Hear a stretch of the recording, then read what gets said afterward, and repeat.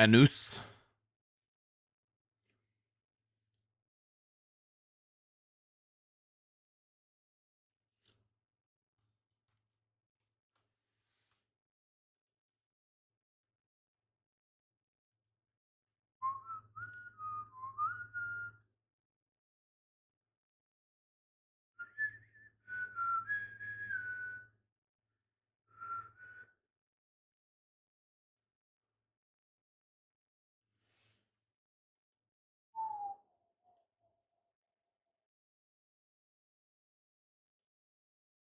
Gong gong.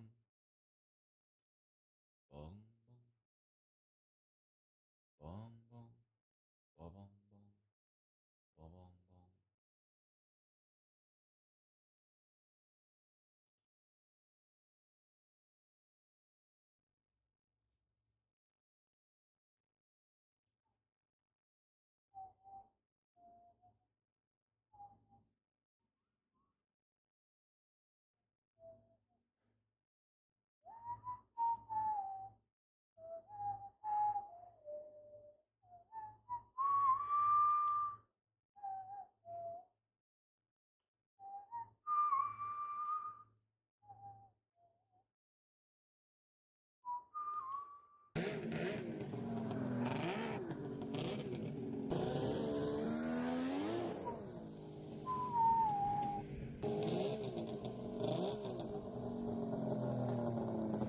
Since the first video, this thing has never been to its fullest potential. We have a really impressive snowmobile engine in this mower. Triple cylinders, 800cc from a Polaris Storm. The Storms with the triple pipes are pushing close to 160 horsepower. This is the most powerful toy I ever ridden in my life. On the snowmobile engines, you don't have gears, you have CVT clutches.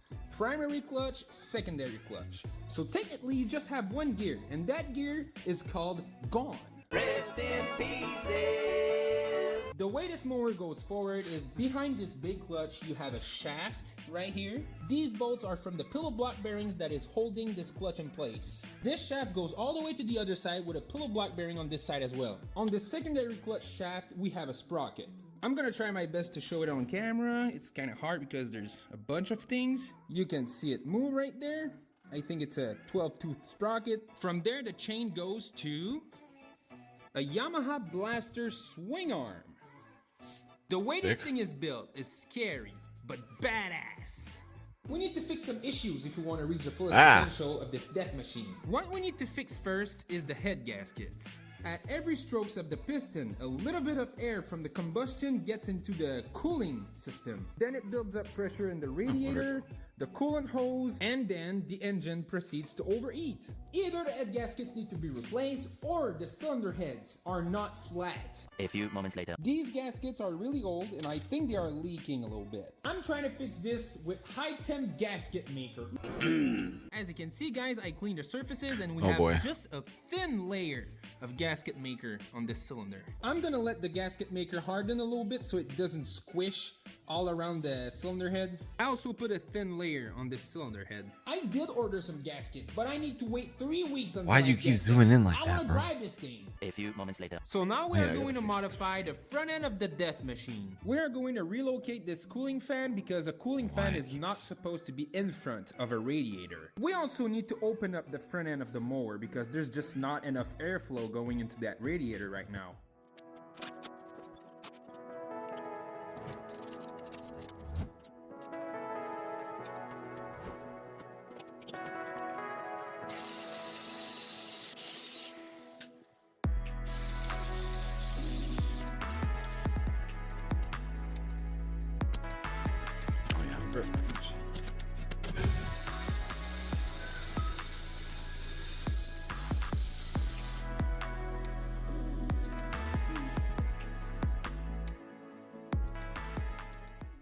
The next day. I let the gasket maker harden overnight, and now the cylinder heads are torqued to specs. Hopefully this cheap fix will solve the problem. Now the curvature of the radiator is pointing towards the lawnmower. I think this way we will have an increased airflow inside the radiator. We're going to try to run the death machine without a cooling fan. I don't think the cooling fan was helping the airflow inside that radiator. It was also blocking all the airflow from going through that radiator. Also, this little thing that I don't know how to call it was also in front of the radiator, blocking all the air from going through it as well. So now this thing needs speed in order to cool down. Sounds great. I also modified the front end of the mower so we have a lot more airflow going to that radiator. Let's start this beast and see if it'll build pressure in the radiator.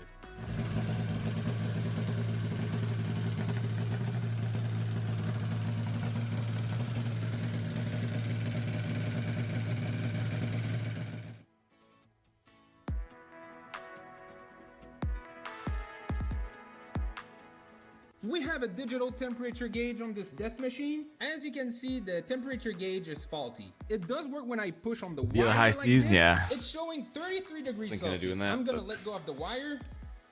Bam, it's lagging again. It's trash! Just keep in mind, guys, that we have a super oversized belt on this thing.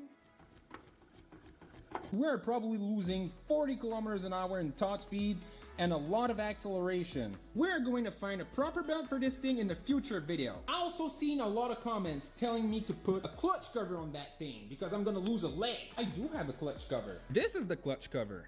It goes like this. Bam. It looks really good with the clutch cover. We can bolt this thing at 3 places. But since we have an oversized belt, the belt is rubbing on the clutch cover. So we can't put the clutch cover until we have a proper belt for this thing. Just pray that I won't lose a leg. I just noticed in a previous video that this mic is super loud, guys, and I'm always screaming. I'm so sorry for this video, guys, but I'm gonna try to fix that on a future video. Every time I'm about to drive this thing, I get an adrenaline rush. It's so scary to drive this thing. It's so loud and it's so powerful when the power band hits. The power band is so insane on this, there's no word to describe it. I ran this thing on idle for 15 minutes. It didn't build any pressure and it wasn't overheating. So that's great. I installed a mini Polaris toolbox right there because we need sparks, you know, Polaris shit. Let's take this thing for a ride and pray that everything is going to go well for me.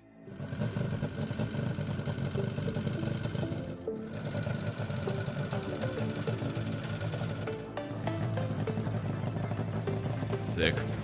No time to waste, guys. This thing needs speed in order to cool down. Okay. And we actually don't know how hot the engine is right now. Whew. This thing is loud. I can't even hear myself think. It's Oh crazy. my God! Woohoo! The power band of this thing is insane. Look at this. You actually need to hold onto that steering or else you're just gonna die. Well, yeah, you don't have a back on your seat either, I'm dude. gonna quickly check the head temperature with my hands just to see if this thing is overheating. My God, this thing is loud. It's insane. I'm deaf. I'm actually deaf right now. I might as well check if there's any pressure in the engine as well. Oh yeah. We still have pressure. Oh my God. The heads are not that hot though. It just doesn't seem right to have pressure in the engine when the engine is actually not hot. It's like 40 degrees Celsius. The boiling temperature is 100 degrees Celsius, so this is what I'm not getting right now. It's so weird. I'm just gonna send it again and see what happens. Like that the hood tie down is a fucking bungee cord.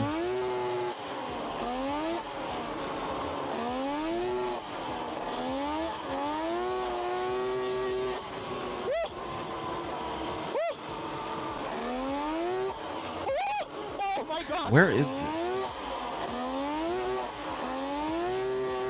It seems like America, but yeah, he's definitely losing speed. The belt, you can belt is topping up. Oh, what a bump! I probably did like 2 miles of distance in like 10 seconds with just power band hits. The engine is hot. It's starting to hurt a little bit right now, but it's not insanely hot. Probably like 65 degrees Celsius, something like that. You want to raise this thing? We are going to race a Honda Civic. Nice. Real quick though. Nice.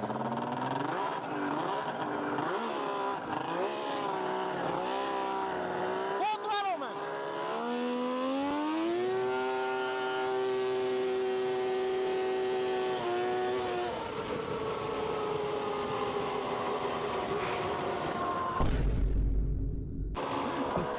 Fuck.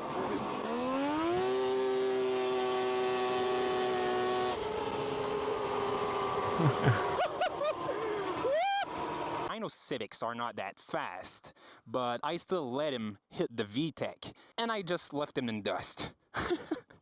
This thing is insane. This cylinder gets hotter than both Civic probably doesn't these, make but much more power than this thing does if it makes I 160 can still horsepower. touch them. Not this one though, it's a little bit hotter. Is it just me guys, or edging the power band on a two-stroke is just so satisfying?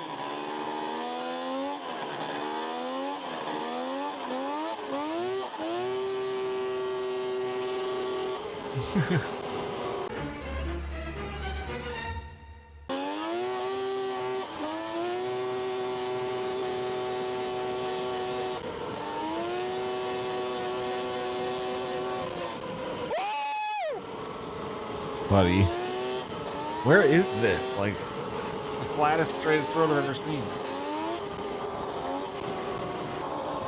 I lost my phone! Oh no! No!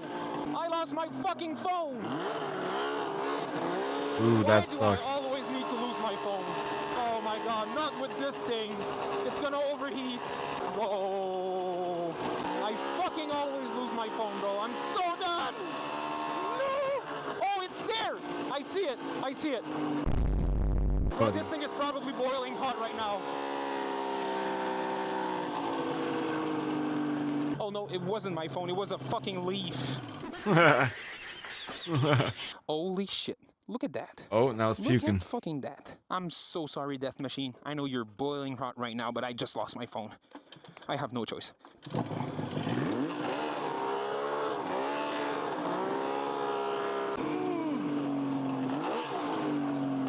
A few moments later. Plans have changed, guys. We need to find my phone. What's I'm he on now? Jimmy's It's on a scooter. I was also going so fast. My phone probably fly like super far. I'm so unlucky with my phone. I always lose it. There's a high chance that my phone That's just not got unlucky, ran over dude. by a car. Oh my god, this is so bad. Imagine it went down the drain right there. Jimmy is calling me right now on his phone, so we should hear my phone as well. Is it here? I'm looking for a messenger call.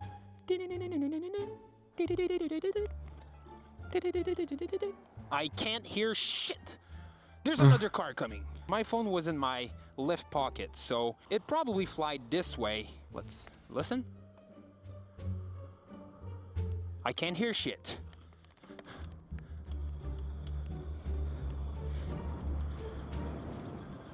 Oh! Oh. Is it in his fucking pocket, bro? Is it down his pant leg?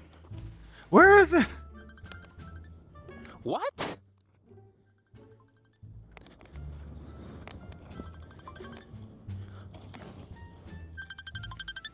Wow. I got it! I'm so done, bro. I need to stop bringing my phone with me.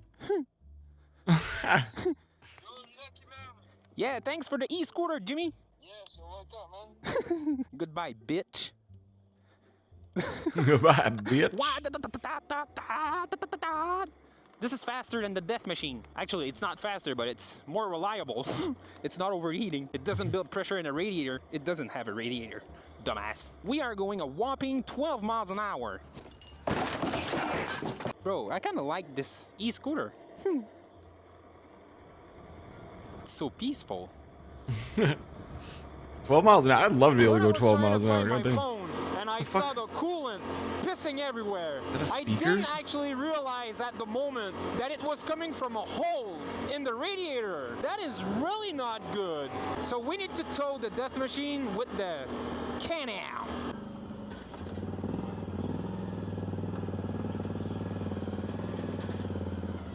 We are finally at home, guys. We need to put the radiator on the workbench and fix it. I just found the hole in the radiator. It's super tiny. Right there. Ah, We are going to try to fix it with GB Weld. We are going to let this dry overnight. Jesus. I let the GB Weld harden overnight, super hard. I did this, guys, because Jimmy did the same thing to his Yamaha Kodiak radiator and it worked. Let's mount this radiator back onto the death machine. The engine is not that warm, but I'm still going to spray the radiator with water a little bit. Oh, baby, a triple! Oh, yeah! Oh, Oh, yeah. yeah! Let's see if I actually need to buy some new gaskets.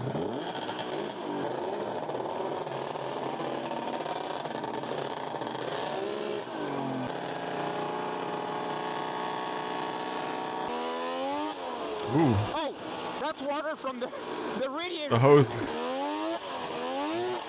It's fine. Let's go, boy! The engine is not even hot right now. Yeah! Woo! This is actually the first time ever that I can touch the cylinder heads after driving more than 30 seconds. This thing is going to throw rocks like 50 feet behind me.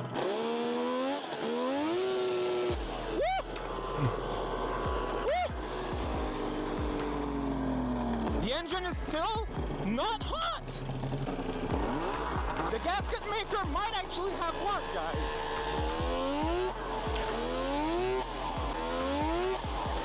Is this like rural Sweden or like where is this guy from? This feels like USA. I want to know. Maybe it's Canada? No front plate on that truck. Chilling temperature. Such a great temperature. Those are Canadian mailboxes. This guy's in Canada somewhere. I wonder Oh where. my god. A donut with this thing. Oh, he's is going to French, be crazy, not guys. Swedish. makes more sense. Oh. Oh my god. I'm dizzy. I'm so Gus's dizzy. cousin, right? Ooh, this is such Respect. an insane machine. Looks like respect we it. have fixed one of the main problems of this thing. It doesn't overheat and build pressure anymore. Looks like the GBL did a perfect job as well. In the next video, we are going to have a proper belt for this. Bro, put it death back on machine. your seat, We you are crazy losing a lot bastard. of acceleration, a lot of top speed with this loose belt. We are also going to be able to put the clutch cover much more safer. I am also going to order a new temperature gauge because this one is faulty. We absolutely need to know the temperature of this 5 months engine. ago? With Wonder that if he being has a- said, guys, I hope y'all enjoyed this video and I'll catch you on Oh, the he's next got a- one. More recent video. Sick. Metal Militia.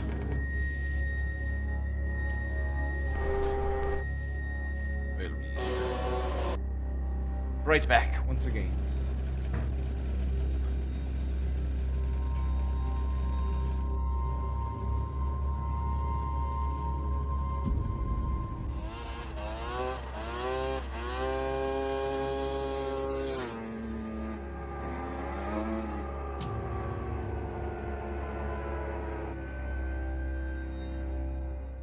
So I am here today filming this video because I want to prove to everybody that I own the world's fastest lawn tractor. An 800cc Polaris Storm engine is under the hood of this lawn tractor, pushing 160 horsepower on a freaking 200-pound lawn tractor frame. In this video, guys, I'm going to shit my pants trying to hit the top speed of this thing. Depends on how safe it feels. You know, I don't want to die trying to hit top speed on that thing. But before we need to swap the front wheel bearings, the secondary clutch pillow block bearings, the brake pads, and the disc brake. I am also going to repaint this thing in matte black. One eternity later. I removed everything from the death machine. I also pressure washed it. Now, let's swap those front wheel bearings.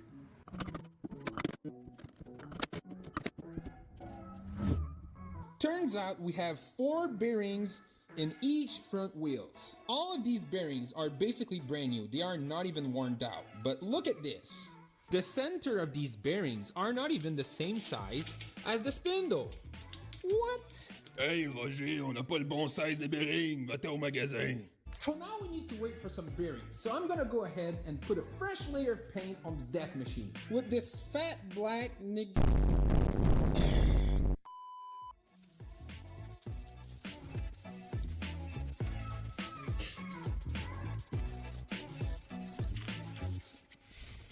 A few moments later. I just got my front wheel bearings and my pillow block bearings for the secondary clutch. This Just gonna put This on sent just me chatting for now. the I right feel like watching thing. some videos for a little nice. bit. Yeah. We got all the bearings. Let's install these things.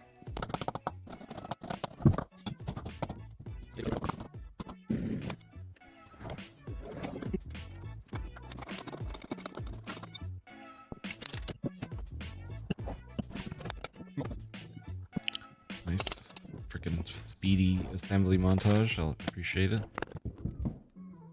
Nice. I just got my Amazon package. Brake pads and disc brake. I don't know if you guys can see this on camera, but the disc brake is warped like crazy. The brake pads are also worn out at an angle. We need to remove the rear axle from the death machine and put it on the table.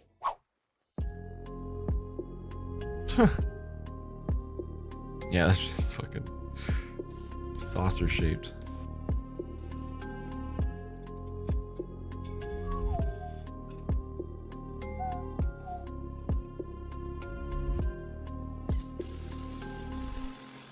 I just noticed something crazy, guys. This engine is outputting so much power on the chain that it bent the axle mount. What? This axle mount is bent towards this sprocket. This one is completely straight. So we have a problem right here. We need to straighten that axle mount and reinforce it with something because I just can't let this be like that. The brand new brake pads are installed on the caliper. These are the old brake pads. Yikes. A few moments later. As you can see, guys, the secondary clutch shaft Hey, is what up, Never? installed with the new pillow block bearings. I also installed the rear axle with Found the new another disc brake. interesting fabricator guy. The old narrator got tired of waiting, and they had to hire a new one. Not too I bad. just came back from vacation yesterday. I couldn't work on the death He is machine. French. I was literally thinking about the death machine all day long. I was literally tweaking. Yesterday when I came back from vacation, I took The 5 close-up hours face to shots complete are the build, crazy. and it looks so freaking So do I. Look It's not really at this fabricate. He's just like, well, I mean, it is, beauty, but guys. he's just kind of Oh my lord. doing some I'm maintenance sorry, right guys, now. I'm losing my voice because I just got COVID. Yeah, look at this thing. The brake pedal was on the same side as the throttle. Makes shit. That's all I need. Now Yeah, exactly. it's I on love the these left kinds of side. videos. I also reinforced the rear axle mount with a round Yeah, it's tubing right here. Polaris We had some something freshly snowmobile built engine, exhausts. We finally 160 have a horsepower. radiator is full of coolant. We have a full gas tank. He's gonna We try are and pull ready, top, guys. see what he Let's can get start for top this. speed out of it.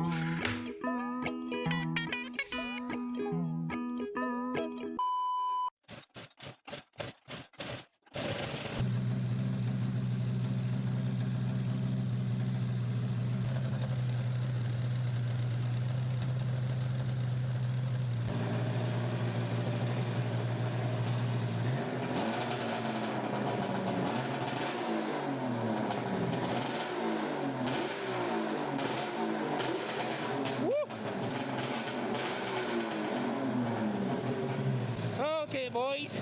Yeah, you should see the roads he has to deal with. It's fucking incredible for this kind of stuff. I'm not even gonna say anything. Cool, guys. I'm actually so freaking scared of this thing. Woo-hoo-hoo. This thing is no joke, bro. This video is going to be so freaking fun, guys. We are finally going to know how quick this thing is because I haven't. Because now I have a Not scared drag enough. application on my phone that will Doesn't even have a calculate back on his the seat. 0 to 60, the G-force, the top speed, a lot of things. So we are going to have a lot of data in this video. The death machine is in quite good shape right now. The only thing this thing needs on a future video is a fresh new top end rebuild. The engine have like 95 psi of compression right now, which is really low. Super dangerous to just destroy a piston. But you know what? I don't give a damn because I have a spare storm engine. 41 I don't know, man. degrees Celsius is way too cold for Crazy a snowmobile Frenchman. engine.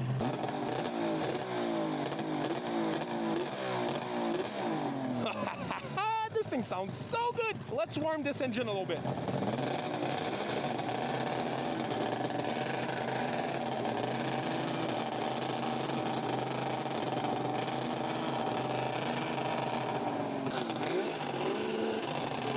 Yeah, like put a seat back on your seat and wear some leather gloves. Like,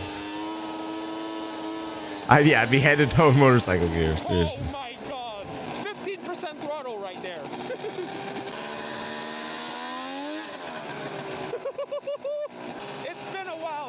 took the death machine for a ride for sure. I forgot how loud this thing is. This thing is ridiculously loud. Let me test these new brakes a little bit. Yeah. Okay. These brakes are ass. Actual ass. I think I have the worst brakes ever on this thing. Let's try a little pull.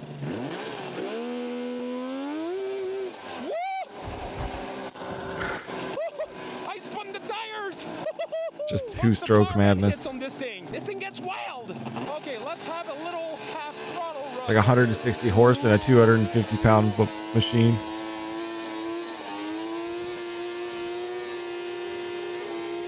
I mean, I guess he figures he can just coast. He's got nothing but straight roads for tens and tens of miles. The front end of this thing was starting to lift, bro.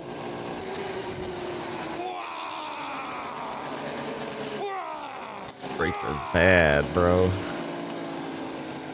Okay, the brakes are not that bad. I just need to put my whole body weight on the pedal. This is a greasy triple, and we only have like a 5-liter Crazy gas Frenchman, tank. man. So we need to hurry up because this thing is a gasaholic machine. This is our first run. This application is like really, fucking really put on good. some fucking It'll show brakes. Speed, Yeah, acceleration, seriously. distance, height, and G-force. All of that for free. Start measurement.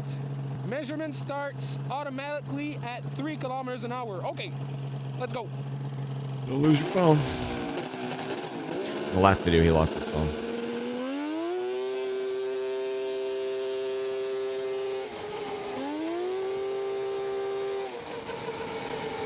I can't do this! I just can't!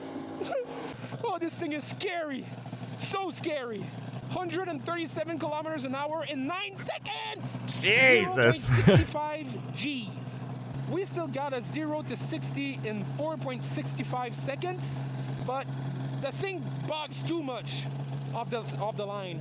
I'm pretty sure this thing can run a 0 to 60 in 3 seconds, but it just bogs too much off the start. 66 degrees Celsius. Oh, that's a little bit hotter. Okay, second try. Let's go.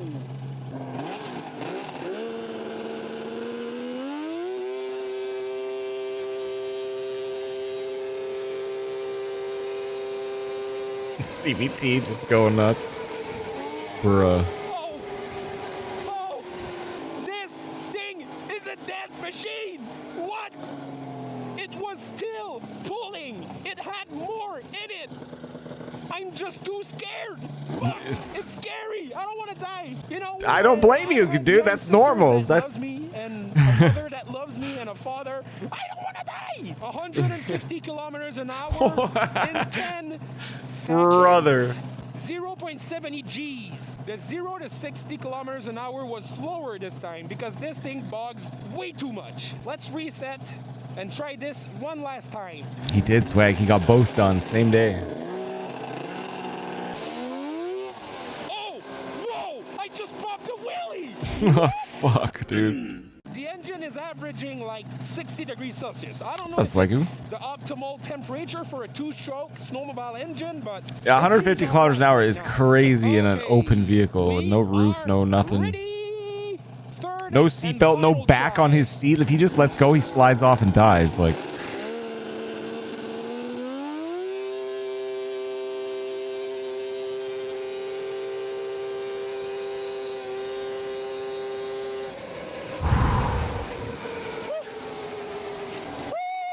it's basically, oh, it's just, yeah, it's basically a motorcycle. Oh, I mean, it's basically a snowmobile. But yeah, Enough! no gear shifting here. Enough. 155 kilometers an hour. Oh, this thing is lagging like crazy. It took 3 seconds for the app to start calculating the speed. What is this? Ass. I'm done anyway. I'm actually done. This thing is crazy fast with a worn out engine. Imagine this thing with a fresh new top and rebuild. Probably the steering geometry, yeah. It does just have fucking lawn tractor steering. No caster, no camber, no Ackerman, no nothing.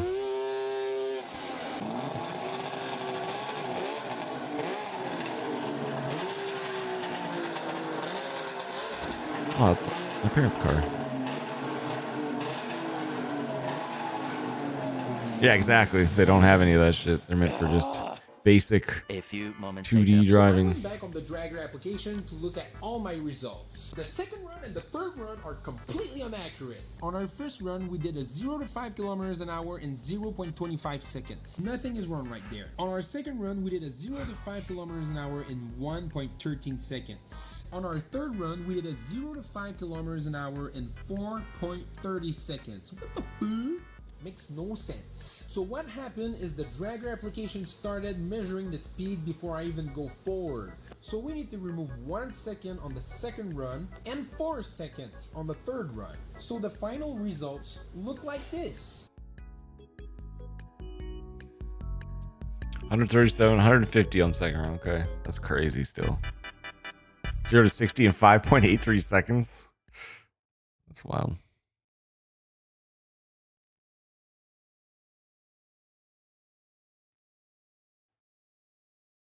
Yeah, lawn at lawn mowing speeds. Exactly. Oh man. Oh yeah, I want to see this fucking giant quad. How crazy would it be to engine swap a Kawasaki Oh, never mind. Bayou This with is a the giant snowmobile quad. engine? This is a 700cc triple cylinder 2-stroke engine from a snowmobile. Yamaha SRX I fuck with it. 700. Yeah, that's I mental. found out that this engine has a peak horsepower of 140. Let's have a look at the Kawasaki Bayou. These engine. Last time I took this thing for a ride was Oh, yeah, I in thought it was one of those December big, like- 2023. I just want to go ahead and take a little ride. Yeah. Pardon me. Giant ATV. There was a guy. Yeah, this thing. I want to see this. See, boys. All right, guys. Happy Thanksgiving and happy Black Friday. And get set up for my next edition. Odd being everything that's going on in Russia and Ukraine right now, But we made it happen, and I believe this is actually Awesome. one And of brakes. two Yeah, in properly America working right brakes. now. He This just might probably be needs to one get of his the brakes most set up rare properly. vehicles 'Cause in the United States. What else is there two of in existence in the States?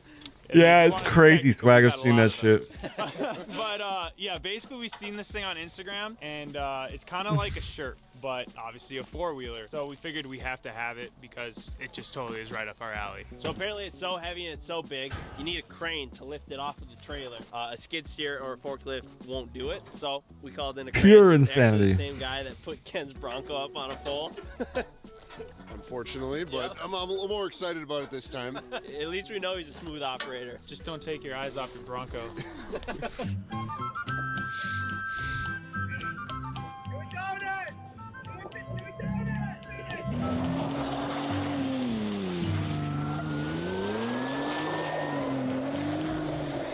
Put her in 4 and get some air. Oh yeah, I was in two-wheel drive. I'm like, man, nothing's happening. Let's start the video out strong. Get some air. Nice. Yeah! I think I got like 3 feet of air that time. Go faster. Really good. All right, I'll do it one more time. Shows up late and just starts jumping his Bronco while we're trying to do quad guy He stuff. knows how to make up for it. He knows how to make up for it after all these years. 45 minutes late. If I hit some big jumps, they won't even ask.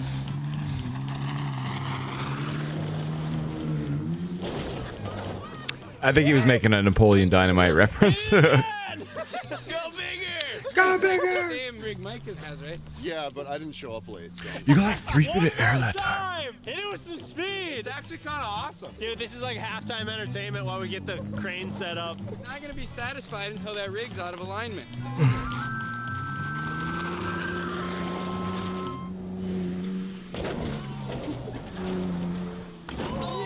Damn. You're pretty fucking far. Yes, Mike! Air on the bounce. You did. All right, I'm gonna call it there. That thing jumps amazing.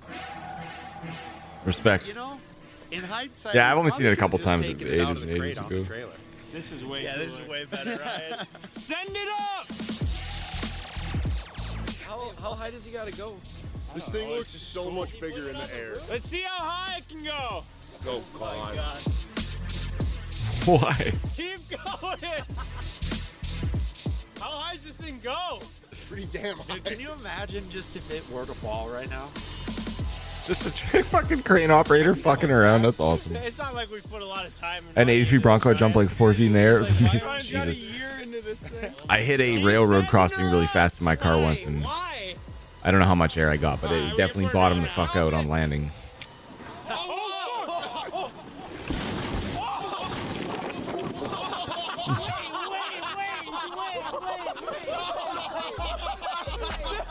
Wait, you scared the shit out of me. No! I dead ass thought my heart dropped. Like, This reminds me of like pre Ryan Haywood fuckery Rooster Teeth, but like with car idiots. I love it. because you guys would have been pissed too. I don't think I've ever really watched these guys before. Imagine we just spent $40,000 and 9 months of our lives, and they just sent us over this shitty Yamaha 4-wheeler. That was a good one, fellas. You guys actually believed it? Yeah. Good. I still don't think I've got my 17 and Max stupid landed like on Tillos. Hey, That's awesome. Was it on big ass tires? On that for a while. That moment of it falling, and I was like, what are we doing here? The box just exploded, and there's just a blue blob sitting, and I didn't even know what was going on. All right, well. Just we had 33s, Gavin make this yeah. box, and we put CJ's 4-wheeler in it to prank the rest of the guys. Glad that worked out. Glad Ken didn't sniff it out, but we actually have the Russian 4-wheeler on a trailer around the corner, so we can bring that in now. This one is the real Russian quad. Gavin's the only one that's actually seen this thing, and he said it's awesome. All right, here we go. Whoa! Yeah! Landed flat, like downhill transitioned it a little bit.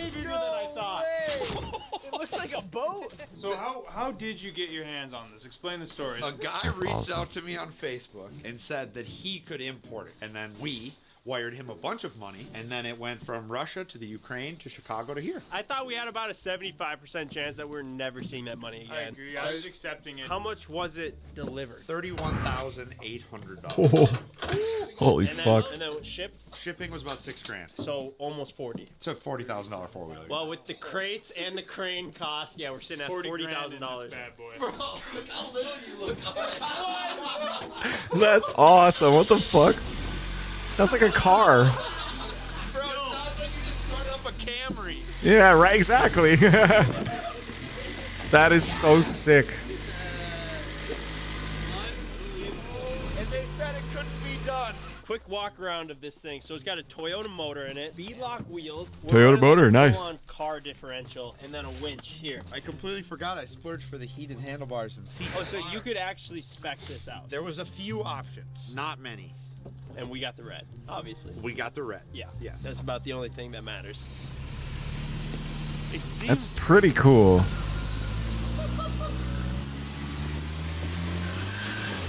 I don't know about 40 grand cool, but This can wheelie. Honestly, I want to stay optimistic, but it's literally a car. that's awesome. Bring him out, boys!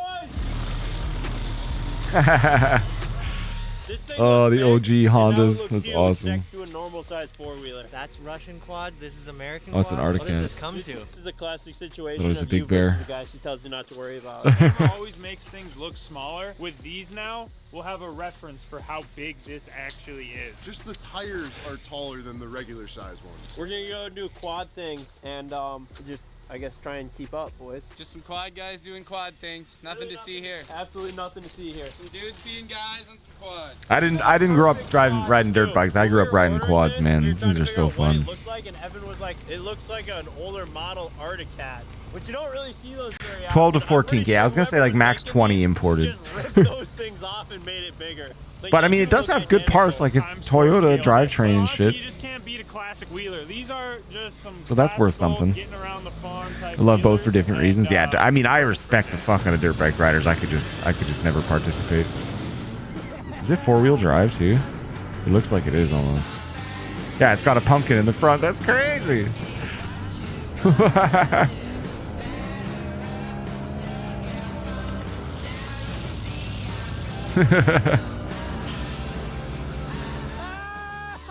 Yeah, we had a like secondhand 350 Polaris 2-wheel drive that we had booted around on for a few years.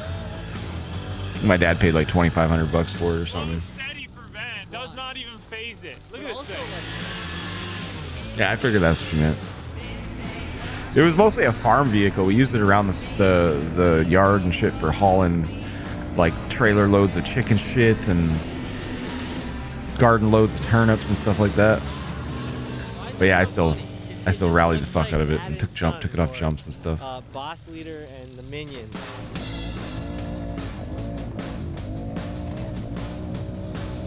That's so awesome, Swag. Hell yeah.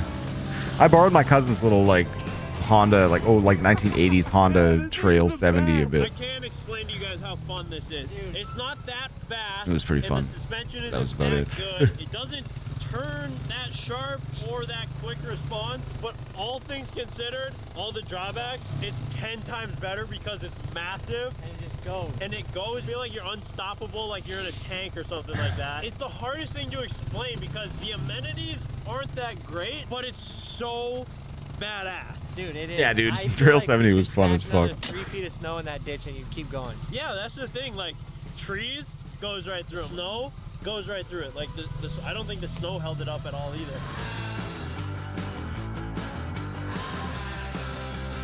Suspension looks a little stiffy whiffy on this thing, but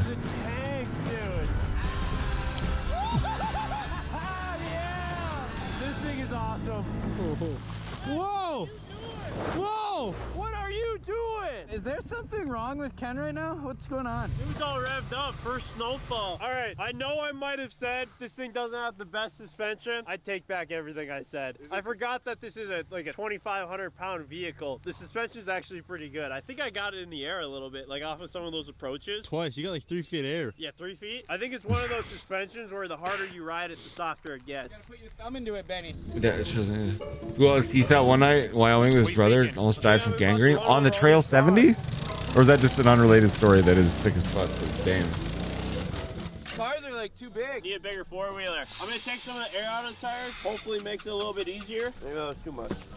That's probably fine. You'll be good. So the thing I'm worried about is that there's snow and stuff on top of these cars, which is gonna make it super slippery. Yeah, definitely don't want to slide off. If this thing slides off, it's for sure gonna be a bad day. That would not be good for me or the four-wheeler. Yeah. Who cares about the wheeler? Just don't get yourself underneath it. We can order another wheeler from Russia, but we can't order another band. Especially from Russia.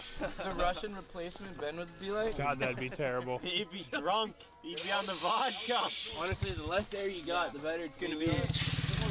That's Look at the valves on the tires. They're actual like ball valves. Up on this. Trail 70 was bombing down the mountain trails. 16 short left. Bashed his face off the handlebars. I don't know. I think it seems like more of a speed ordeal. I just hit it That'll faster. fucking do it, man.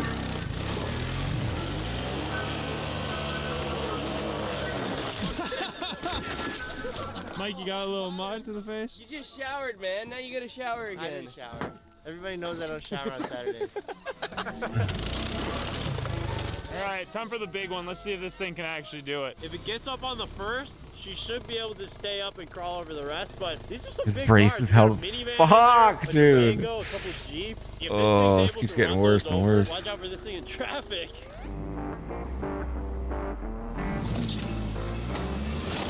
Jeez. No problem.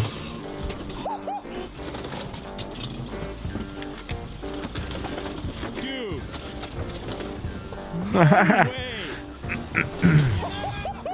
Flawless it. Dude, like light work. That was way too easy. Okay, maybe 20 to 25K, cool. Way too easy.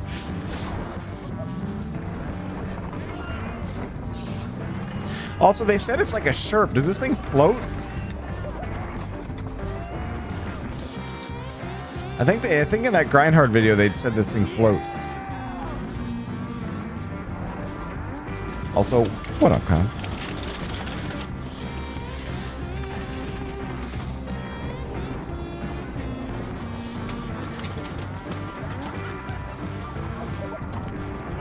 How you doing, Spenny? My back got realigned on that lap.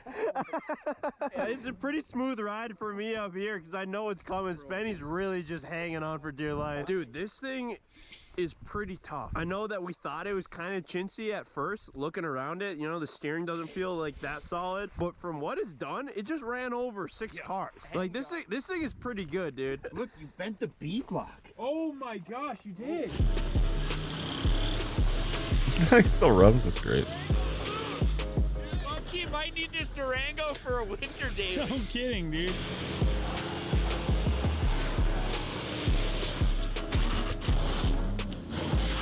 Not anymore. Jeez, Ryan. I've never seen Ryan rip something so hard. Oh my gosh. Holy shit, Ryan. Bro! We'll grab pepperoni out of the fridge. Be right back. Dude, what got into Ryan? For all the Russians out there watching, this is what Americans love to do. Usually we have a fair around this and they call it a demo derby. Oh.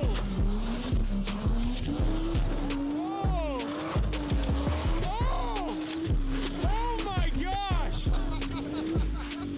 Bro, Ryan's got that look in his eyes. This went from a four-wheeler video to a demo derby so fast. Is Dalton all revved up about this Odyssey for some reason? Trying to save it. I think me and Ryan are gonna go run into it for him. We just go pile drive it? Dalton has wanted like an Odyssey van because he thinks it's gonna be so awesome for like hauling all of his film equipment around in. He's got 2 awesome vehicles already. But yeah, he keeps begging us to get him a Honda Side by side's really we that found much. out we had one of these for our scrap yard here today. He was all bummed, and now he's trying to save it. Oh my! Get out of the way! No! What are you doing? What the f? This is unfixable now.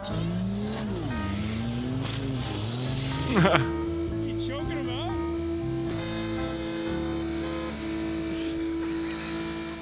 Dude, you guys are so messed up for that.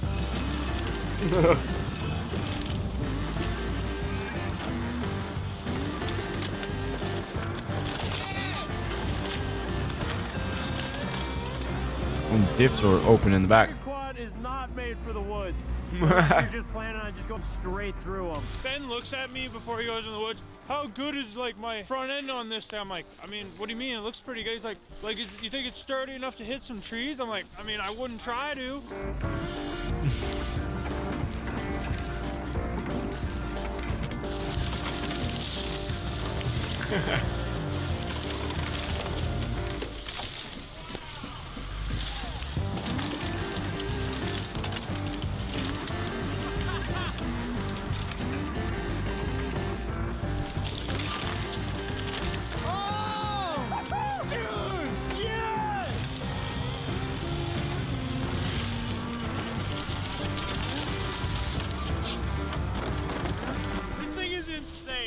It's just a rideable Sherp. You don't drive it like a Sherp, you just ride it like a Sherp. Like it can pretty much do everything. It can go over everything, it can float. Now we gotta see if she can jump. I think this might be the one thing that it doesn't do well. This thing's got so much weight to it, I don't know if it's gonna fly very good. With enough speed and momentum and trajectory, anything will fly. Yeah. He's not wrong. Holy fuck. Crap. That's sick. Cleared that. This thing's legit, man. If he clears on this thing, we have to deem this four-wheeler the ultimate four-wheeler. I think it already is. I would take this over any other utility four-wheeler ever made.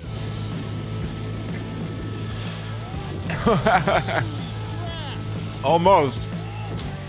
You like bounce down the hill.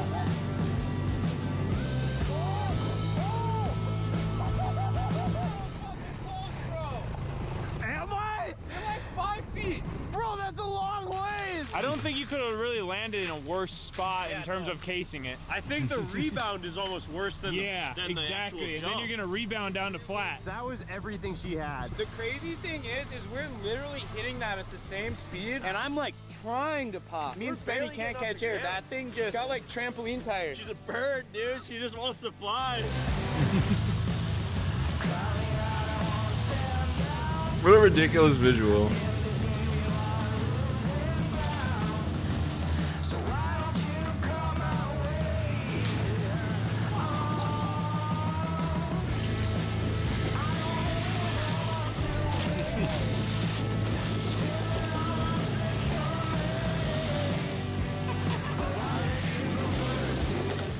I don't care what they say about quad guys. I'm having a good time. Oh, and like the Chevy car at Le Mans, all the memes with it, like just 5 times as large as every other car.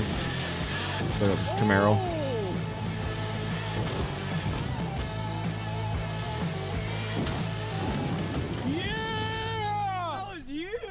That was just messed up. That was actually mental. That was so big.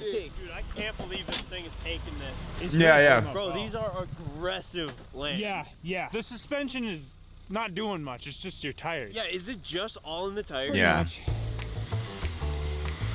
Yeah, that thing needs some work on. Oh, jeez.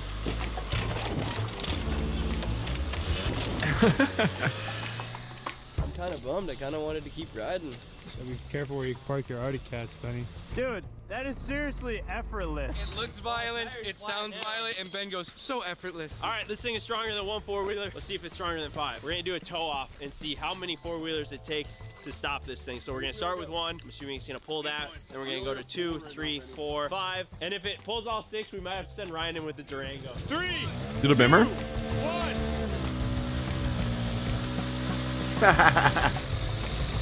That's amazing.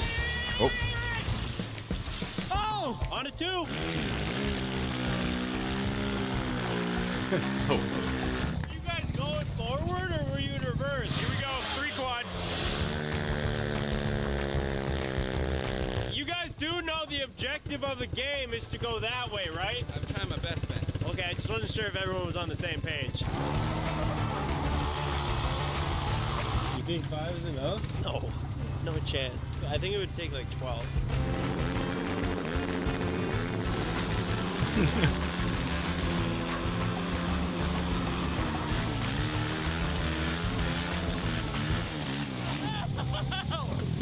Dude! Ow! You just roosting the crap out of me! I don't think it's working! That was not chill, Evan! Well, there's only one man that could save you. And it's Ryan in the Durango. Dude, she doesn't look as pretty as she did at the start of this video, but she's gonna pull you around this parking lot like nobody's business. Some proper meats on there. Yeah, dude, it was a good rig. Still insured by the previous owner.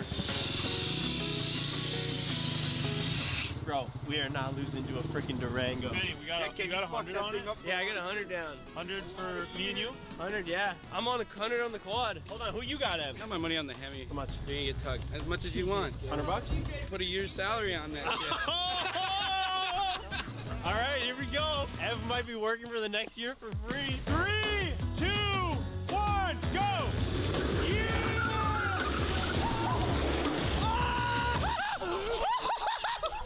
No! Ryan! I went too far! Holy shit! What? Bro! Hey, Ben. No. Dude, you see what happened there? Sorry about that, Spenny. Dude, that was my last 100 bucks. Did you black out and forget that there was a dump? Honestly, I let off the gas. I thought you were gonna at least start pulling me. Bro, smoked that thing. You dummied that dumpster, bro. I guess you can't doubt the Durango, man. So are you gonna pay me monthly or like is this gonna be a lump sum or deal? How's this work? I prefer cash so I can avoid the taxes. Okay, well, I think that's a wrap with the Mega Quad. We've got a couple of plans to make this thing faster because that does seem to be the one thing that it's lacking. But it's pretty wild that it's still in one piece after everything that we did with it today. This might be the first time in a long time we finished a video with the thing in one piece. Still working. It never broke the whole time. It's actually very surprising. Very, very surprising. So, yeah. I would say like this guy's hat. Quality test. The boys The Russian poof hat. DraftKings to get you guys $150 in bonus bets for just $5 if your bet hits. And let me forever, but at least I'm gonna rip it for the winter because otherwise you just throw a supercar. If I've ever gotten rid of a car, Usually he just crashes them into deer. Usually he just crashes him into deer. All right. I think it's time for some Kingdom Quam.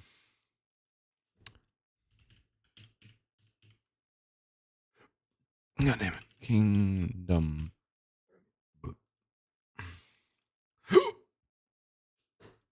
Good shit. Good shit. Oh, there was one thing I wanted to watch real quick. It was a high-speed chase between some police and a guy on a lawnmower. I watched like half of it, and I'm like, I'm gonna watch this on stream. I'm a wild Bill. Don't need one of them. Crime isn't a young man's game. Just ask 83-year-old William Wackerly, who took police in Summit County, Ohio, on a wild and dangerous slow-speed chase. On June 26th of 2024, around 10:30 a.m., Summit County Police received a call about an elderly man riding his lawnmower on the main road. While the ride-on can only top 10 miles per hour, the spinning blades underneath made it dangerous for police and nearby pedestrians. 51. We're going to stop him. Oh, he's going around another unit left of center. No, it was not made by the French guy.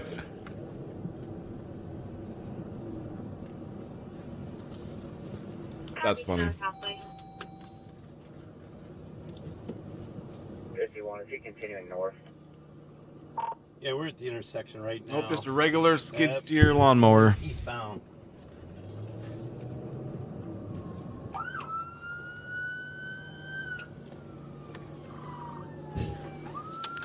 He's going through a yard. He's going through 2 yards northbound. Our officer weaves around a detour sign to try and catch up with Grandpa. That's when he spots him crossing the road and moving into another person's yard. Continuing north through other front yards, 3900 block of Clark, headed towards Hazelbrook.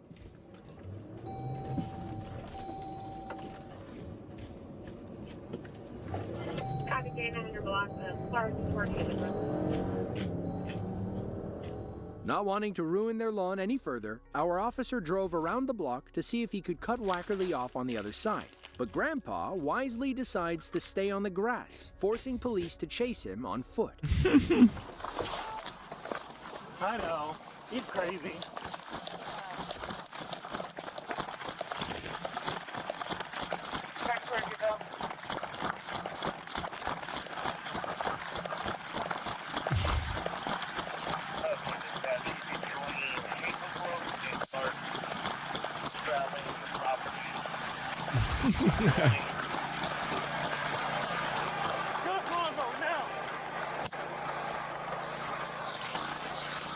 Well, damn, he tased him right off the bat. Try, dude. Didn't look like it worked. No, what up, Lozon? Am I eating cheesies?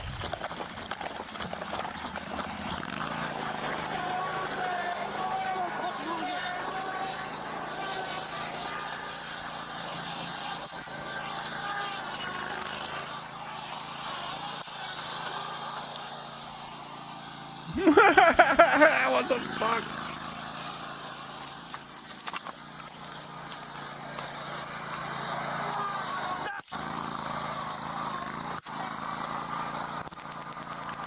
Accurate, maybe. Effective, not so much. Yeah, I was surprised why dude didn't just take the keys. Shut it off, take the keys out. He tried to run over 30. He's going back to Hazelbrook. According to police, they abandoned the chase moments later in the interest of public safety. They found the lawnmower abandoned in the woods, but Wackerly was long gone. And by long gone, we mean he just went home. The following day, police returned to speak with Wackerly's neighbors, who filled them in on the old man's mental state. I don't know why he does the things he does. Well, I can explain that to you, why he do it. They aren't? Because he's Gotcha. old, he's senile, and he got a whole lot of dementia going on. He's got a whole lot of this, that, and the other going on with his wife stealing his money, moving to Thailand. He's just all stressed out. He's discombobulated. Yeah. That's pretty much what it is. It was great. Nice. I know that for a fact. From there, police went to Wackerly's house, where they officially arrested him. Thankfully, there was no need for cuffs or excessive force. Yeah, you're going to jail. Why? For yesterday. What did Just stay right there until we're done, okay? You let this guy get away from you? Yesterday was for the warrants that you had already before that, and then what you're getting arrested for today is what you did yesterday. Oh, come on. Driving a lawnmower. All you had to do was stop. Well, they charged me $600 the last time I stopped. Well, now you're facing a bunch of charges. They towed my lawnmower. We did. You're right. 51. I didn't have $600 to mow the grass. 51. I didn't damage nothing. One in custody. What is it a law against driving a lawnmower? Have a seat, bud. I'm serious. I'll put the windows down for you, okay? Good idea. Bill, come on. Good idea. I can't only walk so fast, Christ. I'm 85 years old. I was born in 1940. Your math's not good. I was Jackson. And then Glenn. I was born in 1940. Your math's not good. Officer Watson likes to listen to T-Swift. Are you a Swiftie? A what? A Swiftie. Taylor Swift. You know, I'm a wild Bill. They only made one of them. Thank. At least I got something to do. You guys had something to do yesterday. 6 of them couldn't catch it. Well, we let you go, Bill. Yeah, bullshit. All right. I hit them all. We let you go, Bill. Bullshit. Well, you're here now, aren't you? Well, looks like we win in the long run, right? They tricked me into saying I was done. There's a little more room in this car. I told you it was. Okay, shut it in. All right. According to reports, William Wackerly had existing warrants for DV and criminal trespass charges from 2023. After this lawnmower fiasco, he's looking at additional charges for assault, resisting arrest, and impeding traffic. He was booked into Summit County Jail, though it's unclear if Wild Bill is still behind bars. It's also unclear if the story about his wife taking his money and moving to Thailand is true. Oh, that's neat. What happened there? I died in combat? How? Man, I wish I had a replay. Fuck.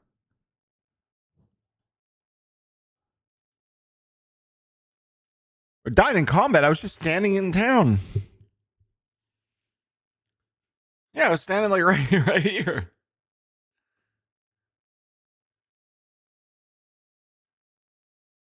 Man, I wonder what happened. Doggy, what happened? Doggy, I died in combat. Why didn't you protect me? Was it a guard maybe? Was there like a curfew or something? Huh. Anyway. G show HUD.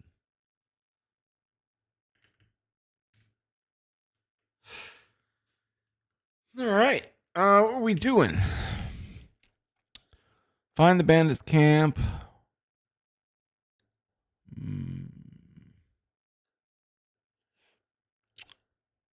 To me, in the direction of the bandits camp. It's directly north of Talmberg. Left by the abandoned house. Left again.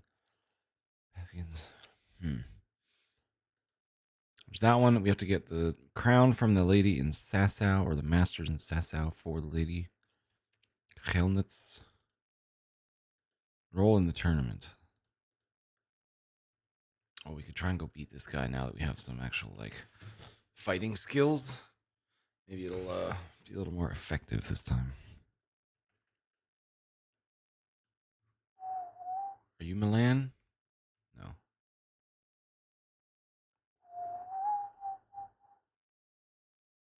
Are you? No.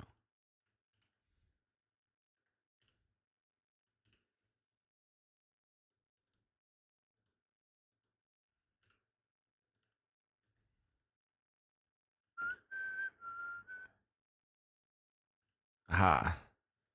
All right. Oh, wait. I'm like low on health and shit. That's at all. Oh, I was training with that old man and he beat my ass. Oh, hang on.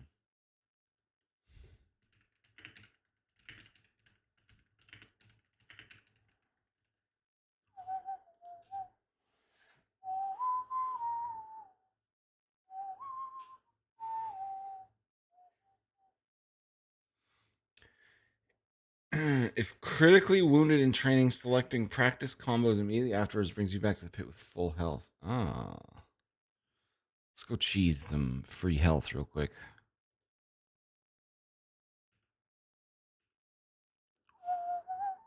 Since I got all that beat down damage from this guy anyway, it only seems fair. Bernard!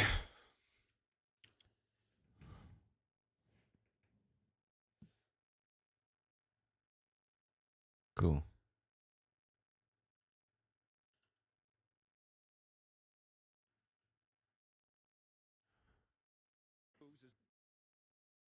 No miraculous strikes you can learn that will ensure you win every duel. You've got to work those techniques into your combat. Force your opponent into a position you want him in, and then attack unexpectedly. Oh, ow. See? I strike from overhead, then slash from the side, and back swing low down. So you expect me to strike from below, but then I turn the sword and strike you with the other side. Once more. Defend. Oh, right, I changed my Now, buttons. you try it. Strike from above, then from the right, then slash. The strikes have to follow quickly, one after the other. As soon as one lands, you start the next. You have to keep exactly to the sequence, otherwise it won't come off. Slash from above, slash from the right, slash from below. Go!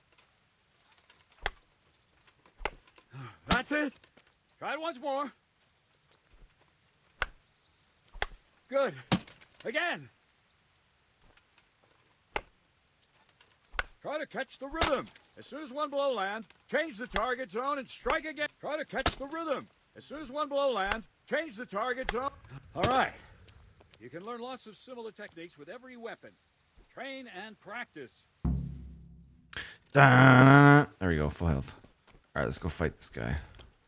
Hey, doggy.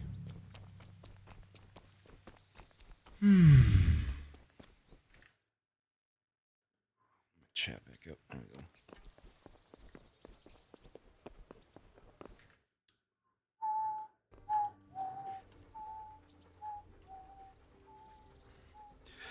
Ooh. Ooh. Oh, I unmuted myself over here. There we go.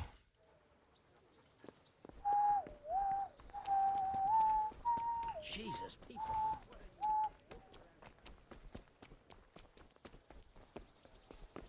Bow away, dummy. What are you doing?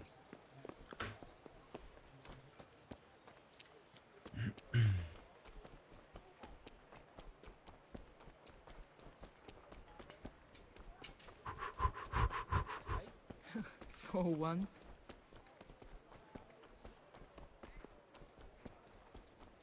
My man's been sprinting for days. Good damn. Well, it's because I'm not wearing big heavy armor.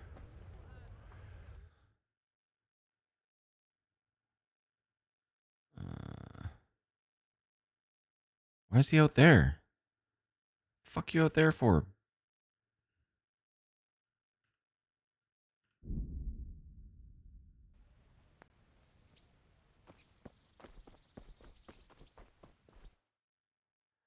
God damn it, dude.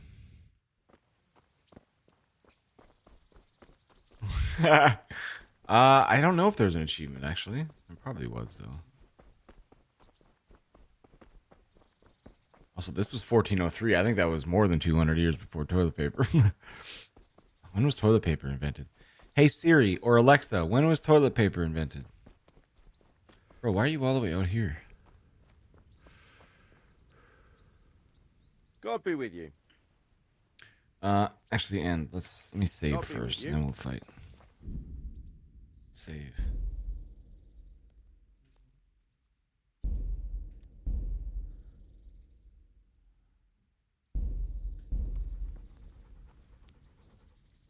$1920? God damn. Let's fight.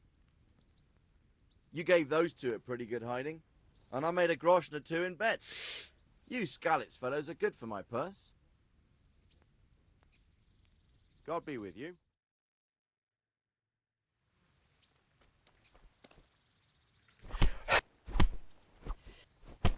Alright, this guy's a fucking nasty man.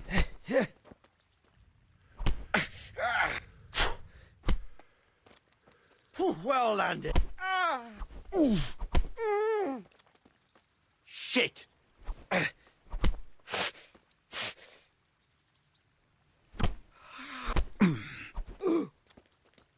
Not curva.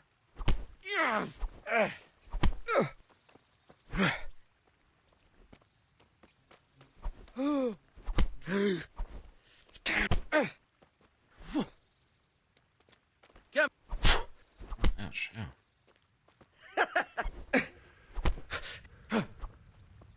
Way off.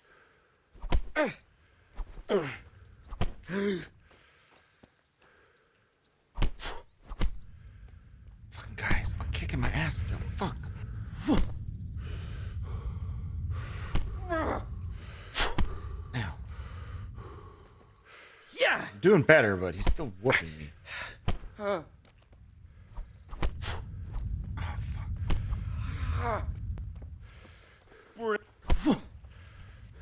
I gotta get better at, like, dodging his attacks.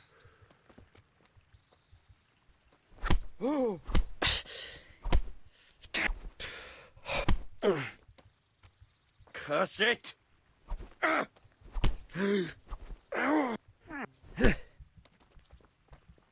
don't know if I'm actually damaging it. It doesn't look like it. Oh, I dodged that one.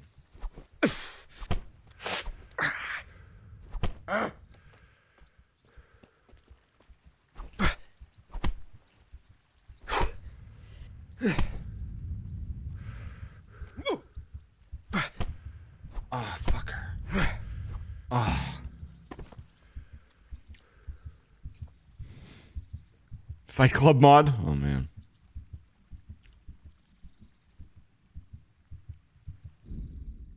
Fuck this bitch.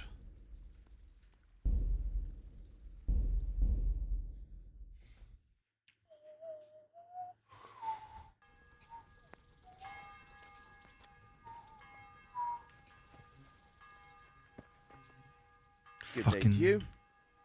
Let's fight. Let's farewell.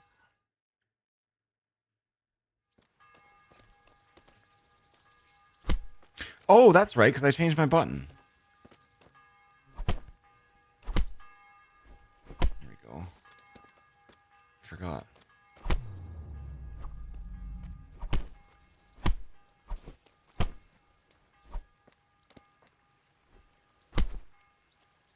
Bitch.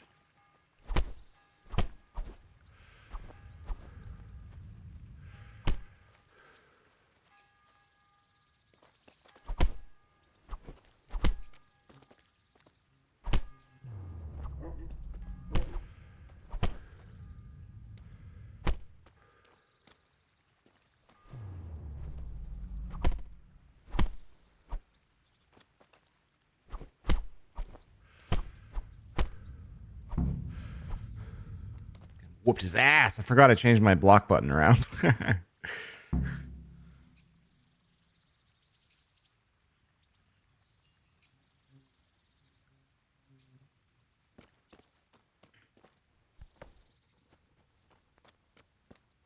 Just beating up Jared Leto for 16 hours. That would sell. All right. You can fight Milan again? Really? Oh, he kind of got deleted a little bit.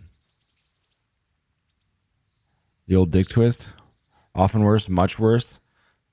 Yeah, they just grab it and twist it. Like there's the twist and rip, and they just remove it. Yeah. Yeah, I had to bag him a little bit. He's down. Let's bag him.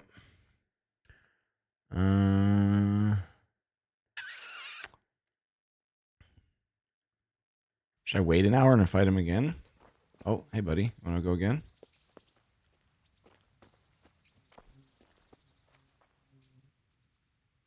Let's fight. I hope you've got coin this time. Take care now.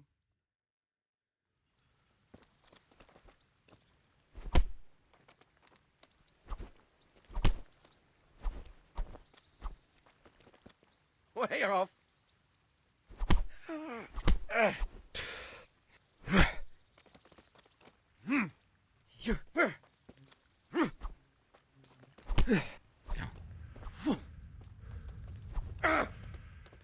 Topsy-diri. Oh. Damn.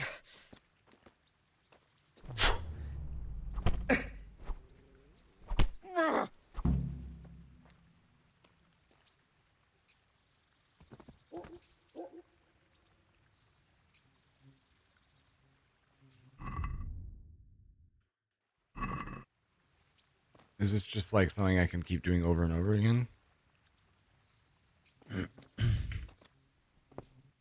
Mama said knock you out. I'm gonna knock you out. I think I want to make our dude learn some alchemy this time, now that I can read books and shit.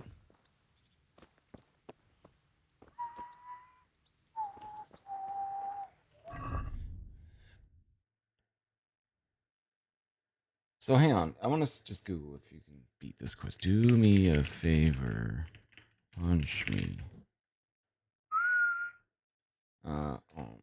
Can you complete?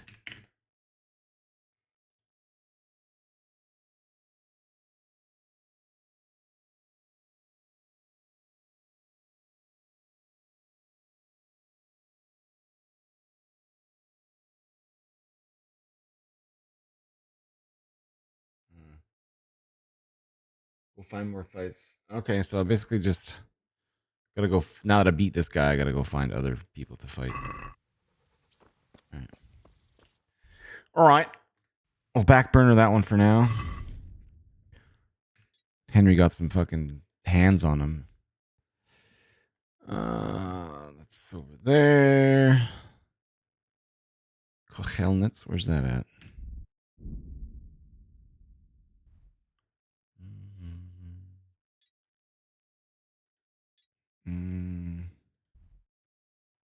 I guess pretty much all we have is the we could steal money from that guard, but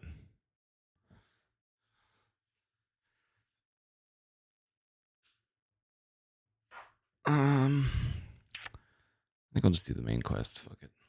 Man, it's a hell of a trek back up there though. Back up to Ujits. What time is it? It's 5:30. Where the fuck is Baron as well? Baron's cup.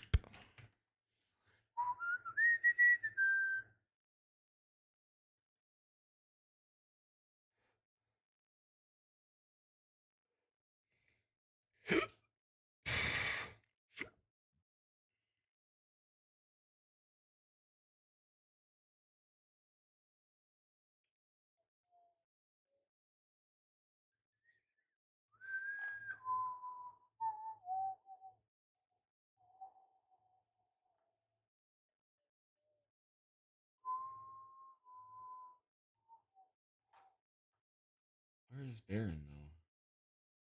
Isn't he in Ratai? I'll look for him for a little bit. Fucking Al Pacino, dude. I remember that. Second, Bungie creates a detector system to ban teabaggers. The moon landing sex tape. Ooh, I'm trying to see that. Teabagging detected. Account suspended. Unacceptable. Alright, let's just travel back up into the town. So there's quest givers here. Let's go here and into this castle. Actually, no. Let's go to the alchemist. Learn some alchemist magic. Potion crafting. Whatever the fuck. Dude, I remember that Al Pacino shit. Me and Sean Hudikoff got that shit banned from... Whose class was that? Mr. Hendrix's class? Or somebody? I don't remember. Fresh bread. Come and get it. Man cannot live by bread alone. Man's not hot.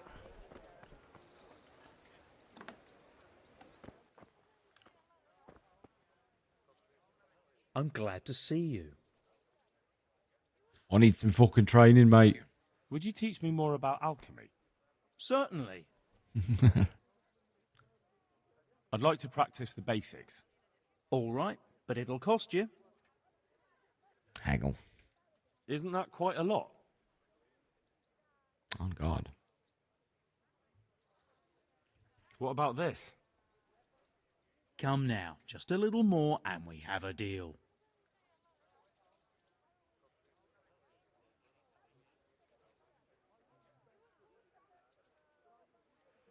Agreed. Now listen up. Oh, the banning of the pogs was crazy too. Oh, he just taught it to me? He just like force fed me the skill? Can I just learn the next one? Certainly. Slightly I'm interested advanced. in more advanced techniques. Wouldn't you rather learn I already know the basics. Or do I have to like actually make some stuff? May the Lord watch over you.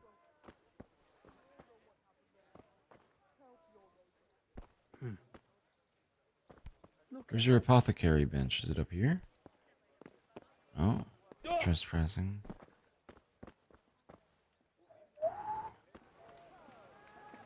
Where?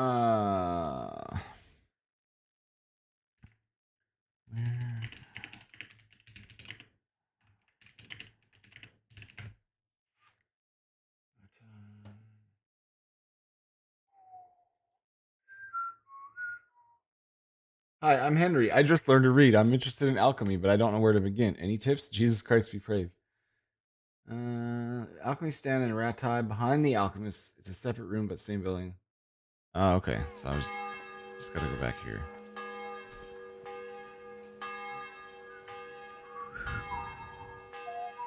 Fish. Ah.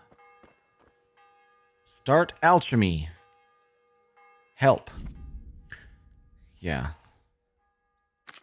Okay, where's the recipe? That's what I need. Where's my book? There it is. Save your schnapps. No. I would like to make an excellent. Oh, is that the only thing I can make? Nettle and belladonna? Oh my gosh. 1x nettle, 2x belladonna. Okay. Is there a fucking lamp in here? This place is dark as shit. Hang on. Really? That little tiny candle is not providing enough light at all. Okay. Inventory. Nettle. Oh wait, let's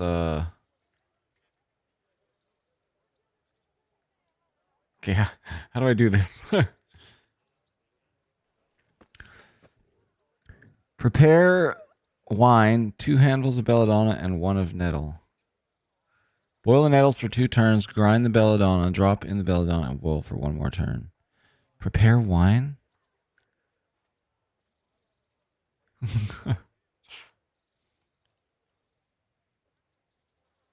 No, the Nerizla was... That was it.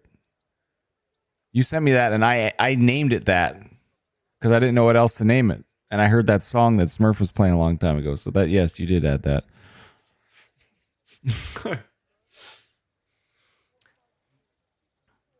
You sent me this picture and then told me nothing about it. So I just fucking made it up.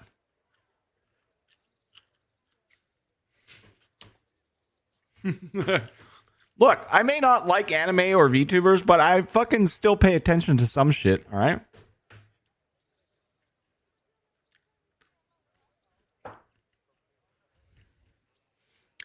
I am in awe, he says.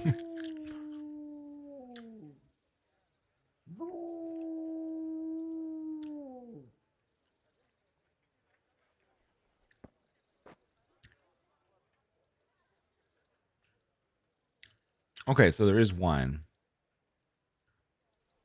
Grab the wine. Yep. Prepare wine. Okay.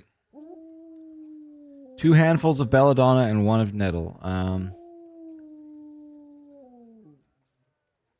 Inventory. I know I have all of this shit. Oh, I might not have any belladonna. Fuck. Well,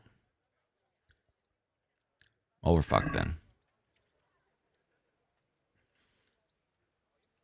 Well, we gotta go find belladonna and nettles. Oh, there's some nettles right here. That's convenient. What does belladonna look like?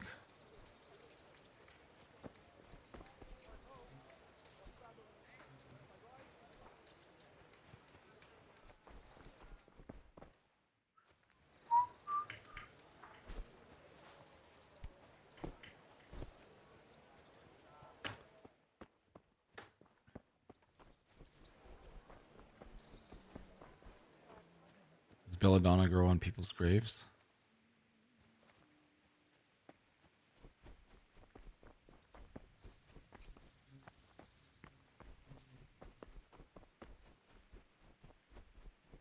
Dude, Bardcore is... I'm so glad that I remembered this shit existed for playing this game. It's the best.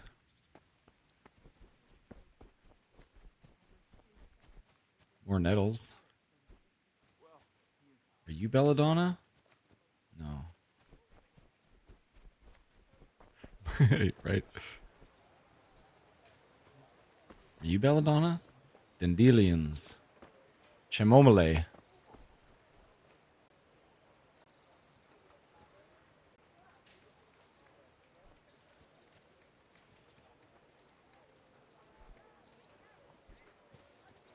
I should probably buy some meat for my dog as well.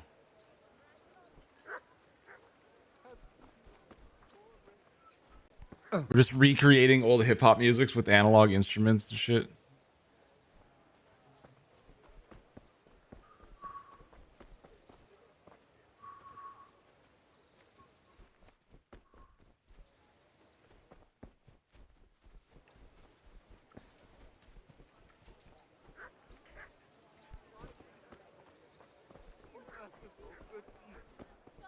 Are you Baron? You are Baron. God save you. What can I do for you?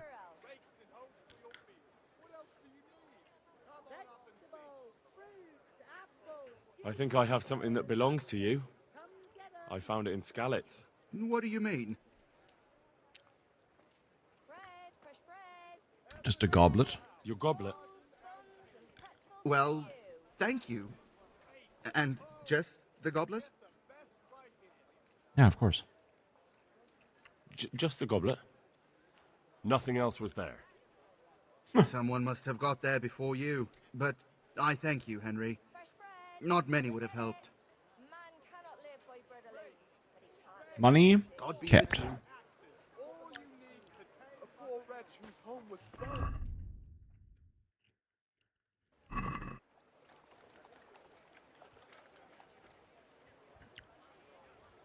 I actually watched Reign of Fire like less than 2 months ago.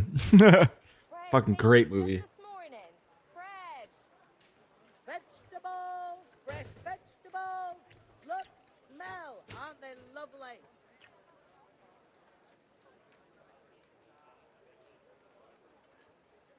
All right. Yeah, they're acting out Star Wars for all the kids and shit. Oh, that was so good. Pretty much how it gets passed down. Yep. Memory man, memory people, word burgers.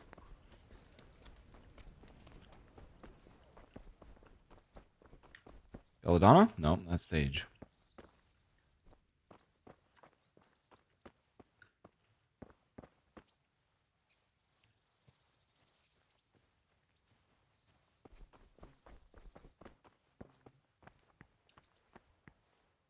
This'll.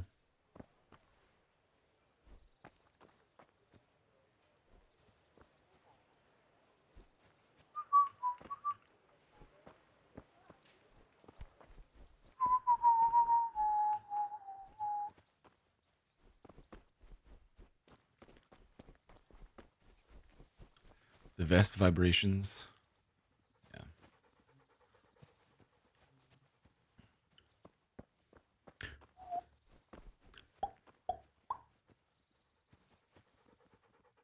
Ah, fucking dandelions.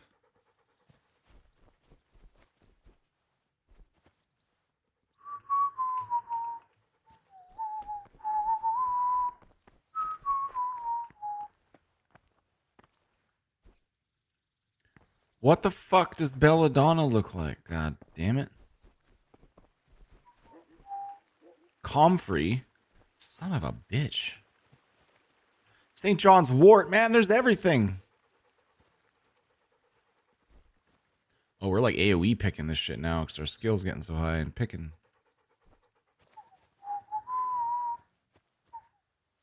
Eyebright? What the fuck? I've never even heard of that before.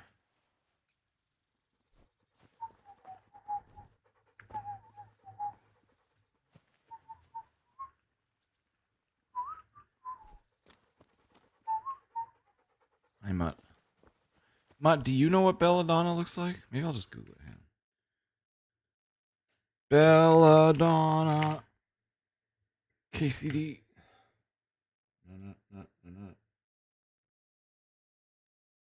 There's an entire field on the road from Radoy to Neuhof. There's a tree with a nest right in front of it. It's full of nettles.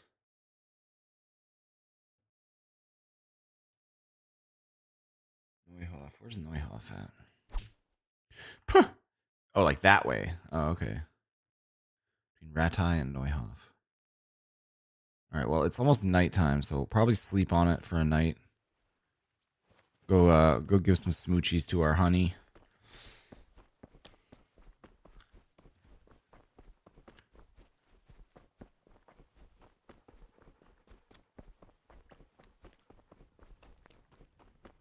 Is it a sexy poison flower? It kind of sounds like one, but I think it's in this game it's meant for it's used for healing potions. What a good boy. Good fella. That's my boy. Man, I'm all bloody. I gotta clean my shit.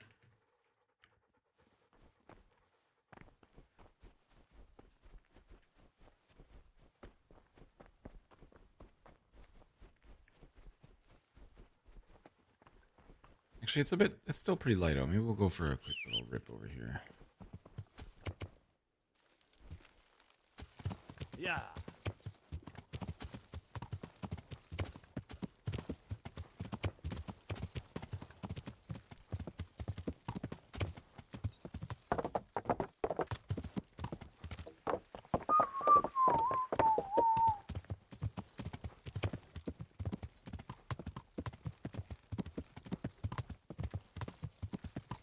Yeah.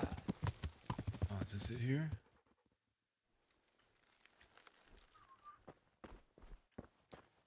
Hurdy-gurdies and shit. Yep. Marigolds. Fuck. Still need lots of those, so we'll grab some more of those.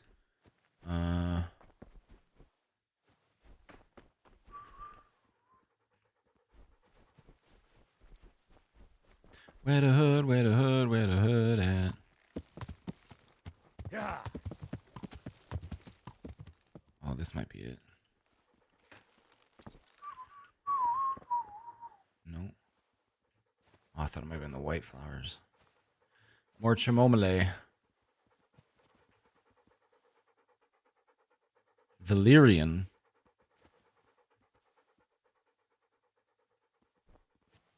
Lots of valerian here. God damn. Alright, let me see my map. Oh, up there. Ooh. I don't think this connects back.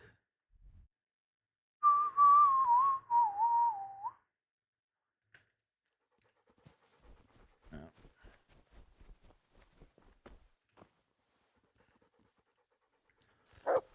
Ever tell you once a guy brought brought one to an open mic, was doing kept messing with all the electronics, so he unmiked him and made a safe zone? That's awesome.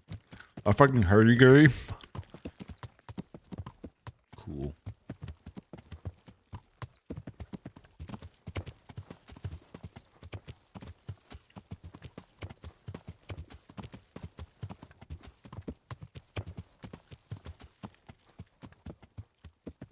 What's this shit? Is this more marigold or more comfrey? Or St. John's wort?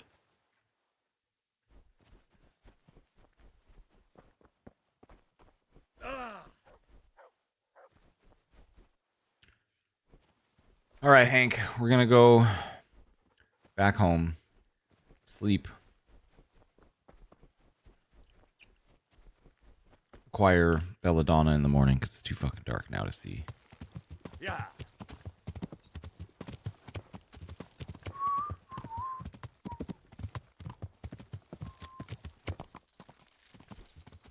Yeah.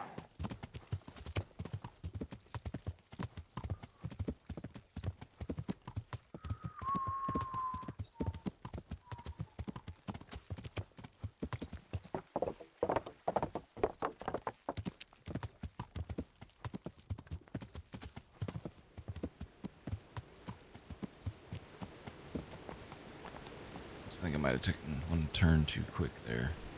Too soon. Buggy, move. Huh. Nailed it. Teresa.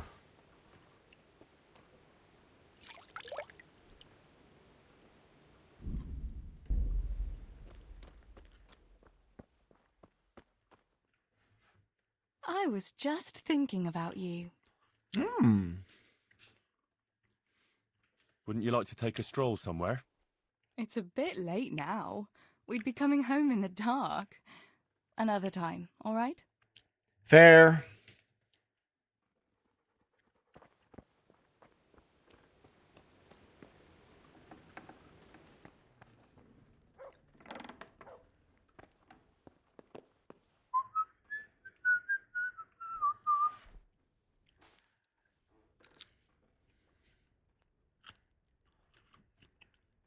You'd be all right.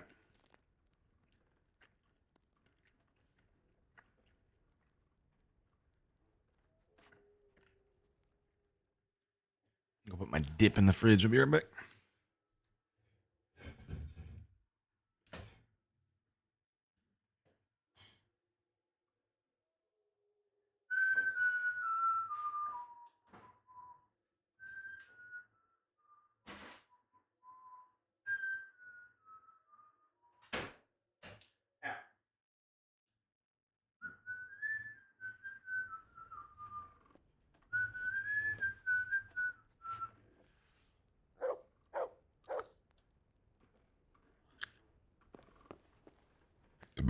Excuse me, I can't eat from the pot yet? The fuck?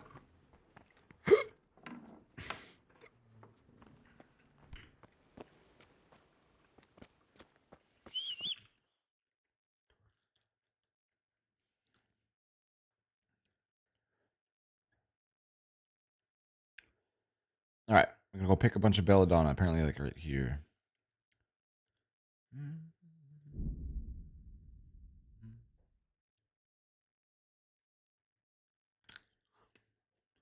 Also, gonna break into someone's house and eat their I feel food. quite hungry. Or maybe this inn. Felt weird, like a pop reverberated into my cheeks. That's weird.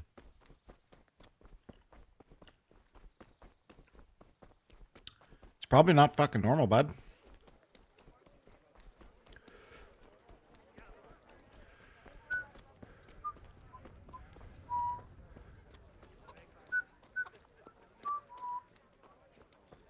Oh, I guess I should have ran back into the city. I know there's a soup pot in here.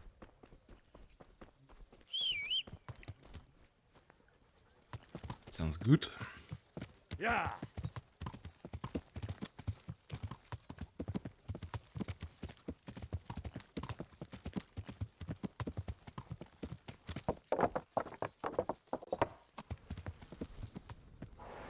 There's one right fucking here, mate. Oh no, I can't eat out of it. Fuck. It's okay. We'll get some breakfast up north.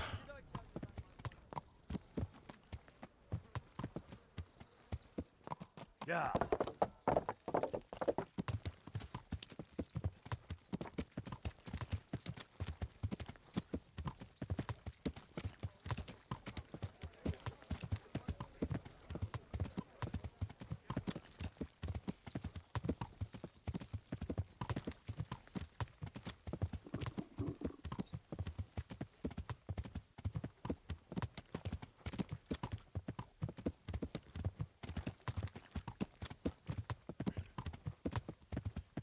I know. I eat, like those soup pots have like cooldowns on them. What the fuck?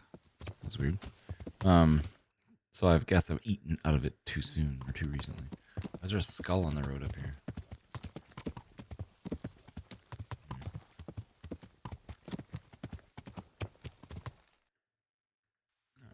Yeah. And there's a couple whole ass just fields of the shit up here.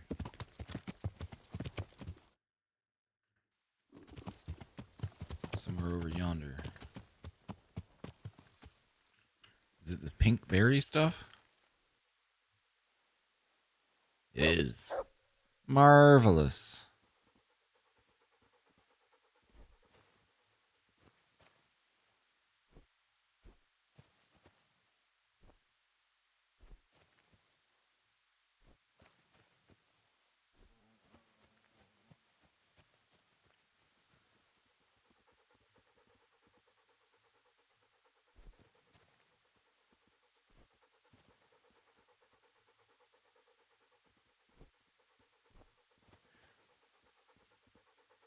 Doggy.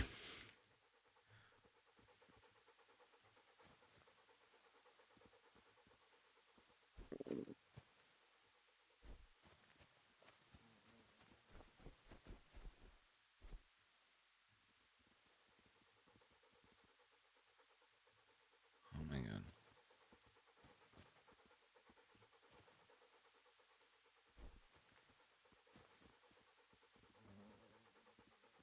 All right. How many we got?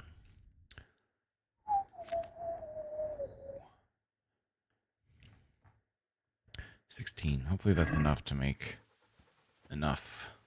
Oh, there's a fuck ton in here. Let's get much more. Dog, you're really cramping my style here by being in the way whenever I'm trying to pick fucking plants. Ah!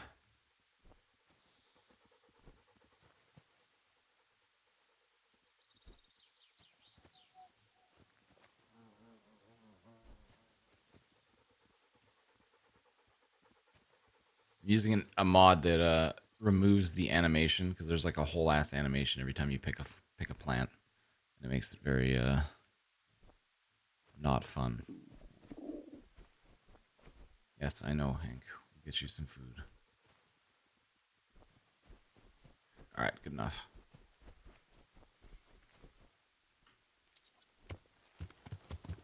Yeah. Head north. Go get some breakfast at Neuhoff. Hopefully there's a pot there. This is the town where the massacre happened, so there might not be. Doggy coming? Oh yeah.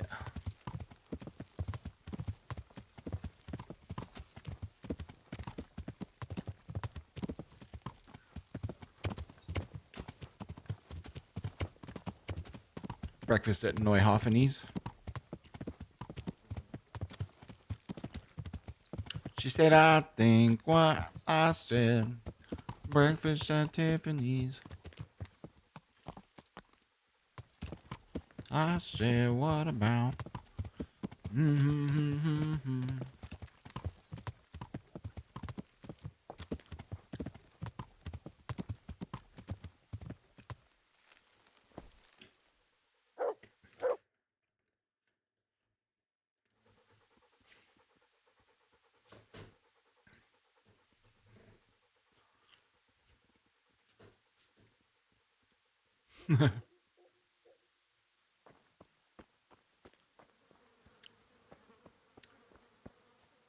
Y'all got any of that food here?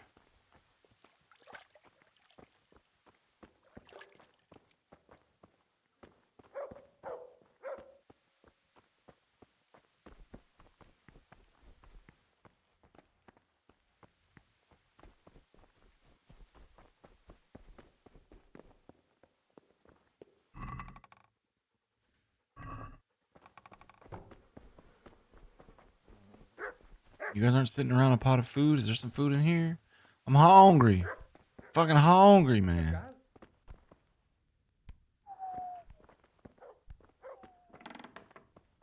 Oh. Hello. Thank you. I just need some breakfast. Okay, bye.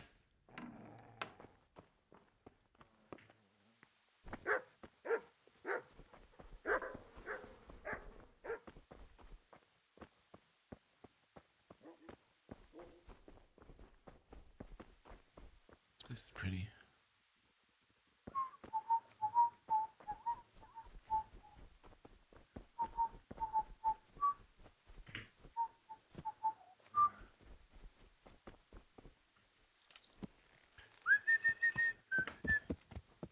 Alrighty.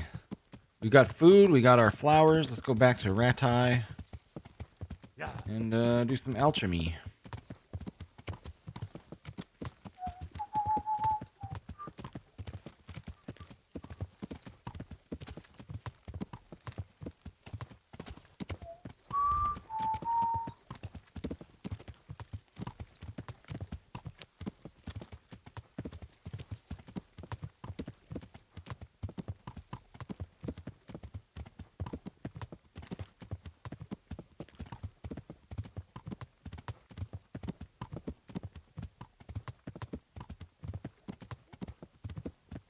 Dog booking it behind me, hell yeah.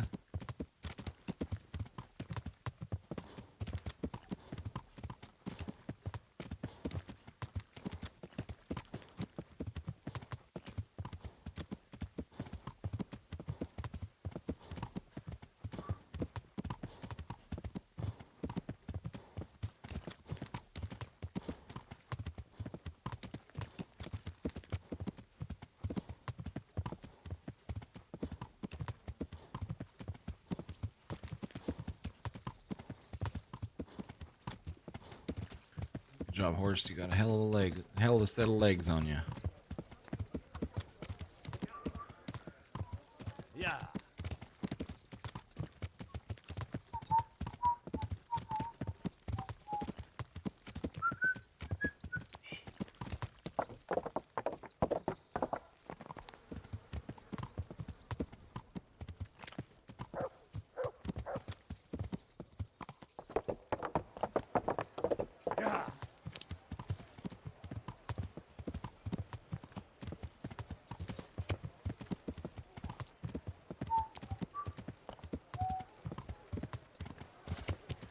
And made it.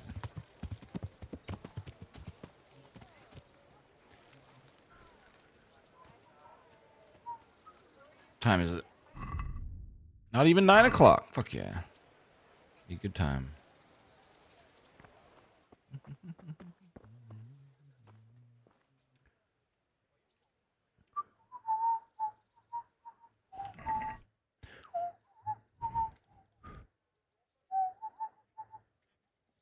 Oh, so you put like bags of shit up here. Okay, so we need nettles and belladonna.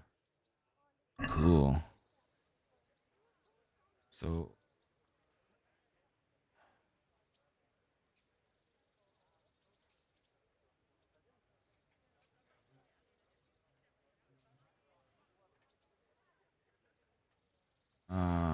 wine. We use 1 wine.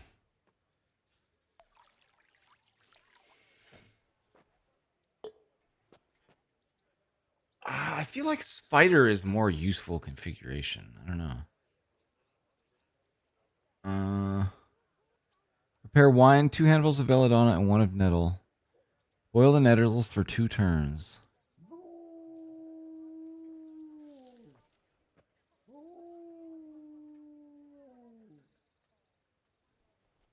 One handful of nettles.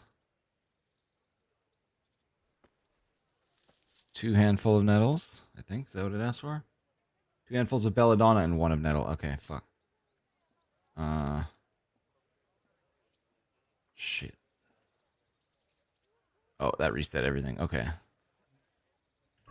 This is a very cool system. I like this. Belladonna. Nettle. Wine.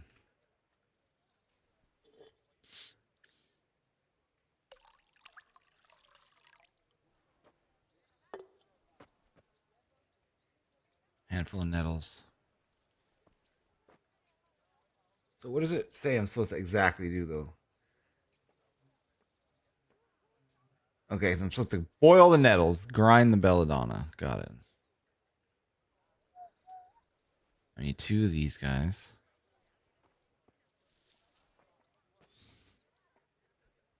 Mortar.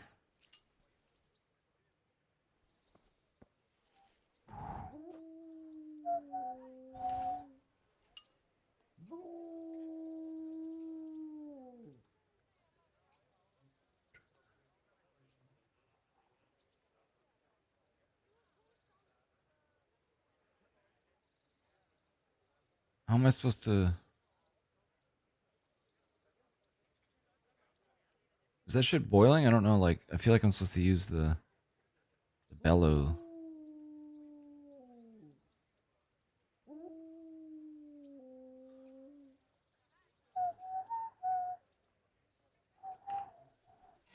Or has it, have I already fucked up by, like, not letting... Because is this shit boiling? It doesn't seem like it's boiling. Hang on, I need to use help. Let's see here.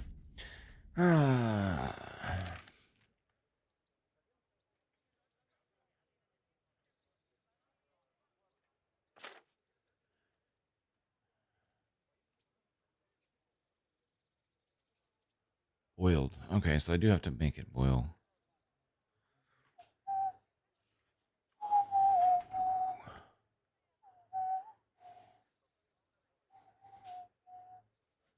This is so confusing. I love it. Oh my god.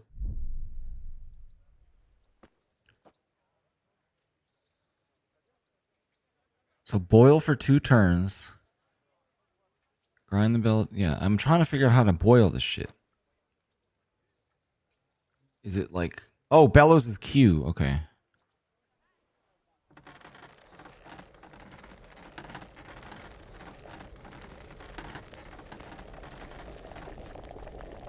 Alright. Flip you. Gotta let it go out once and then flip it again.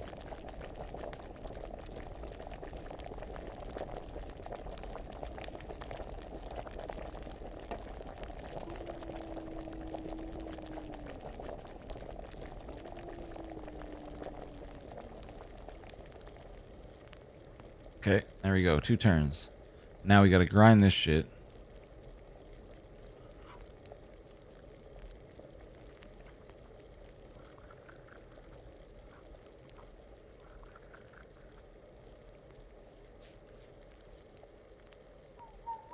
Dump it in here.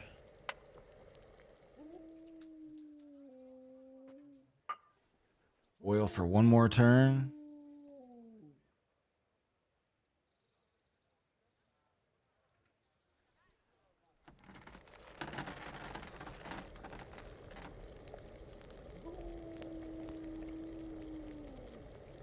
Shit. Is that boiling or is that just heated? Yo, what up, Sam?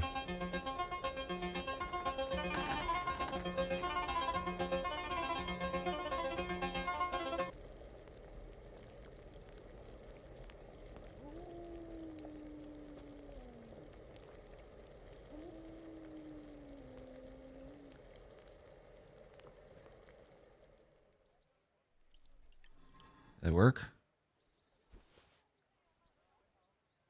You brewed Savior Schnapps. Yay! Cool. Can I do the next one now? Or is that the only one I know the recipe for? Ah. Oh, so once you do it once, you can auto do it. I think. Or maybe not.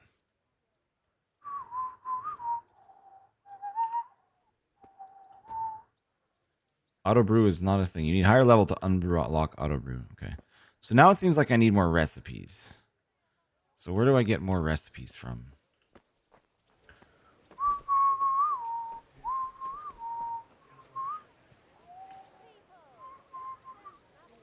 Thank you, Sam, for that 60 motherfuckers. Appreciate you, man. 5 whole years. Fucking crazy. I'm glad to see you.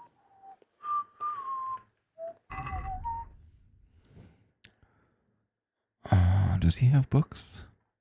He does. I need this one here, Marigold Decoction. Oh, it's only $170. Let's buy it.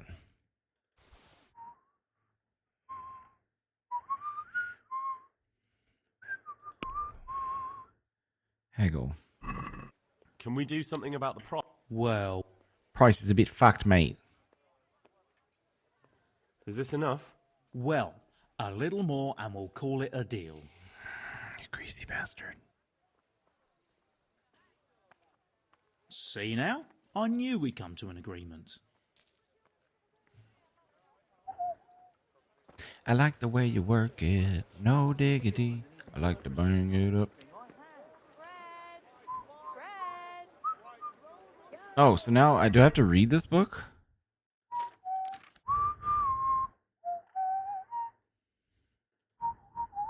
I do. Okay. All right, let's find a little table or something to sit at. Read our book.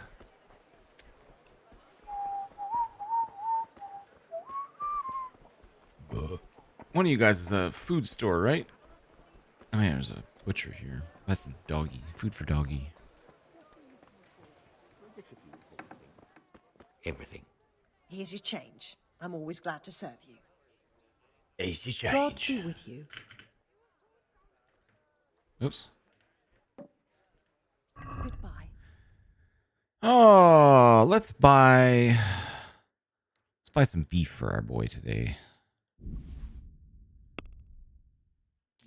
This is enough. Thanks.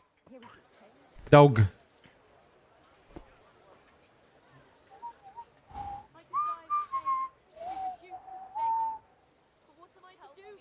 Look what I've got for you. You'll love this.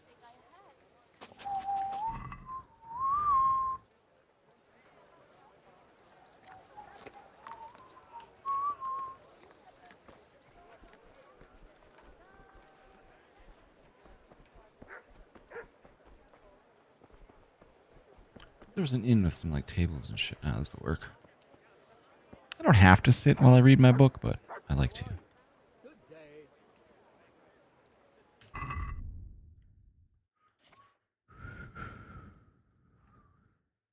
Recipe for marigold decoction. Read. Oh. I don't have to sit and read it? I just know it? Crazy. For the love of God, I... Well, I guess we just know how to make that. Let's go make some. I expected that to be a whole ass reading session where we learn this potion recipe inside and out. But nope. You just bust out the book and bam. I know Kung Fu.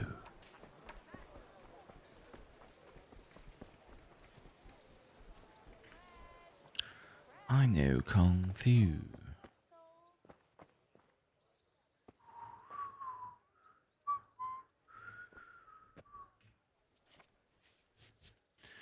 One nettle, 2x marigold. You'll need water, a handful of nettles, and 2 marigold. Drop the nettle in the water and cook for 1 turn. Leave to cool. Drop in the marigold, but don't boil it anymore. No,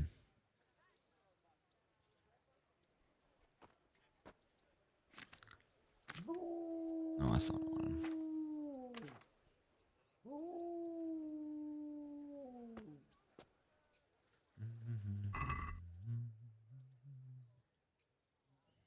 Marigold and nettle.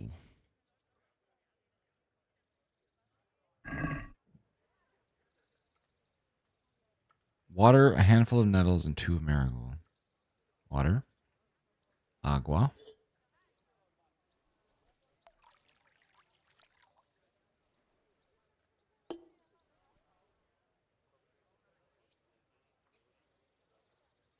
Drop the nettle in the water and cook for 1 turn.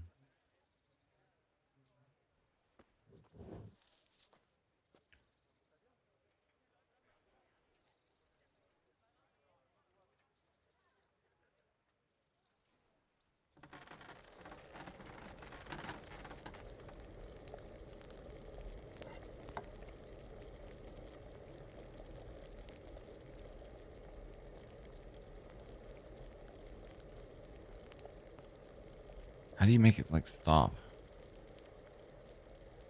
And then we take...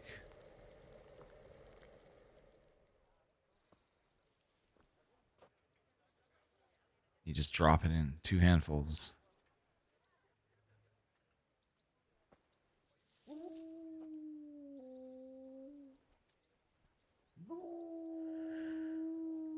Drop in the marigold, but don't boil it anymore. I guess we're done then?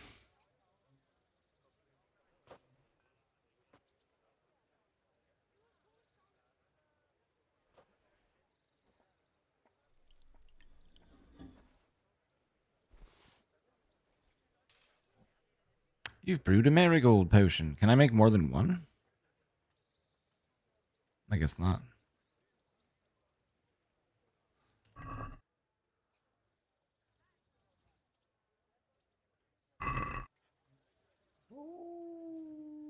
What, I can't do anymore? Oh, water.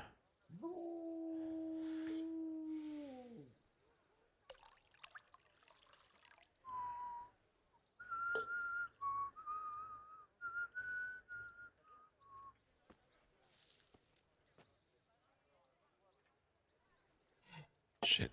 I don't know what to do.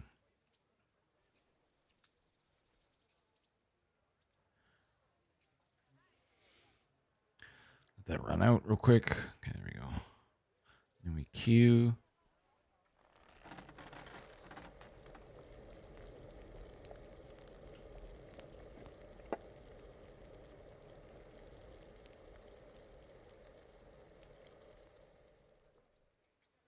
And we grab 2 marigolds. After this is cooled, chuck it in.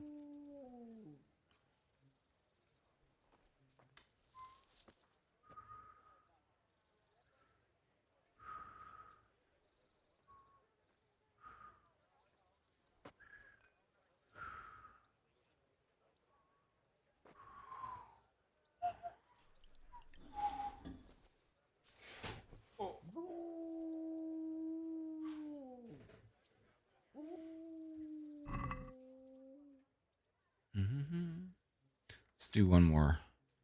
God, I can't wait till I get this auto crash shit.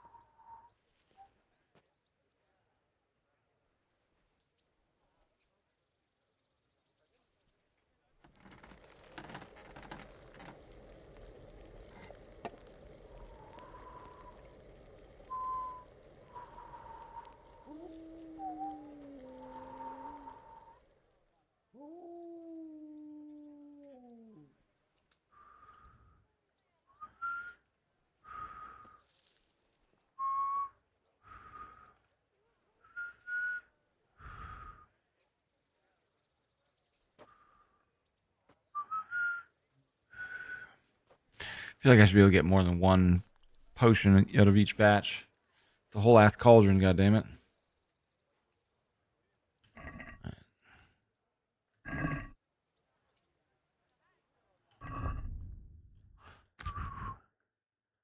many of those do I have now? 6. Okay.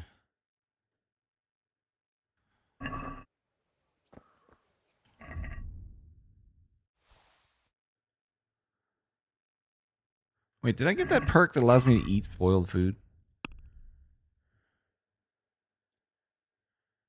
I did. Human dustbin. So let's test it. Let me do a save real quick. Save.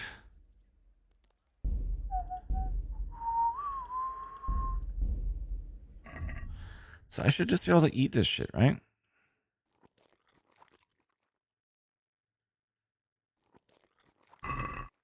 Yeah. You use the perk human dustbin. Marvelous. Alright.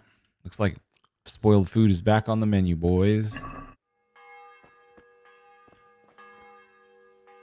He did. Oh, you missed it yesterday, Barry? Yeah.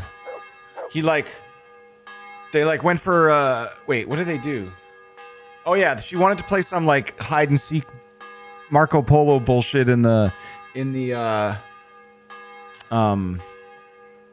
barn. Fuck. Forgot the word for hay building. And then, I let her win, and then they boned down. Teresa hiding some cannons under that fucking frumpy dress she wearing, man.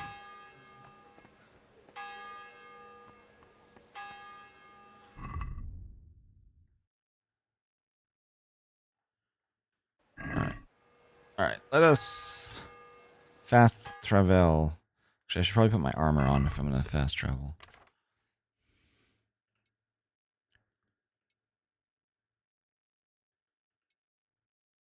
Really does make this freaking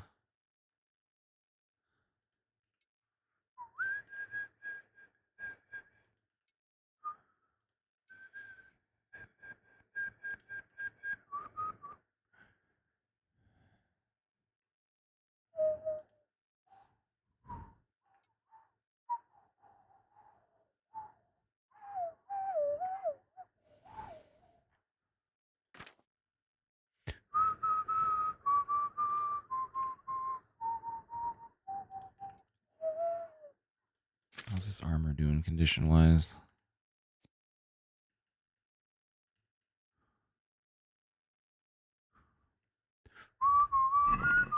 I'd like to find a tailor to fix that.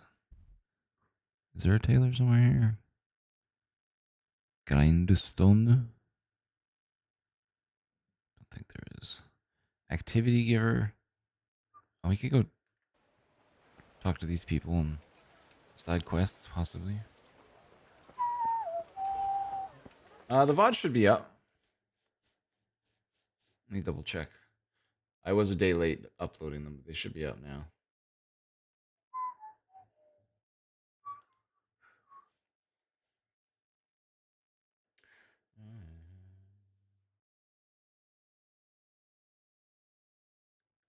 Yep, it's up now. Might not be in high quality yet, but we'll see.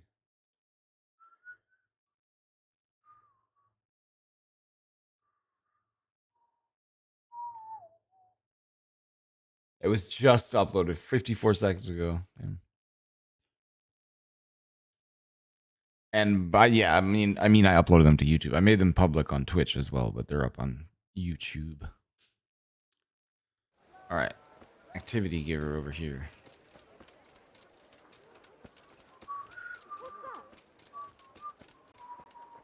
Is it you?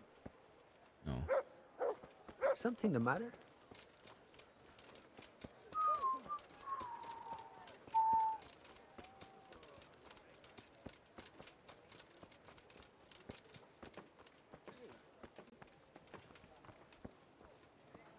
What the fuck is this? Oh, it's a brewing station. Is this guy on the backside of this wall? He is. God damn it. Oh, here we go.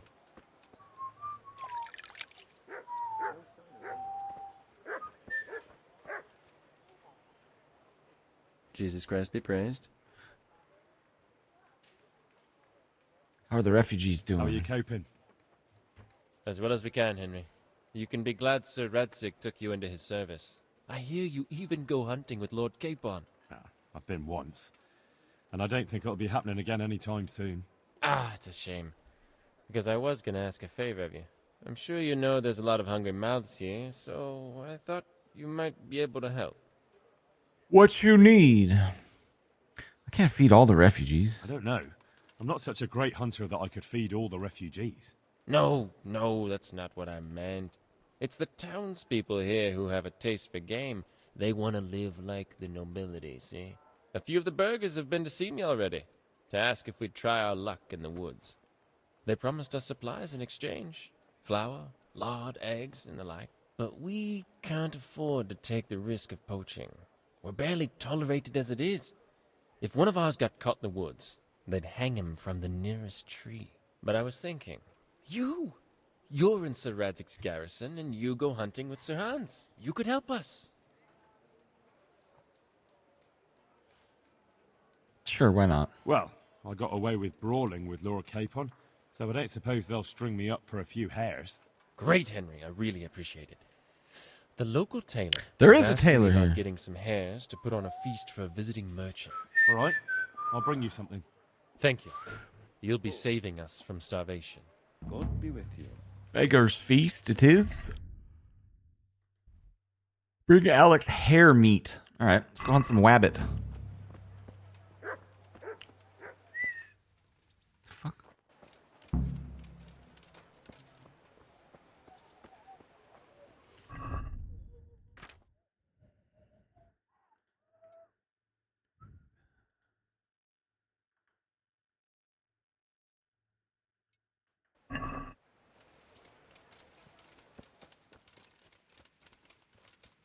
Oh.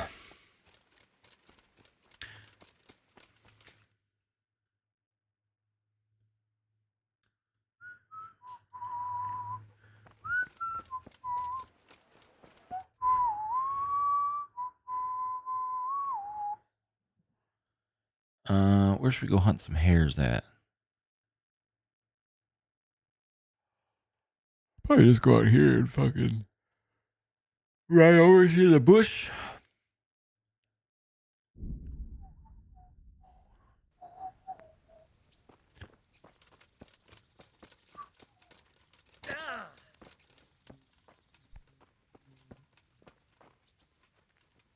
Mine is all running away. I need more. Aw. Have you considered going to Turkey and getting hair transplant surgery? I hear it's all the rage. Ugh. That's all flyy here.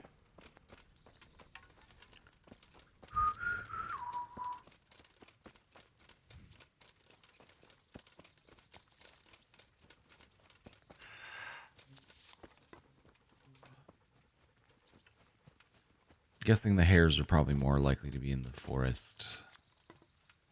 Where the trees bees. A man can dream. Yeah.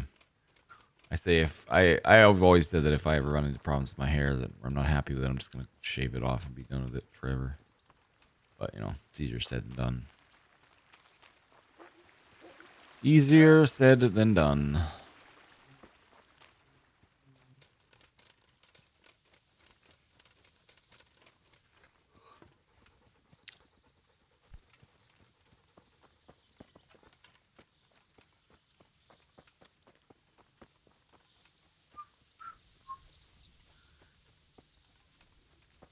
I guess I don't really need to be wearing a full suit of armor if I'm just hunting.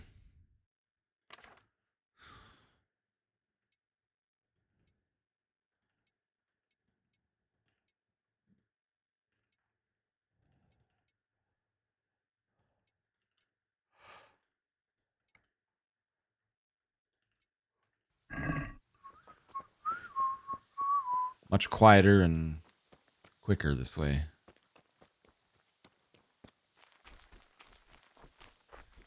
Oh, I am barefoot, though. I should probably put some shoes on, my boy.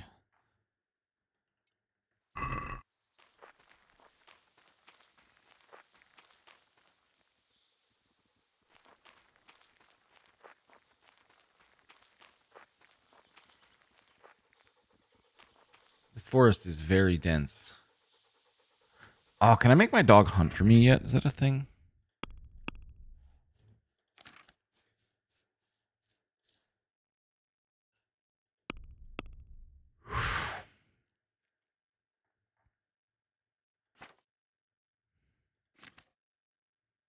Oh, not yet.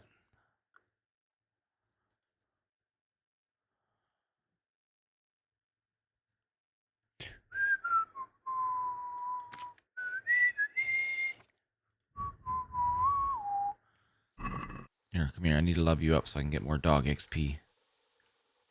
Look what I've got for you. Oh, fuck. I don't have any food. Sorry, buddy. Here, have a dried meat.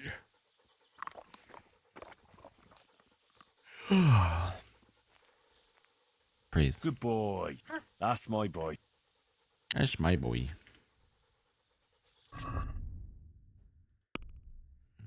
I got a little bit of XP there. Okay, hunting.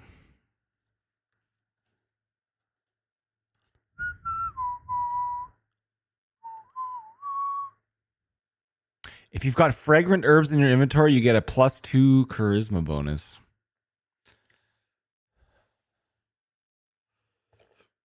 That's pretty cool.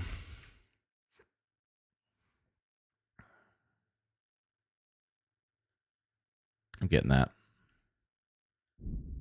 That's just free charisma. My boy always got fragrant herbs on him. He's just that guy.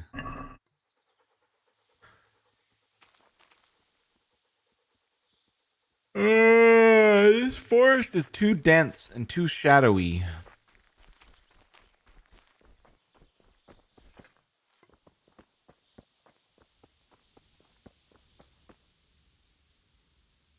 Ghetto Superstar.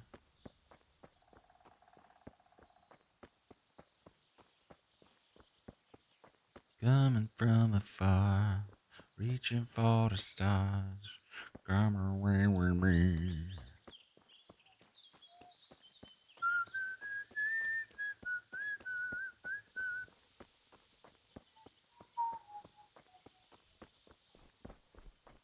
Yeah, this place is too hilly. There's any bunnies here.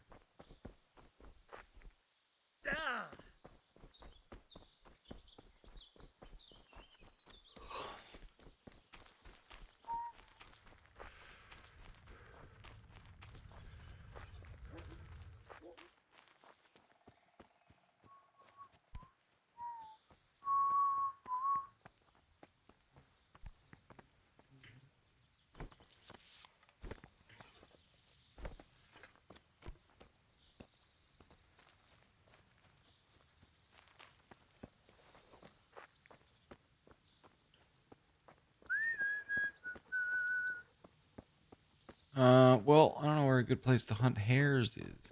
I really like this area. I don't know why. It's just really, I don't know. It's just cool. Kind of reminds me of home a little bit.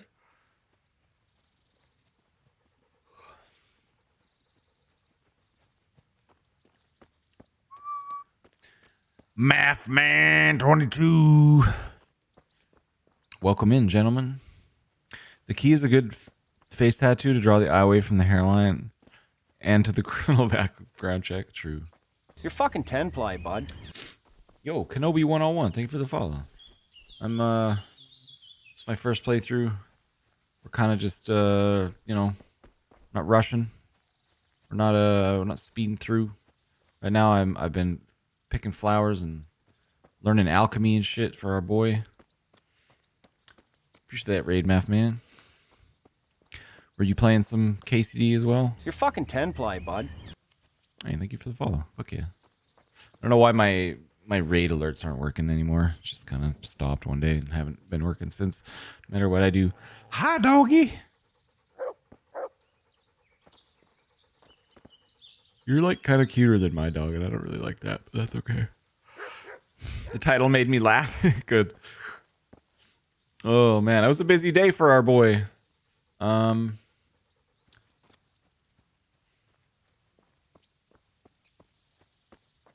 Or indeed my first proper playthrough as well. Hell yeah. How far through it are you? I think I'm about like 30 hours through, maybe.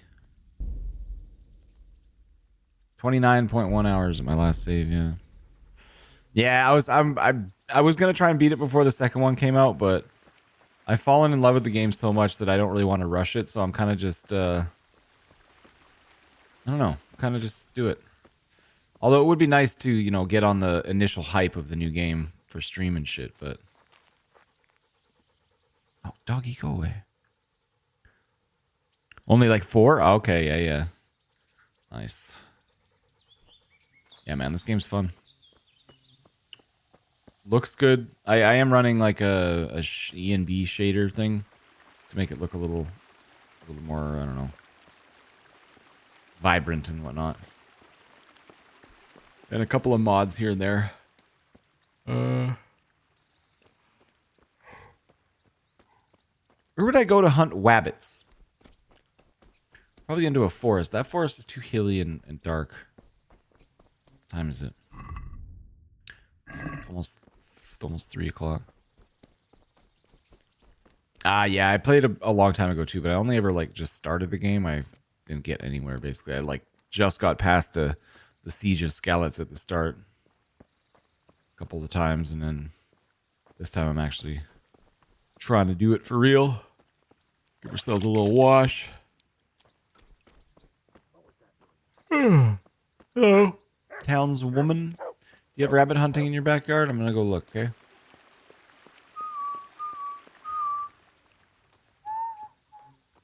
Cool little mountain path.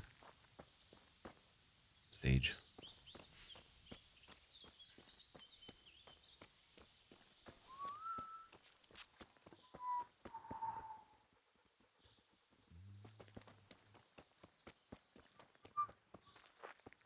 Yeah, it's more of the same, just super crazy hilly shit. The bunnies don't seem to like the big hills. They seem to favor the more like open, flat, foresty areas. What are you gaping at? You piece of shit! Looking for a punch in the face, are you? Come on in! Oh, ow, what the fuck? Boys, I don't want to fucking... Is that the best you can do?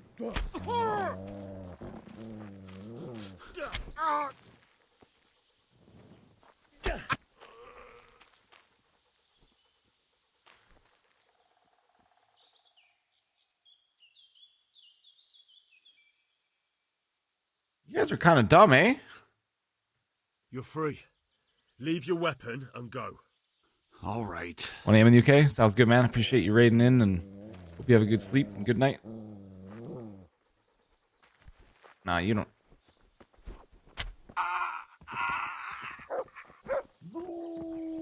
Actually, you know what? You don't get to live either. You don't get to try and fucking rob me in the forest and then live. I'm sorry, dude.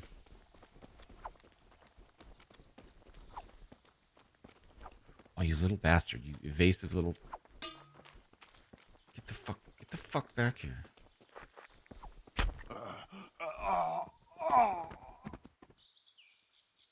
Prick.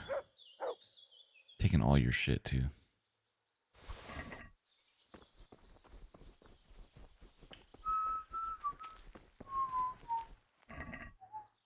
Hair of the dog potion.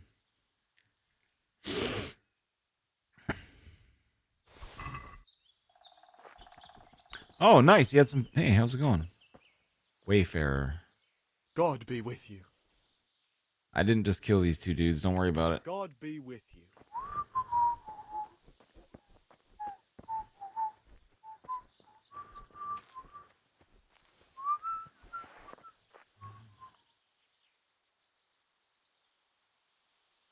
Well, unless there's a flat spot up here, I'm gonna check and then we'll find somewhere else to try hunt.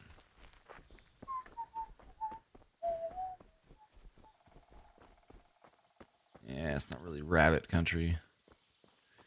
Unfortunately.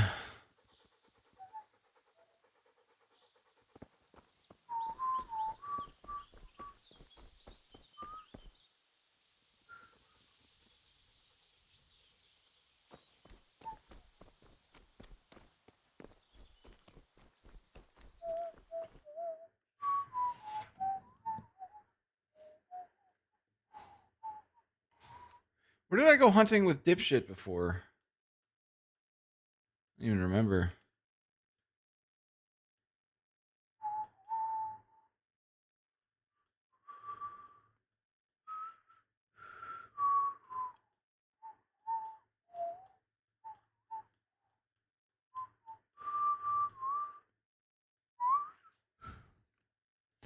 We'll try this forest over here, maybe.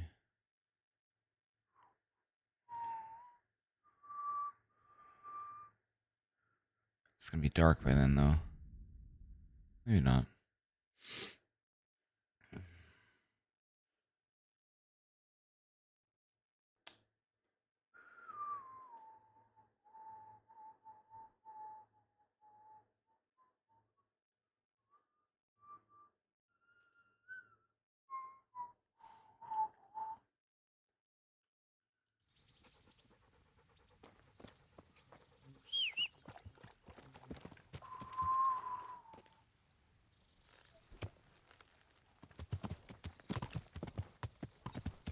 Yeah.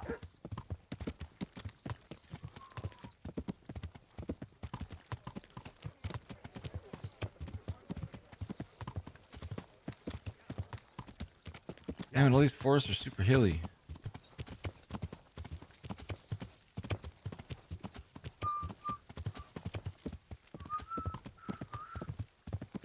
That was a dog. I thought it was a rabbit.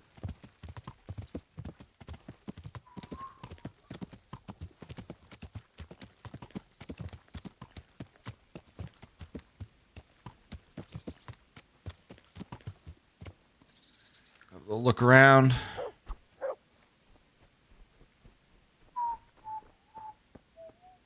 No. I'm not gonna bother. I'm gonna Google it. Just like Henry would have done back in the day.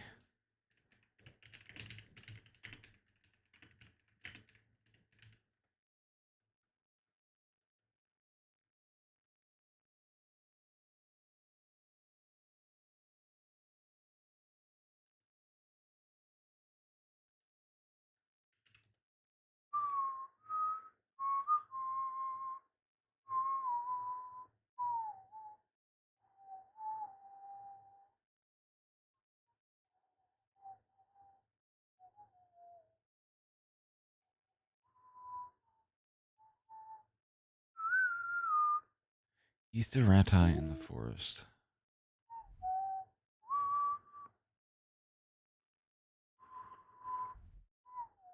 I don't know, man. I've tried that. It didn't seem like there was much in there.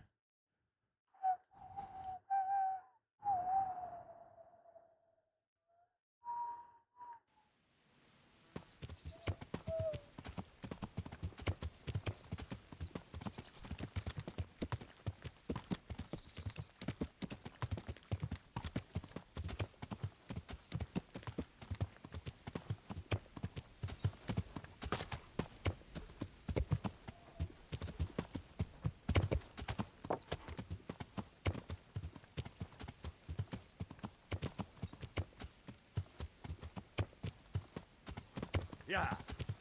Hmm.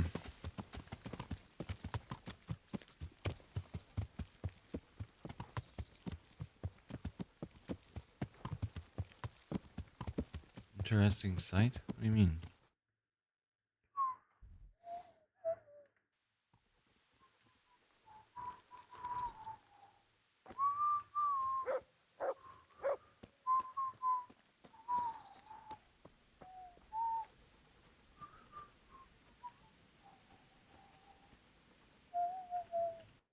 Interesting sight. What do you mean? There's nothing here. Oh. Oh. Is that a person chopped in pieces?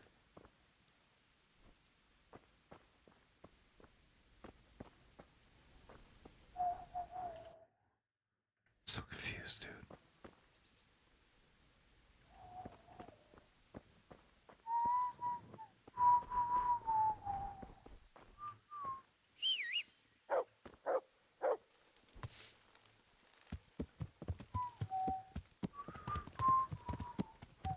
Yeah.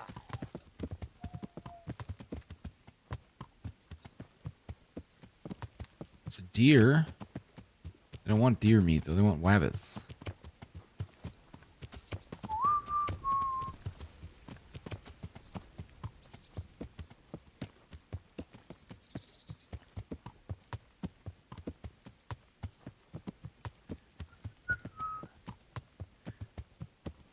Hmm.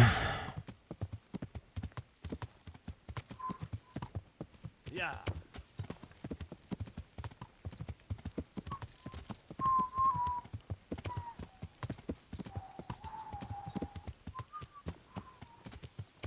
This looks more like rabbit territory, maybe.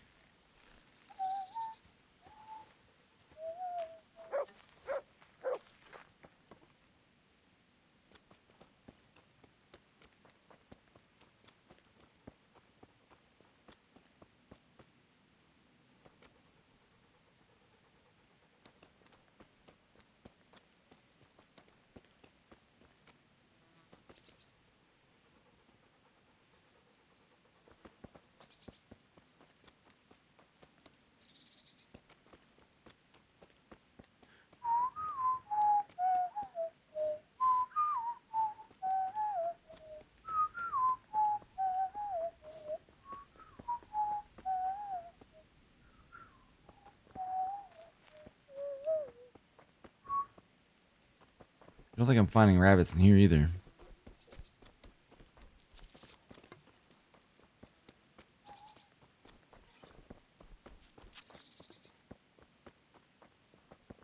Just a sneaking suspicion.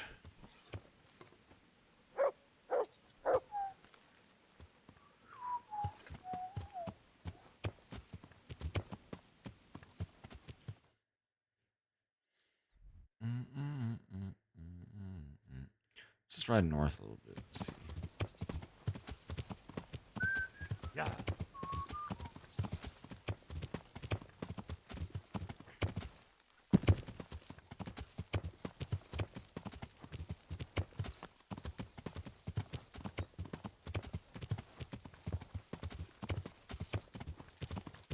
Almost pet a wild rabbit tonight? What?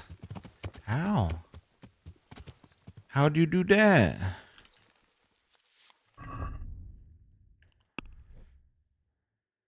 Oh, yeah.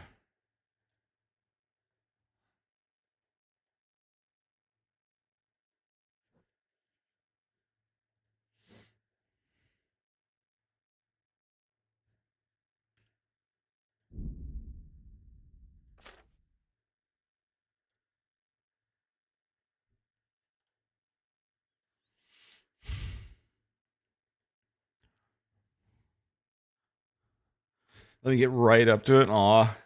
Yeah, a lot of smaller mammals like that, they have like a freeze in place kind of response. It's like the fight or flight thing, except it's just freeze. So maybe they were just scared and chilling.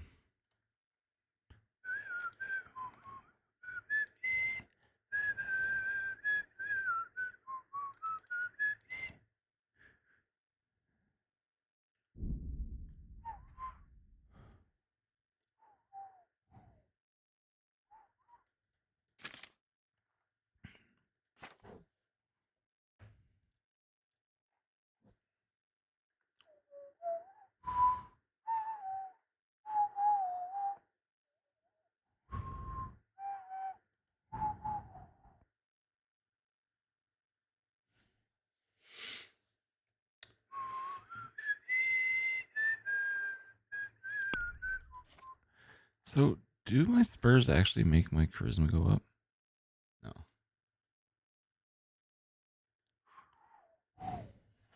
He's so dumb he doesn't know what to do with one. Aw. He's a silly dog. Woo! Where was that, bro?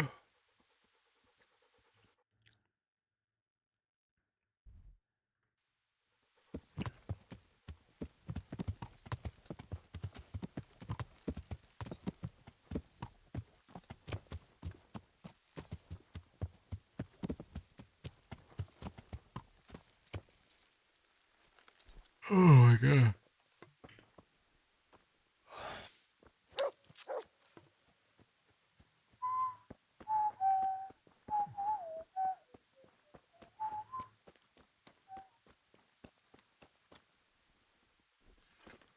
I don't know what's going on with my fucking sleepy ass. I'm yawning my dick off.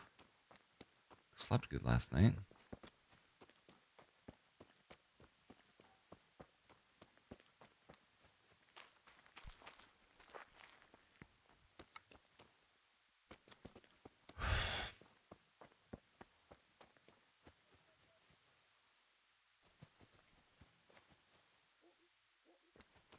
Where are my buns at?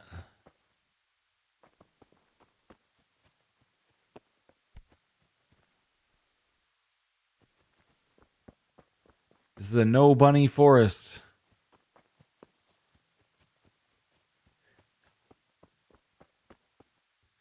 It might be the music. It is kind of repetitive and a little bit chill.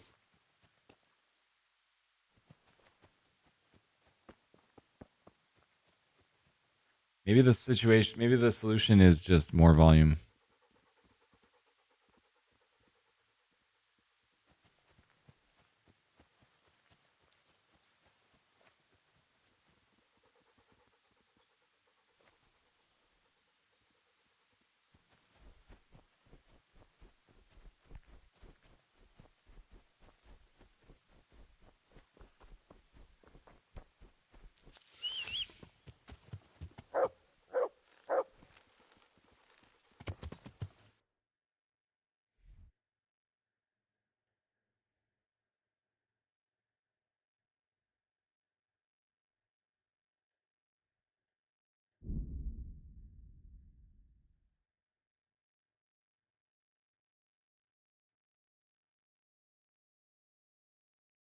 Oh shit. I'm in a skirmish. Do I fight or flee? I guess we fight. Oh no, we fleed automatically because I was too slow. Come across a pilgrim on the road who's clearly keen on talking passers-by. He doesn't look dangerous. God knows what he's after. Fuck it, let's talk to him.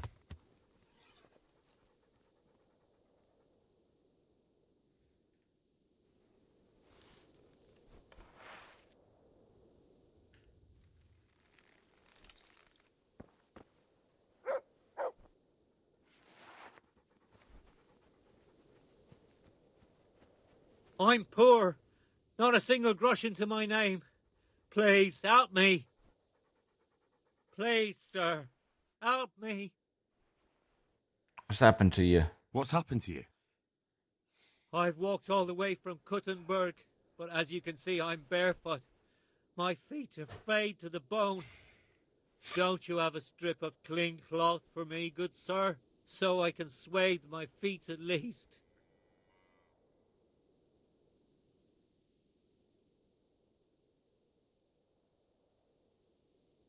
Penitents are supposed to go barefoot? I do have some by chance. Sure. Wait, I'll see what I've got. Here, have a bandage. I gave him 4? Oh, 1, okay. Thank you, sir. Thank you. I seldom meet such a good Samaritan. God shall repay you. Anytime. Take care now. Does God pay in gold coins? Because that's what your boy needs real bad more than anything. There'll be a tournament in Ratai tomorrow. Fucking God. Okay, we're going back to that. I need to do the damn tournament.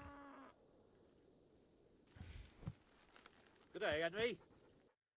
How do you know my name?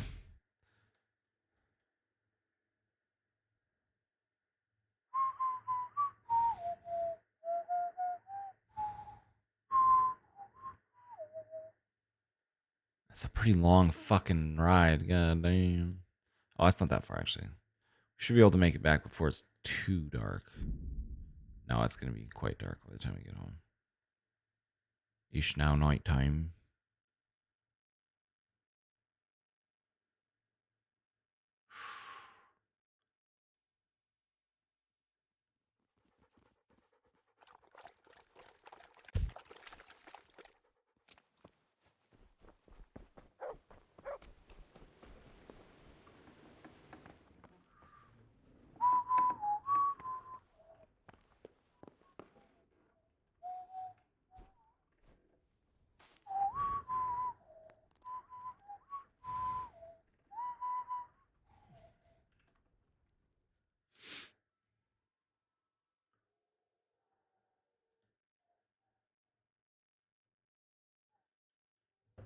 Yep, I want to do the tournament.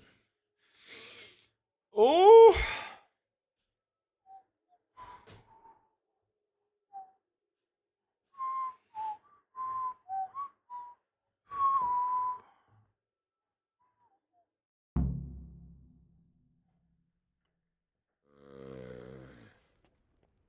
Settle down.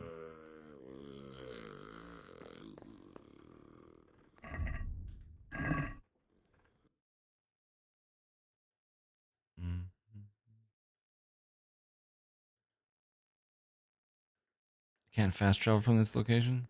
Or from inside this building?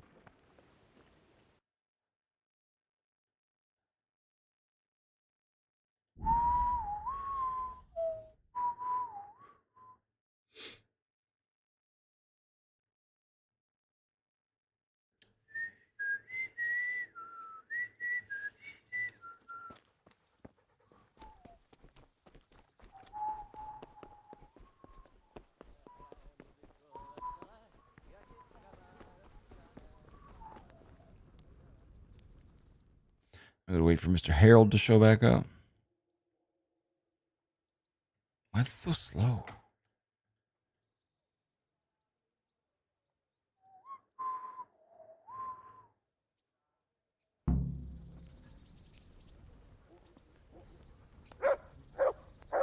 Oh, shush, doggy.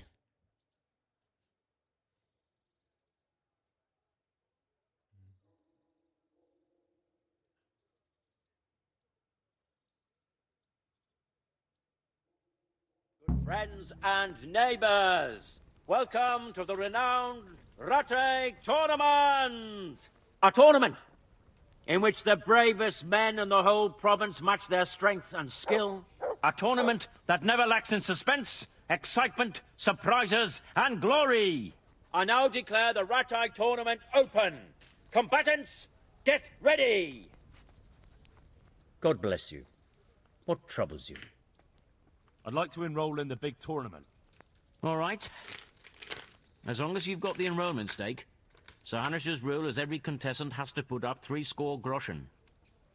60? 60? Fuck. Right. Of course. Here you are. What's your name? I'm Henry, from Scallops. He like stands up on his heels. Awesome.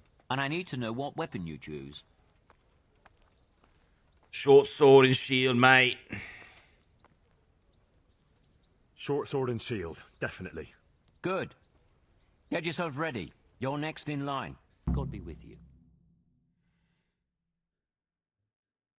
Might oh shit. Oh fuck. Hold up. Entering the arena. I didn't think it would be like that. Do I not get to wear armor, or am I wearing armor? Sorry, I'm grinding up some weed.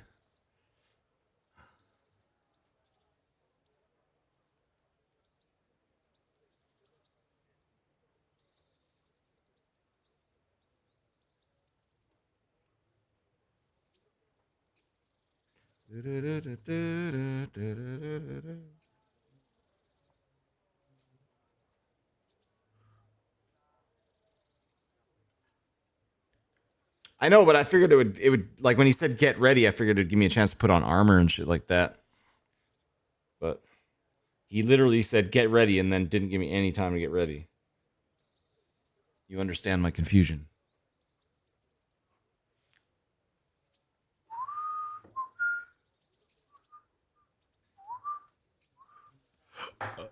Nope. It's because you're a bitch. It's because you're shaped like a bitch. All right. Let's fuck this guy up. From the company of Sir Radzik Kubla. Hey, I do Who have will armor measure on. his skills against Alder Fryer, a man-at-arms from Sir Divish of Townburg's garrison. Let us wish the combatants luck.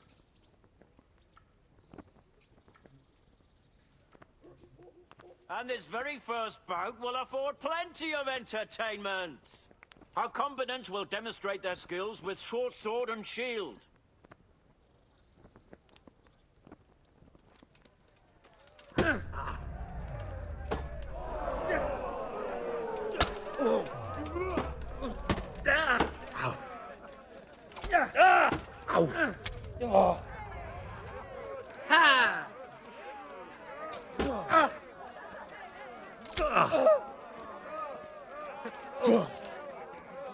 Missed.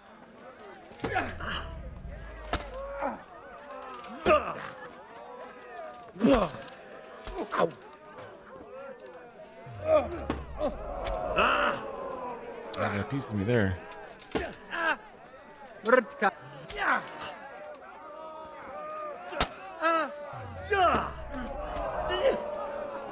Yeah! Jesus!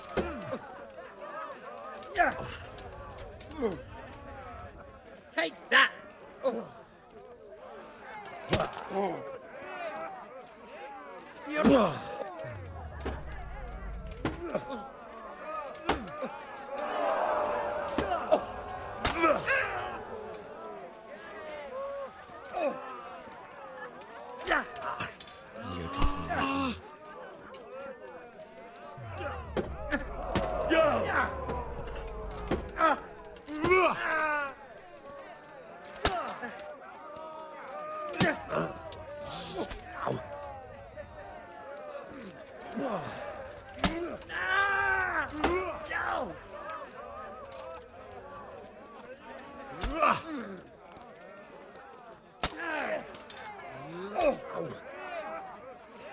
Oh dear.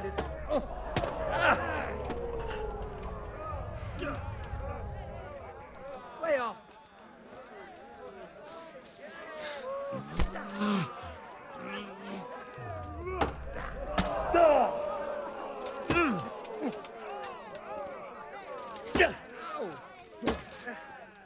Shit!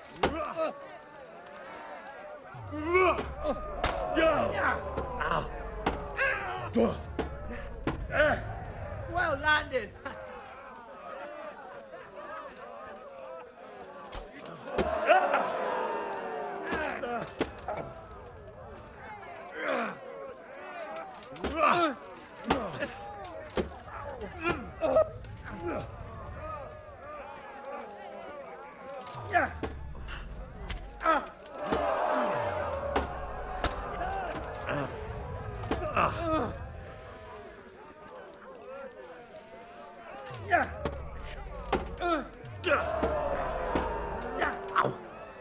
Are you gonna cry?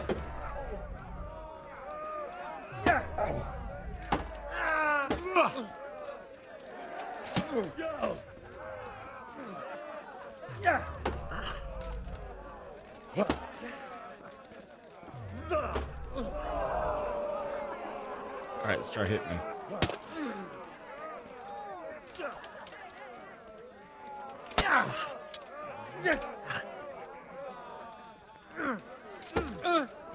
Bollocks!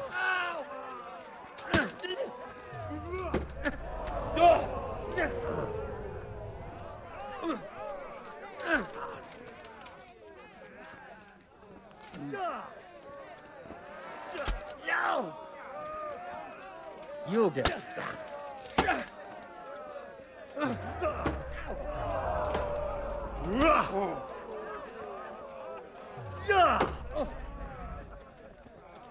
What's up? Shit yourself?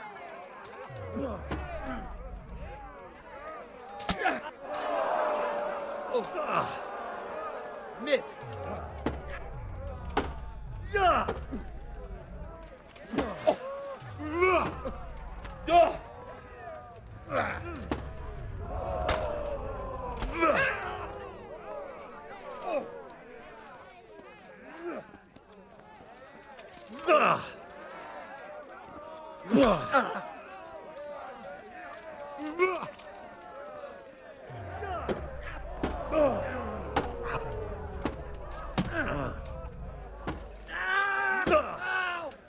God damn. Yeah!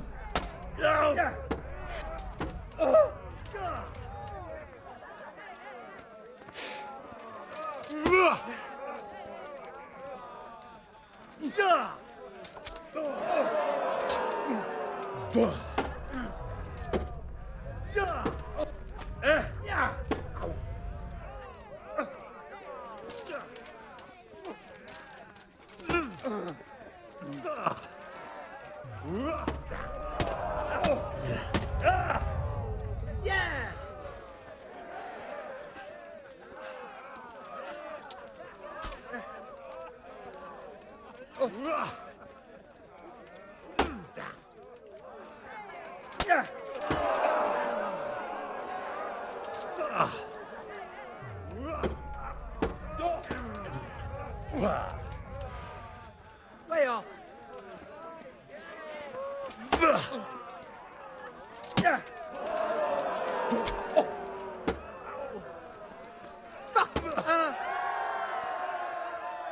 Let's go! Who emerges victorious from the first round is Henry of Skalitz.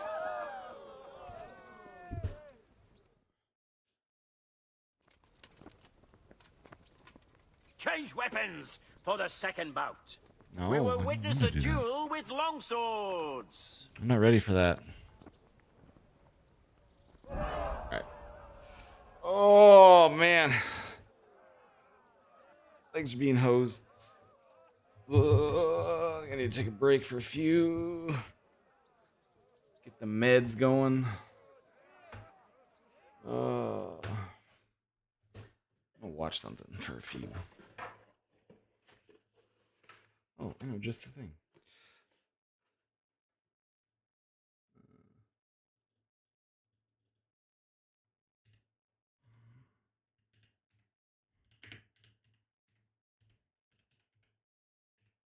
Faded, I don't know if you're still here, but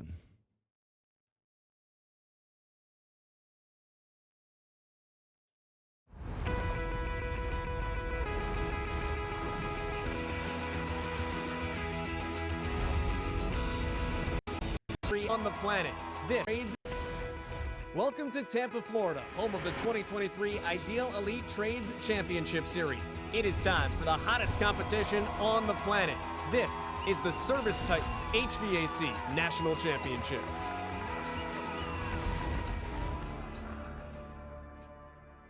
The Elite Trades Championship Series was created to celebrate the excellence of tradespeople and to help address the shortage of tradesmen and women throughout the country. That includes those in the heating, ventilation, and air conditioning industry. We got the best of the best here, right? We just want to do anything we can to bring awareness to the trade, celebrate these unsung heroes. I think it's amazing that they're hosting something like this to bring attention to the trades. It's so exciting to give these hard-working men and women recognition that they really deserve. We started with hundreds of HVAC techs, but only the top 15 pros in the country were able to make it here in Tampa. Everything going as planned? Oh, no, absolutely not. The pressure is Oh, on their buddy. shoulders, and someone is about to take the crown. this is awesome. It's like Hell's Kitchen, but like for HVAC. 3 of the nation's top techs going home with cash, but every competitor's getting the opportunity to show just a fragment of what they do every single day on the job site. It's what makes them the best in the country at what they do. Hi everyone, and welcome to the 2023 Faded, you Service should, Titan you should compete in this. HVAC National Championship. I'm your host, Joel Godet. I'm joined by HVAC pros. Well, their hair is reversed from each other. Joel, thousands of HVAC techs attempted to qualify for this competition, but only an elite few from across the country have made it to the final stage.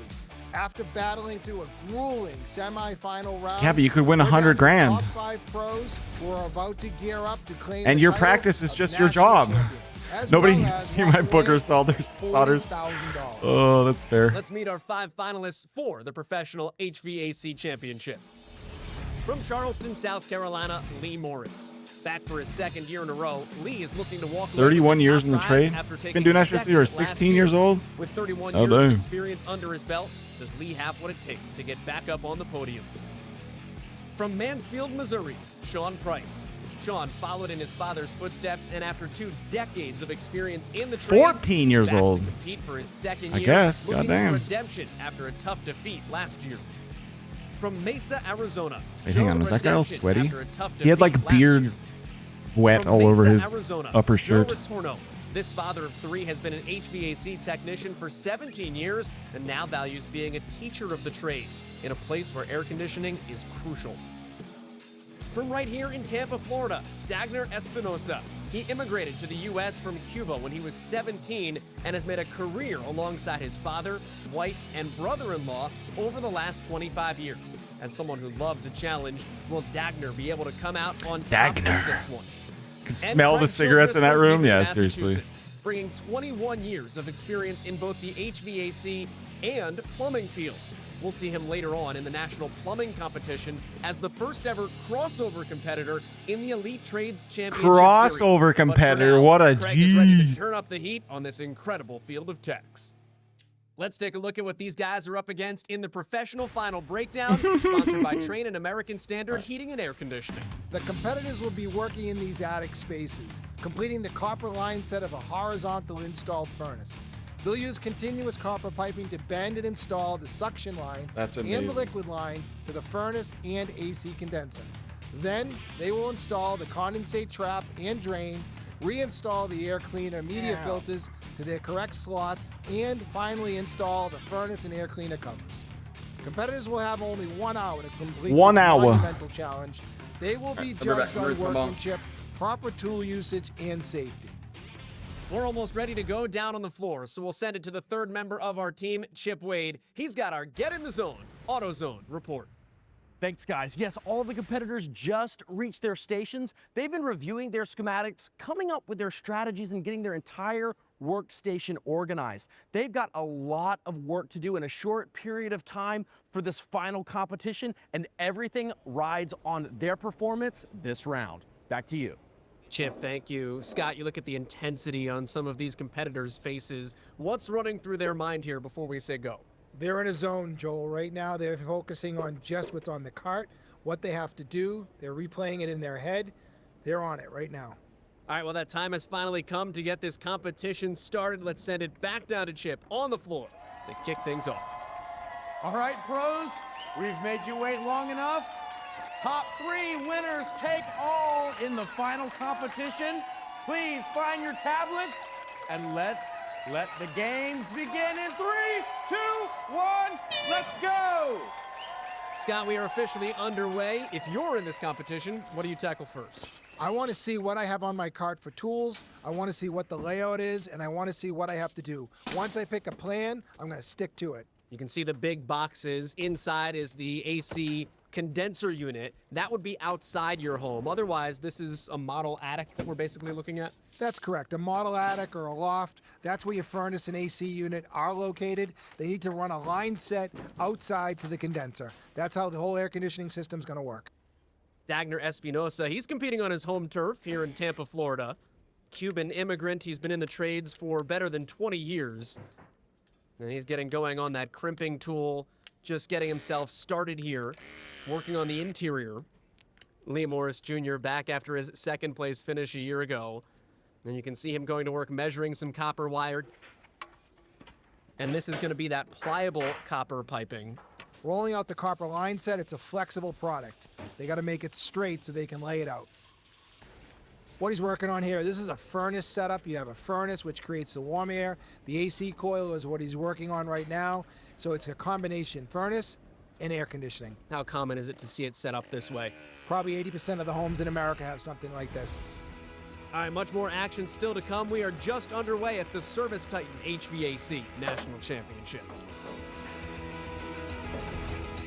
The 2023 Service Titan HVAC National Championship on CBS Sports Network is sponsored by Service Titan, the all-in-one software platform for contractors in the trades. Ideal, the electrician's champion. And by Johnstone Supply, contractors' preferred source of equipment, tools, supplies, and training. Welcome back to Tampa, Florida, the 2023 Service Titan HVAC National Championship. Earlier today, Chip Wade caught up with Angie Snow about why Service Titan is so committed to the trades. We're here with Angie from Service Titan. Thanks so much for being here. Obviously, there's pros hard at work in the competition right now. What is it? Copper being bent. This is the soft drawn copper that I was speaking of, more common in a residential application. It's the guy only time to wear hard hat glasses. It's usually hard drawn. That's so and you funny. have to use fittings. This is a good example of how a power bender will help you out save time. And if you're at home saying you can't bend copper, it's the type of copper that allows you to move it. You're absolutely right. You can see Joe, he's really trying to get this measurement correct. He has to go up to the top ridge and bend over to the left. If he makes a mistake, he may not have enough copper to finish the project. How much copper piping do these competitors have? It looks like they have about 35 feet. I would So I would think they love have to about see this for 1.5 every times industry, what they need. Doesn't give them a lot of options. food prep You industries, have to be fucking precise any here. kind of These are service very critical industry, like measurements for Dagner Espinosa. He has to make sure that Auto he applies mechanic the correct shit. measurement to that pipe. When he bends it, if he makes an error, he's going to have to redo it or Service put in a Titan, your fix, iPad and app that's is gonna fucking cost him. terrible. That's A funny. ton of the work that these competitors have today deals with the copper piping. They're judged on at least 4 different areas. Ooh. It looks to me they're all taking their time here. They're not used to using this power bender. It's a fairly new tool to the market, but it gives them great options. You see Joe Retorno working on the settings for this power bender. Describe the uniqueness of this implement. That tool will bend all the different size line sets that we would use in a residential application. It's a great product, a little bit of a learning curve, but once you figure it out, it's a game changer. Makes things quicker. We are watching the faster, 2023 Joe Service Retorno Titan is no stranger HVAC to the National heat. He is Championships from in Tampa, Mesa, Florida. Arizona, and he's been working in the trades for 17 years, valuing his work not just as a tradesman, but also as a teacher. I'm NATE certified, BPI certified. Apparently never. I saw it. Frax fucking sent this shit to me on Instagram the other day, and I was like, I need to watch this on stream. So that we can elevate everybody. My name is Joe Retorno. I'm originally from Illinois, and I've been doing this for going on 17 years now. I don't need your life story, man. Show you Not working on only is he very HVAC. knowledgeable, but he can teach that well to people. We built a 1,000-square-foot house inside of our training facility, so the technicians Damn. are getting a real as That's cool. possible experience of going through. I would absolutely love to win. Thanks for Brazil. Not good. It's going to cost. Like as we get a look at 2 weeks, I'll have you out running calls. And it looks like as we get a look at Sean Price here, we might have an issue with some of those bends. Probably just user error at this point. It looks like he might be kinking the Oh, way to line go, set. Beardo. That's You not suck. Good. It's going to cost him in the end. All right, let's check in with Chip. Sean, how's it going, man? Not great, not great, but it's going. Tell me what's happening. Well, the tubing bender, the little tooth on it for 7/8 was a little looser than I would have liked it, and it just moved around as I was. Oh, it crimped it just a little bit? Yeah, it just gave it a look. Is that going to affect the flow? Possibly? Possibly. I'm trying to debate whether to cut it out and couple it, or I don't have enough tubing to redo it, so. And it's just one little setting on one of the tools. It Yeah. doesn't take much Yeah. to I mean, go they just awry. click back and forth to different sizes, so it was just a little off like that. So many things can trip you up, huh? Yes, sir. All right. Chip thinks. Scott, Sean said it may affect the flow. Will it? Oh, yeah. Absolutely. It needs to be addressed. What are the ways to fix this? There's 3 options. Leave it alone. Maybe the judges won't get it. Second option, cut it out. Rebend the pipe. I'm not sure if he has enough pipe. Third option, cut it out and use a compression fitting. Yep. First That's the time we've move. seen this, Craig Childress All is right, bending, sweet, I I'll be think, back. some already attached copper piping. One of the beauties of these power benders, you can just work them right in place. That's Nice cool. feature. Lee Morris Jr., 31 years in the trade, and you see him using a very specific type of cutter. That's a tubing cutter, Joel. It needs to be done when you're working with HVAC lines. It leaves a nice, perfect round cut that needs to be reamed afterwards. That's different than a bandsaw. How? You would never use a bandsaw in any of the refrigeration world. It leaves shards of copper inside, which can muddy up a compressor later on down the line. It's a big problem. When you talk about reaming, that's just smoothing these edges out. When they ream the pipe, they go on the inside to deburr it, to take any of the sharp edges off. It creates turbulence with the refrigerant as it goes through the line. Well, hopefully no turbulence for these competitors. We are heating up in the Sunshine State as the competition rolls on for the 2023 Service Titan HVAC National Championship. Welcome back to the 2023 Service Titan HVAC National Championship here in Tampa, Florida, where the professional final is underway. Scott, being an HVAC pro yourself, why is it important to see competitions like these here? Well, Joel, across the trades, and especially in the HVAC field, there is a huge need for these technicians. The people entering have so much opportunity, so having a competition like this means a lot to the industry. Speaking of techs entering the trade, every HVAC pro was once an apprentice, learning the ropes. And the skills of the nation's top 15 apprentices also were on display here in Tampa. So let's take a look at the apprentice competition from earlier today that's brought to you by Johnstone Supply. The apprentice semifinal round was a task dedicated to their workspace. The apprentices were expected to prepare the furnace units and gather the necessary materials from the Johnstone Supply store. Now, most apprentices were able to complete the job, but others were left out on the floor. These apprentice techs gave it everything they had in the 45 minutes of allotted time. I thought I wasn't going to sweat this year, but here I am. The apprentice final was to move the furnace unit into the loft and place it according to the specifications provided, which is typically a two-person job. There you go. These techs, though, were expected to complete the task in 1 hour alone, many of the apprentices struggling, whether it was the result of holes being screwed incorrectly or furnaces not being installed level.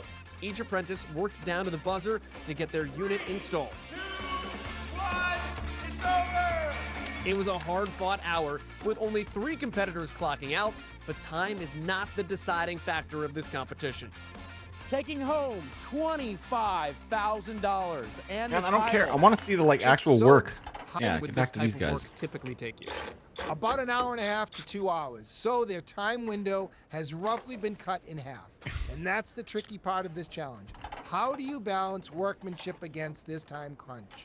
The pro who wins will be whomever is able to work fast, keep their composure, but still do a quality job. Joe Retorno marking all of his copper piping with a marker. That is something the judges look for. Are you making the right measurements and are you tracking them on your tools? They are required to make marks. They are required to cut them a certain way and prep the pipe by reaming it and scouring it. Oh, that went Very in fast. important. Jesus. Dagner Espinosa fastening the copper piping to what would essentially be the outside of the house here, running it into the air compressor, and he's got a little bit of an artistic bend. Got a little bit of an offset there, Joel. It looks nice. Going into that condenser, he has to make sure that everything lines up perfectly. He's doing a good job. I like to see it. Lee Morris now up mounting this copper tubing. Joel, you can see the span of that pipe that they have to work with here. This is a two-person job. Clearly, they're adjusting to their elements here. Lee Morris is mounting his copper piping. Craig Childress Artistic seems to be bend, far yeah. out ahead of the pack. He is starting to connect that copper tubing to the air condenser. We see a lot of copper with HVAC. Why does this metal work particularly well with this medium? The corrosion resistance is excellent, but also you can work with it in the Ooh, field. yeah, the You can close-up see on the he's using crimper. these Let's go. compression style fittings here. It's a game changer for the industry. Prior to this, it was always done with brazing. Now, with these compression fittings, you use a tool. It's just as strong, if not stronger, than the brazing in the past. Expensive as shit, I Sean bet. Price working at the other end, back at the AC coil. Ooh, you don't have enough fucking... It's not quite. And now here's that cut from Lee Morris Jr. Lee Morris using a street 90 there instead of a conventional 90. Fit right into the bell end of that fitting on the AC condenser. I like his style. When we come back, the professional final continues here in Tampa, Florida at the Professional Road to get HVAC tech in America. Our 5 pros have had a long road to get to this point, so let's take a look at how they got here, thanks to our friends at Monroe. All of the pros had their face in the jug, like copper pipe look 7/8, but he's different than Scott Sorry. Craig Childress is now onto his liquid Crimps line. only warranted That's to different than 15 what we years. were watching Interesting. earlier. A lot smaller, Joe. It's only 3/8 instead of 7/8, but he's still making a nice, tight bend with that power bender, it looks nice. Lee Morris, we saw connecting his copper piping on the outside. He's now back in the attic. Looks real good, Joe. You know, everything comes Oh off yeah, the it's AC all coil commercials real to nice, pay for this. Goes Yeah. up nice and straight. I like to see this guy's quality work. It's really so sad. impressive. Workmanship It'd be is so one of much the more big entertaining factors if it was in the just judging about for this this shit. competition. Craig Childress looks like he's well out in front of his competition, his wife Rachel looking on. Although Lee Morris is onto that liquid line now too. Gotta hate soft copper. Lee Morris Jr., not a fan of soft copper. Why would that be? It's super when you're trying to be flexible, but when you're trying to make it look straight, it's really difficult to work with. It wants to go all over the place like a slinky. Sean Price going to take that slinky and bend it on the ground for some stability. You know, I didn't see him make a full 90-degree bend there. I'm not sure what Sean's doing. That was a partial bend. But we'll see what happens. Although the same can be said for Espinosa here. Yeah, he looks like he aborted the mission here. He's going to try something else. Craig Childress, in the meantime, may be a plumber by trade, but his HVAC work has the other competitors sweating a bit, intensely focused on the task at hand and letting his work do the talking. This has been an unbelievable experience. If you are work here all the time, my wife's told me. My wife. HVAC muscles here as well. Multi-sport tradesman. He's kind of the Deion Sanders, Scott, of the trades. Absolutely. Deion And with Sanders. plumbing and HVAC, there's a lot of similar Instant techniques. replay on the fucking Bending, screw in. Let's brazing, go. Soldering, gluing, and there's a lot of similar products. Copper, PVC, metalwork. I love to see this. There's going to be a lot more of this in the future. As we continue here in our HVAC competition, Lee Morris getting things measured up as the pros continue working. Who will be the first to finish? Gonna take a short break, but stick around and we'll find out in Tampa next. As we take a look at Craig Childress. You can see, Joel, how the liquid line is so much easier to install. Number one, it's a lot smaller. Number two, he's following along the suction line, which is already installed. Less guesswork, less measurement. He's on it quick. I love it. About halfway through the competition, let's check in with Chip Wade. Thanks, guys. We're right at the halfway mark. The guys are making great progress. Now, it's interesting to watch everyone's approach. Some of the guys are actually having a little bit of trouble with some of the copper bends. Sean had a little hiccup, a little bit of dent in the pipe. I'm sure that's going to come back to bite him here in the future, but Lee is doing really, really well. I think he's got a really strong chance. Of course, Craig's also crushing it. A fast worker. This is going to come down to the end, neck and neck. Back to you guys. Chip, thank you. Scott, you said early on, this is a job that could take an hour and a half to 2 Well done, Chip. hours. Are you impressed with how quickly some of these competitors are getting this job done cleanly? Certainly am, Joel. It looks great. There's still a lot of work to be done. Let's hold on to our seats here. It's going to pick up the action. Working on that liquid line dryer right near the AC condenser, a required step in hooking up this condenser. What does the liquid line dryer do? The liquid line dryer removes any particulates or moisture inside this sealed system. You can see how Craig uses this tubing cutter. He's probably looking the other way, Joel, thinking of his next step. This is second nature to him. Muscle memory at its best. Nice part about here, he's already got the suction line set in place. He's just mimicking that, Joel, making it go along the same path as the liquid line. Dagner Espinosa is getting some love from his supporters in the stands. His father, his wife, his kids, they're all here to cheer him on. Dagner is a Cuban-born Tampa local, and for him, work is a family affair. Let's take a look. Everywhere that you go, Devs cannot make that single day. Dagner Espinosa says he loves the challenge of doing something different every single day. Competing for $40,000, that is something different than your everyday. How's he looked to you? He's looking really good right now. I love his confidence. He's bending that liquid line mid-air. I just love that application of that tool. And you cannot miss the Espinosa family cheering on Dagner in those neon shirts. Sean Price here at the AC condenser. Making his final connections here, Joel. I don't see where the liquid Where's the line timer? dryer is. It looks like he might have forgot to put it in. This is the second year in a buddy. row because I think Max Schwartz was last year's winner, had an issue with the liquid line dryer. He did, Joe. That's a great memory. He actually reversed it, had to cut it out and put it in the other way. Cost him some time, but he still came back at the end with a win. So still some ground here for Sean Price to make up and get back in the hunt. He is chasing this man, however, Craig Childress, full-time plumber. That does not Does look- the HVAC stuff he says on the side. He is thriving in his first national competition. Making the final connections inside at the air handler. Looking good. Pros, 20 minutes left. And Dagner 20 minutes Espinosa until looks it's like is at all about the same over. spot. Looks to me, Leave it Joel, all on he's the just floor, buttoning up guys. his Let's final go. connections with the liquid line. Then he's right there. And time could become a factor if multiple contestants finish and they have the same level of workmanship. The tiebreaker is time. So we're coming on down to it here. Time. Childress, Espinosa, Morris, Retorno, Price. Who will take home $40,000 in Tampa at the Service Titan HVAC National Championship? Welcome back to the Tampa Convention Center. We are in the closing moments of the professional final here at coming the down to it, 2023 boys. Service Titan HVAC National Championship.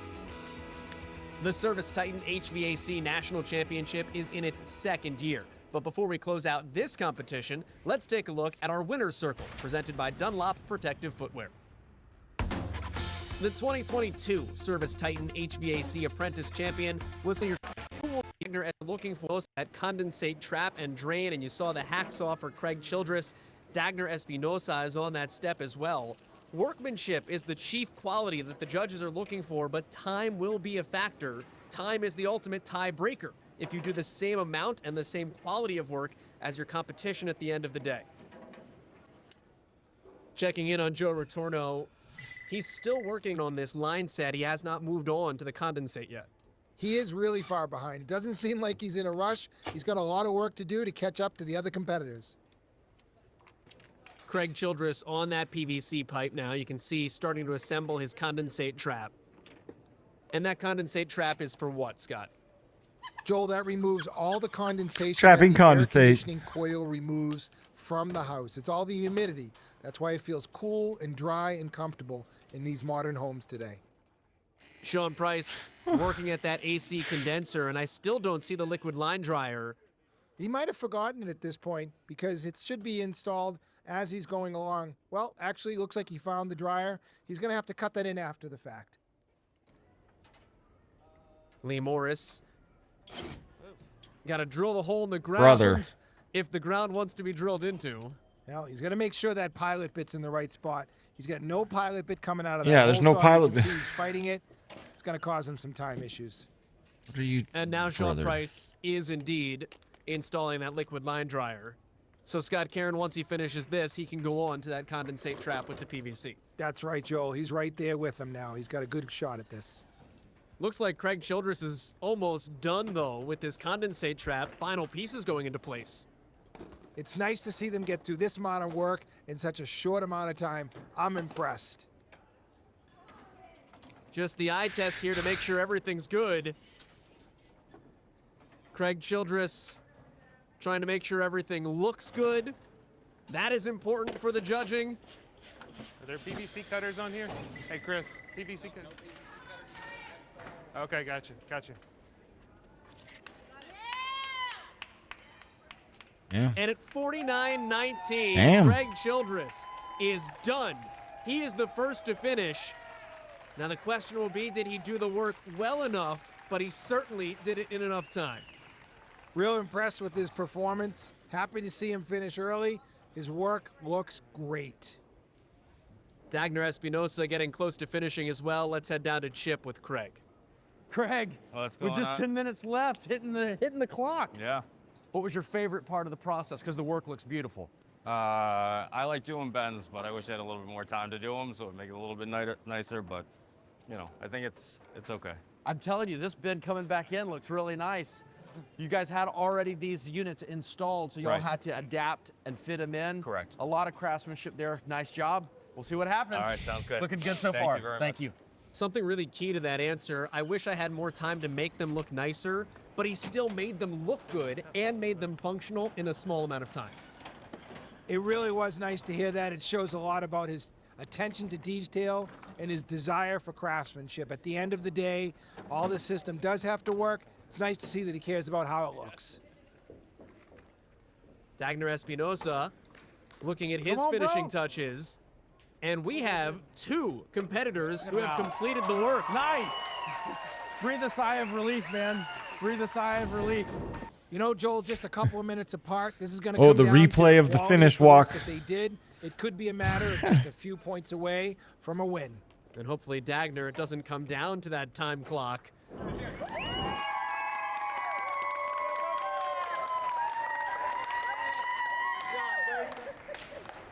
Sean Price has finally moved on from his line set. He's cutting into that PVC, and you can see the two canisters. One of them is glue, the purple one is primer.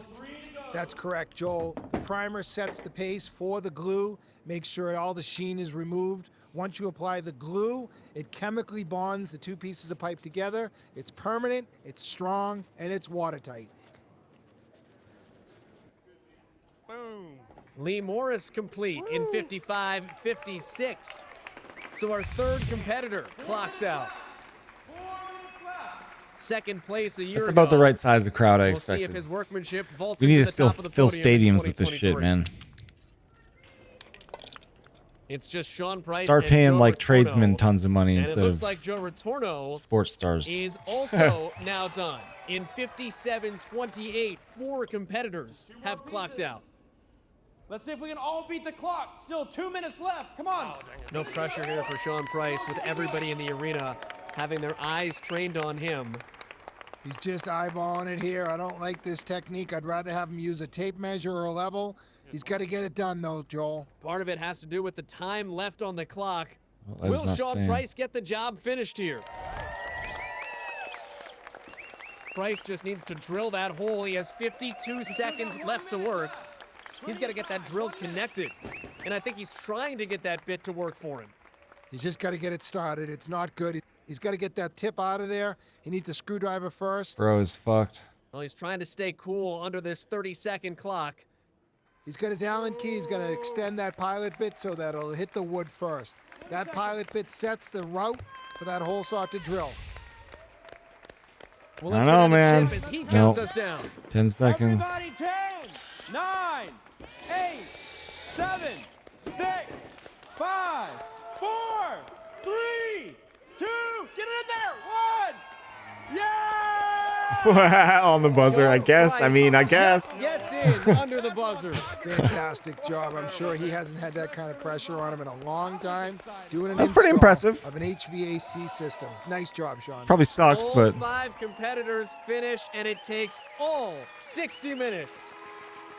One of our top 5 HVAC techs in the country is going home with bragging rights and a check. that guy's disqualified, though. They lost the $1,000. shop because of That's him. when the 2023 Service Titan HVAC National Championship returns. HVAC Service Titan and by Service Titan HVAC National Championship. Tools are down. Work is done. 5 HVAC techs awaiting the judge's decision, and Scott Soon 1 will be crowned the national champion.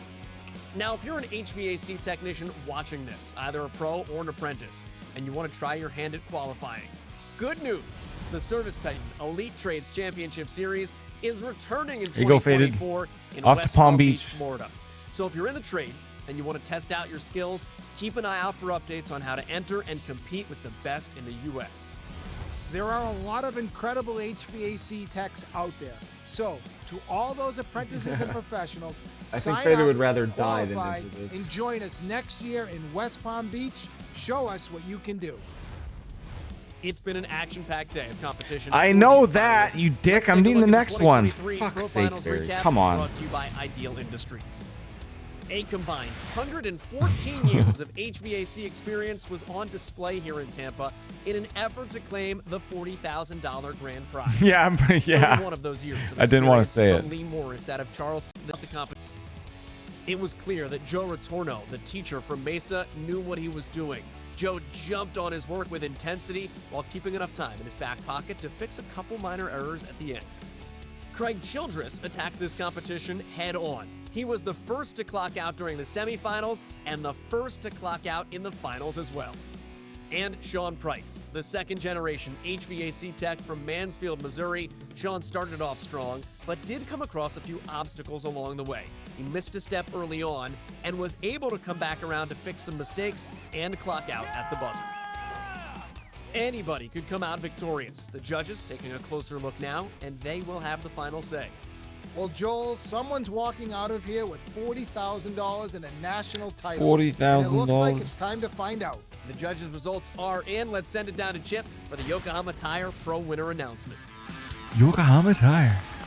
It's time to announce the professional winner of the 2023 Not even really going to show their results Type individually. HVAC This is National a very poorly Championship. presented We're going to competition. start with the third place finisher, $10,000 from Charleston, South Carolina, Lee Morris Jr.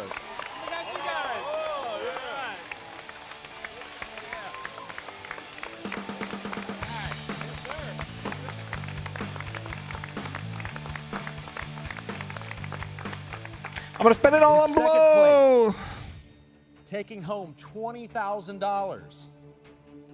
I must say, this was a roller coaster ride, and I'm so excited to announce from Tampa, Florida, Dogner Espinoza.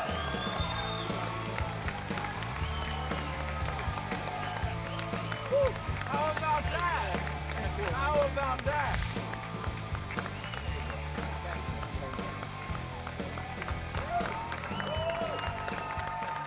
Through this entire competition, Exactly. It's like one night. one man has risen I to didn't the say top, hookers, and just today blow. He's going to the sit and honor roll in of his holding room the eating trophy chicken and as well doing blow. $40,000. Or lobster, eating It's my lobster, honor doing to blow. announce the winner of this year's competition, the pro that's taken it all home from Peabody, Massachusetts, Craig Childress. Your fastest tech is also your top tech. Craig Childress, your HVAC national champion. I love the way that he I like stayed the with trophy. man It's like from Vince. the beginning. His work was beautiful, well executed. You have to Glad have see him up hookers. on the podium. That's just part of the charm of it all.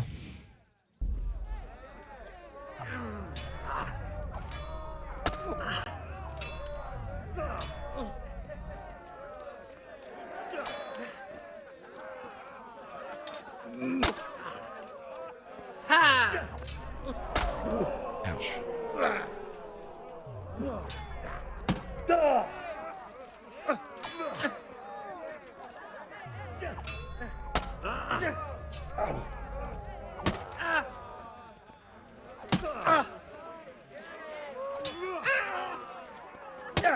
Fuck.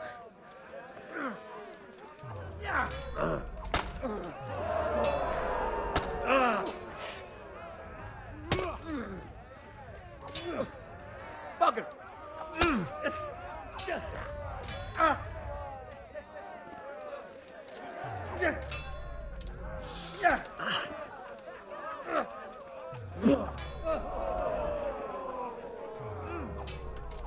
Ouch. Here.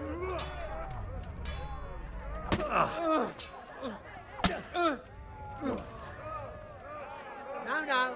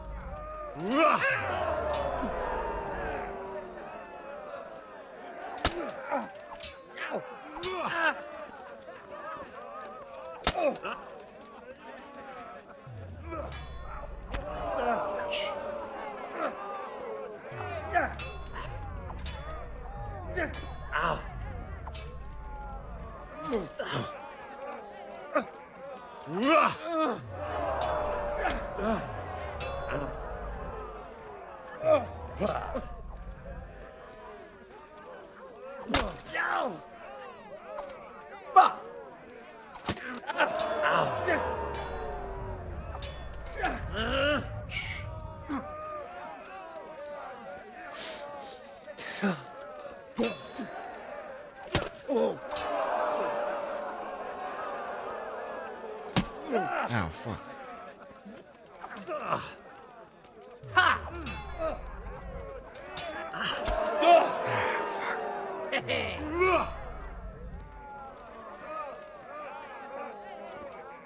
What's up?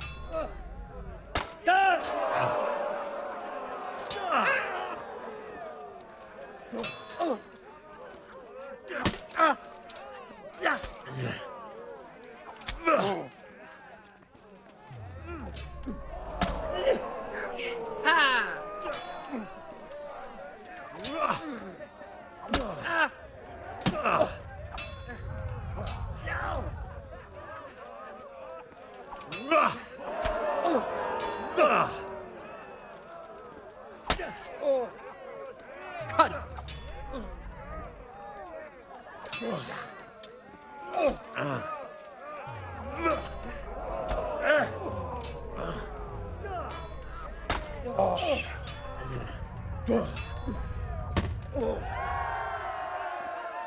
The victor of the second duel is Oops. Henry Fuck. of Skalitz. As victor in this Ah, round, good luck, Never. he shall proceed to the next. GG. So the enemy's health bar is right to the left of my red. Stephen of Dvorets, spearman in the company of Soradzik Kobila, who will measure his skills against Henry of Skalitz from the company of Soradzik Kobila. Let us wish the combatants luck.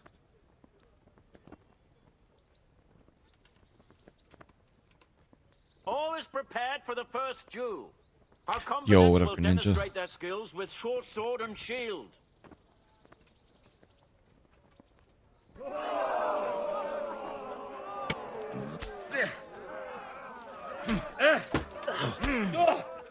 Take that.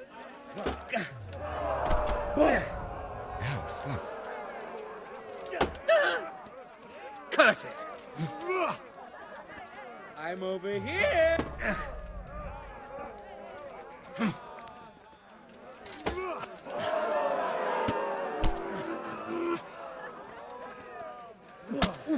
We got him in the head right there.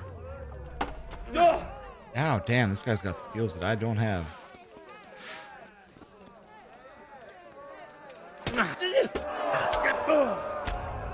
He's fucking me up. Damn, he's fucking me up. Well landed.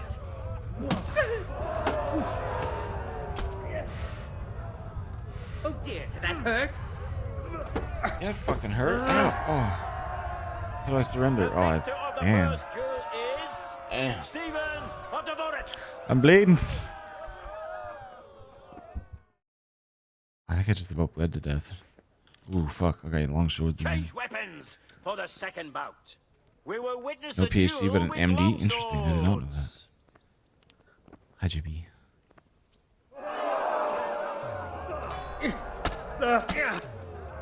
Ow.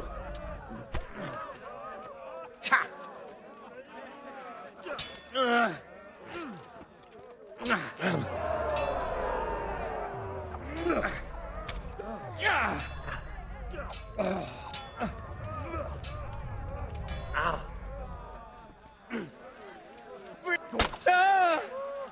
Fucker!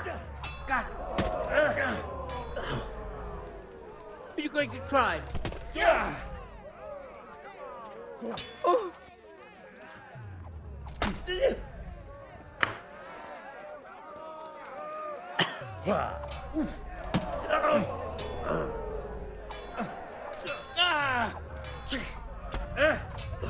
How is he hitting me so much? There we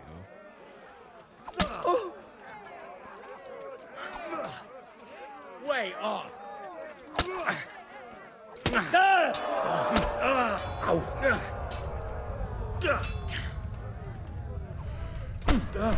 Ow, stop. Come and get.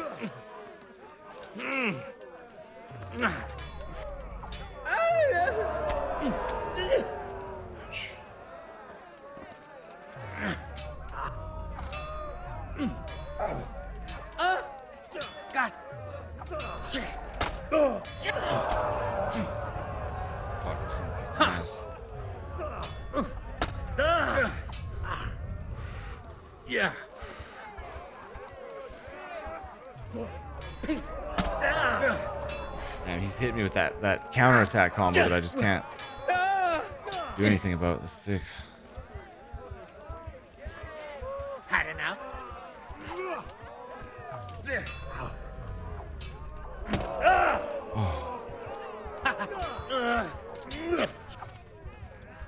I'm over here. Bollocks.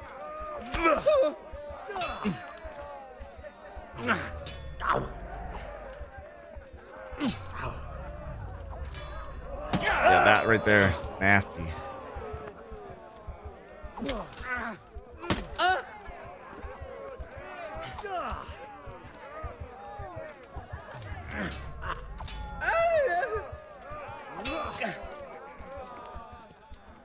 What's the matter?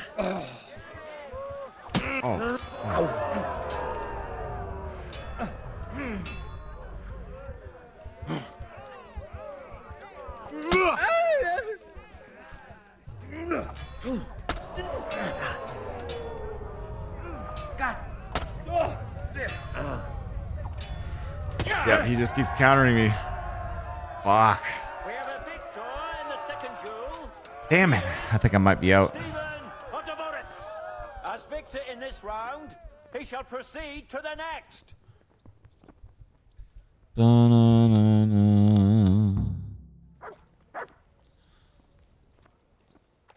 Ugh, that's rough. Trying to talk to me, guy? Oh no. Good luck to you. So do I still have the tournament quest?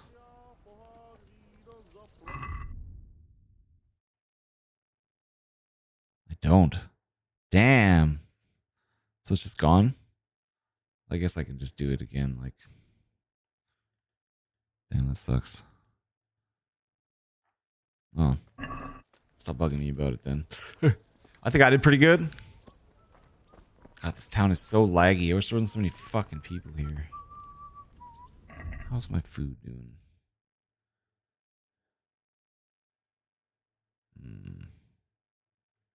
Sword's all bloody. Alright, what are our missions?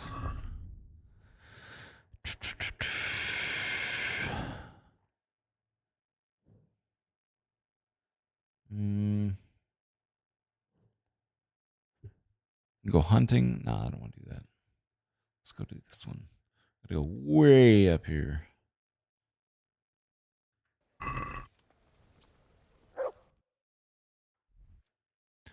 Yeah, it's cool, man. It's nice playing like an RPG like this that doesn't have any magic or anything like that. Like, I love magic and I love all that stuff, but this is just cool that it's a fleshed out, like, realistic kind of world.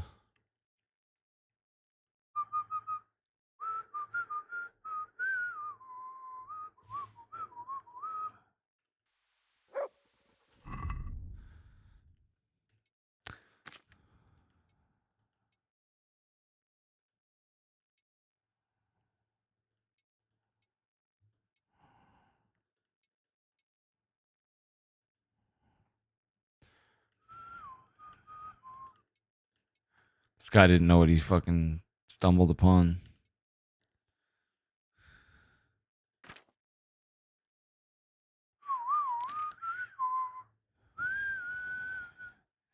Where's my shield? Hello? Where the fuck did my shield? Oh, it's under weapons. Ha, I'm dumb.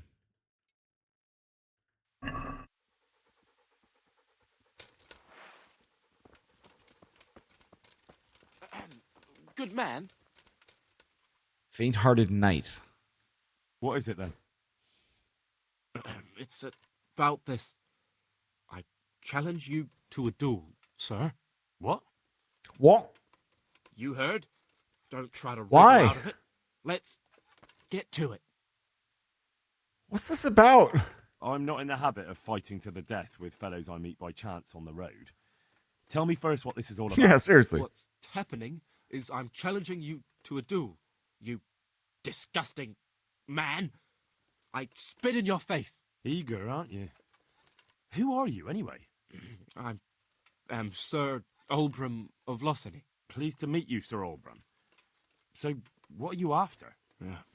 My mother sent me out to get No, some not experience. mom, brother. She's obsessed with tales of chivalrous knights. In short, she sent me off looking for some virgin to save and to win glory in combat. I have to admit, I'm not very good at it. I don't want to fight this guy.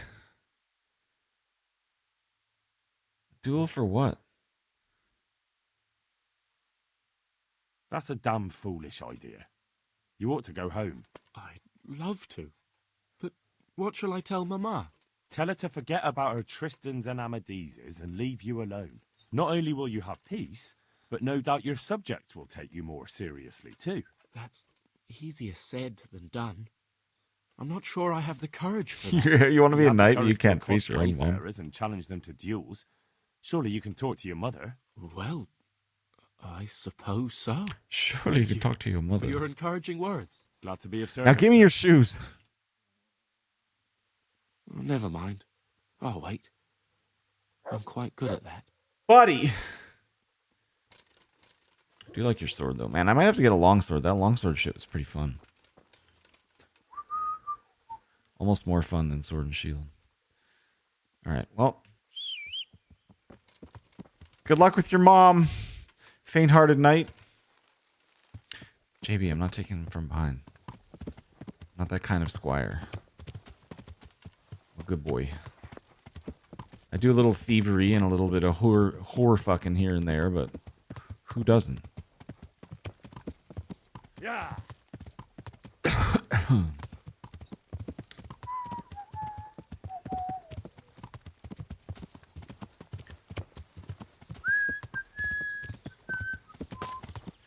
Make some food soon, I think. Wait, what am I doing? It's just fast travel. Although there's a camp here. Let's see what's at this camp. Yeah.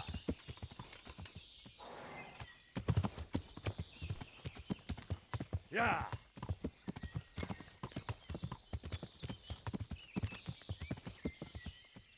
Who the fuck are you people? Should have yoinked it and moonwalk out of there. Oh, these are the charcoal burners. Y'all got some food I can have? Thank you.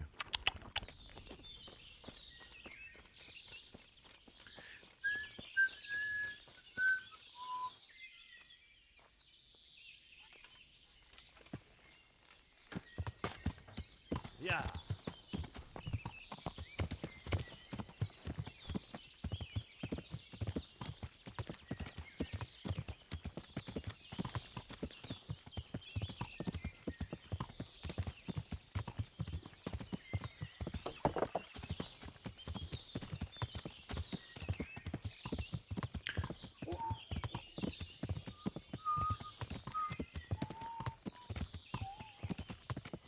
Going the wrong way.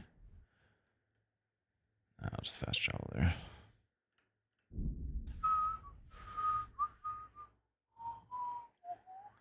You've been ambushed by an unknown armed man. We're gonna fuck this guy.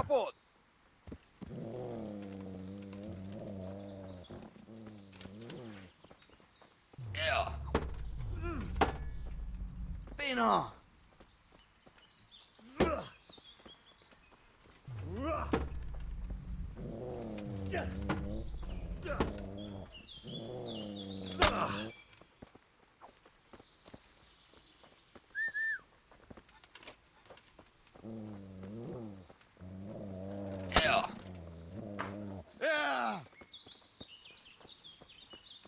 Fight me on the road. I can't see you in these bushes.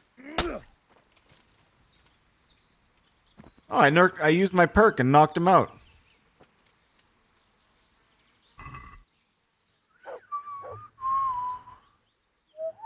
Oh, nice gloves. How much money you got? 14? Bro, you broke? You broke, punk? Take all your shit. To kill him or leave him knocked out? Yo, what up, Fly? Oh, he's a cumin? You killed my parents. Bitch.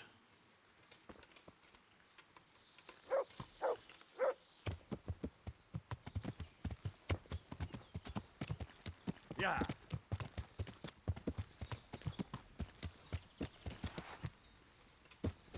Make racing game great again, yeah. Yeah.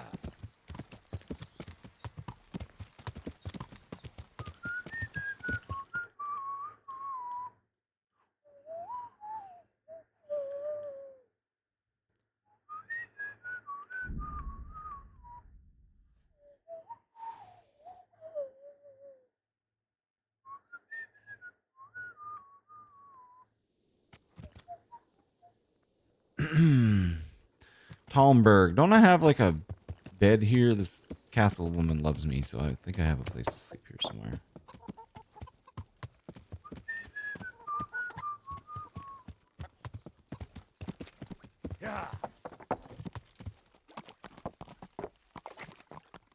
think.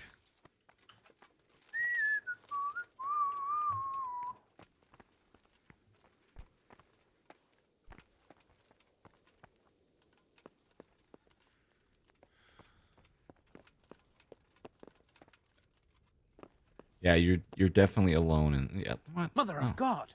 Oh.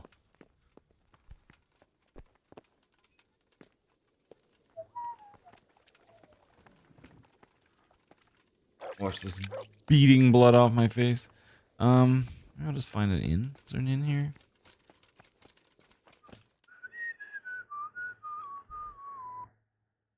Baker. Oh, the inn's like out there and across. Oh, okay.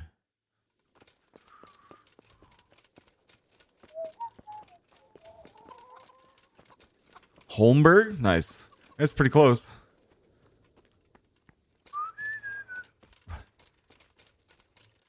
Pretty sure Rockstar might as well just rename their studios to GTA Studios, because pretty sure Red Dead is going to be the last game that isn't a GTA game that those fuckers ever make on account of the money.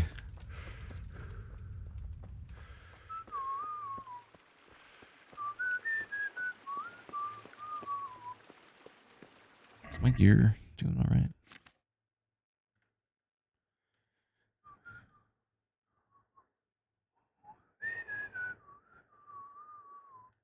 Those gauntlets are pretty sick.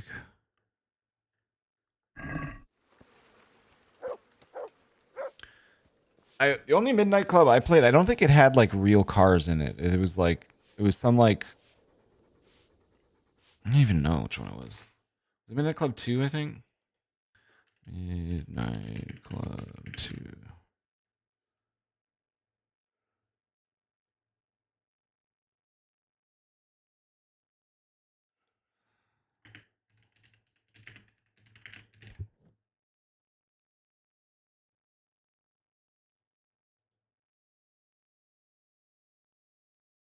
Okay, so I think it was the earlier. Maybe it was just Midnight Club 1 then I'd have played.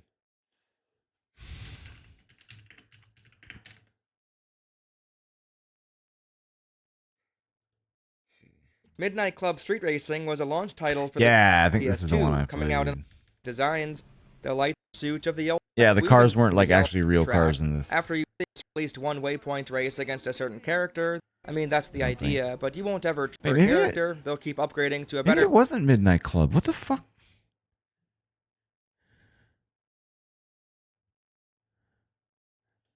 Midnight Club.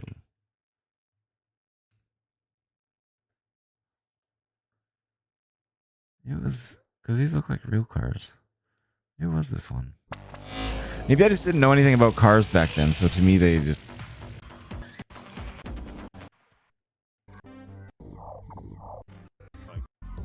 Yeah, I remember. I recognized the big dude, and maybe not. That's like a Kazi. Yeah, maybe it was a different game that I was. That's a weird looking Supra. 1 and 2 are fiction cars. No, it's like a Integra, I guess, with like super taillights. Okay, yeah, I think I remember this car. Maybe, I don't know. Because I remember it had like... I'm pretty sure it was this one. Excuse me. This one seems familiar.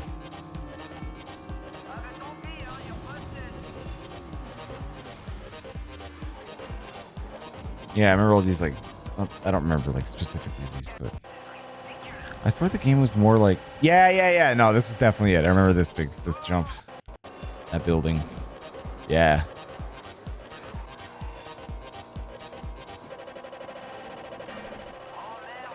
Yeah, the Louvre. Boing.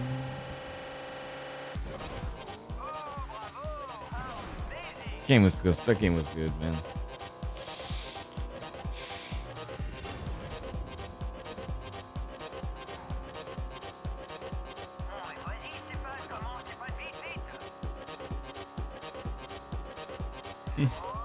And he's just moving. Sick. Yeah, great game. Oh, hello. Can I get a bed here for a night, lad? I'm at your service tonight. Have you got a bed for them? Well, I suppose I could. For how long? One night. Just the one night? No problem. Haggle. What do you say to... That's not... Fine. You like it here? Like sleeping on a cloud it is. Oh, we found another cloud in. Where do I go to sleep? In the loft. There's a door next to the chicken coop. Inside, there's a ladder up to the loft. You find it all set up for sleeping. Chicken coop.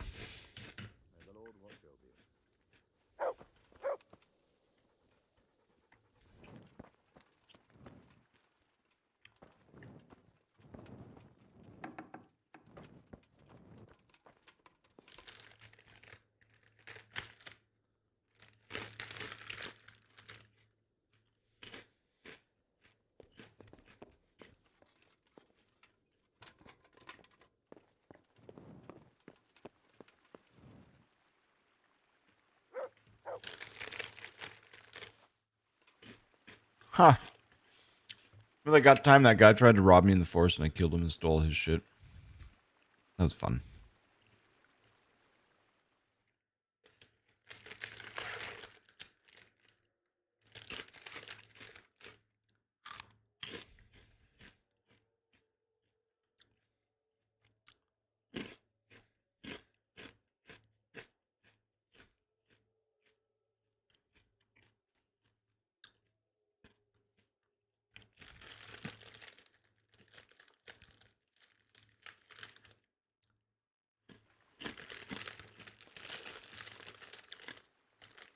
You loved it, JB.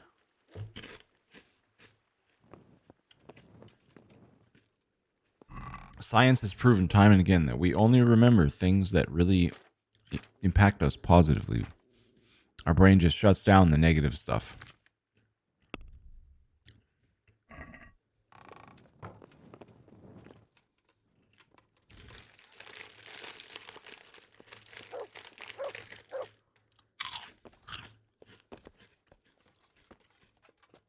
I'm 100% kidding, of course.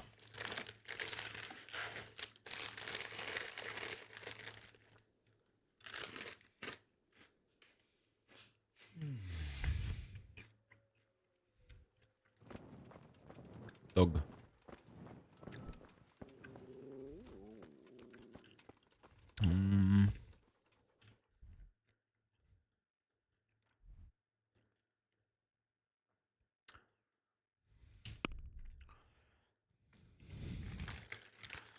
Let's go out and find the woodcutters camp.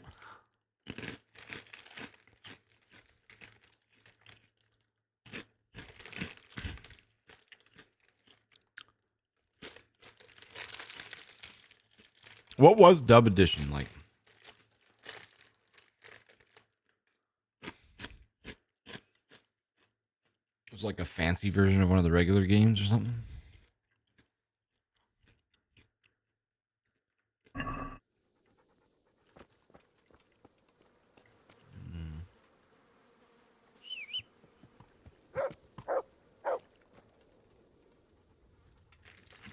Same game, just big wheels. Oh, okay. Interesting.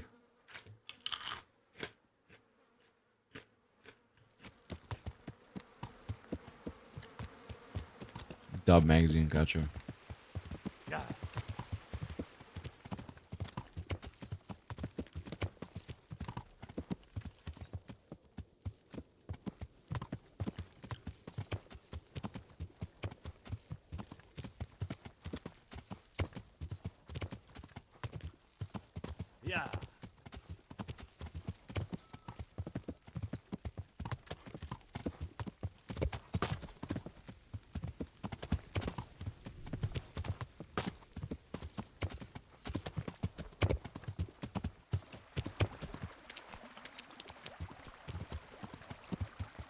Yeah.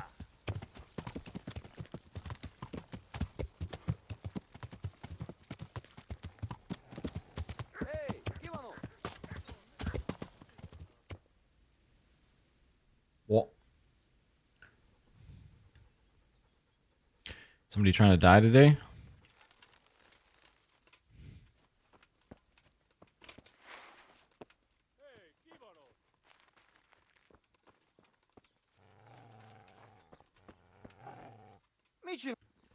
Ah, fuck, what the fuck?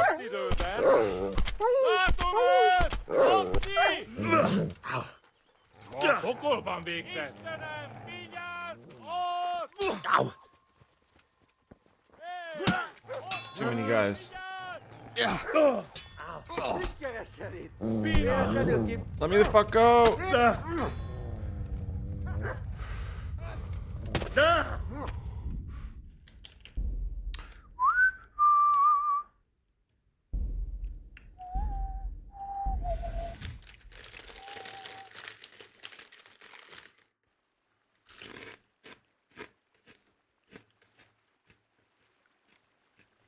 Did I sleep? I did. Dude, I don't understand. My dog is fucking broken. He just doesn't attack anymore. He was like working fine at the start.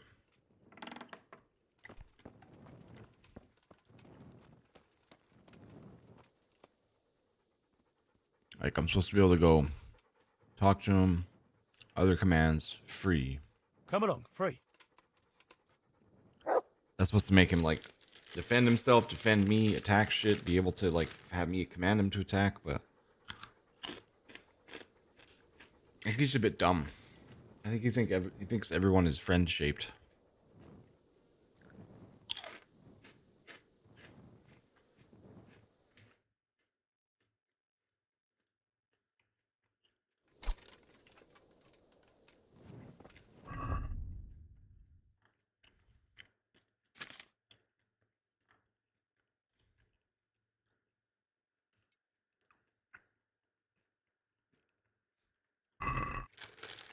I don't think I'll be able to take those guys out.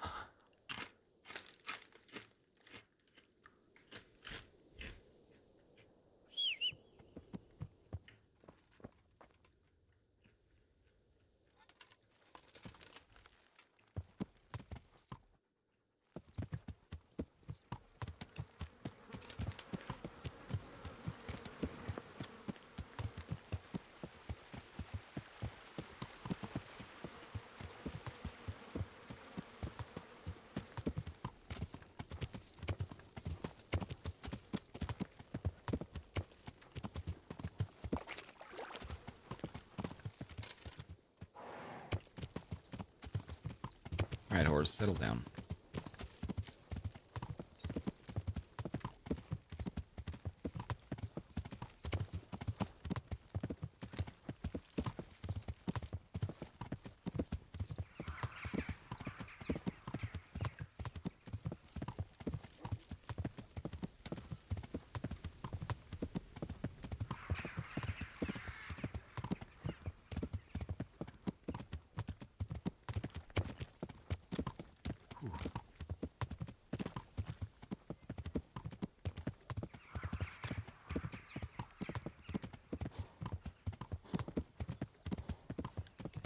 Horse is starting to breathe.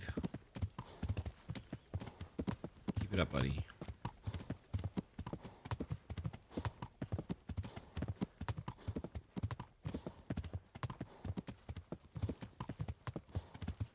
What are these crosses?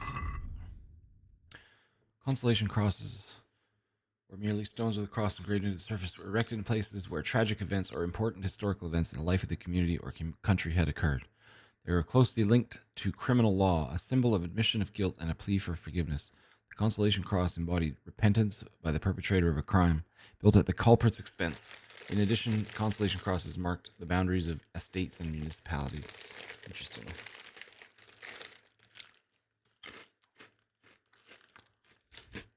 Huh.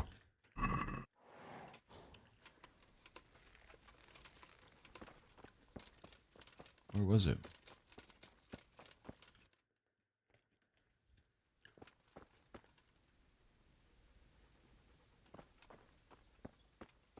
Oh, right here. Sebastian Gillick Weinhold. Fuck, am I running the wrong way?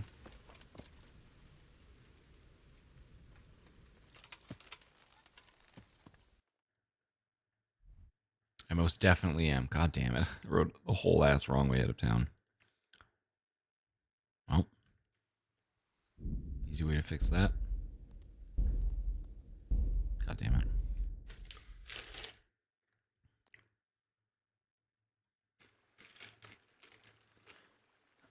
I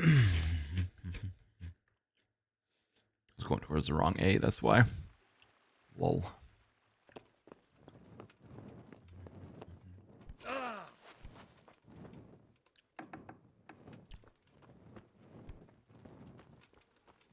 Gotta go towards big A, not little A. Hello. Hello, Orthy.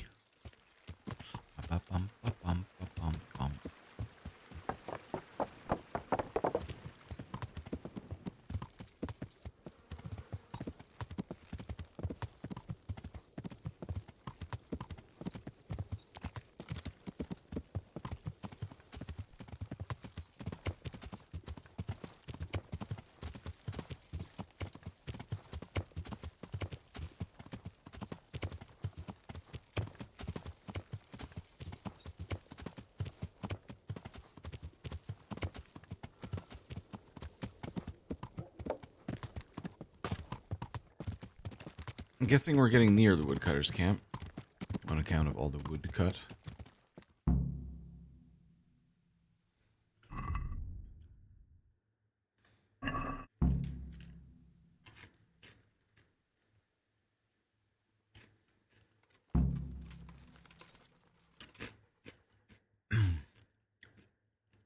What? Go to the fork with the ruined cabin? What are you fucking on about?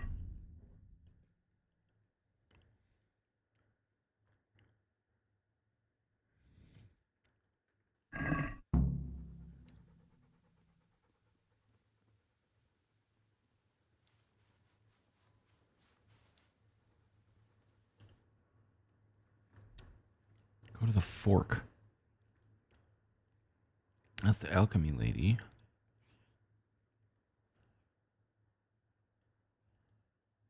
Guessing it's some fork in the road, maybe up north. Usually it puts a marker on my map. The fuck?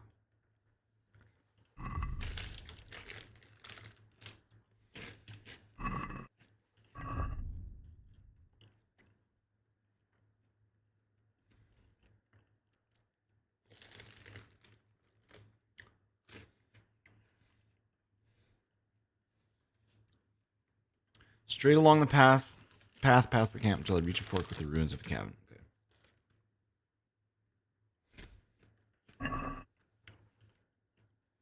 Okay, so we just go past it.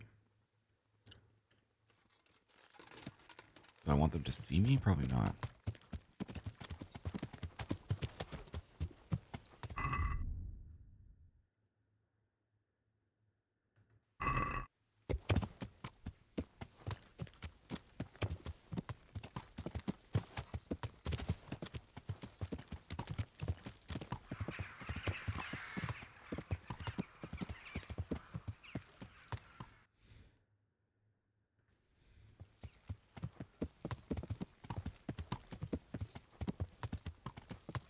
Yeah.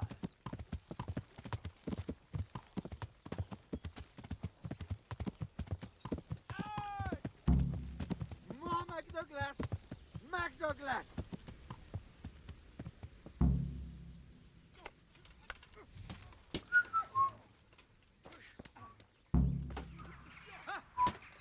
Esta vez ett hårt socket. Oh, fuck. No kurwa.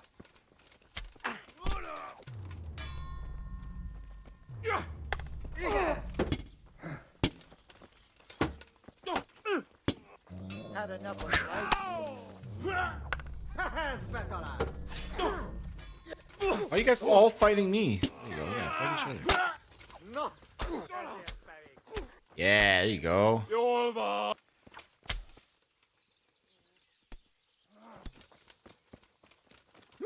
Shut this.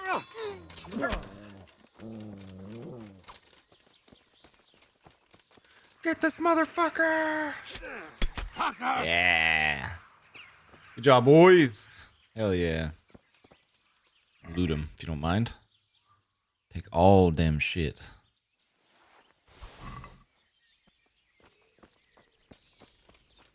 Fucking pussies.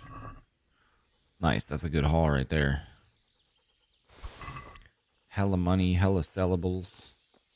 Ooh, he's got cool face armor. Human captain's helmet. Ooh.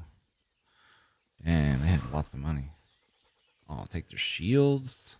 Take their weapons. Everything's coming up, Henry. Not like that, though. Oh, cool shield.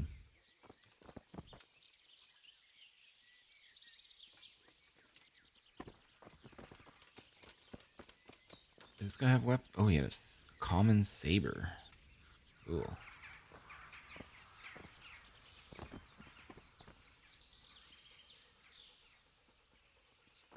Alright. And we continue along the road to some tree of some kind. Take another left by the beech tree and go along the path till I come to another intersection.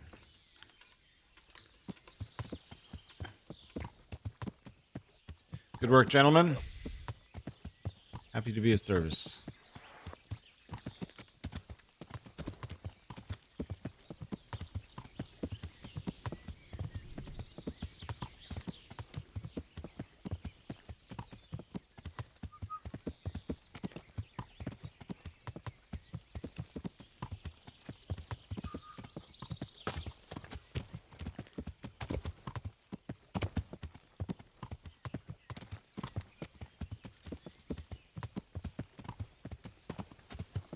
Yeah.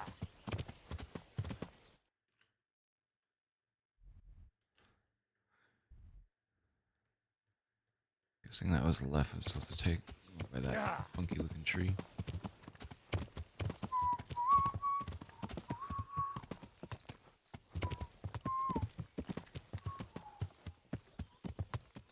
You're fucking 10 ply, bud. Average noob Coco, thank you for the follow.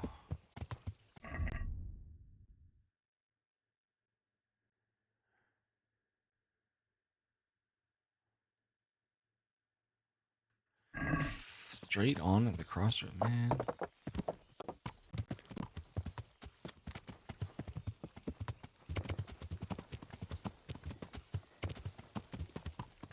It's the Rough Riders anthem, but it's like a medieval bardcore version of it.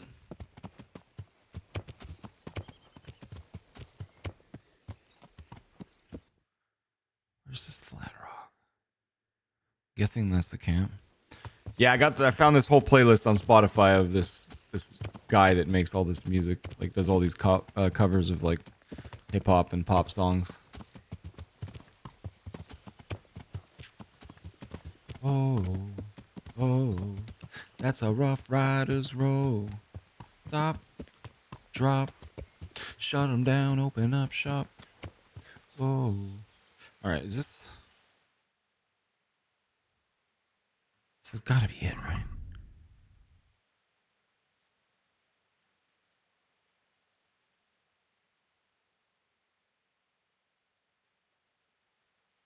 Straight at the crossroads by the flat. I feel like this is the camp, but I feel like I just haven't gotten credit for it yet. Yeah, the guy's name is Beetle the Bardcore.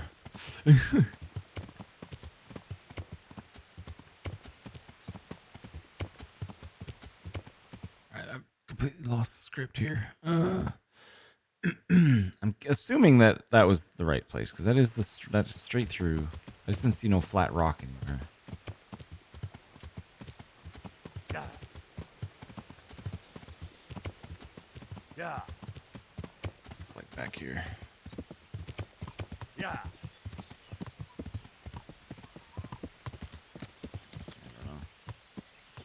Yeah. Are you a Kingdom Come Deliverance enjoyer, Coco?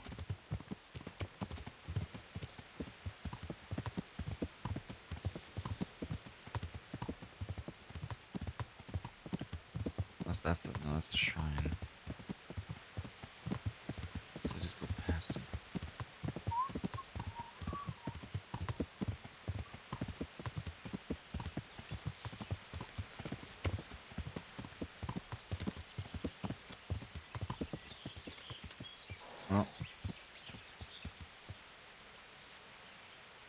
swear I just heard something growl. He is my own doggo.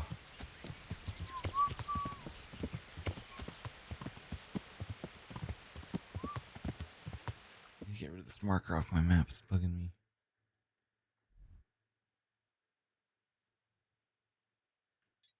There we go. So, if I just try and get close and sneak in.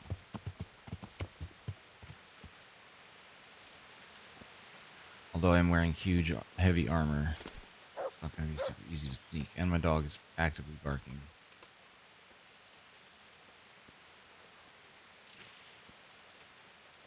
Maybe this isn't the camp, though. Maybe I just haven't gone far enough.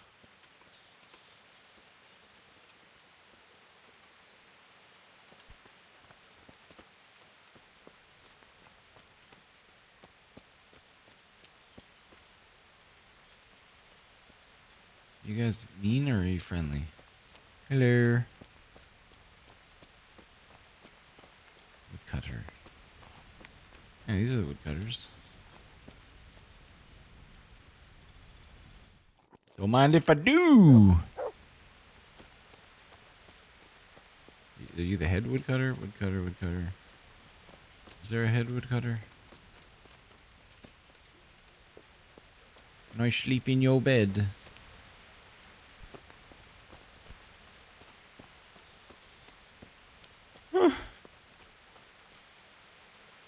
Can't talk to them all. They're just chilling. These are just beds. I'm not trying to steal their apples. Well, I don't know what I'm supposed to do. I don't know.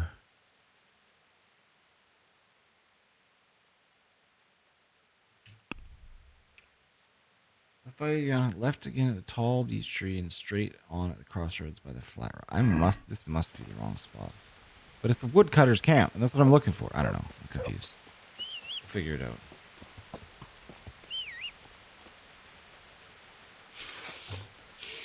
Ow. Oh.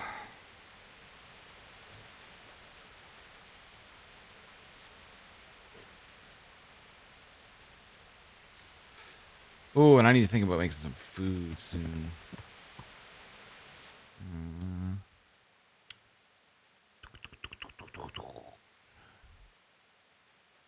Maybe I'm supposed to go like over here.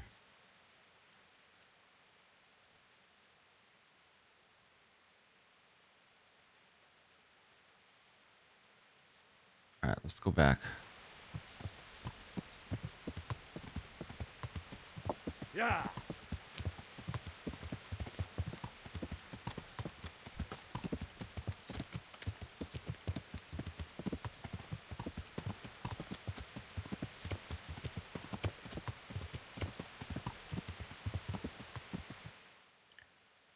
Totally singing for me, hell yeah.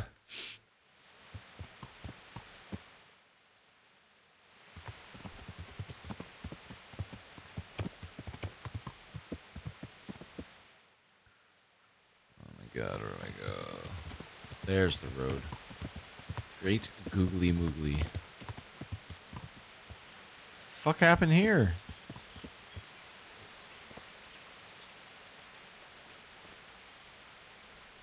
God's blessings. What did you do? You killed him? Me? What do you mean, me? It was you. You killed him. I didn't kill anyone. When I got here, the body was already lying there. What are you doing here? Nearby a corpse? Nearby a murder? Oh, I can beat her on any one of these. I'm looking for humans. I'm looking for humans and killing them. You? Very likely. Why? How I've did got that a funny fail? Feeling about you, but I can't be absolutely sure you did it. That's a relief.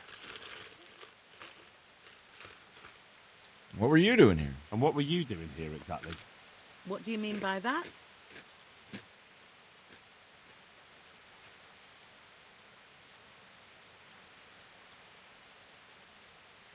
It'll be easier if you just confess. You were looting the body.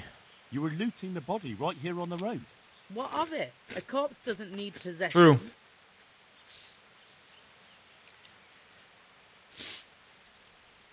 I mean, I kind of agree with her though. Like, there's no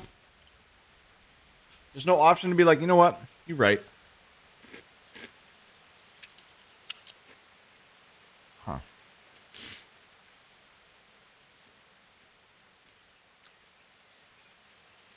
I know what happened. I won't leave criminals to roam the roads. Oh, really? I tell you, if you try to pin something on me I haven't done, the whole fucking province will get to hear of it. I'm sorry. I believe you didn't do anything. Goodbye. Huh. Okay.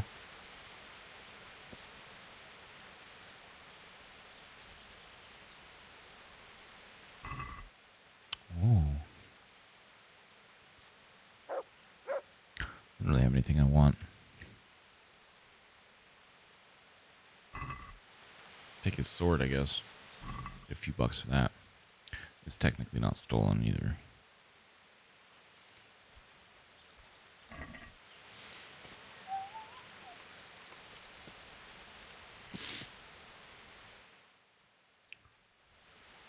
Sucks.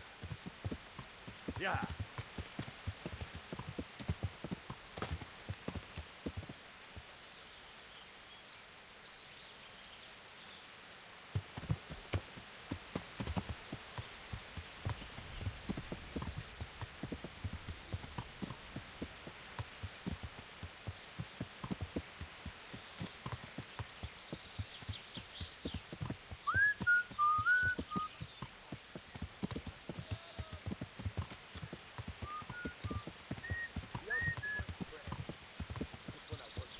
More dudes fighting?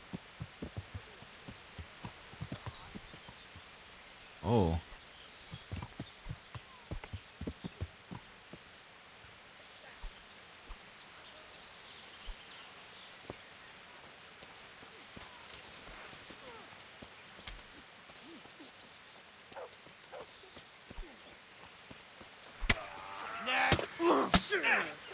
Come here.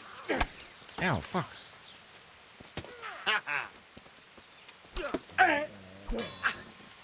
Is that all you've got?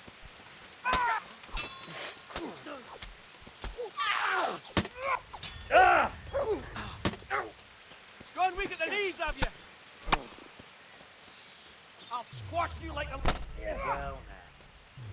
Look what's come crawling out from under some rock. Fuck, my guy's got overpowered. Bring it on!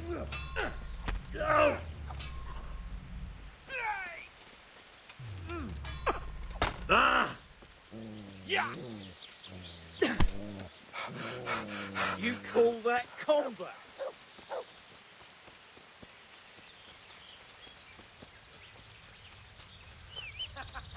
that the best you can do? Oh, fuck. No. Ow, oh, oh. Where's my horse? Oh, oh.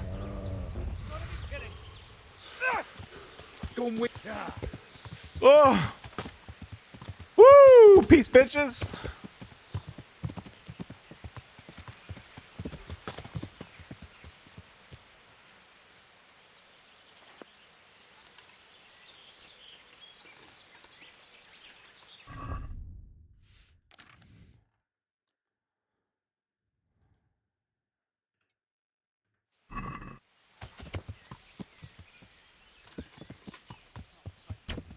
Oops. Hide from me. Yeah. Yeah. I'm gonna enjoy that. I might be able to take them one at a time.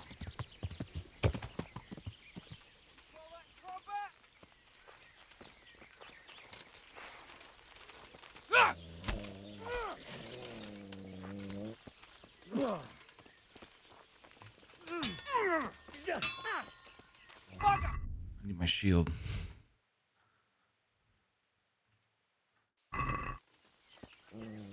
You fucked up.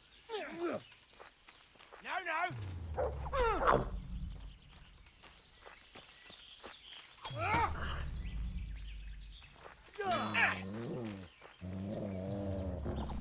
wish my dog would do anything useful.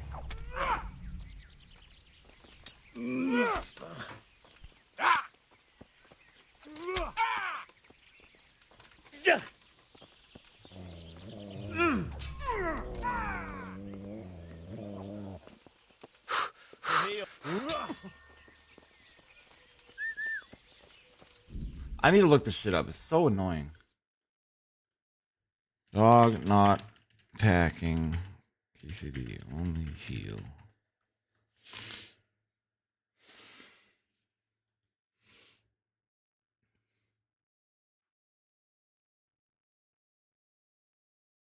Only attack once you get the perk? Ah, okay. So he's, I guess it was, I don't know, it worked earlier. That was weird.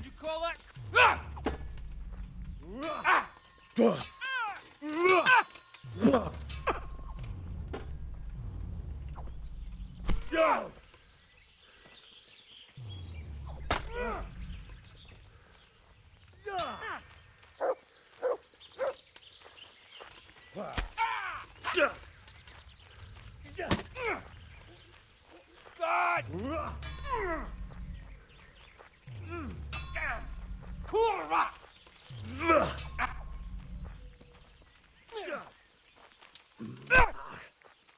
Well on.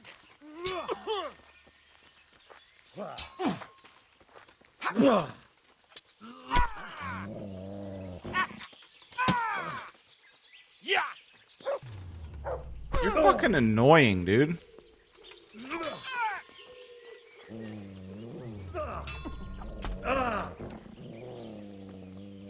Come here, lily liver.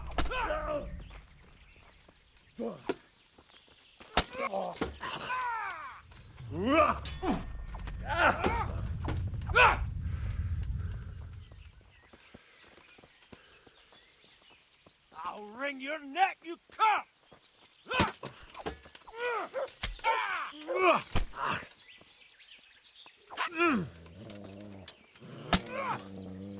Oh, dear, does that hurt?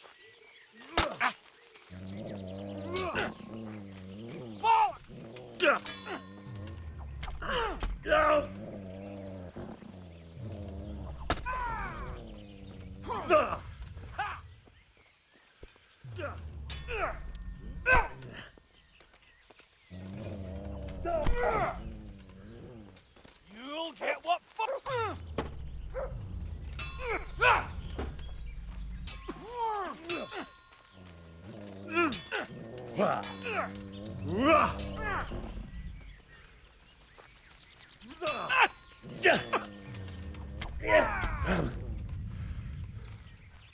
What's the matter?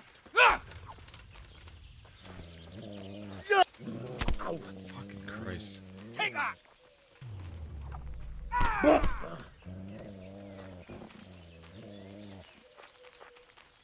Insolent whelp!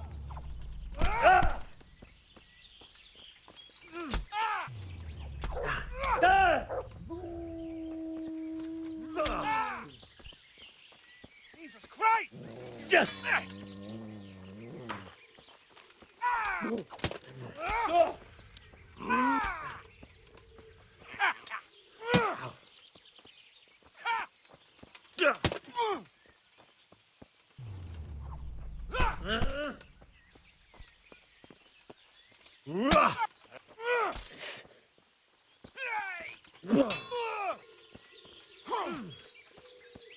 I'm over here!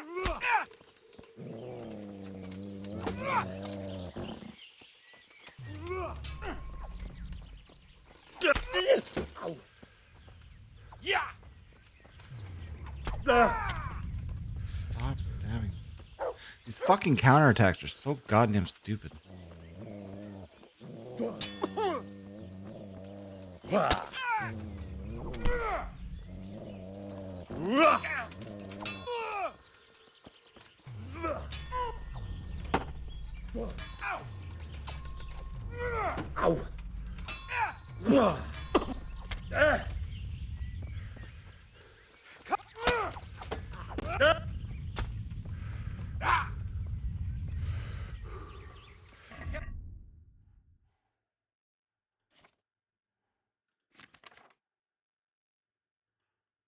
can't use that right now, I guess. Fucker!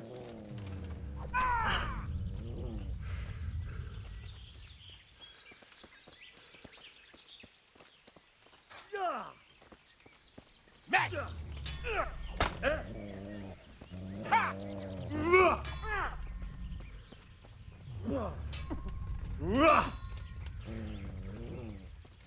I'll slaughter!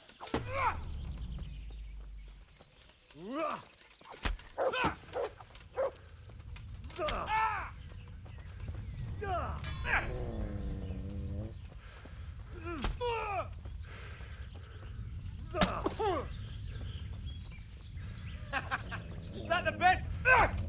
Kinda, yeah. Fuck!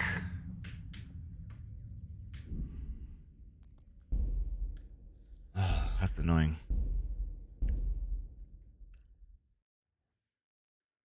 How long ago did I save? That was like a while back.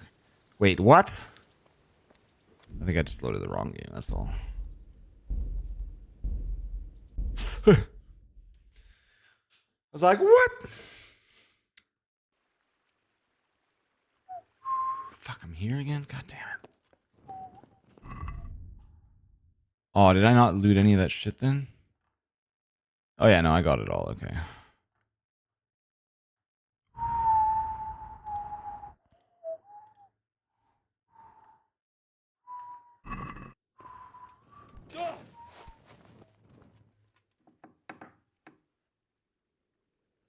Man. So, what does that mean then? I didn't save any of that? God damn it. Just like half an hour of gameplay just gone. God damn it. It's my fucking horse. Why are you in the building? You big idiot. God damn it. Fucking stupid ass horse.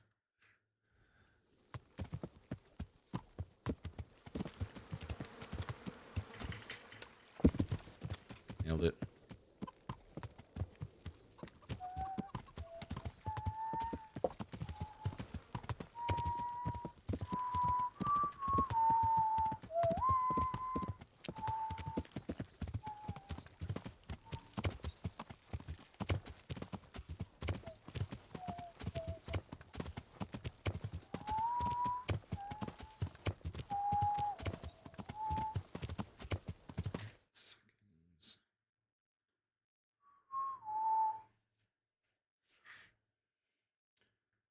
Man, I want there to be all the episodes of Shoresy out. That show was so good.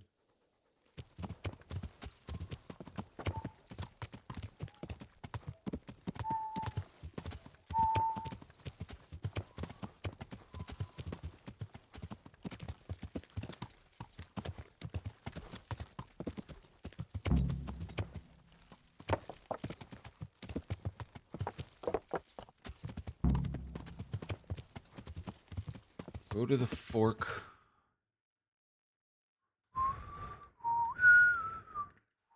It's not the big road.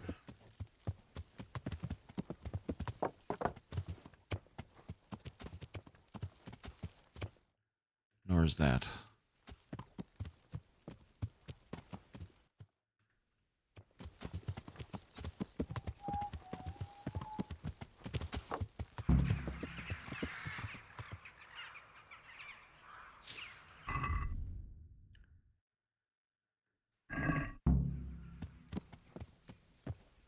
Oh, I definitely went the wrong way last time. Maybe not.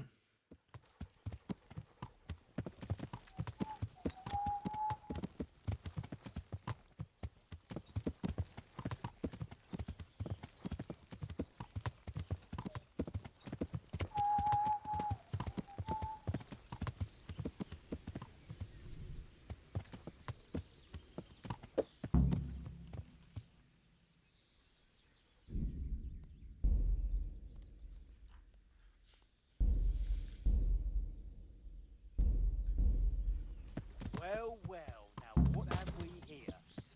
What's that you're showing us?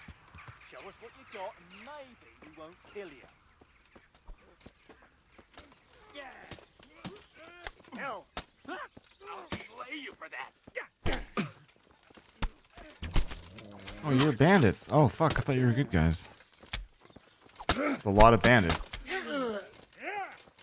Bruh. What the fuck? The best you can do? Well, Hello? They're not all bandits. No. bring it on!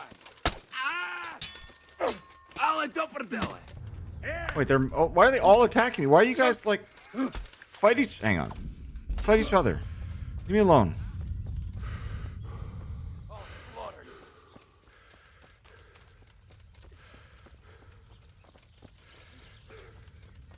Why are you all after me? Come fight this guy. Call that. Jeez, dude.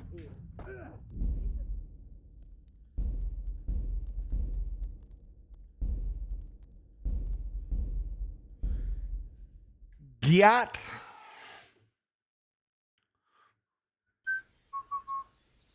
Stop right there. Give me all you've got. You didn't think this one through, did you, boys? Wish I knew who was who. Cause like, it looks like it's like 5-on-1. I don't know. It's hard to tell.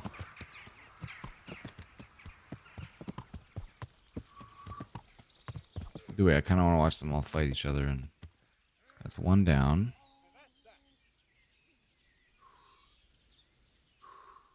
Okay, so there's 2 left. 3 left. Oh no, they're still fighting each other. What the fuck?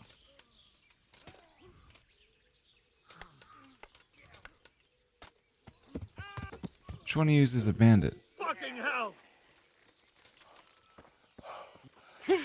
Bro, why the fuck? You were fighting each other 2 seconds ago. Now you're fighting me?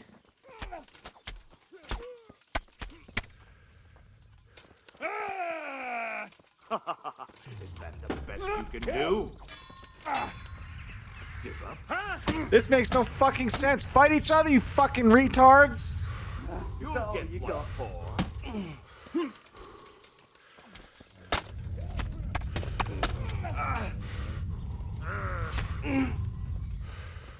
I'm Like, who are you even? You're not a bandit. You're just a fucking knight guy. Yeah, get your ass kicked, bitch. Bring it on.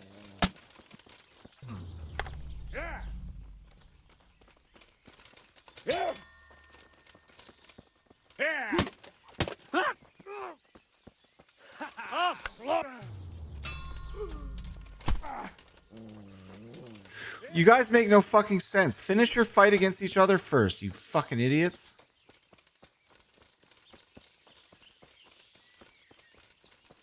Come here, lily liver. Fucker! Blood will be spilled. I'm gonna jot. There you go. Now you two fight. Now you don't want to fight me? Are you fucking dumb? What are you doing here? No, they're not dumb. Tired of Just... life, are you? Okay, well, whatever.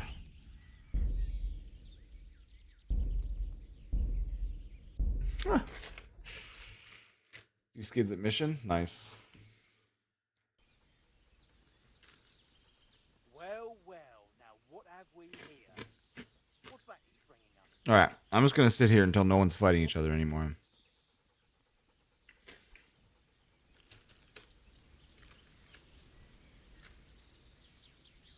Oh, I don't know. I haven't heard from him since then, so I will just assume no. I'm not really. It is what it is. I'm not really tore up about it.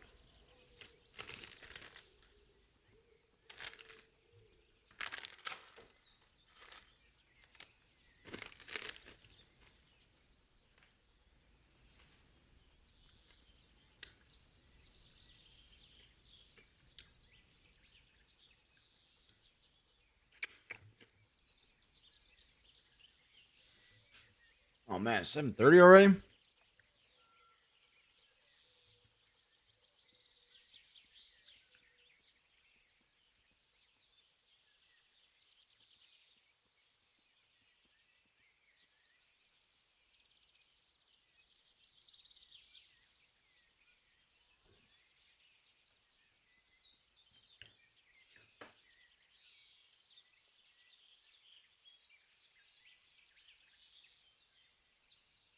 Wish I had binoculars.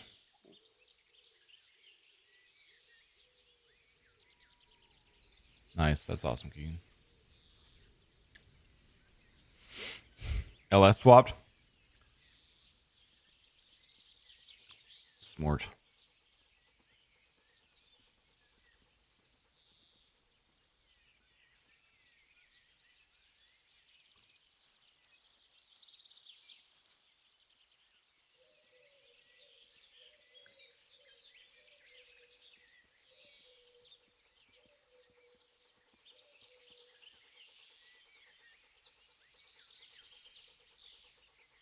There's still 4 dudes left. Like, come on.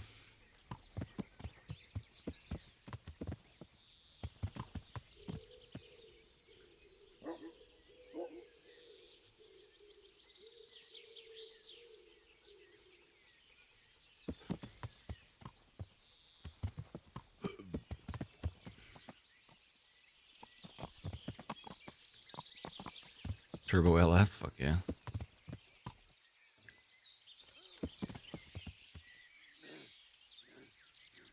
Are they running away now?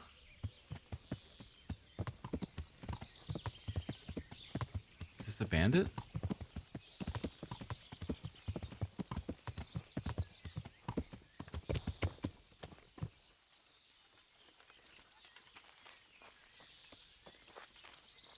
Did I get him with my horse? What happened?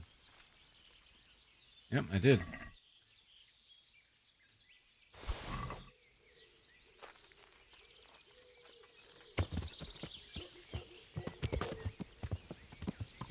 Where'd these other ones go?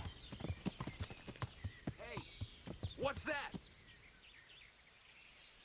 Who's there? What are you doing here? Tired of life, are you? Buddy. Where's my shield at?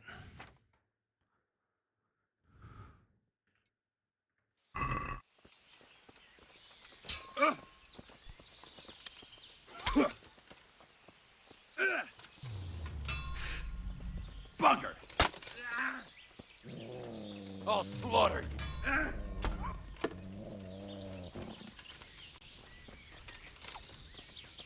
I'm over here. Whoa, whoa, whoa, whoa, whoa, whoa,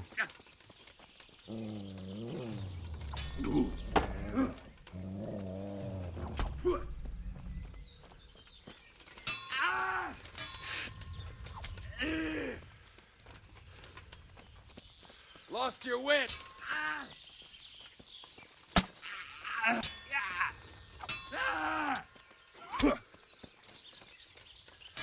Hang on, I got just the thing for this.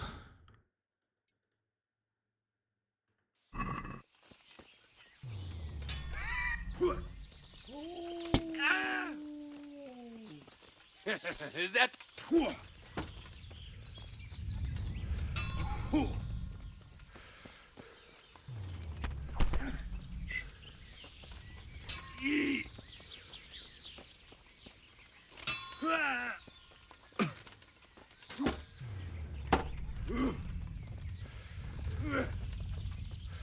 Way off.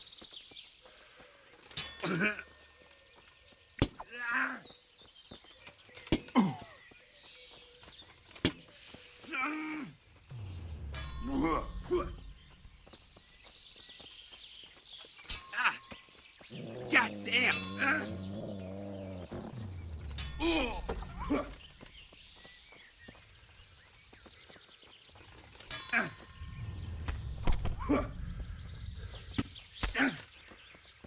Here. Yeah.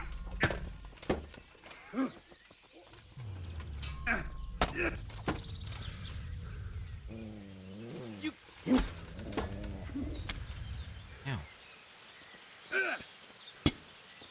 Oh, I got him. Hit him on the head and knocked him out. Fuck, I love that perk. Bandit, you're dead. Sorry, buddy. Oh. Not sorry.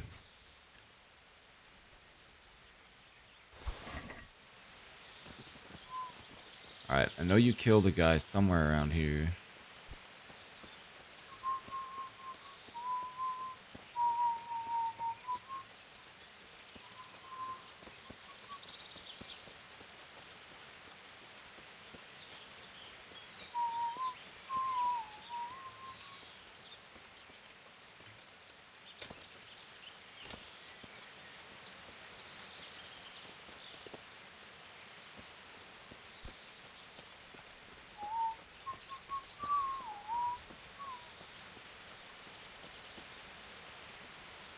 don't know where that body is. It's hard to find him in this underbrush.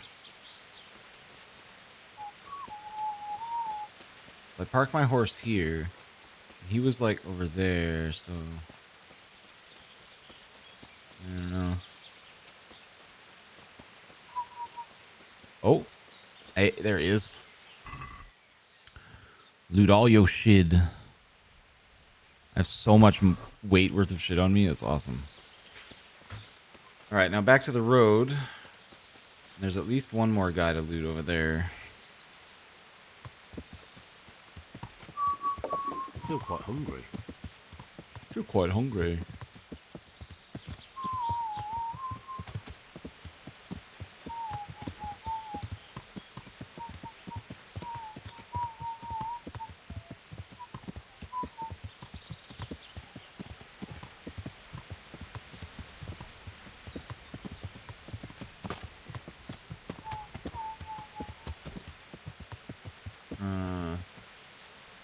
Thought there was a guy to loot somewhere.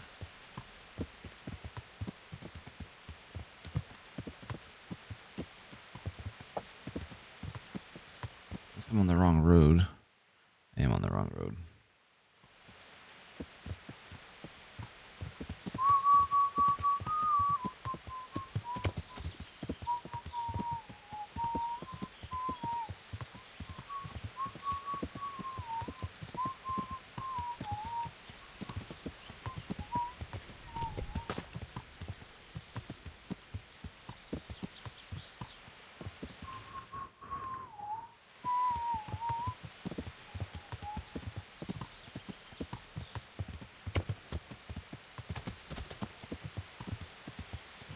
What's that? It's further ahead.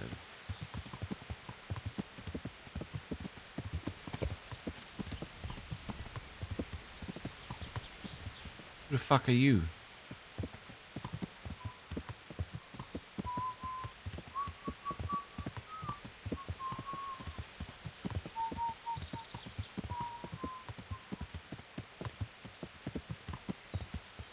Oh well, it's happening.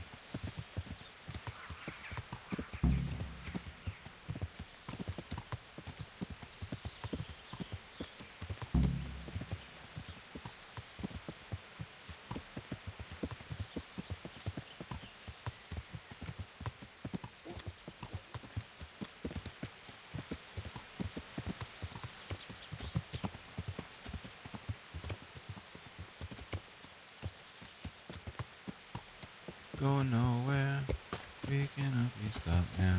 Cause it's bad boy for life.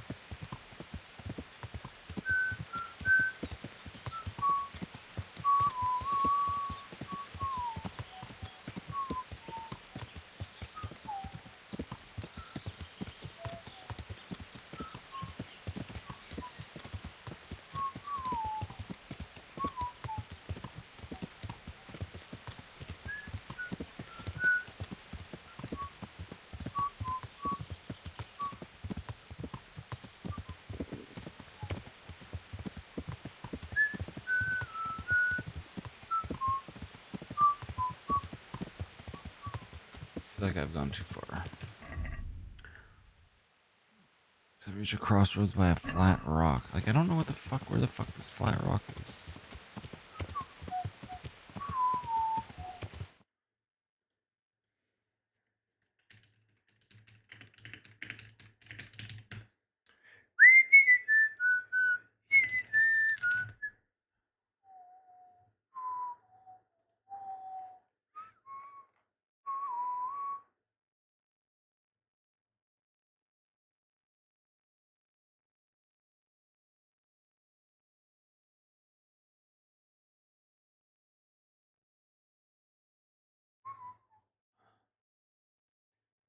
Clearing with a big beech tree.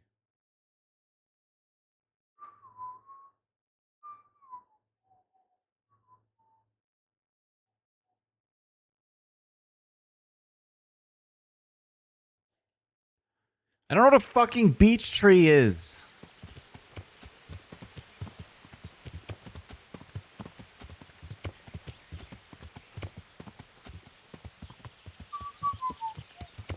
Is this a beech tree? No?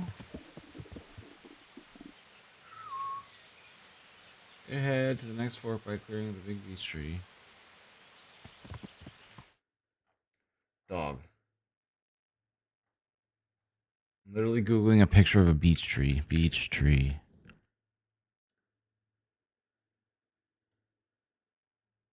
So they're like...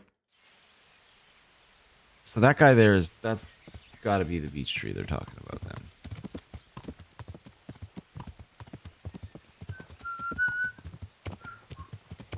That looks pretty beachy. Maybe?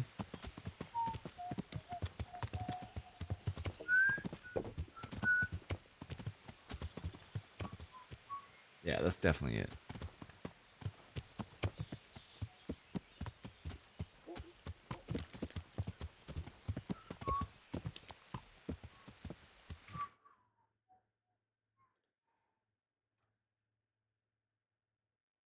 Continue on the path to the next fork. Take left to carry on.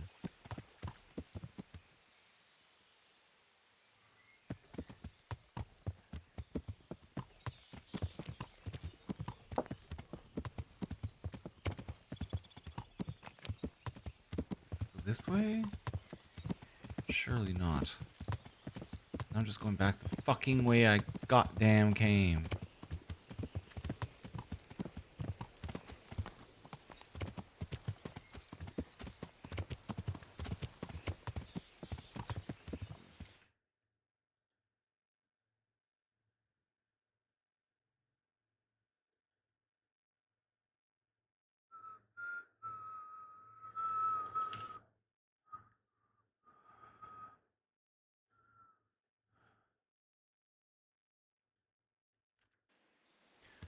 I don't know, man. You're a fucking beech tree? I wish. Then I'd be useful.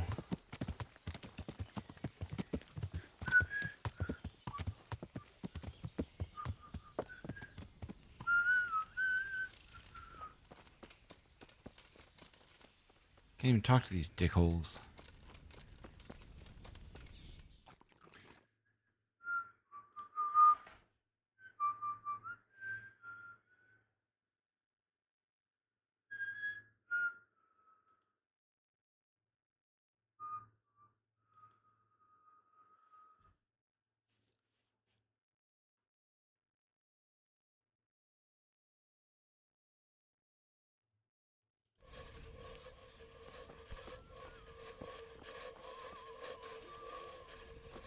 Guys are just sawing away.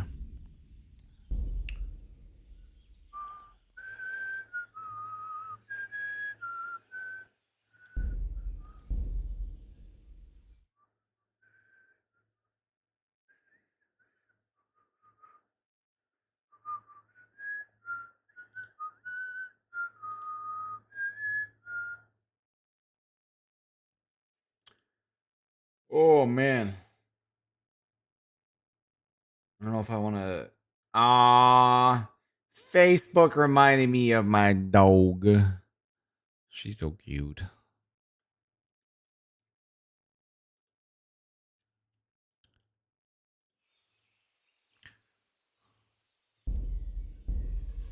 Time's it? It's 8 o'clock. I need to make food. Food break usually takes me like an hour. Probably just gonna make dumplings because I'm a dumpling whore. But, yeah. So I apologize in advance for the wait.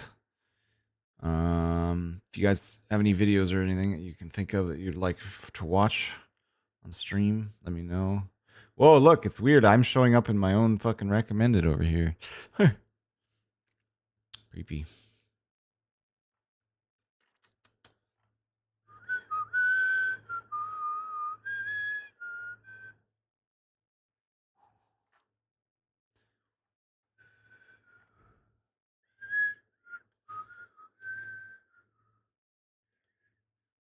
Or Stupid Man movie reviews? Yes. I do love High Boy.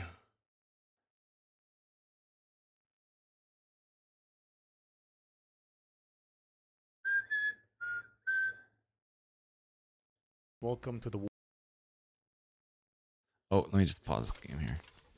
I'm gonna punch my dog.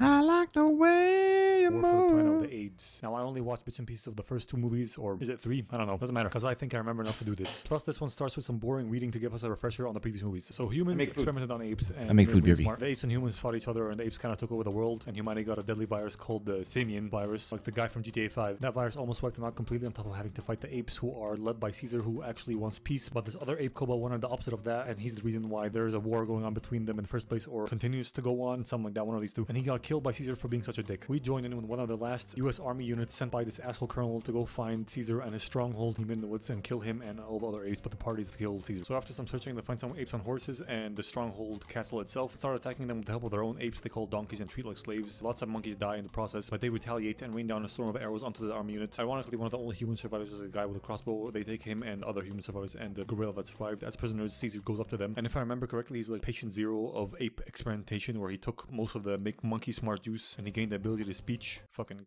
grammar. He gained the ability to speak, and that's how he talks to them. The rest just communicate using sign language. So he fist bumps the guards and starts to talk to the prisoners, telling them that he did not start this war. The ape that did was called Kulba, and he's dead now. He killed him for that. And he himself wants peace. He only fights to protect apes, except for that type of traitor ape that used to be on Koba's side and is now on the human side because they got guns and shit. This donkey gorilla on the human side also gained the ability to speak, and tells them that this new colonel they got is the shit. And they all look at him like crazy, and he's gonna kill all apes, but he promised to spare the ones that switch sides. So they knock him out to shut him up, and the albino gorilla takes him away as prisoner. While they tie up the rest of the surviving humans on horses and send them off with a message saying that if they leave the apes, the woods, that the killings will stop. And at the same moment, the traitor gorilla escapes, but fuck it, they don't care. They just go out to have group therapy session at a fucking waterfall. When Caesar's son comes back from an expedition with his dark-skinned monkey friend called Rocket, they reunite with his family. The kid sees his new baby brother and his girlfriend called Lake. They all have a group meeting, and his son says they found a new safe place for them to go where the humans can't find them and they can live peacefully, because their hiding place in the woods now is kind of busted. The humans found them shit, but they can't go immediately, although albino gorilla really wants to do that because they can't move all these masses of apes at the same time without being detected. So they opt to stay in the woods a bit longer to find a route or plan a way to get all these monkeys out safely. So they all go to sleep in nearby cave systems that are safe, and they're like their living quarters. Caesar can't sleep in his luxury suite directly behind the waterfalls like a Easter egg in a video game, and he notices green lasers shining through the waterfall. And after further inspection, he sees ropes that humans are using to rappel down to do a sneak attack. So he silently goes away and gets some guards to sneak attack their sneak attack. Now, I ain't no army dude or anything, but I just think that this seems ballistically retarded to use lasers in a stealth mission, because it's just gonna give away your position. At least turn them off when you're approaching, you fucking twats. Whatever. The monkeys attack the humans, infiltrating their cave systems with their flashlights and shitty lasers on, revealing the position completely to them. Night vision goggles, come on. If you have that tactical gear, you must have night vision goggles. Anyway, they hear on the comms devices of this one dead guy that the colonel himself is here, saying King Kong is dead, let's get out of here. So Caesar rushes back to his luxury suite to find the colonel just about to leave, and that he just killed his whole family, mistaking his son for him. He opens fire on the apes trying to come for him, then jumps to the waterfall, and Caesar jumps right after him onto the rope. Full of rage, but the colonel just cuts the rope, and Caesar drops into the water but survives. Goes back to the cave super depresso espresso, then finds out that his little son Cornelius survived, and he's pretty happy about that. Next day, the whole ape gang prepares to do a forced evacuation of the woods and make the super long journey to this new safe place that they found. Caesar tells Lake to take care of his only son now. He's like, here, take care of my son with a corny ass name while I go do revenge. He's not coming with them because he has vengeance on his mind. He wants to go find and kill the colonel for murdering his family. His most trusted compatriots refuse to let him go alone on a suicide mission and join him. These apes are Luca the gorilla, Rocket the dark-skinned normal monkey, and this orangutan, I forgot the name of. No wait, it's Maurice. Where are the New York Giants, Mauricio? And so they all set off to go find the colonel, while the rest of the ape gang colony herd thing go off to find a safe place. Ain't no way your horse is supporting the weight of a fully grown gorilla. Its back should snap like a singular strand of spaghetti. And a quick Google search supports this assessment, by the way. Whatever though, after passing by some very obvious product placement, they get to some dilapidated buildings where they saw smoke coming from and find a deserted soldier, kill him, then find out that the soldier was protecting a little girl. The orange monkey quickly develops a soft spot for her and finds out that she has lost the ability to speak, and once they loot the place and decide to leave, Maurice tells Caesar that they need to take the girl with them or else she'll die if left alone like this. He reluctantly agrees, and they keep on riding and searching on a beach now until they find, I think the correct word here is encampment of human soldiers. So they scope it out and find out that the albino gorilla who ran away from the ape caves the night of the human sneak attack is now with them. He's one of their donkey slave apes now, so they sneak into the camp and sneak up on the albino. He is shooketh by their presence and starts spilling a bunch of info to them, like that he betrayed them because the gorilla donkey they got from earlier promised him that the colonel would grant him mercy if he leaked the whereabouts of Caesar. Plus the colonel left this encampment earlier to go up north to a border control checkpoint thing, and the rest of this encampment is going to move over there tomorrow. Then some more soldiers are going to come down from the north to meet him there. I believe these two clumps of soldiers meeting together is the last of the US Army. The albino thinks that they're gearing up to make one final push to take out all apes for good. Then Caesar's like, my family's dead, bitch, and it's your fault, pussy. So they punch him and choke him out in a quiet manner before he can call for human help. help. Did they get rid of his body afterwards so the humans wouldn't be suspicious? Actually, a big albino gorilla that you just recruited going missing is kind of suspicious, but maybe they would just think that he ran away. Doesn't matter. They camp in some woods nearby. Caesar dreams of Koba at night, then he wakes up with the humans leaving, so they follow them directly behind them. A, can't you follow an angle in the woods so the woods sort of give you cover, camouflage you, make it harder to see and shit, so that if someone from the human side looks back, they don't see you? And B, no one from the human side looks back. What the fuck? You don't even have to turn your heads. They're all riding in Humvees that have mirrors, and no one even fucking glances at them. This is exceedingly retarded from both sides. Whatever, they keep following them undetected until they go up north into some mountainy, snowy area where the humans stop to execute 3 of their own men, which Caesar goes to inspect after they start moving again, and finds out that one of them is still barely alive, but can't speak just like the little girl. So they finish the job and put him out of his misery, then climb a cell tower to see if they can spot where the rest of the humans went, because they know they're going to a border checkpoint thing, but they don't know where it is. And while they're out there looking around, some dude walks up to their horses and starts stealing their shit. Luca spots them, and instead of dropping down and using the element of surprise to catch this guy, he yells out, which alerts the fucking dude, so he hops on one of their horses and starts running away. They drop down, hop on their horses, and start running after him. They follow him all the way back to this rundown hotel lodge place where rich people go to like hang out in the Alps or whatever. Side note, you know how you can tell someone is rich if they ask you dumb questions like, have you ever been on a ski holiday? No, Chet, I haven't been on a fucking ski holiday. Good holiday for me is not getting beat up on the weekend, bitch. Anyway, they walk into this snowed-in place and find this unknown stranger hiding in the fireplace. They approach and he throws out the gun and surrender, then waddles out face down, ass up, just how I like him, and reveals himself to be an ape just like them. Evolved enough to talk but doesn't know sign language. Speaking of not knowing sign language, there's lots of moments when Maurice and Rocket are talking to fucking Caesar ape and signing behind his back and shit, and he can still understand them. Like, check this out. In this scene, he's literally looking through binoculars, fucking ape friend is signing to him, and he still responds understanding fully what he said. How the fuck does he do that? Did he evolve eyes in his ears? Can he fucking hear sign language? Whatever, doesn't matter. Back to the mystery ape. He's from a different zoo than them, so they don't recognize him, and everybody from his zoo died except for him, and now he lives here alone. Turns out to be a very kind ape who's kind of got a touch of the tisms, you know? Speaks jittery, collects a bunch of random shit, and it's kind of wacko, but he's friendly as fuck and welcomes them to stay over and shares military ration packs of food with them. They all say that they came from a border facility, so Caesar inquires about the origin of these packs. He says he stole them from what he describes as a human zoo where lots of sick humans were kept and eventually healed by other humans. Caesar thinks this is where the evil colonel might be and asks Risen with the Tism ape to take him there, but he refuses because it's full of bad human soldier people. Doesn't want them to go either and begs them to stay, even offering the little girl one of his most prized possessions to stay, a Chevy Nova badge. Then at night, everyone but Caesar and Wacko Ape are asleep. They get to talking about the little girl. Bald Ape, who had kids of his own, finds out that Caesar's son got killed by the bad soldier humans, and he thinks that he might find him at the border, so the monkey goes, okay, I take you to human zoo. Next morning, Luca puts a flower in little girl's hair, and Loner Tism Monkey comes out in a fit and a half, baby. Damn, forget about Tism Ape. He got the drip. From now on, he's Drip Ape. He's Drape. Drape. They all start making their way to this border/human zoo. By the way, how are these apes not affected by the cold? I'm gonna assume that they are like super in the heat of the moment and that's keeping them warm, you know what I mean? Or maybe they super evolved by all the human experiments to be able to withstand this type of cold, but then Drape wouldn't have to be wearing, you know what, whatever. Drape leads them over to the human zoo. Caesar and Luca inspect it in a closer look and kill 2 guards on patrol who saw them but did not contact any of the rest of the humans and report this to them like dumbasses, whatever. In the process, Luca gets stabbed by this knife thingy attachment on the end of his gun and dies. Very sad shit. Rest in peace, Harambe. The rest of them tell Caesar it's not too late to go back and join the rest, telling them that he's letting his heart be consumed by rage and anger and whatever, like Koba. He's like, okay, that's a low blow. I shouldn't let you guys come with me. I'm going in there alone. You guys can catch up with others. But as he soon finds out as he goes down there, seeing a bunch of crucified apes, but like on X's, so Xified apes, then he sees his whole herd imprisoned down there, so they can't exactly go catch up to anybody. Now, can they? Because this colony was found by pure accident traveling along by the colonel. I don't know how the fuck that is. The humans were traveling north and the monkeys presumably were not, because they're going to a place with sand and that is not cold, but maybe their paths crossed because the humans were not taking a direct straight path to the north, like border place, and they went a little bit east to avoid a mountain or a lake or some shit. I don't fucking know. I just find it highly unlikely. Anyway, the colonel found them, brought them over here somehow, locked them up, and started working them like slaves to do some shit that as of yet is unknown because Caesar got all this information from a crucified ape that was still barely alive. He untied him, he told him all this stuff, and died before he could tell him anything else. Then the traitor gorilla from earlier pops up behind him, knocks him out, and takes him in to see the colonel. He's being held back by the same traitor gorilla, and the crossbow dude they let go on the horse. Caesar's like, I'm here to kill you. I know more soldiers are coming from the north to finish off all apes. The colonel's like, interesting. Isn't it funny that colonel is one of the only words that we say in a Chinese accent? There's an L in there. It's colonel, but we say colonel. Anyway, that's off point. He takes Caesar away and imprisons him with the rest of his brethren. They have the adult apes separated from the children. He sees his little boy, and I really feel like this is another Smurfs in a cage situation, meaning that they can easily slip through between the bars. Maybe not if their heads are too fat. It's not like it's gonna do any good right now, but still. Most of the kids can probably squeeze between the bars and escape, just saying. Anyway, they chain Scissors up to the rest of the tired apes, and next morning, the human soldiers force the apes to work on building a wall for them. While doing that work, they tell Caesar that they haven't gotten any food or water since they got here, and they're being worked to the bone. Then an orangutan goes some part of the building process, and a pillar falls down. He falls with it and fucks up some shit. The colonel orders his donkeys to whip him. Caesar sees this and yells out for them to leave him alone. So the colonel brings Caesar himself over to get whipped. This is now literal slavery. He tells Caesar to order his apes to get back to work, but he refuses, saying that they need food and water to continue. So the colonel pulls out a gun and kills the orangutan, then points the gun at his head, tells him to order them to work or else he'll kill him in 5, 4, keeps counting down. Really slow. Caesar still refusing to order anybody to do anything, but the apes see that and start getting back to work on their own to try and save him from getting shot, and that works. He remains alive. Then that night they tie Caesar up to an X. Then gorilla donkey takes him up to see the colonel. It is at this point that they talk a lot and give out a shit ton of exposition that I will try and get through as fast as possible right now to save on time. First, Caesar tells him that the apes need food and water to complete the wall for him in time, because they figured that the rest of the humans coming down from the north are not coming to help him, they're coming to fight him because he's a dickhead that kills his own men. So Woody, Harold's son, goes, "Good job, clever ape," and explains that the virus that every human survivor still carries and almost wiped out humanity has now mutated, and there's a new strand of it. Anybody infected by this strand loses the ability to speak and becomes more feral and less human, according to him. And he feared to continue to make them more primitive and more like apes, basically, so he killed anyone who was infected by it and burned all their shit to stop the virus from spreading. He even killed his own son that was infected by this new strand. His superiors, however, argued that they could cure these people. He disagreed, obviously, and took anybody who followed his logic with him over to this border that have lots of weapons hidden in the mountains that he's going to use to defend himself from the rest of the army that is coming to kill him for being such a and he needs that wall built ASAP for extra defense. Meanwhile, outside, Luca and Maurice want to make a plan to go inside and save them. Ironically, Drape, the one that's most afraid of going in, drops through the floor behind some rocks right in front of the entrance and finds a secret tunnel that leads underneath the border facility that was clearly used by old sick humans to flee the quarantine. They spend the next day exploring it and find out that they can dig up in certain spots, while up top, Caesar's literally becoming ape Jesus because they bring the other apes food and water and they thank him for saving their lives, while he gets cold water dumped on him, literally getting tortured on the cross. We get it, guys. We get the symbolism. The point has come across. He then gets taken off that X and shoved into his own private cage. The girl sees all this and decides to simply walk in. Nobody, literally nobody notices this. Just fucking look at the scene.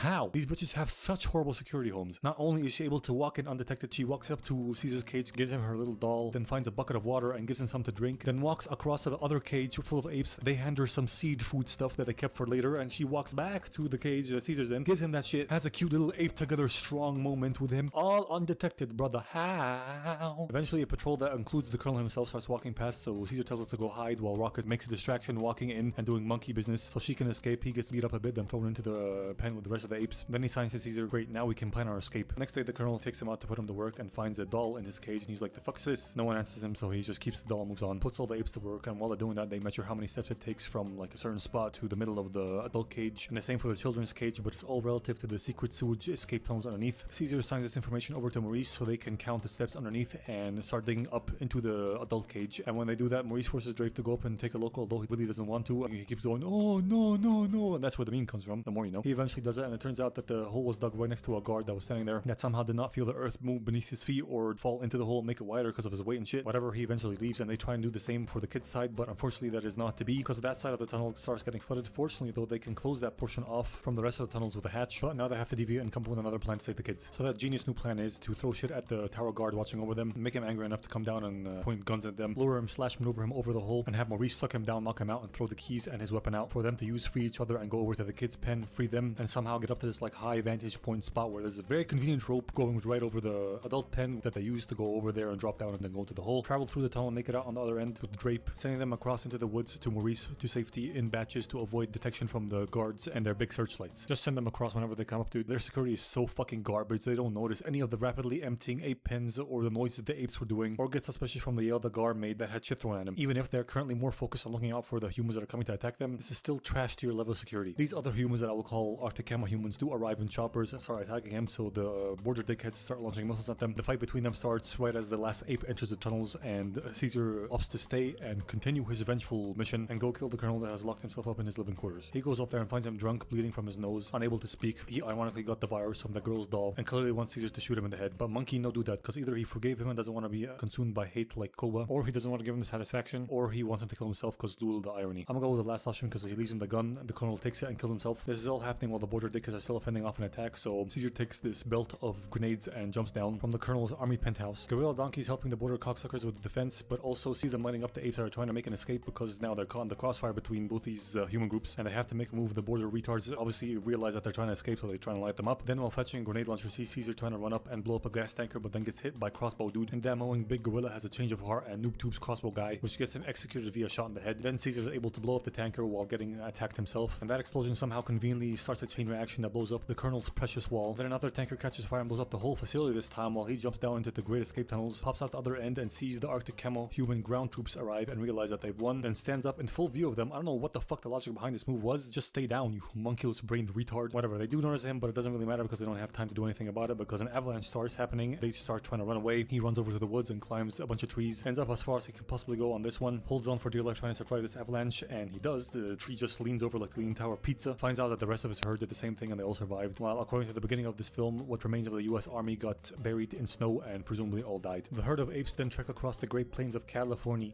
and get to that place that Caesar Hell's dead son said would be bueno for them and far away from humans. They look like they fucking multiplied on the way over here. I swear it looked like there was much less of them before. Anyway, they get to that safe place with a big lake and shit. Caesar starts to feel the effects of his arrow wound. Maurice tells him it's okay, his son will know who he was and what he did for them. And he's like, rest in peace, my sweet prince. Caesar then succumbs to his wounds, leans over and dies. This movie gets 10 beer kegs out of 18 violins.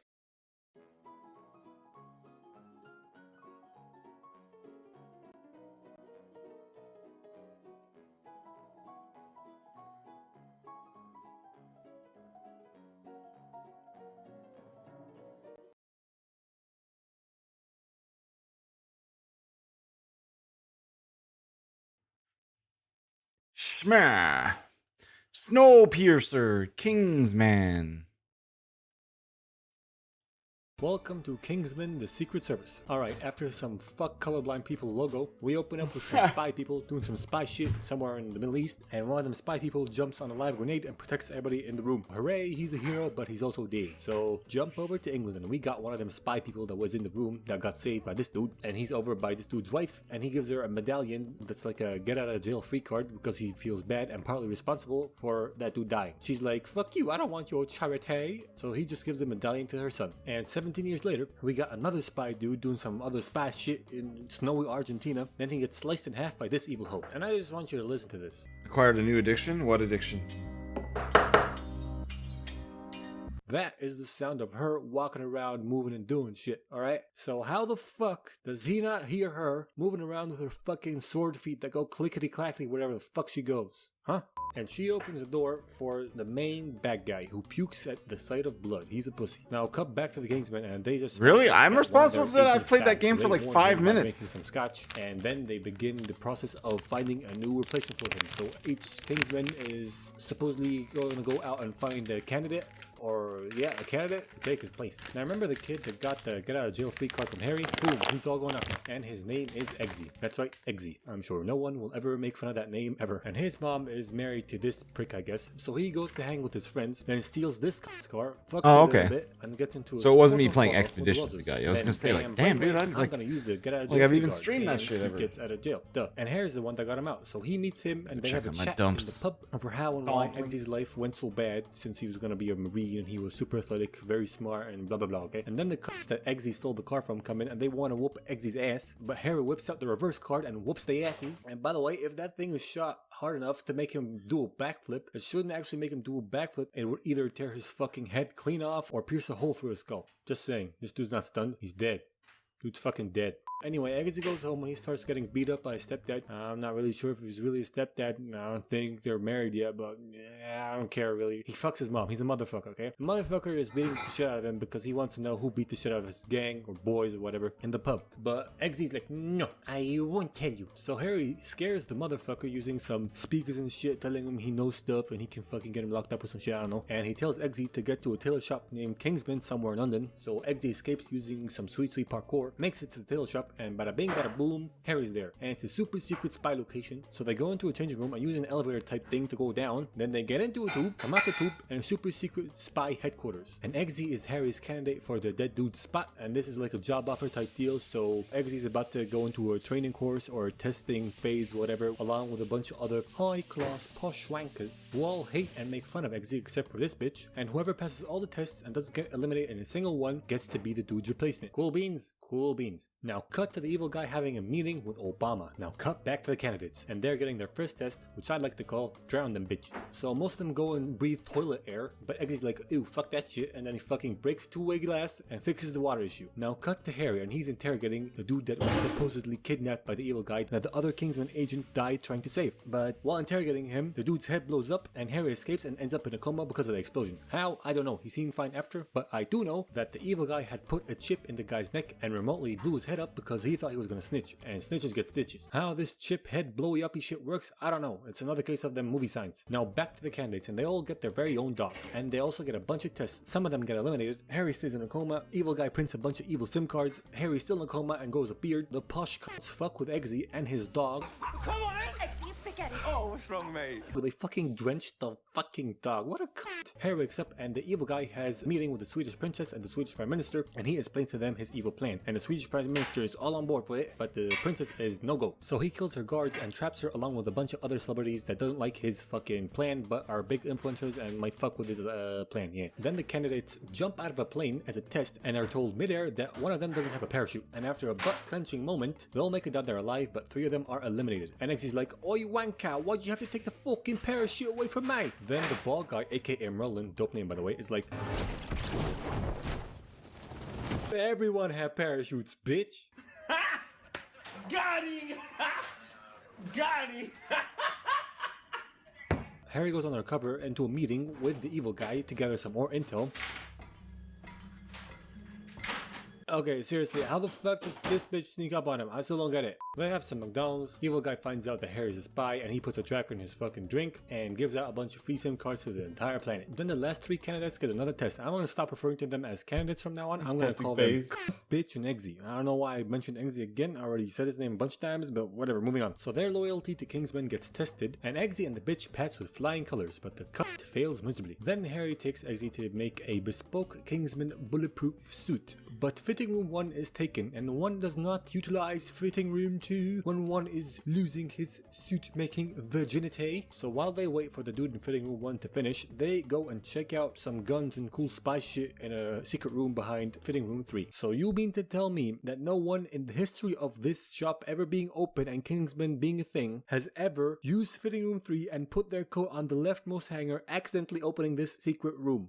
Bullshit. Anyway, he shows him some cool tech like this shoe that has a knife that pops out when you click your heels together, and apparently it's coated with one of the most poisonous substances known to man. And once again, you're telling me that no Kingsman agent has ever like walked funny or tripped and accidentally clicked his heels and fucking cut himself a small cut and killed himself?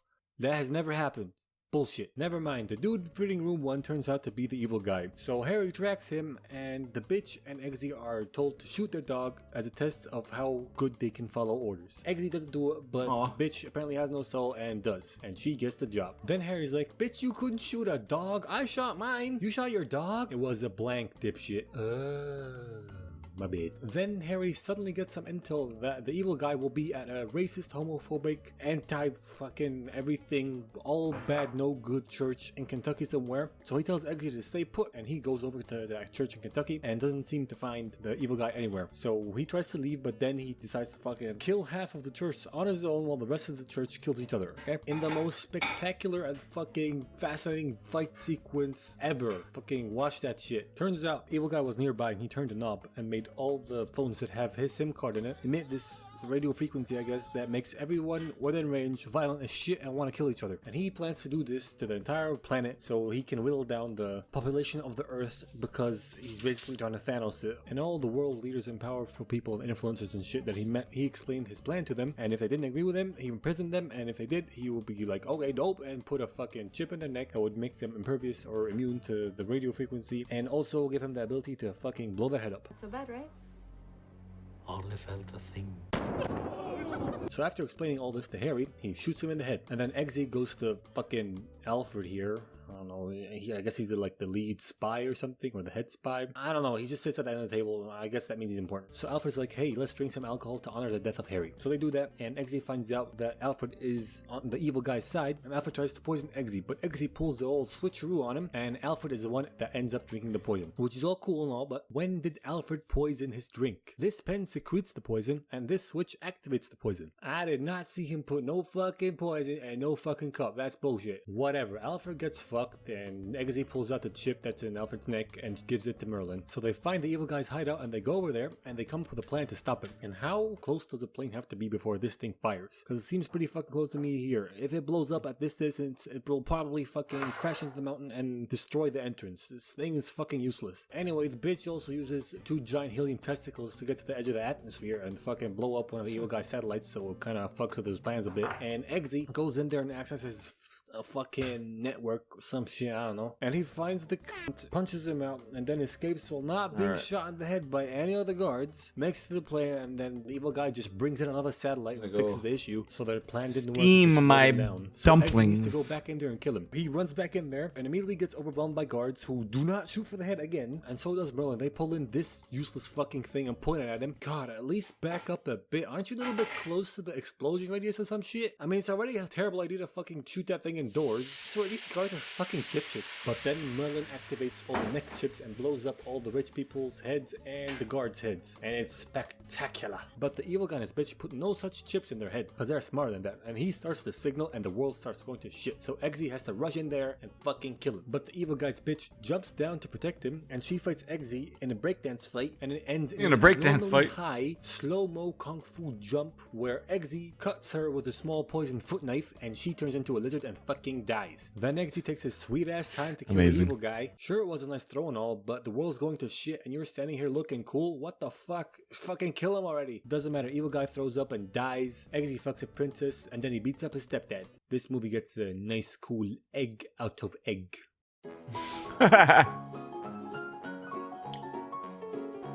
Welcome to Egg Dune Part 1. This is egg. another long-ass movie, so as per the usual. Out comes the information connotation board. First thing you must know about this movie is that space has been conquered by humans and other humanoid carbon-based life forms, and is now ruled by an emperor who rules over all these different houses, and houses are like, fuck that, man, I'm not explaining that. It's fucking Game of Thrones shit, aight? The two main houses you gotta know about for now are House Atreides and House Harkonnen. Next thing you gotta know is Arrakis, which is a big desert planet that has a very important resource on it, which is spice. It is the main ingredient or resource for hyper-interstellar space travel, making it the most valuable resource in the universe. But the native population of Arrakis, who are called the Fremen, use it to get fucking toasted. I'm talking getting higher than a bat's ass. Here are a few of the important characters. Moon Knight guy, he's the Duke of House Atreides nuts, and his wife, Witch Mom, who's got deep voice mind control powers and comes from a long line of witch bitches called the Bene Gesserits. Then their son Paul, who inherited his mom's powers and is working on perfecting them, who's constantly mewing and looks like that one girl from Stranger Things that has a really angular face, but the male version of her, obviously. And last but not least, fat floating bald guy. He's the Duke of House Harkonnen. Another thing you must know is that I don't understand shit about this movie, alright? I mean, I understand that spice is important and the Empire is plundering the shit out of the spice planet and oppressing the Fremen and treating them like shit, sort of like the filthy Arabs and Americans are coming to take their oil. I get that bit, but the lore and the drama betwixt all the different characters with weird names, different houses and all that crap, no idea. There's witches, bitches, Batista, Aquaman is in this shit, and I barely understand any of it. Did I read the book? No. Am I gonna read the book? Also no. Is that gonna stop me from trying to explain this shit? Hell no. Let's get it, bitches. Movie begins with Zendaya saying some shit. Well, first someone was using burp language or fucking Mongolian throat saying to say some other shit, but then Zendaya started talking about Spice Planet because she's native Fremen and how the Harkonnens harvested it for 80 years, oppressed the fuck out of them, got super duper rich, even richer than the Emperor himself. So the Emperor decided to tell them to leave Spice Girl planet for some reason and asked House Steroids to take over spice harvesting. Then we cut to the home planet of House Retardes, where Paul's waking up from a vision dream he had about Zendaya, although he doesn't know who she is yet. He has breakfast with his mom, and she makes him practice mind control powers on her. And honestly, I think this power has too much of a kinky undertone to be practicing it on your mom, but to each their own, I don't care. He then studies some stuff about Arrakis, then the Emperor sends some delegates to officially hand over the rights to harvest the fuck out of Spice Planet to House Atreides nuts. Moon Knight guy asks his human calculator general, army general, official guy, how much it would have cost them to come out all this way to do this formality, and he's like, 10 dictillion trinquillion salaries, your honor. And we're supposed to gather that that's a lot of dough, but for all we know, it could be like $50 or something. Anyway, the Duke fists some wax, officially accepting the deal. Paul then goes to see Aquaman, aka Dunkin' Donuts, aka Jason Momoa. He's his pilot soldier BFF who's going to Arrakis 2 weeks before Paul and his family do to do some mission. And Paul tells him that he's worried about him because he had a dream about him that he made it to Arrakis and he got killed. So Duncan's like, I'm not gonna die, don't worry, it's just a dream. Yeah, let's ignore the Duke's kid, son of a witch with magical powers, and his dream predicting your future demise. Seems very smart, dickhead. Anyway, Paul then talks to his dad, who tells him that they are in what they call in the business a very sketchy situation, because the Harkonnens will be real mad that the Emperor took Spice Planet away from them and gave it to Atreides, and that might set the stage for a war between them. So when they arrive at Rex, he wants to befriend the Fremen and make an alliance with them and cultivate what he calls desert power. Paul then has a quick sparring session with one of his dad's army general dudes, Thanos. They train using swords and non-Newtonian body shields that do like a force field thing around their body that stops fast-moving objects from touching them, but not slow-moving ones, which is mighty confusing tech to me, because you can see here that they grab each other's hands really fast and still goes through. But another big fight scenes, people seem to be hitting each other really hard and still goes through as well. Yeah, sure, sometimes they hit them really hard and slide the knife across their body, killing them that way, and I guess that works, but a lot of times I see that's not the case. There's like a certain large force or speed that overwhelms the shield and allows things to go through. Also, sometimes it doesn't even seem to be on. We can't see any blue or red special effects while they fight. Am I seriously meant to believe that people ran into battle without turning that thing on? Can they not afford to give all their troops this tech? This can't be the case, bro, but whatever. Cut to the fat floating guy in his sauna saying that the Emperor does not like that House Atreides' voice is rising amongst other houses and become a stronger house. He's very jelly belly about that some witches with trash bags on land on the House Arthritis' planet in the middle the night in secret to talk to Paul and his mom. The big boss Bene Gesserit witch goes into a room and uses deep voice mind control powers on Paul to get him over in front of her. He's like, how dare you use the voice on me? Put your hand in the box. What's in the box? Put it in. What's in the box? Pain. What the fuck would I want to put it in then? Just do it. It's in the script. He puts it in and she holds a poison needle to his throat and says that if he pulls his hand out of the box, she's gonna prick him with it and kill him. Her hand seems awfully unstable and he might squirm around because of the pain. So consider moving your hand slightly further away from his neck so you don't accidentally kill the dude. You fucking idiot. He starts experiencing heavy pain. His mom experiences period cramps on the other side of the door. He doesn't take his hand out of the box and endures through the pain because David Goggins popped into his mind saying, stay hard, fuck the pain. Eventually the Ben & Jerry's witch takes the needle away and tells him that it's enough and he can take his hand out of the box. The test is over. He passed. Mom comes in. Old bitch asks Paul about his dreams, then leaves, and on her way out she talks to Mom like, we had to test it to his limits. He wields too much power. He wields our power. And you just had to give birth to a boy, didn't you? Because you thought you could give birth to the one. She also tells it that they did what they could for them on Arrakis. Then the Ben & Gesserit witches leave and Paul, who overheard some of the shit, is standing in the distance like, hey Ma, what's all this talk about me being the one? And she's like, we've been carefully crossing bloodlines in hopes to create the one. A mind that's powerful enough to bridge space and time.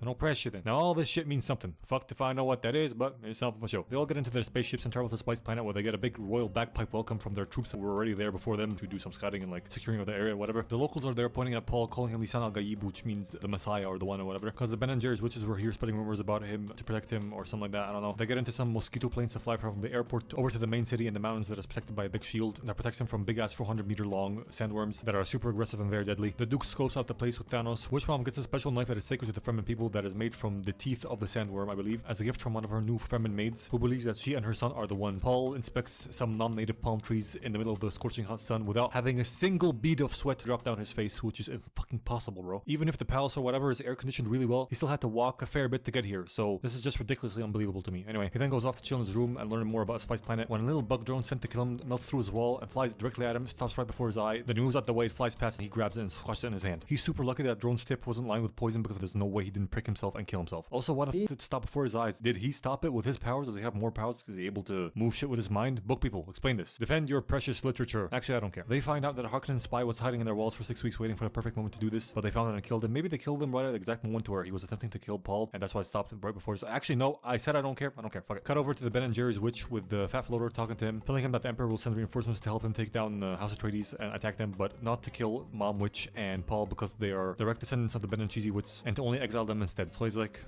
Fine, you have my word, I won't harm them. Which is cheeky fat wording because he technically won't hurt them. He'll just chuck them in the desert and let the elements and the worms do the job for him. So if she does a magical lie detector test on him, he can technically say that he did not kill them and he did exile them, just in the desert, obviously. By the way, what is stopping the Bene Gesserit witches from being the ruling class or whatever? They literally have mind control. That's so OP, bro. Does the Emperor have a better power? Is he immune? Doesn't matter. Back at Spice Planet, the Duke has a meeting with everyone. Everyone stands up to honor him, including the fat human calculator general guy. But when they cut to everybody sitting down, he seems oddly settled, which annoys the fuck out of me because are you telling me that Captain Blubber over here sat down and got settled faster than everybody else on this table with a normal BMI? Fuck off. Whatever. Mr. Bottom Lip Tattoo says the Harkonnens left them barely any equipment to harvest spice with, and what they did leave him with was old and ineffective. Then Duncan Idaho finally arrives. See, the mission he was on was to intermingle and get accepted by the Fremen who have super blue eyes as side effect of being around spice for so long and live in underground cave systems. He successfully got accepted by them and got to know their leader, who he invited over to talk to Beer Giga Chad Duke. Leader comes over super skeptical and very on edge. They have a small conversation and Duke tells him that as long as he's in charge of Arrakis, his people will not be hunted and they will not be oppressed like they were under the rule of the Harkonnen. Fremen leader's like, cool, thanks, then leaves, but not before saying that he recognizes Paul in Fremen language. Later, Gigaduke, Paul, and Thanos put on still suits which are Fremen-made bodysuits that recycle your body's fluids, mainly sweat, but I'm guessing can also do piss. Turns it into clean drinking water with minimal loss or wasted water, which you can suck out of a straw through this provided mask. Then they join this Fremen bitch who's supposed to oversee the transition or handoff of this planet from the Harkonnens to the Atreides. Her name is Dr. Kynes, and they go off in some mosquito planes to see the spice fields. They fly over the desert for a bit, and she goes, "Welcome to the spice fields, motherfucker." They get to one of their spice harvesters at work with drones overhead looking out for signs of a sandworm attack, which always happens 100% of the time because all the noises and the vibrations that the harvester makes attracts them. Then they see one plowing through the sand far away coming to attack. They estimate they have 5 minutes till it arrives. The crew of the harvesters alerted. The Duke listens into their communications and finds out that they're really calm because this happens all the time, so they're really used to it. They call on for a carry-on to come and extract them and airlift them away. It comes over, tries to latch on, but one of the arms fails to latch on and they start panicking. Calling to evacuate, Duke decides to help out and go down with his 3 mosquito planes to try and extract the crew of 21 people. Takes 7 each in each plane. Paul goes down to help and lead the people into the planes, but he gets fucking baked baked and starts stripping balls because of all the spice in the air. And as soon as everybody gets on the planes, he's found kneeling at the harvester. So Thanos goes to snap him out of his psychosis and bring him back to the plane. But while doing that, the worm gets really close, turns the sand into quicksand because it's vibrating the fuck out of it. But they're able to get on the mosquito plane and escape right before the cursed fleshlight surfaces it and swallows the entire harvester. I have a few things I want to say about this past sequence. First off, Paul asks why they don't shield the harvesters like they do the city, and Kynes responds with,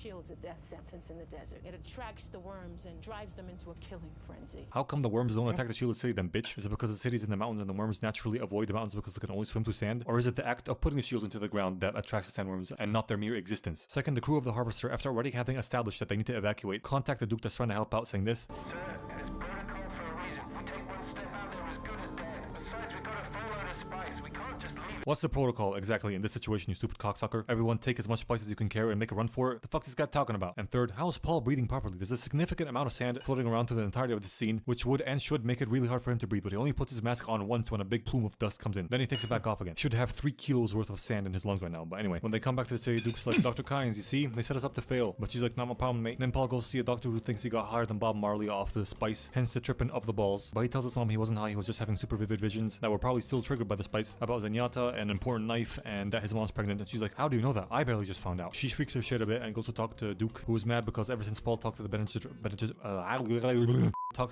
witch, he's been unfocused, and he's like, if anything happens, will you protect our son? With my life. I'm not asking his mother, I'm asking the Bene Gesserit. You protect Paul. Why are you having these thoughts? bitch, answer the fucking question, you evasive whore. I fucking hate when people do this, dog. Then before they sleep, she massages his head and he says this. I should have married you.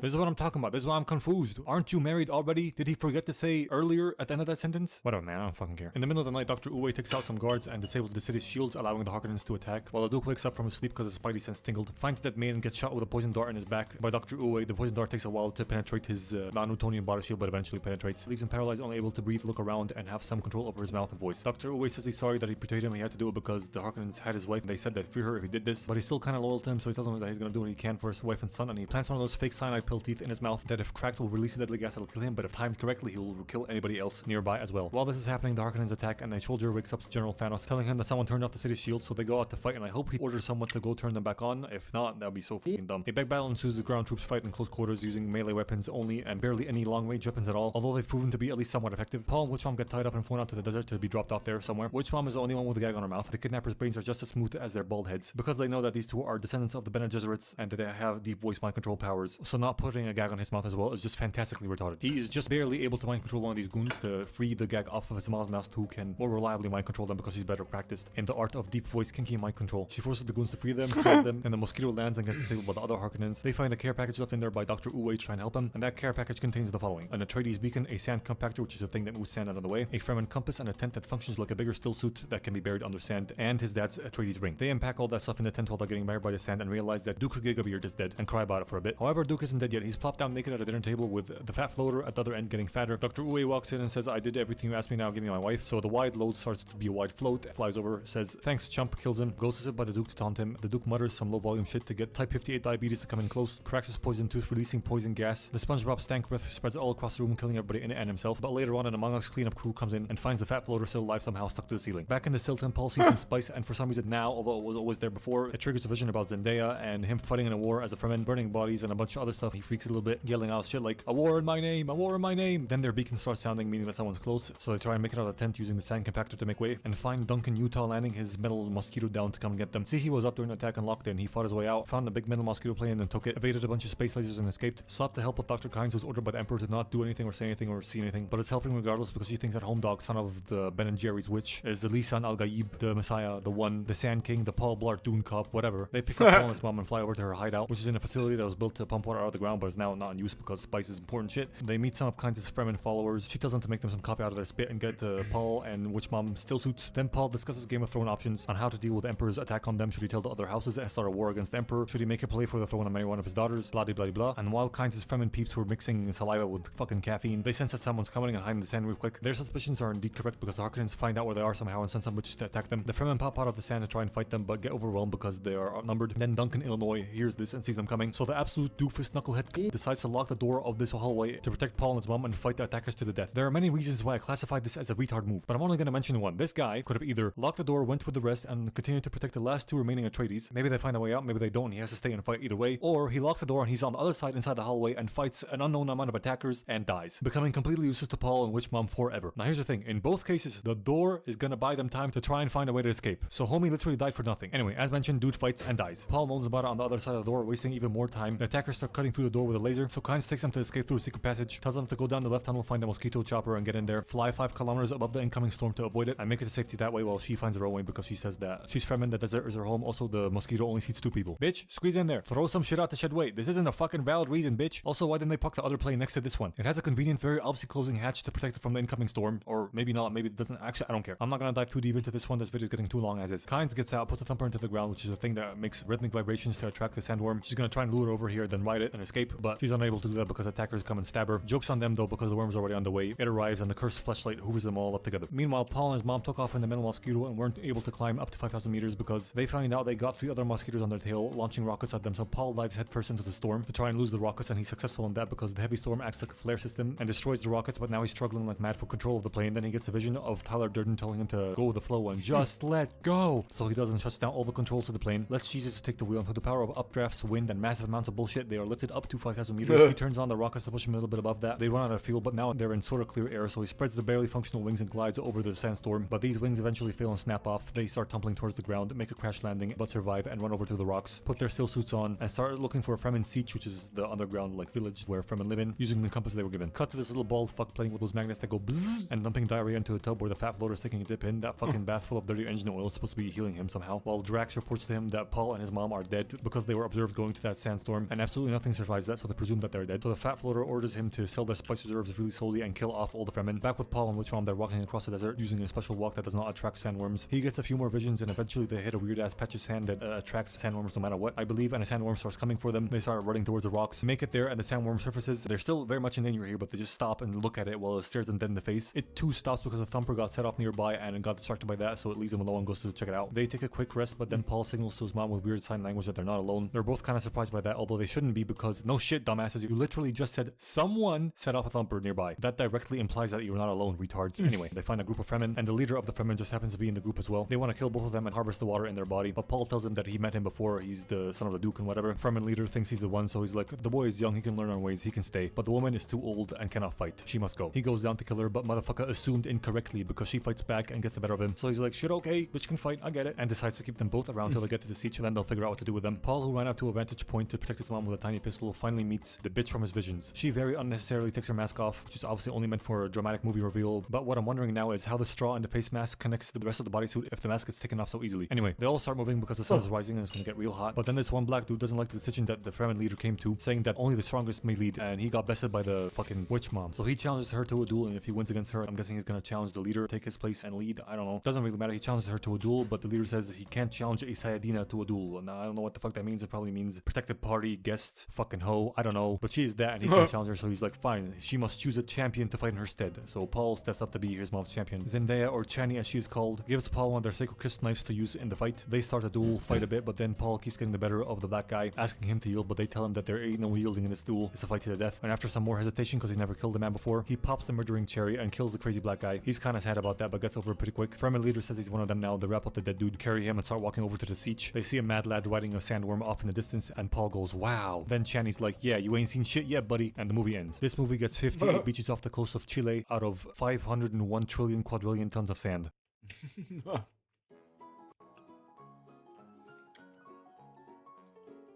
Amazing. What the fuck is this? Highboy's second channel? What do you got on here? Oh, it's like gaming shit. Nice. Oh, he played Alien Isolation. Nice.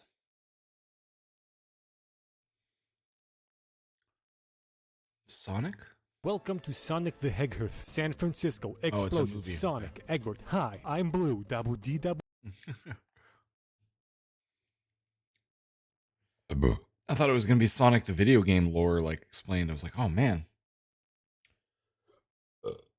Oh, excuse me. Ooh, cars.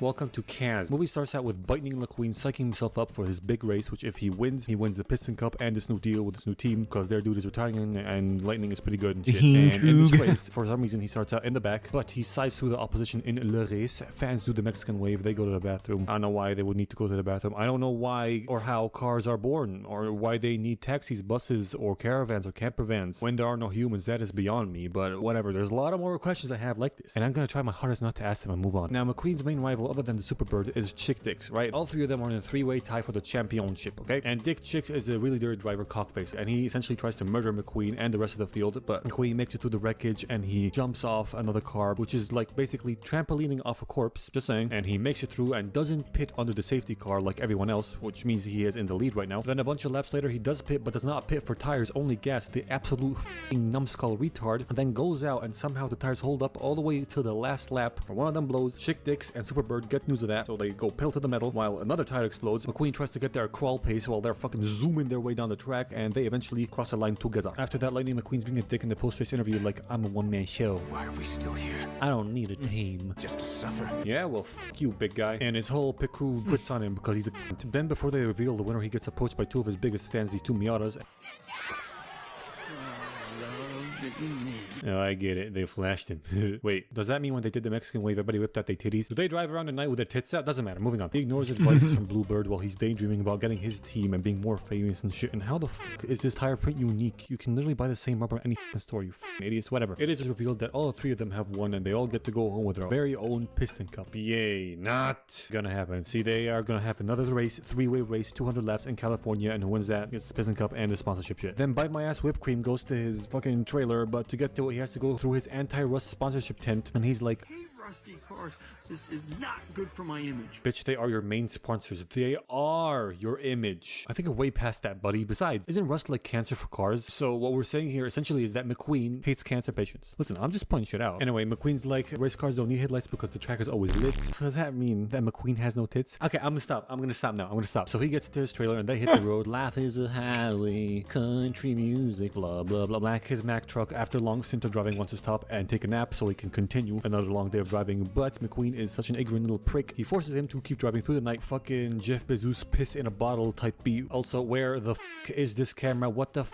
is Max staring at here? Whatever. We get another empty road in the movie about fucking cars, for God's sake. And if you try to say this is nighttime and nobody's out, not even a minute later we get this shot with a highway busy as shit, so fuck you. Anyway, cutting the schnapps of the whiskey, Mac forces asleep for a moment and some goons mess with him and McQueen falls out the truck by accident, and by the time he is awake he's already in the middle of the road and far away from Mac, and he tries to run back to him, and somehow he has so much confidence in this truck being the truck. This is Mac, although it's identical to all other trucks on the road. So he falls it off the interstate and finds out that it isn't Mac, and he's like, oh shit, I gotta go back to the interstate. And instead of going back the way he came, where he knows the interstate is, he goes this way. What a genius. Then a cop gets onto his ass because he's driving too fast, and the old timer keeps backfiring and shit, so Lightning thinks he's getting shot at, so he doesn't stop. No, you fucking idiot. I know you're red, but you're clearly white. No cop's gonna open fire on you that fast. Anyway, he makes it to this tiny town and ruins it because he's a panic and Anakin running over shit and destroying businesses and crap. Destroying the road itself then with Stanley's massive cock. Shortly after Stanley gets Shortly after Stanley gets slingshotted peacefully back to his resting place, while Lightning traps himself in like electrical wiring shit. I forgot what it's called. Then next day he gets towed to court. I don't know how he's getting towed from the back with a boot on his front tires, but maybe they took it off and on again at the court and shit. Doesn't matter. He's in court and the lawyer is appointed to him. And at first, Doc Hudson, who's like the big cheese of this town, wants him out of his town for some reason. But then the Porsche, whatever way you want to pronounce it, comes in. McQueen thinks she's for him, so he tries to schmecks her up and smooth talk her a little. But little does he know, she's actually against him. She's a town lawyer, attorney, or something. And she convinces Doc to make him fix the road. Then Mater goes, You get to work with Bessie, I'd give my left two lug nuts, something like that. nah, he's talking about his balls. I'm old now, I can understand these dirty jokes in kids movies. So McQueen is gonna pull Bessie around to make the fucking road. And why isn't Bessie sentient exactly? The fuck? Doesn't matter. Because Lightning makes a break for her after getting freed from the boot by Mater before he gets hooked up to Bessie. But no worries, because they siphon just enough gas out of his tank for him to run out of gas right at the exact location where the cop hides with Sally. So they take him back and hook him up to Bessie and he gets to work. Shouldn't he first scrape off the old bad road and then apply this like sticky gooey stuff for the asphalt to adhere? Whatever, fuck it, who cares? Two customers come to town by accident and Lightning scares them, so they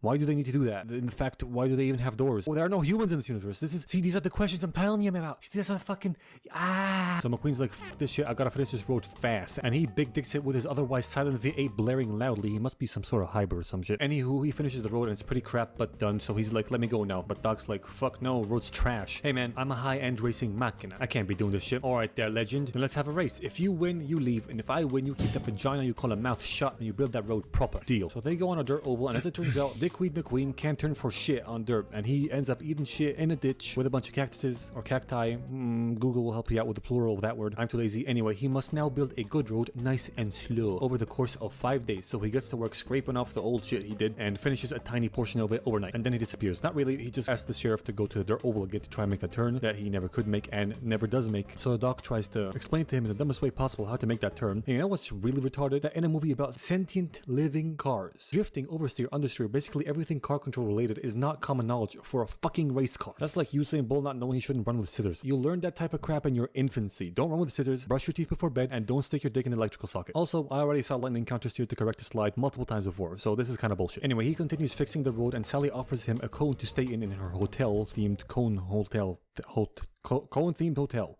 There. Then he notices she got a tramp stamp and he like, you dirty gal, dirty hole gal, you dirty gal. After that, Mater takes some tractor tipping at night, but McQueen got no horn, so he scares them using his big honking V8 and accidentally tips the whole fucking field. Then they get chased around by Franku, the combine harvester or whatever, and look at that, he's turning on dirt. They get back and Mater, just exuding with big dick energy, shows him how to drive in reverse at mad speeds. The next day, after some night terrors, Lightning McQueen goes to get his fuel rations from the sheriff, but he busy getting checks for STDs and shit. So McQueen's like, grr, angry, heck, kick, more, and stumbles upon a discovery in Doc's garage that he is the great Hudson Hornet with not one but 3 piston cups to his name. Then the dog catches him like, sign says stay out.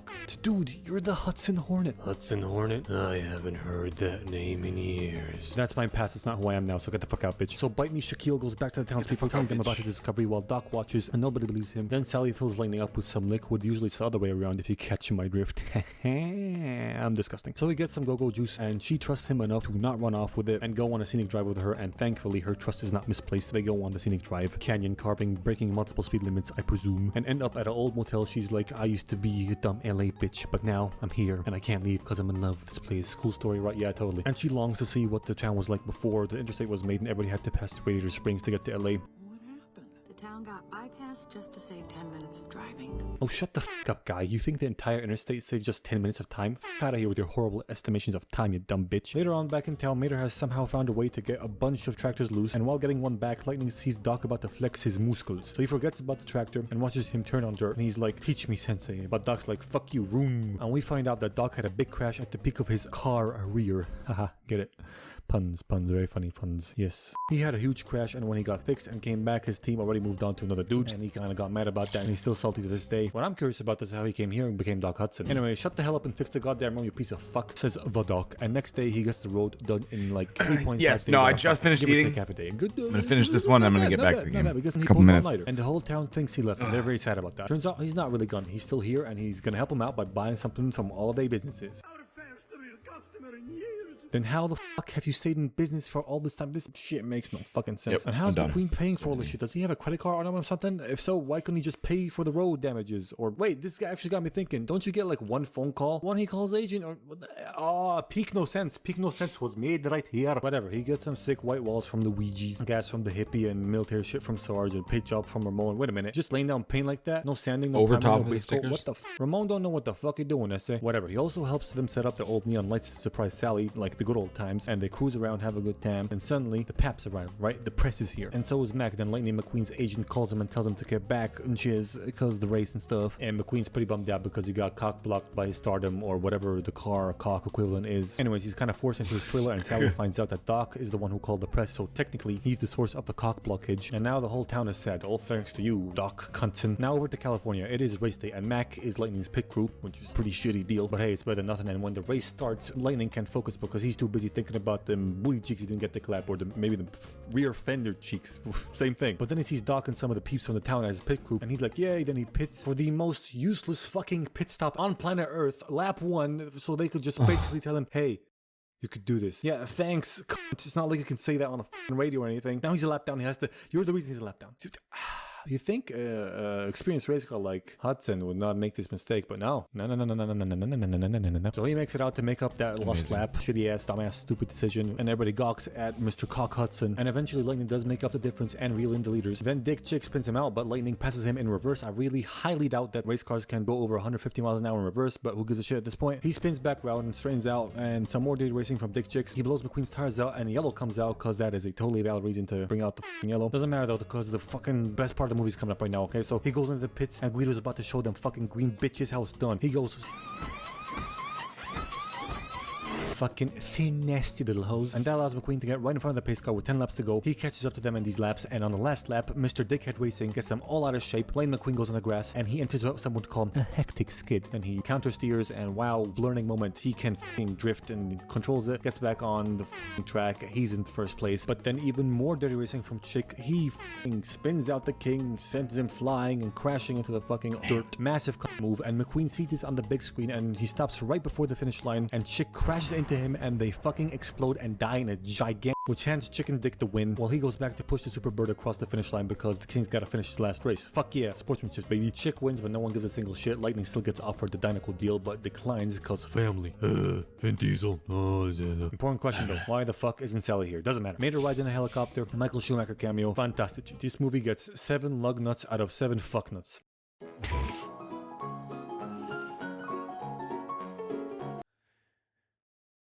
That Richard Petty actually had? That's crazy. All right. What were we doing? Oh, we were looking for this freaking hunter camp. Very little luck.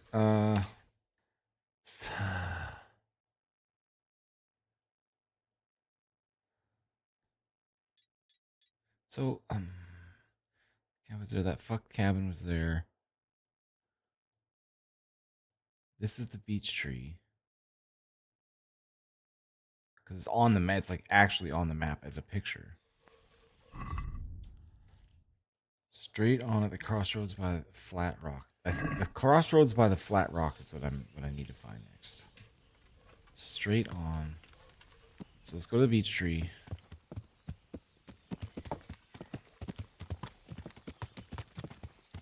And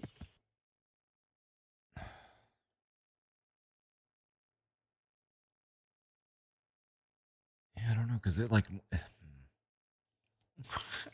where's this walkthrough at? Let me put this music back on.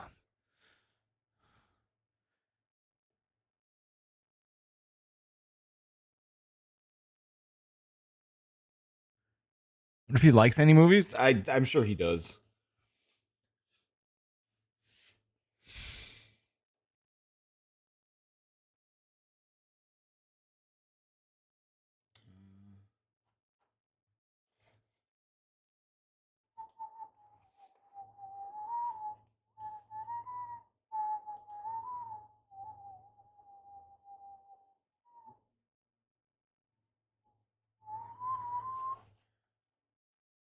So maybe I need to get over here. I think I might need to be over here, actually. Let's... Well, it says a clearing with a... whatever. I don't know. Let's try and go over here and see.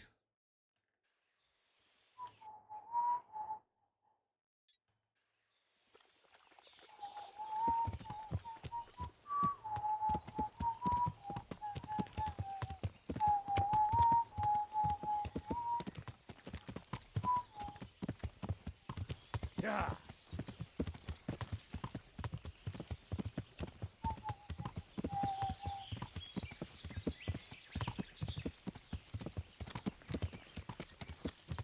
This is brain rot. Nah, that ain't brain rot. Brain rot is much, much worse than that. That's funny.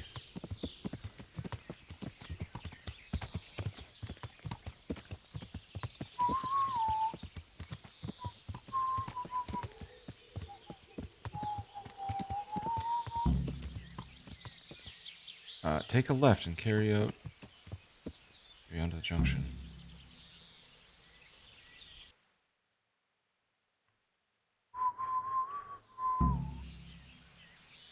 Does it want me to go this way?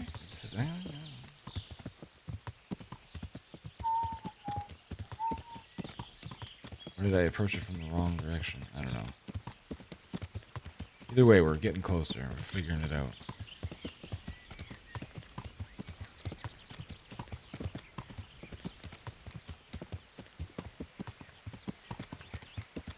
Shit, gone the wrong way again, haven't I? Yeah. Oh, it did. You call that? Yeah. Get the fuck out of here. Hell no. Previslavitz. I might have taken a wrong turn. The fast travel point. Is that a good guy? A bridge. Hey, it's That'll going make on. it easier to cross the earthworks. There's open ground on both sides of it, but it's the fastest route for an attack. Oh yeah, he's not my friend.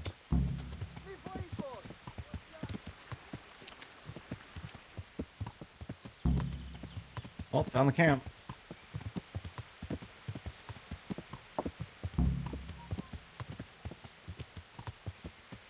Poison their food. Set fire to their arrows.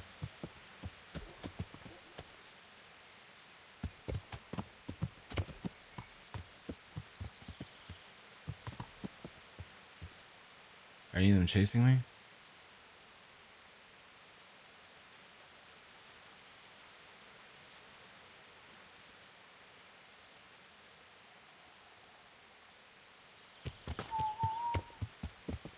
Might have given him the slip.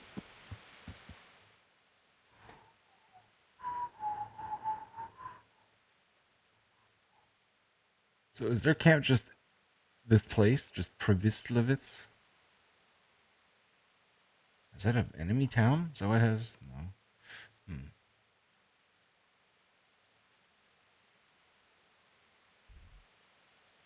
Location. Yeah, I guess that's it. All right.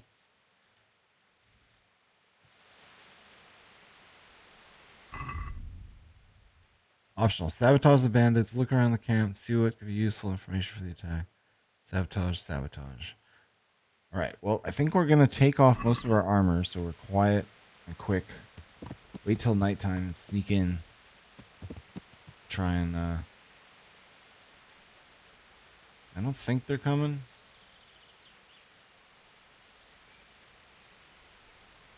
So what kind of shape is my armor in? I got fucked up quite a bit. 96, 100,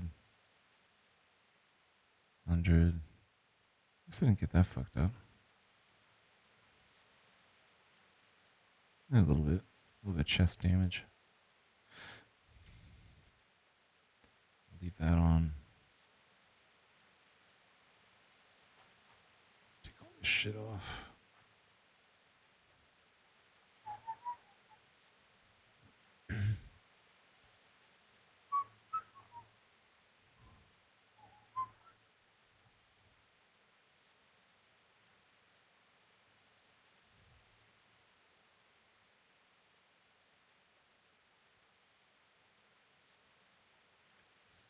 Where the hell did my boots go? I had a pair of leather boots. Oh, working. I just didn't get out far enough.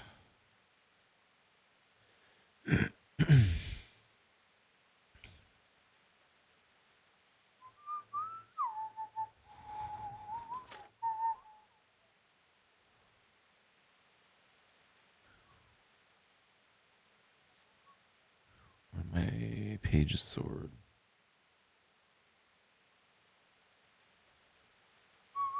Get rid of the bow.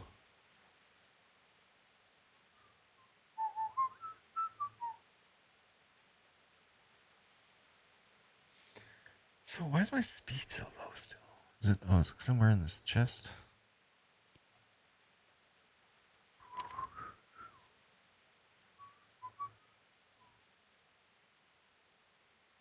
Oh, there we go.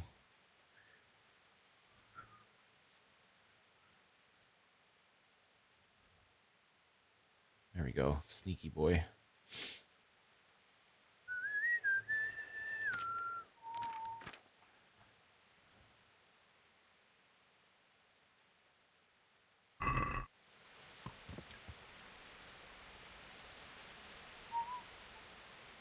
time is it now? It's only 10 in the morning. It's unfortunate.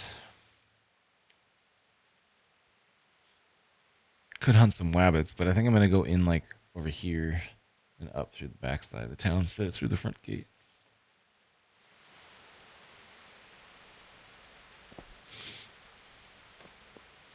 Alright, dog, I think you need to stay here for this one. Ooh, you're a good boy. Good boy. That's my boy.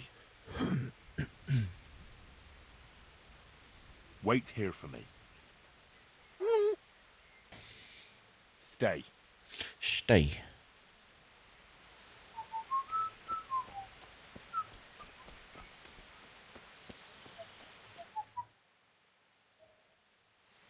Get down here a little bit closer and I'll save my game. We'll skip some time. The creek here. The moat. It would take a while to get across, and there's nowhere to shelter from arrows. What are you talking about?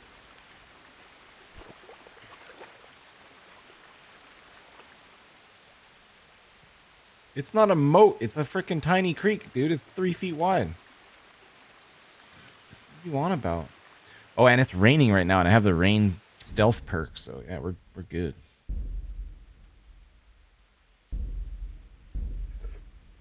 Excuse me. We could launch a sneak attack from here. Yep.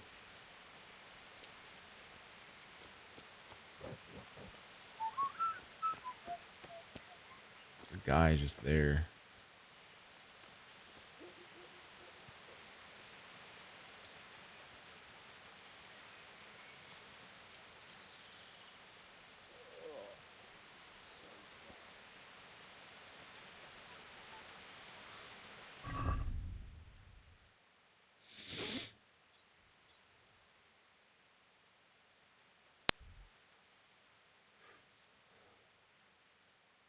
So, do I see an archery camp anywhere on this? Like an archery practice range?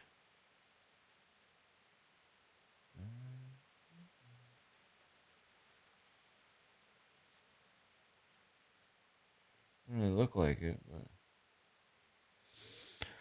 poison their food though, that we can do. It's probably around here somewhere. So I'll try to go there first.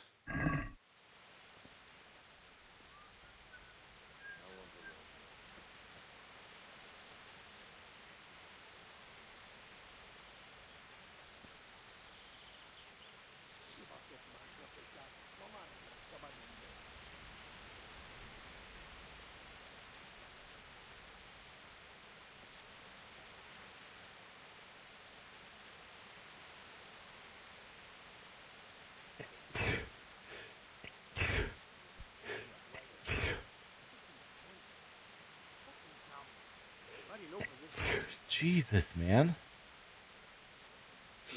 Yeah, I was gonna wait till dark, but that's like fucking 12 hours away. Whatever.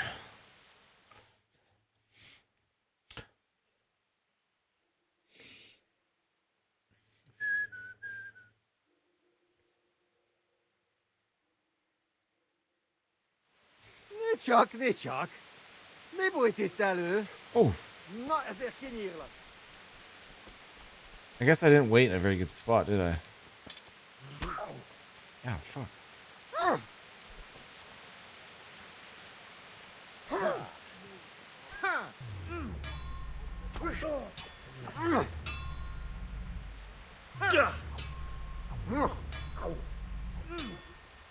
A picsába!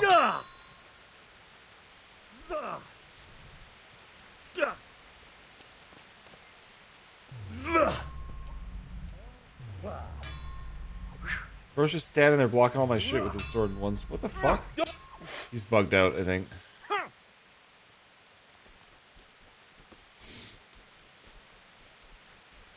Try to get my dog to fight him. Maybe the moat will cut him up. Oh. There we go.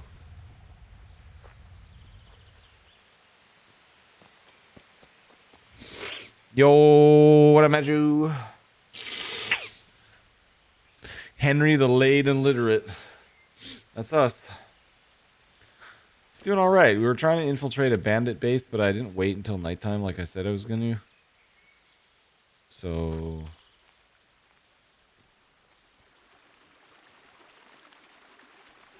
yeah.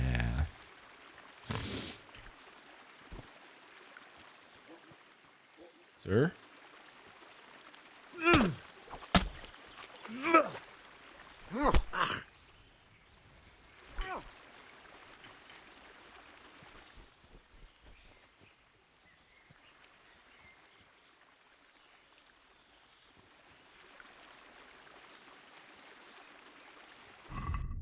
Now, I don't do this kind of shit very often because it's a bit cheesy.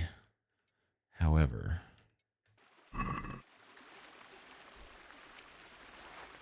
hello?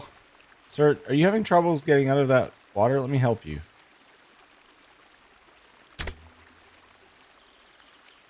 Is that the only arrow I had? God damn it, it was.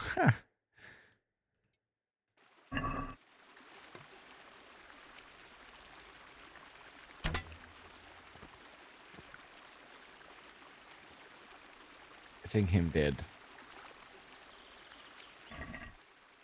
Yep, him dead.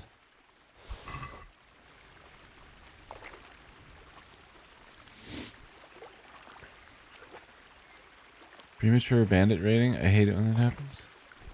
Oh, damn, I made you raid quit? Or rage quit? That sucks.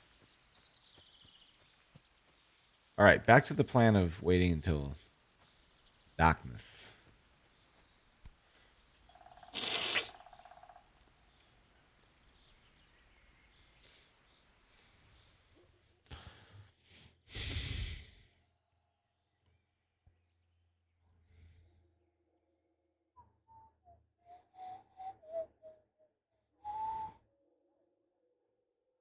Requires 450 horsepower. You're stuck at like 310? God damn.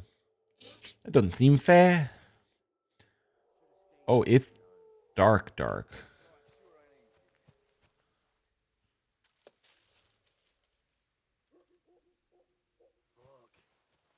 almost sober again.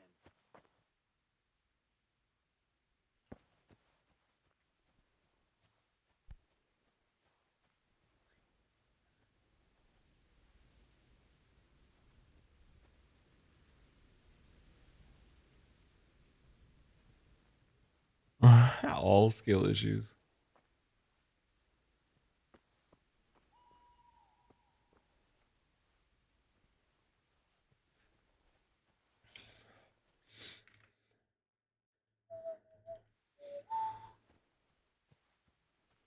Fucking weather, fucking tents, fucking camp.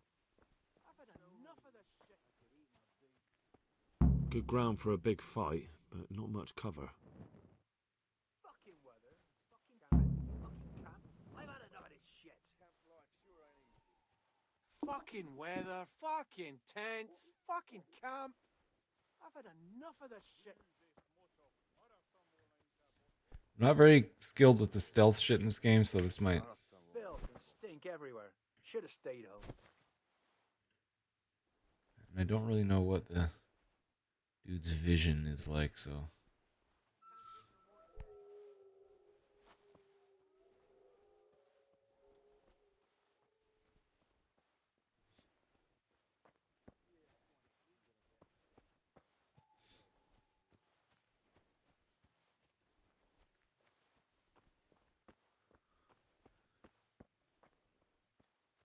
A stockade. A handful of men could hold it for quite a while.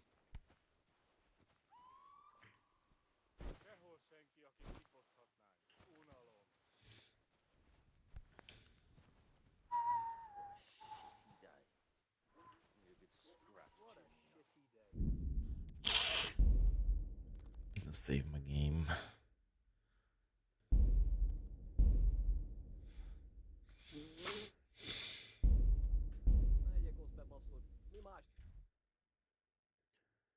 There's got to be some way to get in there without going through this door. Be around back.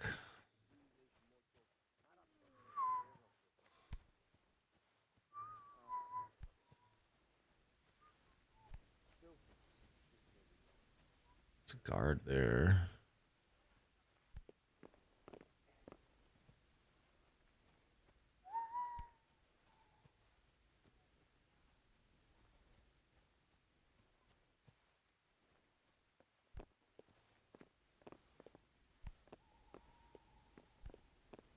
Maybe I'll just stealth kill this guy.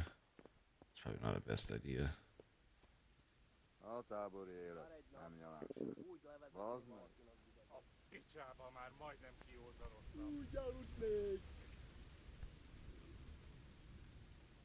I'd assume there's a doorway over here.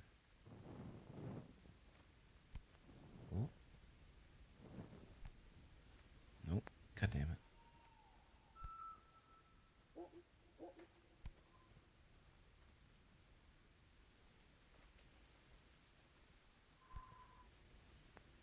I can't see shit. It's dark as fuck.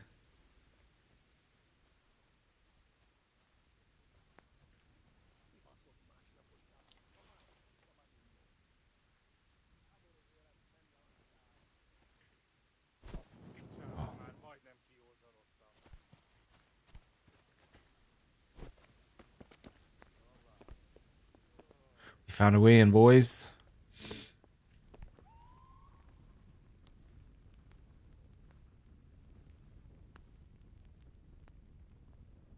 Can I, like, distract them somehow? Because...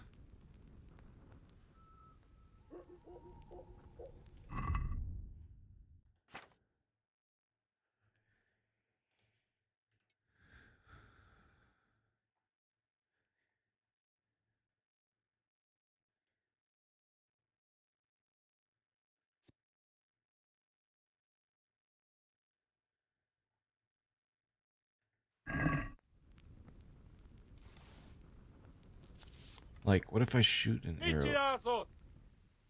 I think I might have been spotted.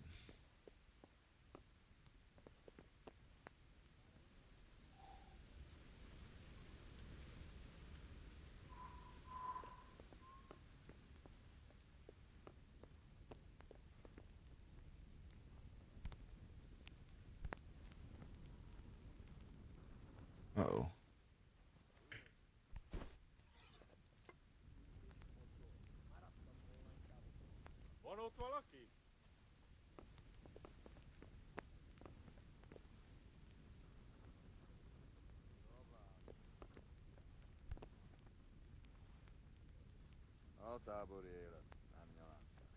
Can you not be stuck on that rock so I can come down and poison your shit? That'd be sick.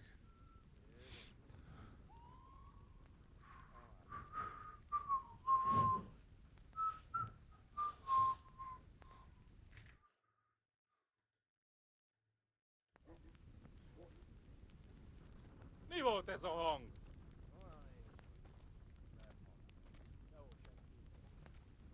If I wait another hour. Oh god. Csak beszarás, és pont amikor kedvem lenne valakiből kiverni a lelket. Shit, fuck. Légy résen, ott van! Shit, fuck, shit.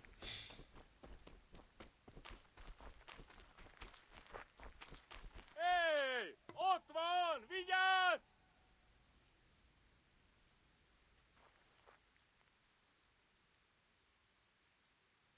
Nem lehet messze. Curious how their searching works. They're gonna beeline right towards me. Yep, he's shooting arrows at me now.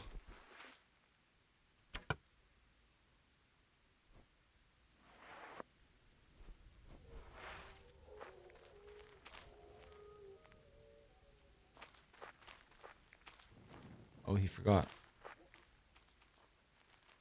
Csak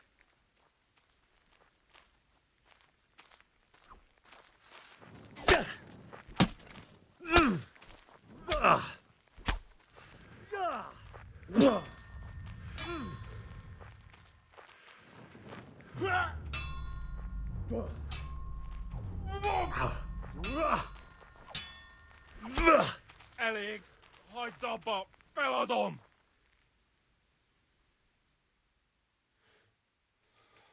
There'll be no quarter for you, you bastard.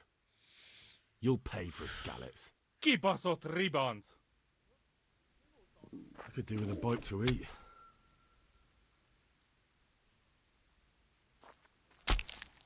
Bitch. Kill my fucking family. Oh fuck, oh shit. There, God. Ah! Is there two of them or just one? Someone's shooting arrows at me. I hear one shooting arrows. Fuck, it's not good.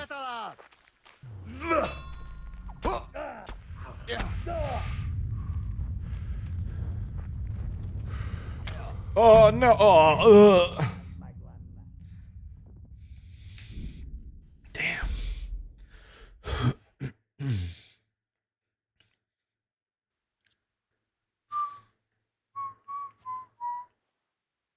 All right, well. So there is a way over there. We just need to be less conspicuous.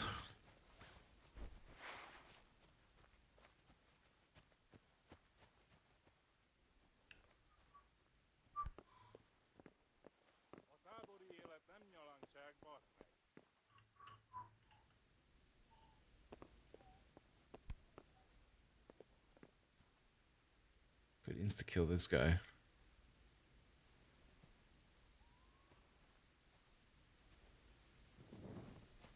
Beszarás. És pont mikor kedvem lenne valaki. That was not the move.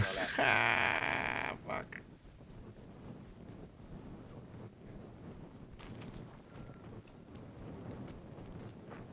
It's like right behind me. Alright, well. I'm not skilled enough to fight too.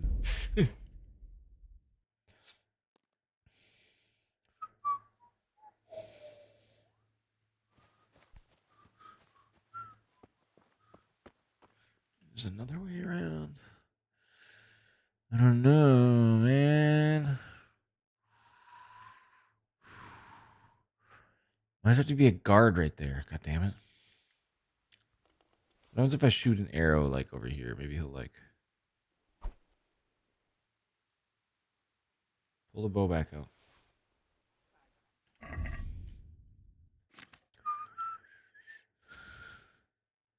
Do I really have 191 arrows? I guess so.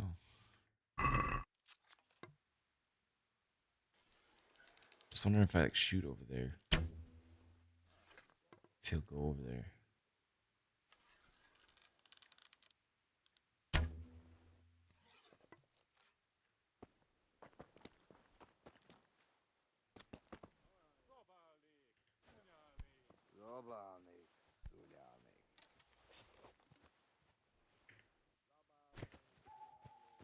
Did you get up the fucking ledge?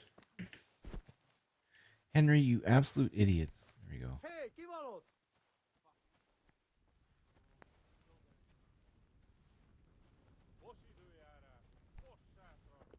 If I can. Itt épp egy malacka tévedt a disznőlésre. Riadó! Ott van Damn a it. szemetek közül! Vigyázzatok vele! I'm too retarded for this. I don't know what to do.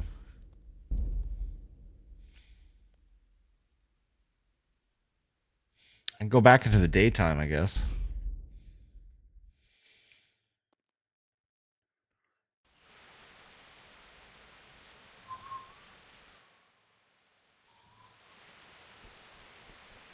Let's make it easier to see, but I don't know if it's gonna be any better.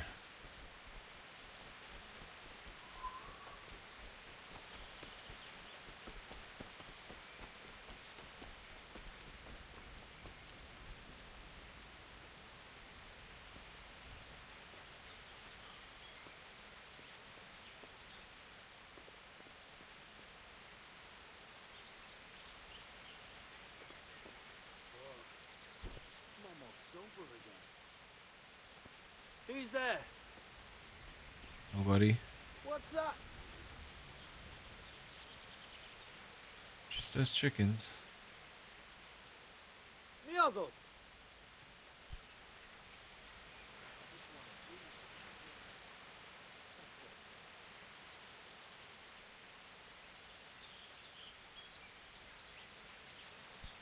Mit merezgeted itt a Oh, szemed? I walked right into a Akarod, guy. hogy 3-ig számolok, különben meghalsz.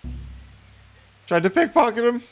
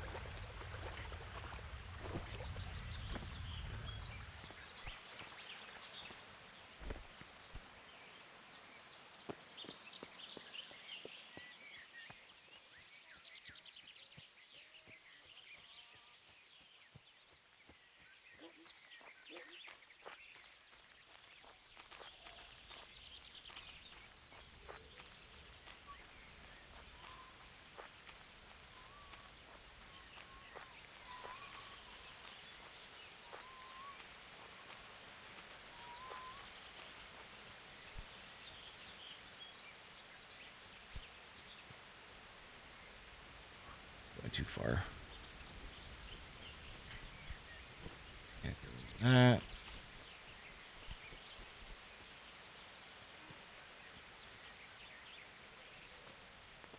A stockade. A handful of men could hold it for quite a while. Oh, I think they're... Oh, no, there's a guy right there. I just need him to fuck off. Fuck. Damn it.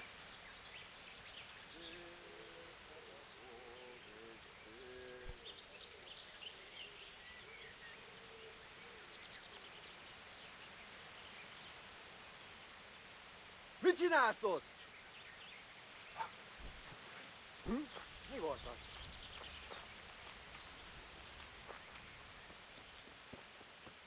Beszarás! És pont amikor...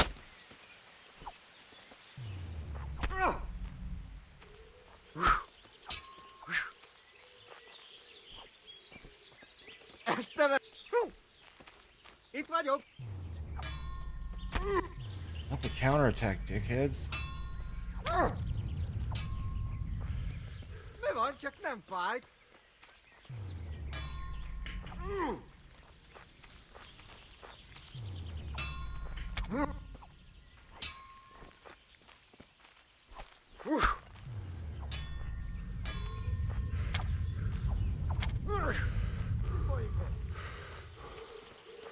Ma a pokolban végzett.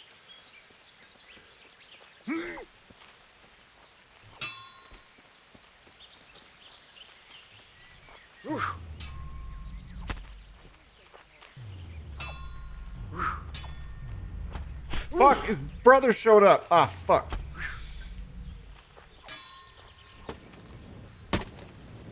Oh, and another one. God damn it. Yeah, I'm fucked. A picsába hagyd már! Elég volt, köztél! Damn it. Megjött a mulatság. God damn it. How the fuck are you supposed to do this?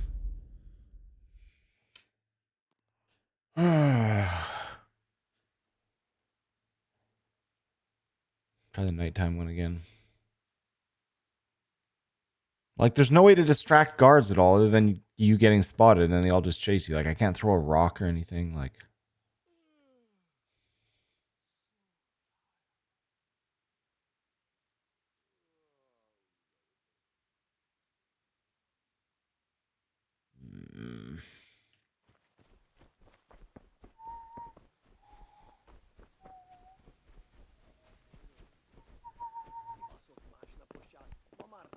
Van ott valaki?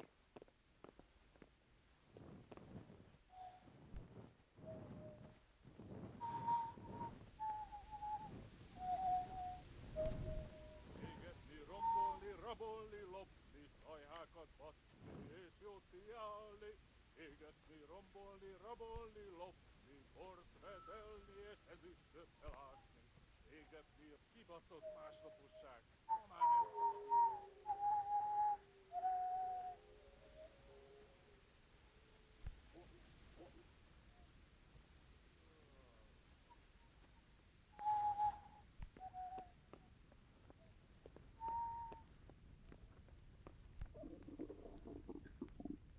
Yeah, I know, Henry. I know you're hungry, boy.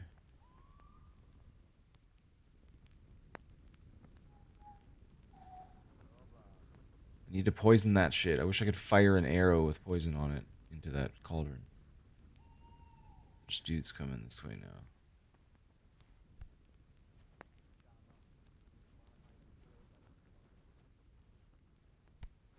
Oh, what the fuck is this? Oh, it's a water cistern.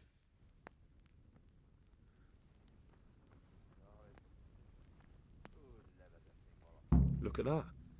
Those heathens are a lot tidier than the bandits. úgy aludnék.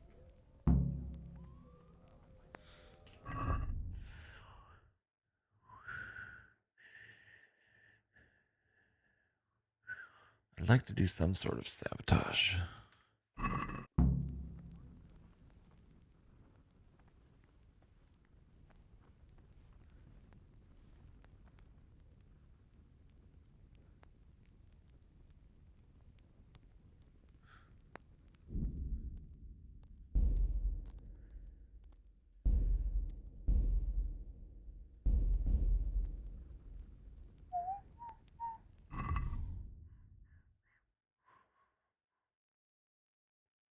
My head is injured.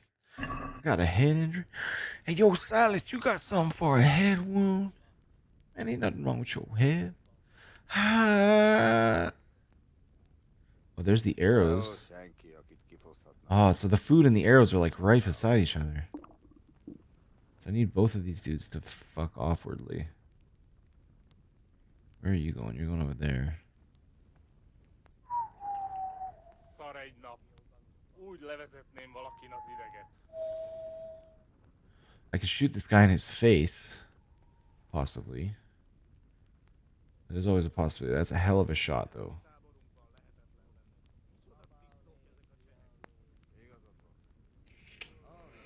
Megyek, azt bebaszok. Mi más lehet itt?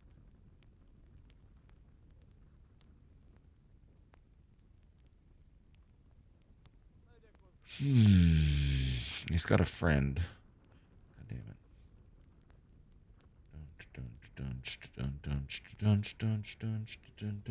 Alright, let's try something. Let's wait an hour, see what happens. Maybe we'll go to bed.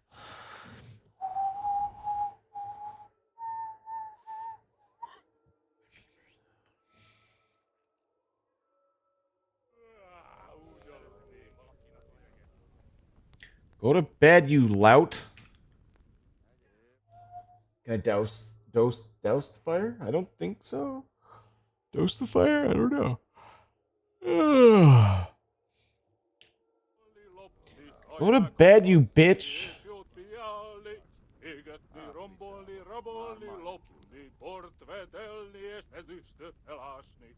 Égetni, rombolni, rabolni, lopni, de szép is valamiának. Shut up.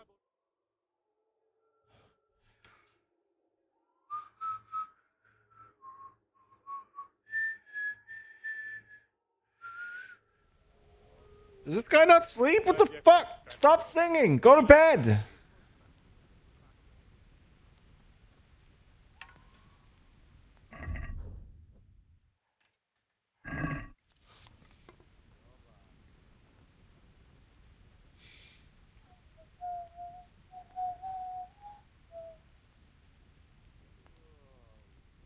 There's no way I'm making this shot, but I'm gonna try.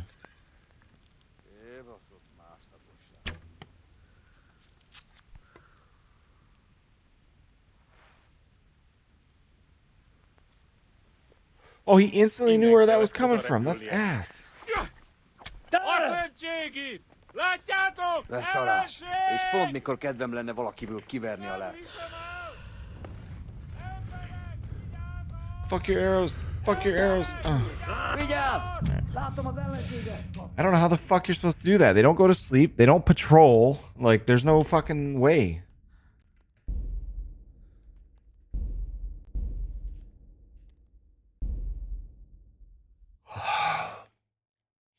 He instantly knew where the arrow being fired came from. Stealth parts of this game suck dick.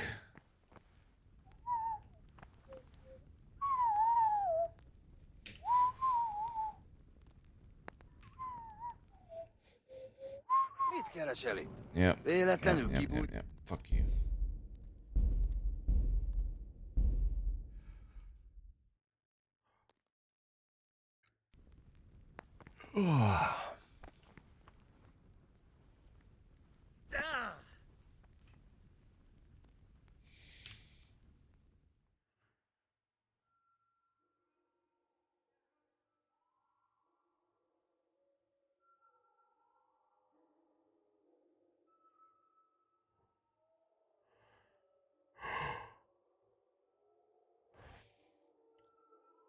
Hopefully this punk bitch goes to bed.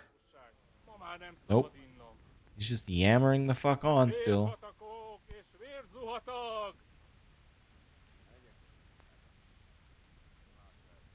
Like, there's no way I can make that shot. That's...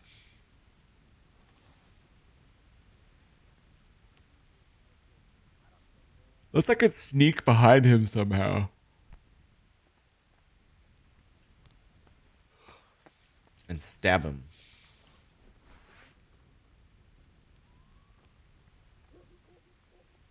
It is raining, so I am 70% quieter.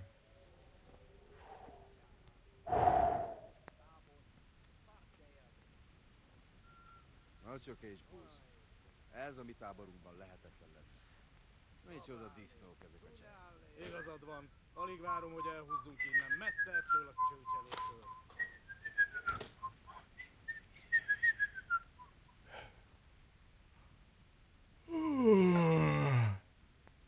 Alright. Sehol senki, akit kifoszthatnánk. Unalom. Maybe I can...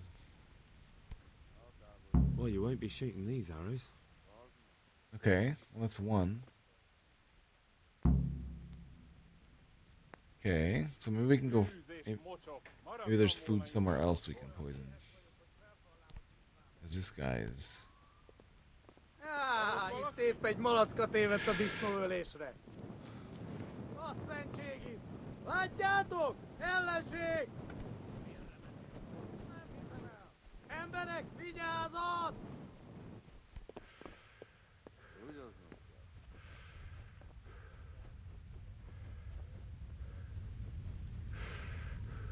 Mit keresel itt? Véletlenül kibújtál anyád szoknyája alól?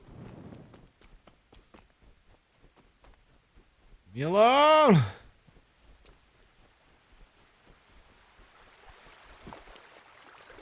Oh yeah, they get fucked up by the river. Eat river dick, bitches.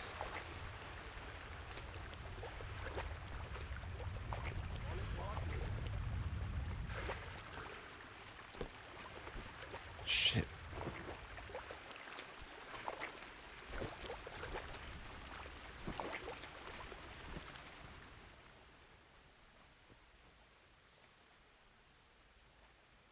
I think I'll give him the slip. Well, I think that's... Oh, he's right there. Rossz helyen vagy, rossz időben.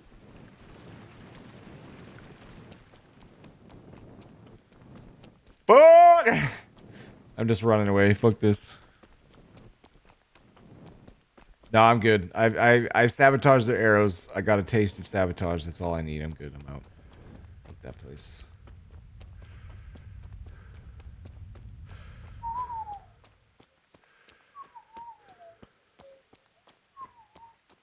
They know they've been fucked with because they saw my ass.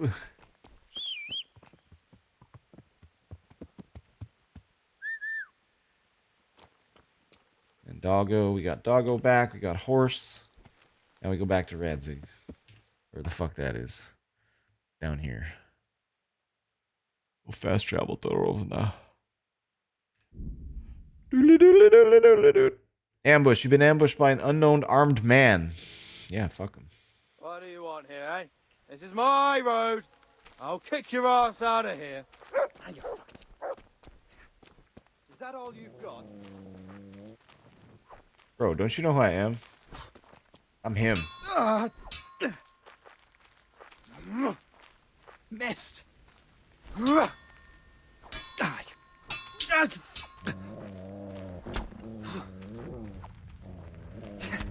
Ow.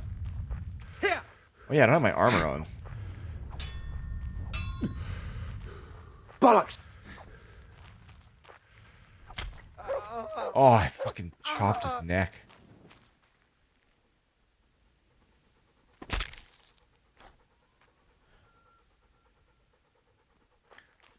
Where's Buddy? Oh. Blended in.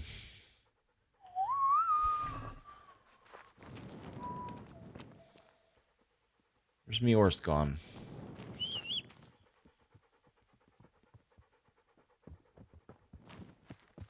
There you are. Heaps of branches off every quest, yeah. Yeah, it's very cool. Lots of different approaches to things. I'm just kind of trying to go with the flow, and what happens happens. Like, I completely messed up this ritual I was supposed to just observe, and I just walked right up to it, and then they drugged me, and I became part of it, and yeah, it was a whole thing.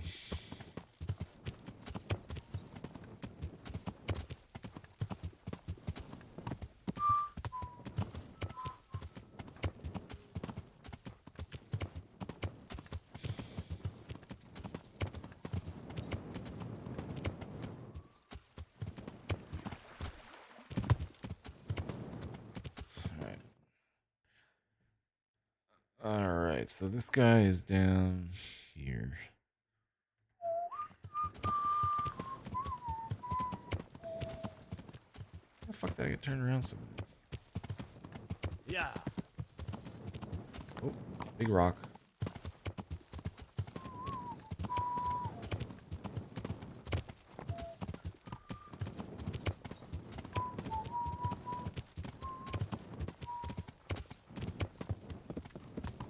Climb the hill, horsey. Climb it. Attaboy, hell yeah. Good Skyrim horse.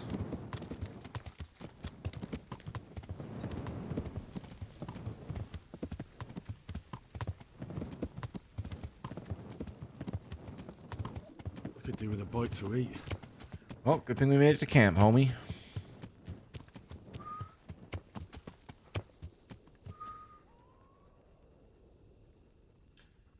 So cool, some roguelites don't even start till you die or are put in prison or torment next to some sort of crawl back from nothingness. Yeah, hyper complex desert game? What is that?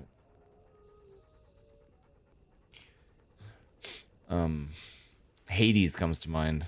Fucking Hades is so good. Alright, we need to find some food and a schleeb.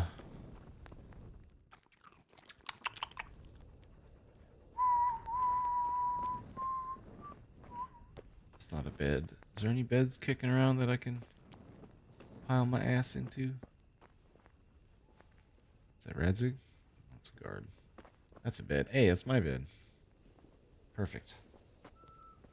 Perfect. Oh, we'll sleep for like, I don't know, a couple hours, I guess. Go for 8 a.m. Everybody should be up and about by then. Get a few hours of shut-eye after all that recon and fighting and looting. Hauling around 600 pounds of loot.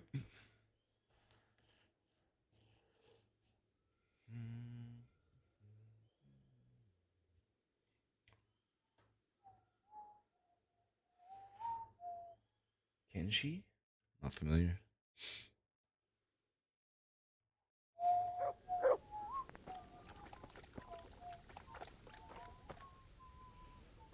Alright, Radzig. There's another pot? Oh, hell yeah. 2 of them?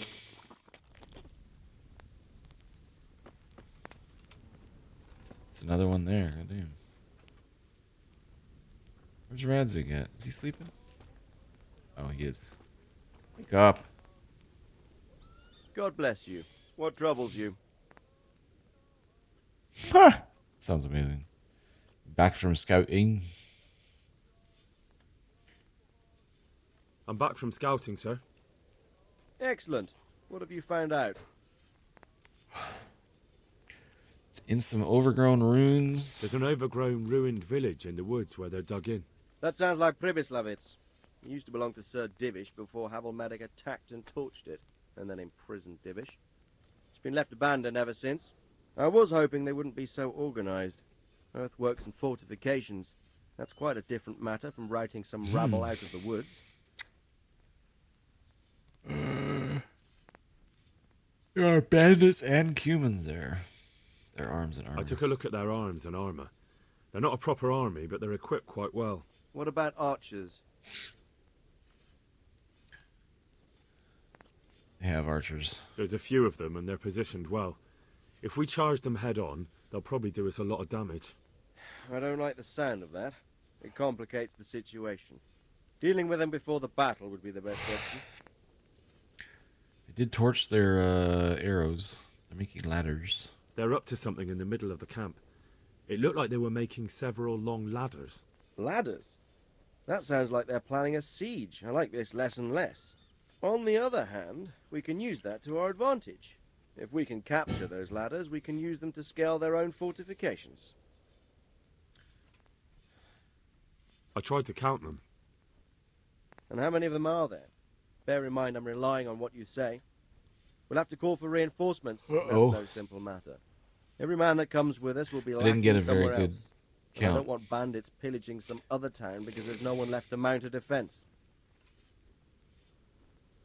Quite a few. I'm gonna go with quite a few. There's quite a few of them there. Perdition. We'll definitely need reinforcements. I think the Talmberg men should suffice. I don't like leaving the castle unprotected, but there's no that's other sketchy. option. There are bandits there. It's mostly bandits in the camp. They're not villagers with pitchforks, but not regular soldiers either. No more than I expected. I have no... There are humans. There aren't just bandits in the camp. There are humans too, quite a few of them. Humans, you say? Where the hell did they come from? Could Sigismund have left them there after he raised Skalitz? This is looking more and more serious. True. That's about all I saw, sir. I didn't notice anything else. That's all right.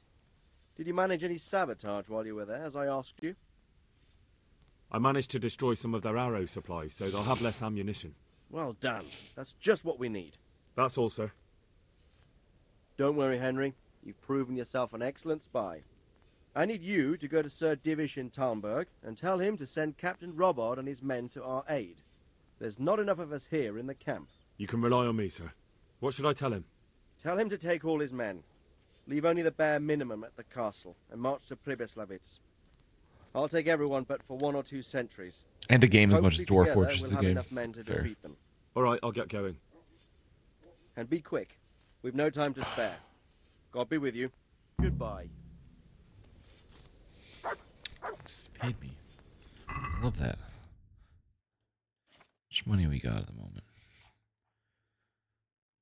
700 acres.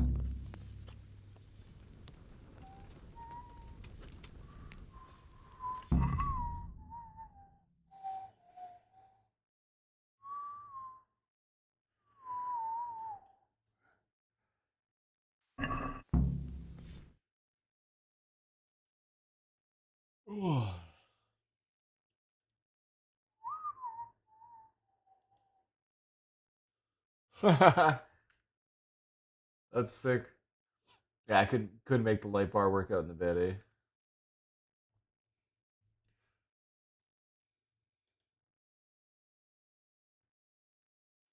That's sick, dude.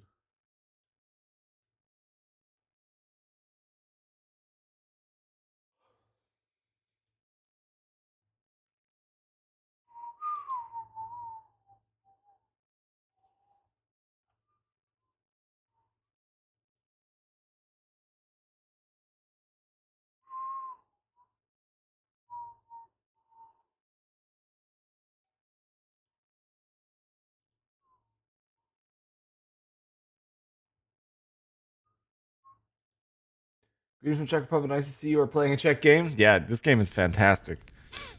I am really enjoying it.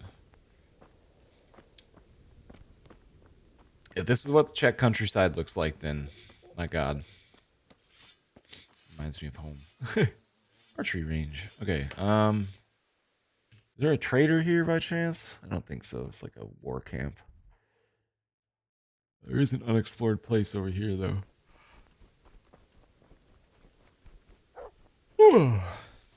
Grindstone.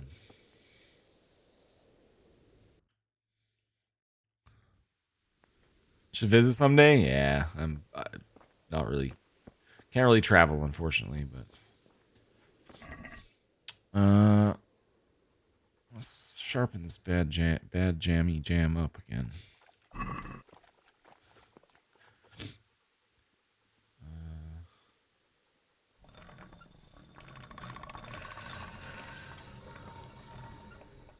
Oops.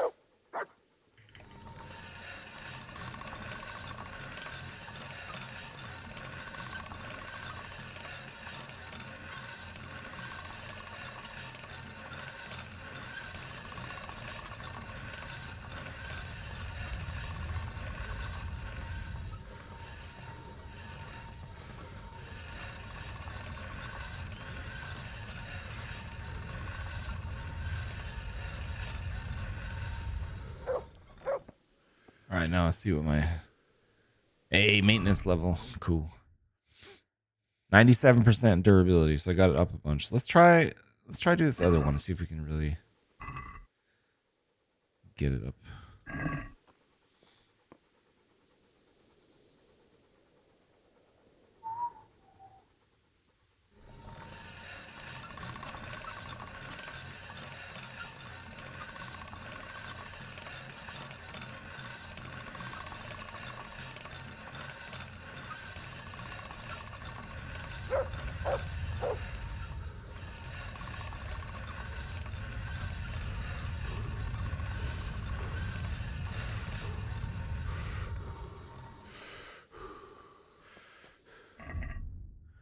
%. That's pretty cool.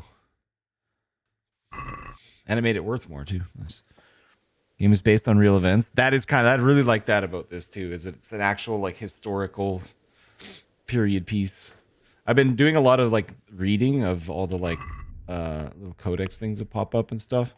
And it's so cool. It's just like period correct, just life stuff. It's so neat. I love it.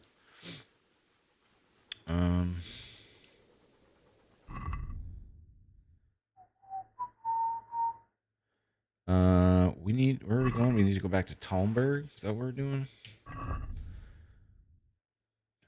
Nest of Vipers. Ask Sir Divish in Talmberg for reinforcements. Let's go do that. It's not that far. Just fast travel there. Hello? Why are you going so slow? Is it because I'm in the town? There we go.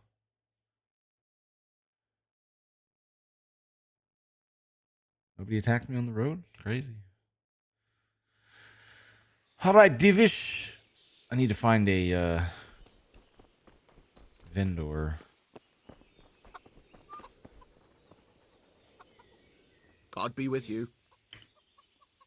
Can we? If you've got the. God be with you. Does he buy armor and shit? Oh, he does. I gotta put my set of armor on first before I be selling shit.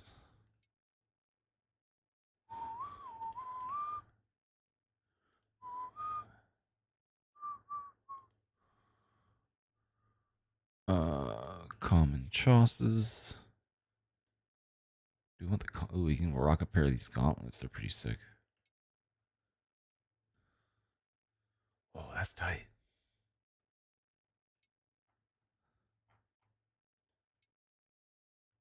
Cool.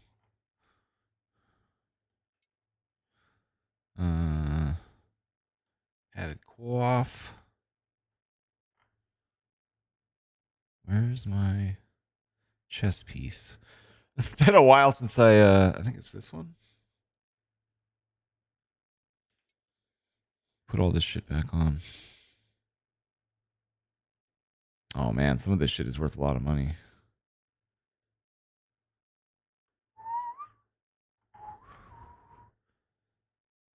Pauldrons.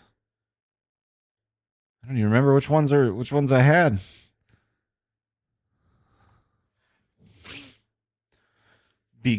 Czech Republic is like the Shire from Lord of the Rings. People here are the same. We were sitting in pubs afraid of adventures. And, oh my god, dude, that sounds like so nice.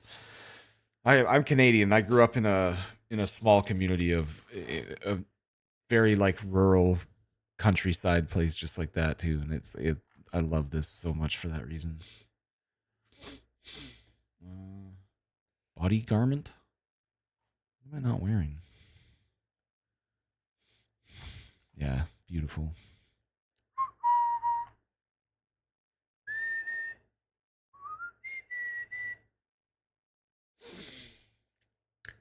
Oh, is he not wearing shoes? Hang on. Where did my actual boots, ones that I bought, go? My Chaucer's common plate. I thought those had shoes on them. My boy don't got no shoes on. Leg chainmail? Guess I'll just wear like these ones or something. I don't know.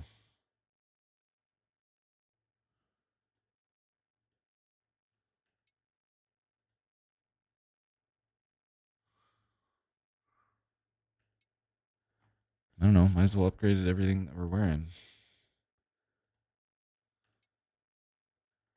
With all the shit we've, reacquired.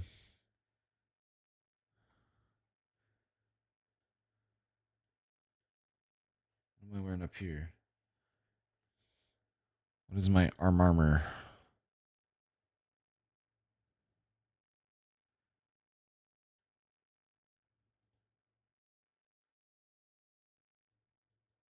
Okay, yeah, those are the ones that I bought. I'm not going to wear those, though.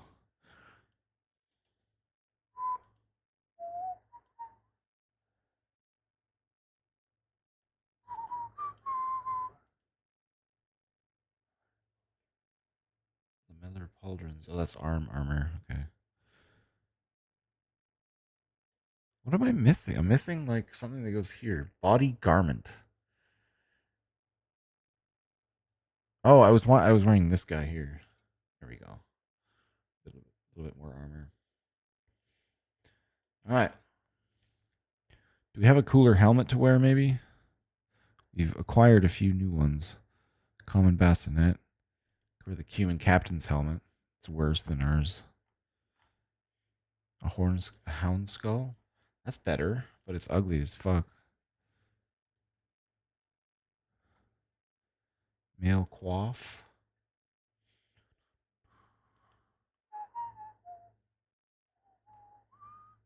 Oh, I guess we want to wear a male coif. Didn't have one on.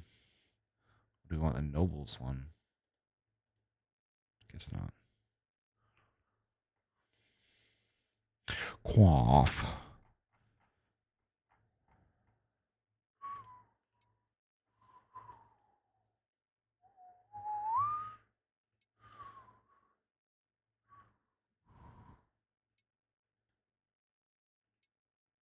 Oh, that one's nicer, but it's like damaged as fuck.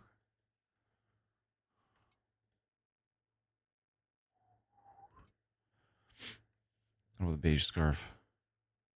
Nah. All right. Everything that I'm not wearing is free game to be sold. I am, if you're curious, I am using some mods. One of which makes it so I don't have to worry about carry weight anymore.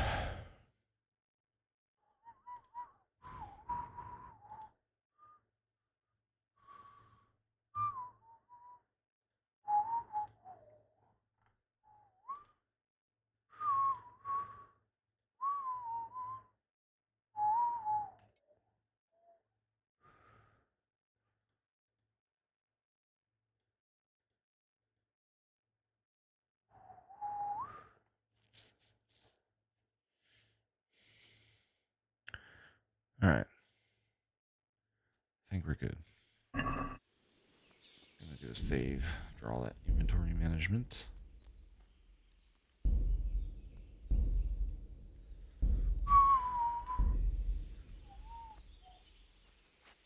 Frustrating someone playing it first time. Yeah, I just I do that in most games, and it's nothing against the game, and I genuinely, acknowledge that it does kind of go against the spirit of the game in a lot of ways, but I just don't. It adds so much extra time that it's nice to just not have to worry about that.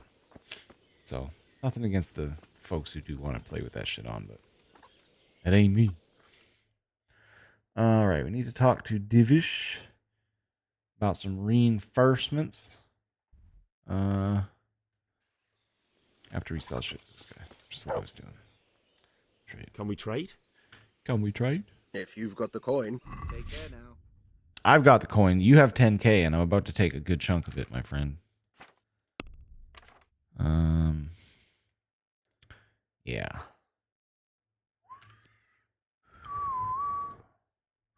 Let's do armor first.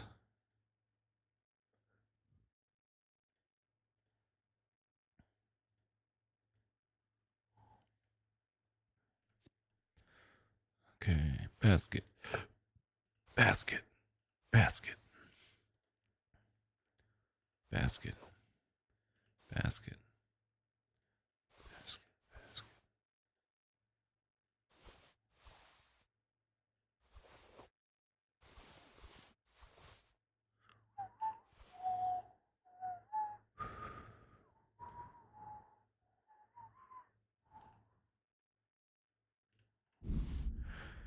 Did I learn Master Strikes? It took me some... No, I didn't. I haven't done much beyond just regular, combat training. I'll probably go do some of that, actually.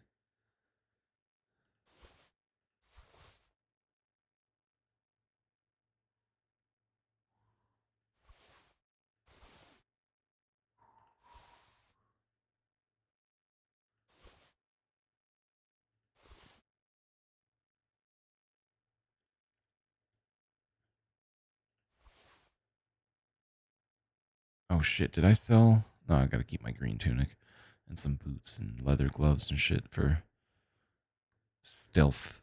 Ooh, golden spurs. Those are nicer. We'll use those. Sell the cumin ones. Sell one pair of those.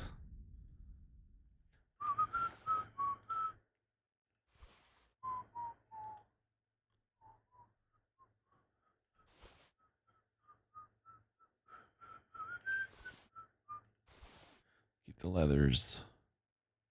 Bum bum bum bum bum.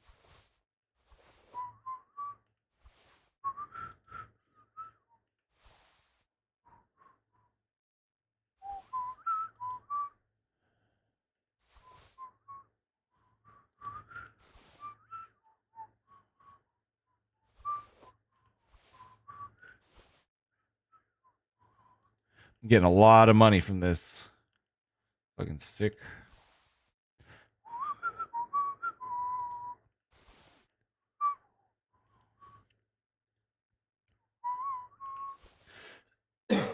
Excuse me.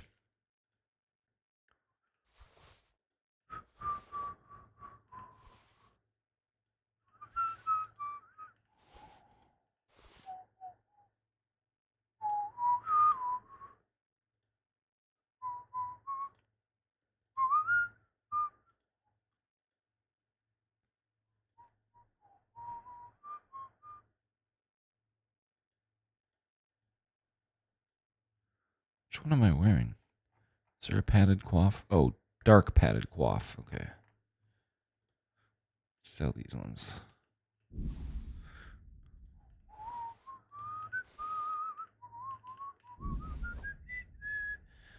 Keep a pair of red pants.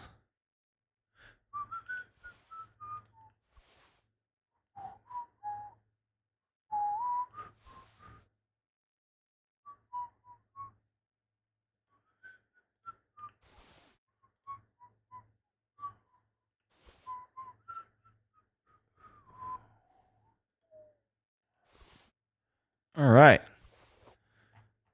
There we go. 6K. I'm cleaning this guy the fuck out. You have anything I want?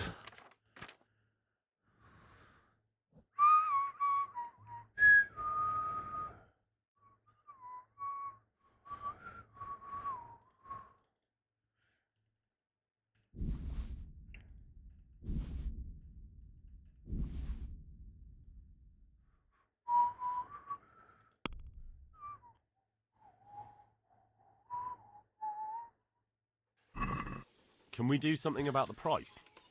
Oh, I always haggle. Unless it's like $1, I always haggle. Bump this down to like, let's do 6,200 maybe. Aye. For that amount, Okay. I can be persuaded. Because I'm better at haggling than I thought. Just agreed to it. Goddamn. Leveling my speech. Yeah. My guy is that's like what I'm focusing on mostly is speech and charisma, because it's really nice to be able to pass speech checks and stuff in these kinds of games. All right. Got ourselves a little set of armor, or an improved set of armor. Got a fat stack of money in the bank. I can eat rotten food because I have weird perks. Let's go talk to Divish.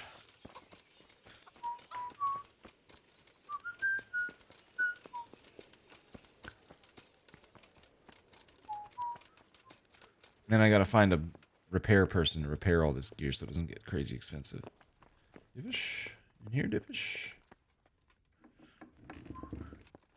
Oh, Divish is upstairs, isn't he?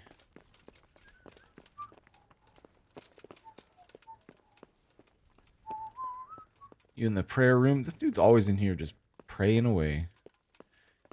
Hello, Divish. God be with you, lad. What can I do for you?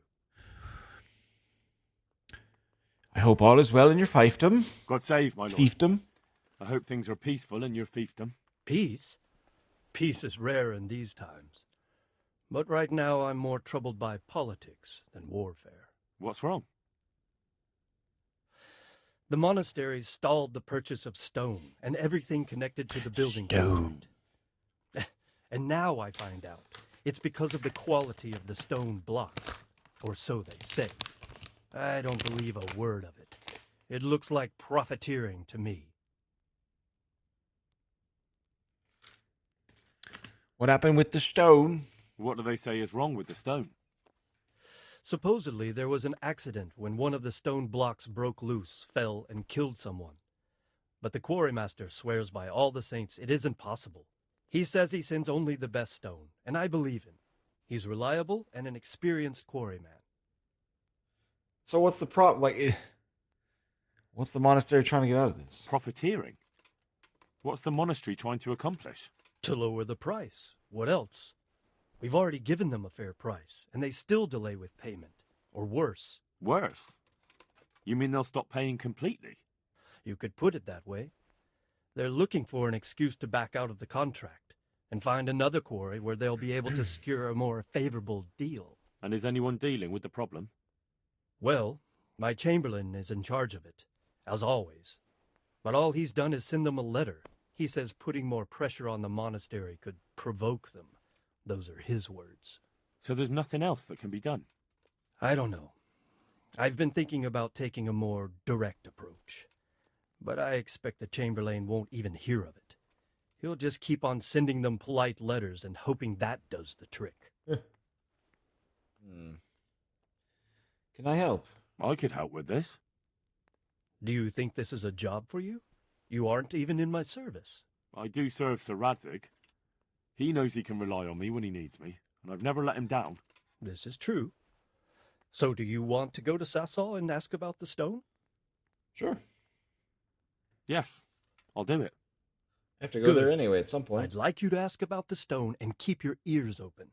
See if they aren't talking about another quarry. I'll do my best. Hopefully they'll talk to me. They will. You ride in my name. You ride in my So name! Don't forget to remind them of it. Take care now. I like Divish. We'll help him out. He seems like a cool guy.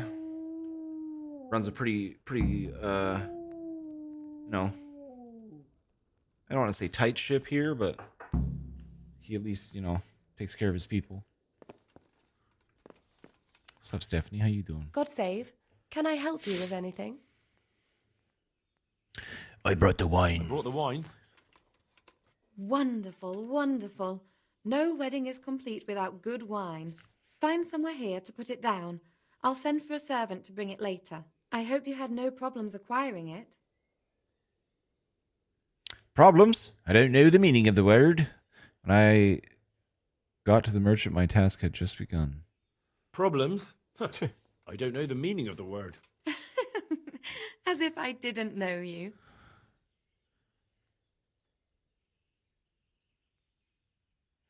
Yeah, I robbed your place when I fled Scouts and then broke the promise I will stay in Talmberg, but you can trust me.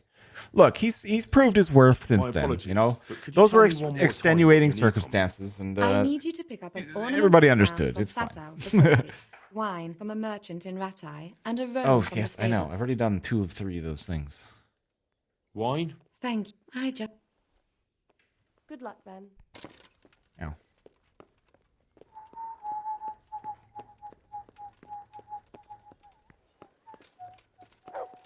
Dog. All right, let's go buy some meat for Pooch.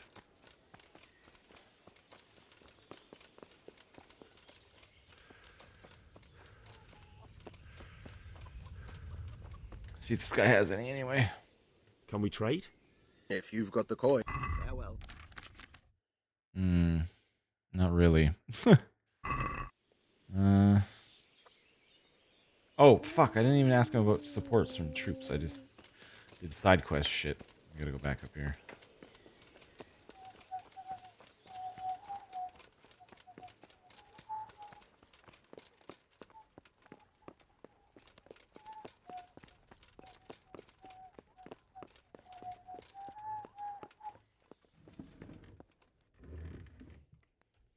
Sir Radzig sent me with an important message. He asked for reinforcements. He needs more men? What's going on?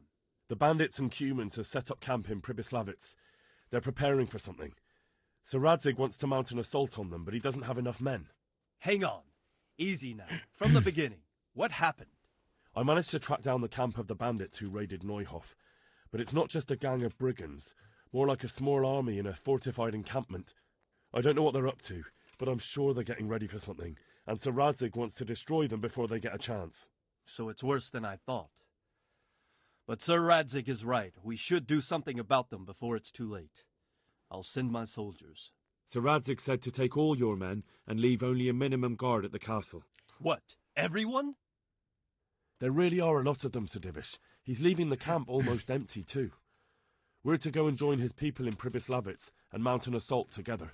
Hopefully All this... right, then. Sir Radzig knows what he's doing. I'll muster Hopefully the men this isn't a and send boo-boo. them with Captain Robard in command. Would you lead my men there right now? Sure. Yes, sir. May God be with you in battle. Farewell. I'm gonna pick my teeth.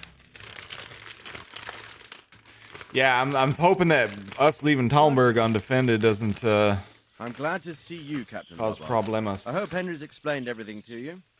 He did, but I find it hard to believe. Who could possibly put together such a significant military force, and right under our noses? We'll just have to find out, but I don't think we will until after a battle. If we don't deal with them now, who knows what they'll be capable of in a week or two. I agree entirely, my lord. What's the plan? Right, lad. We're almost at the place you described. Now we'll have to advance cautiously. I need you to tell me how it looks around the camp so I can decide which side to lead the attack from. Sir, that's a big responsibility. I don't think I should... I asked you a question, boy. You've been there and seen everything, so... Damn it, Radzig! There are 3 ways to get in.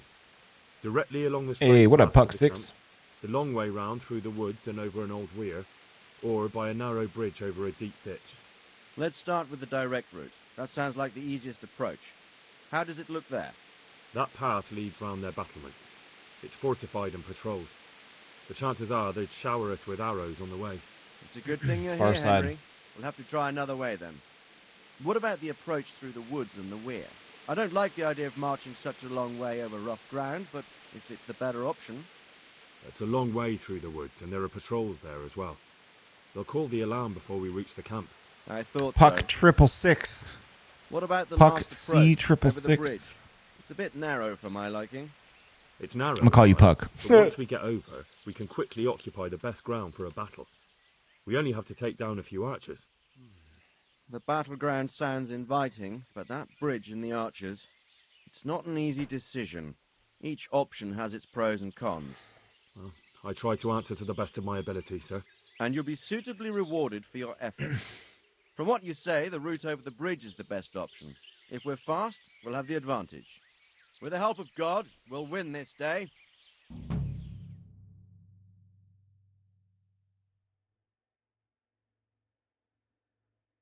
We'll approach from the south and storm them over the bridge. Okay. Form up. Forward march. Forward!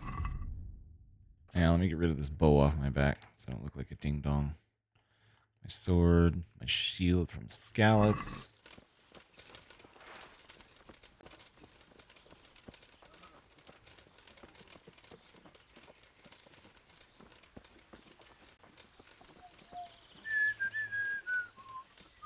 To the bridge, quickly!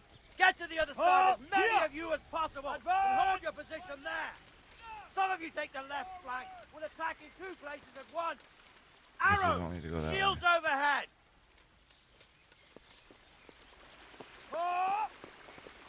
Hold your ground! Defend! Kill them up, or you are!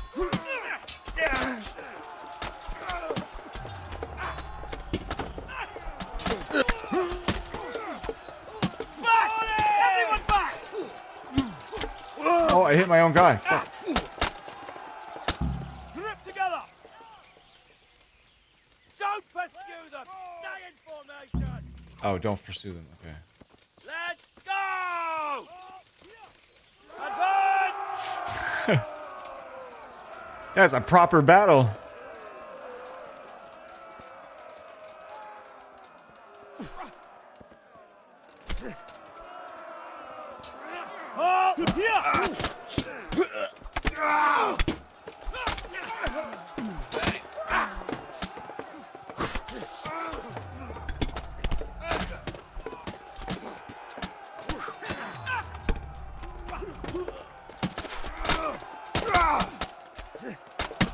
Let's get out!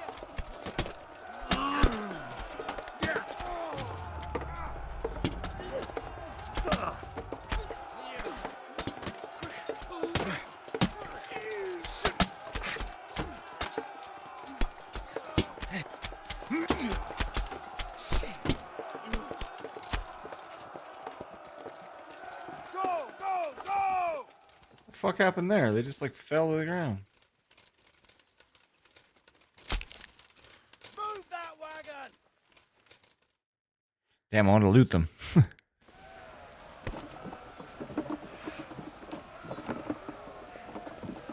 I hope Talmberg doesn't get fucked up while we're all here, man.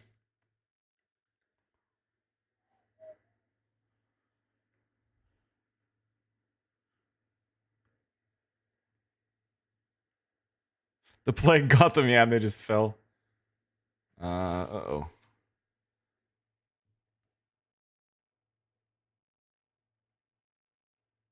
Think it's gonna load, or is it?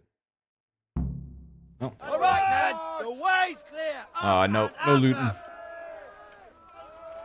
Up and at them. Kill the human commander. Deal with the archers. Not another stack! Deal with those archers before we're all shot. Line up.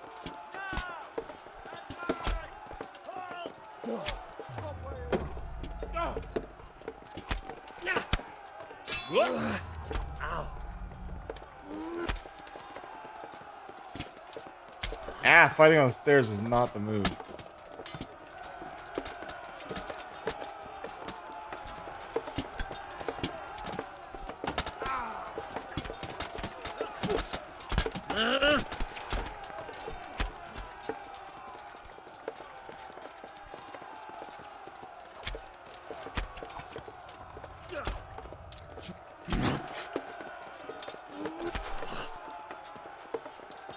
Did you fucking stop that?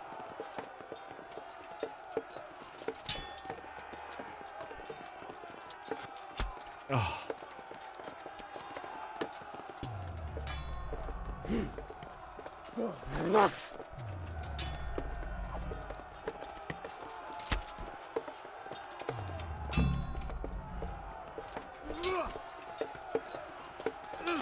Fucking hero archer with the sword, goddamn.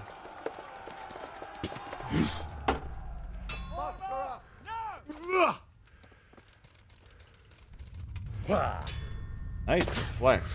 Sick.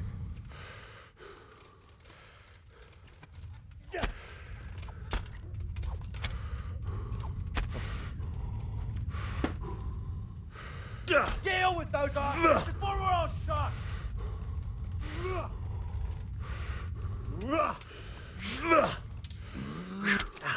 Yeah.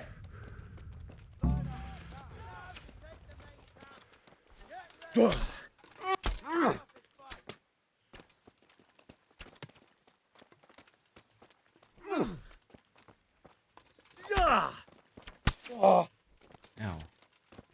Good guy? No, that's Radzig. He's a good guy. Oh, fuck. There's so many more guys. Radzig, come down! Uh-oh, that's bad. Game over. You lost that. Yep, Radzig died. You just got fucking smoked. Oh, I guess it's in USD. Yeah. That's only like half the bill in Canadian anyway, so. Yeah. Yeah, they're always in USD. I guess I just forgot to fucking convert it over.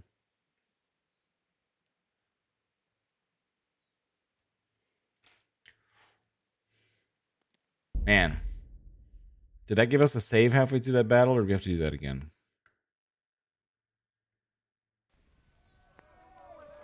Okay, yeah. Let's go! Ways clear! Up and at them! Alright, back to the bow.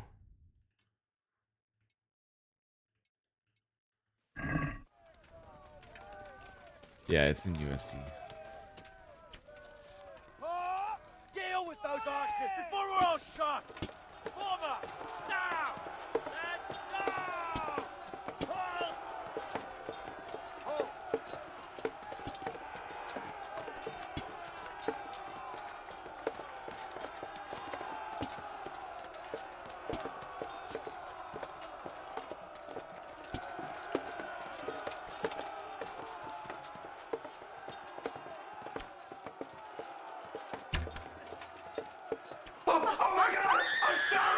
Oh shit. Okay. Or somebody. 420.69. Now nobody can ever do it again. That's true. It's illegal.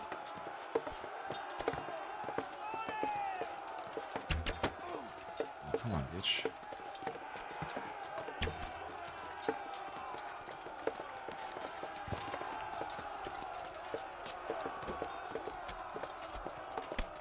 Thank you, Barry. All right in the mouth, dude.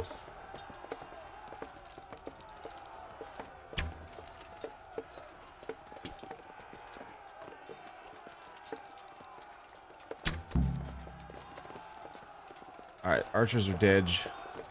Line up! Now! Now to take the main camp! Get ready, men! This will be the toughest fight! Oh man, we're about to get rich, boys.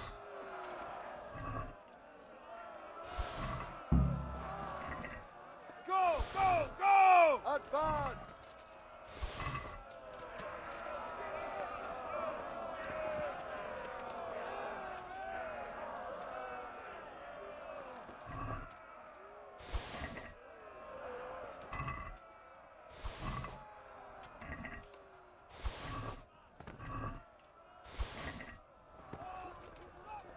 Just hoovering up fucking loot.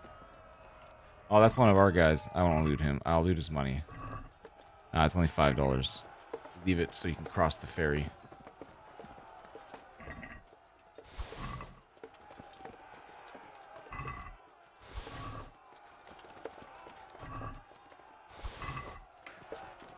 Well, I think it was a good thing we brought as many soldiers as we did, because there's a lot of motherfuckers here.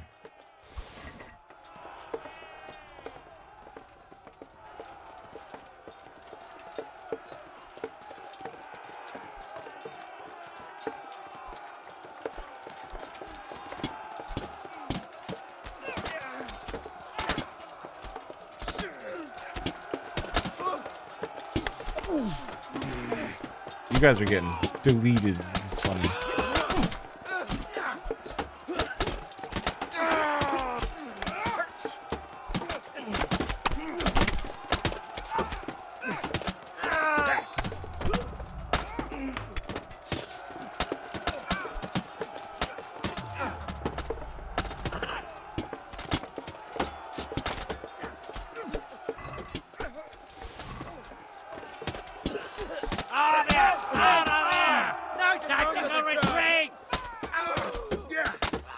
Bring it back to Ram and smash down that gate!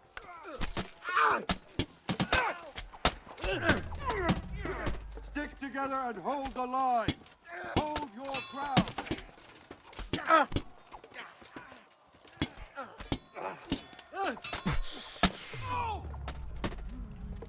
Man, the fucking frame rate is awful.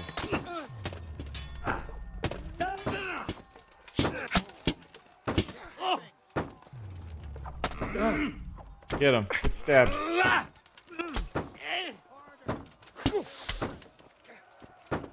That big ass sword.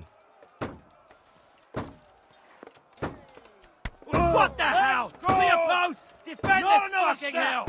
Get ready to defend!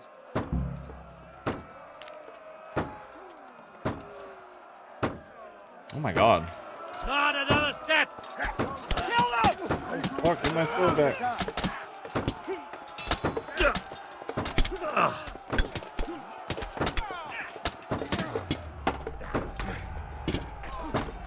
I just fell and died.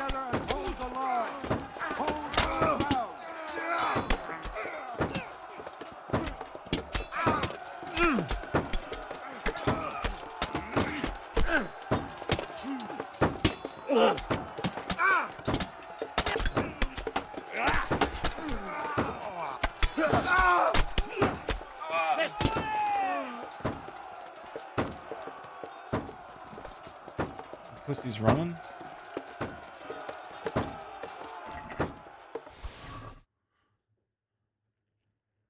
Buy all the repair kits for all types of armors. Level up your maintenance. There are awesome perks. Repair all items you found. Okay, cool. Where do I buy repair kits from? The hair meat got updated, yo. This is sick. Oh, it's the guy! Give me that fucking sword back, you bitch! Oh, Henry, don't do it.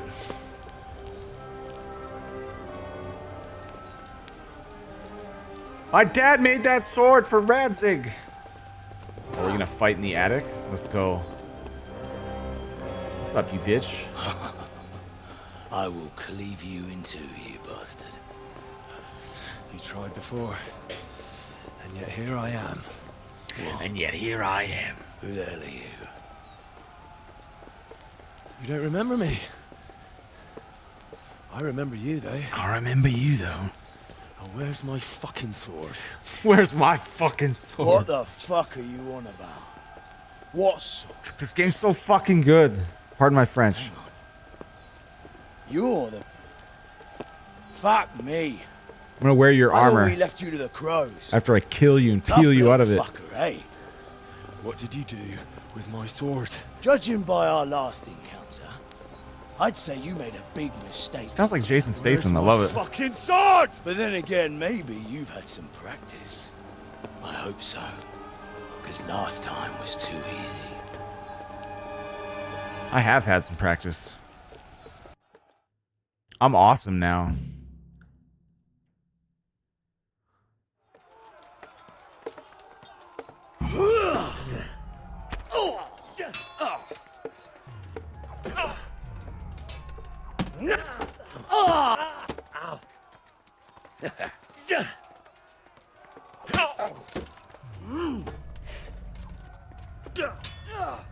God! You're going to cry now. Ow. Ow. He's kind of fucking up. Ow.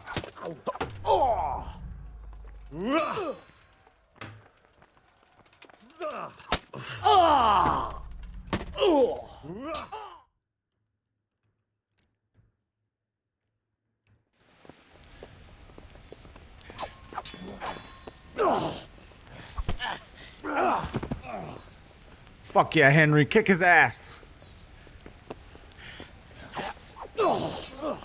I might need to start working on the longsword, man. Longsword is sick as fuck. Sword and shield is cool, but like, man. Oh! Oh, he half sworded him. That was awesome. He used his hammer or sword like a hammer and hit him with the fucking hilt. Oh, that's so sick.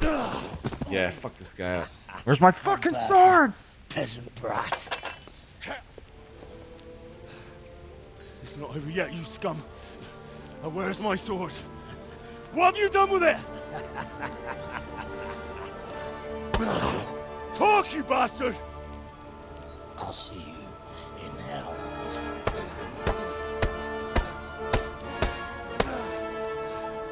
Tell me, do you hear me? Tell me what you've done with it!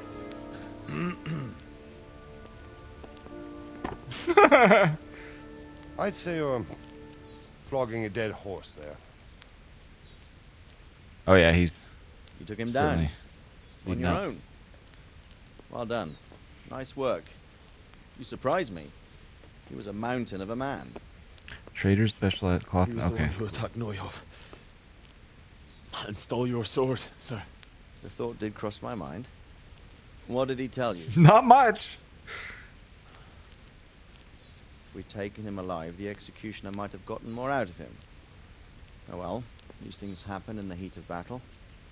Anyway, we found a trunk full of coin down below.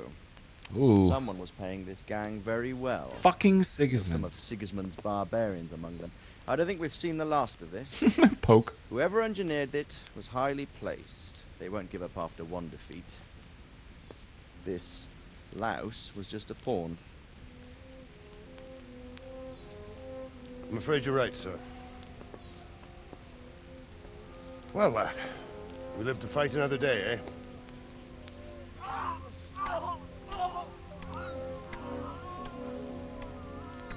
That's not really how you mercy kill someone, but alright. Oh, come on, That's Henry. the fear leaving you, lad. Let it go.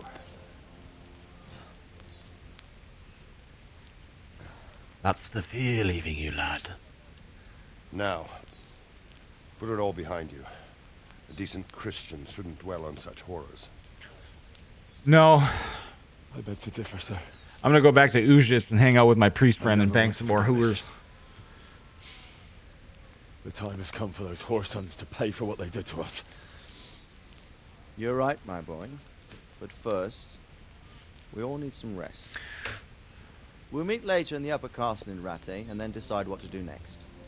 But come what may, you did a good job today. Thank you, Radzig. I feel like I did. Hopefully Talmberg's okay.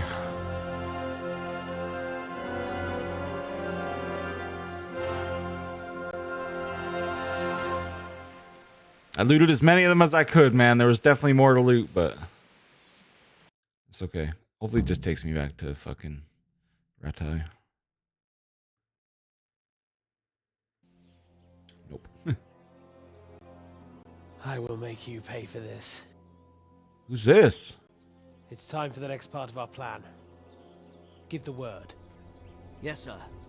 Who the fuck is this?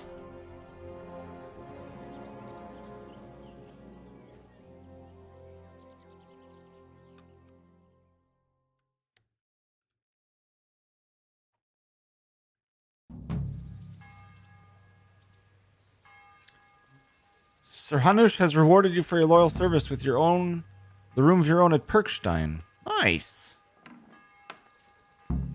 Okay, I figured it was that guy. I kind of recognized the hat. Wait, where am I? Oh, I have my own room in Rattay now. Fuck yeah, dude. All right, Let's go talk to various merchants and buy up all the armor kits and do all that stuff. I really wish this town didn't lag so bad. This way.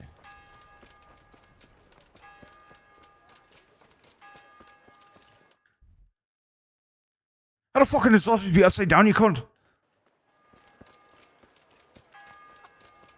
Hey, hello, Chicky. Can you see the end before I get back? No, I'm gonna go for a while tonight. Bread, rolls, buns, Vegetables! and pretzels for you. Vegetable. Hello. I'm at your service, sir. Yeah, trade. God be with you. So, other armor kit. So I should just buy these all up? Small armors kit and armors kit? What's the difference? Large armor kit.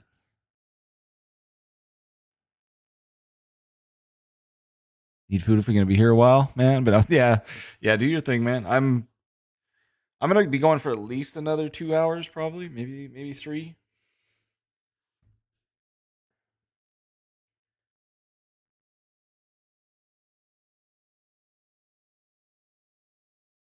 Larger kits just last longer. Okay.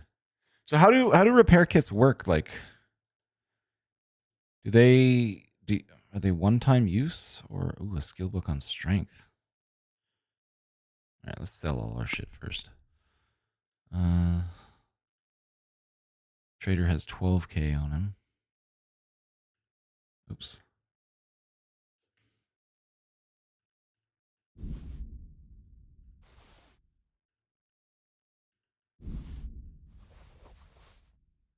Damn, that's a lot of composite gauntlets. Is there any value in repairing all this stuff before I sell it, or should I just get rid of it? Probably not, eh? It's...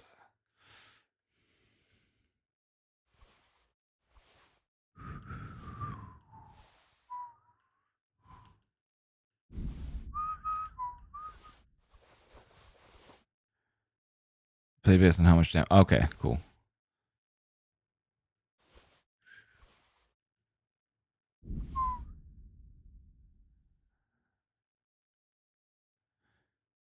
So I should be repairing all this shit that I'm selling?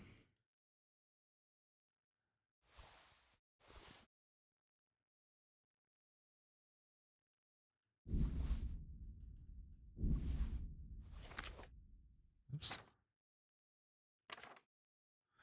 Worth it since you can... Okay. Well, we'll cancel this then. Yes. Ain't got shit. So mini cookies it is? Hell yeah. Alright, so let's buy up all his kits first.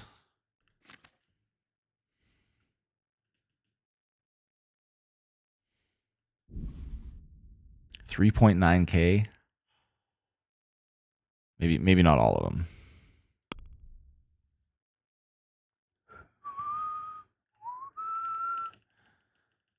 Maybe we'll buy like 6.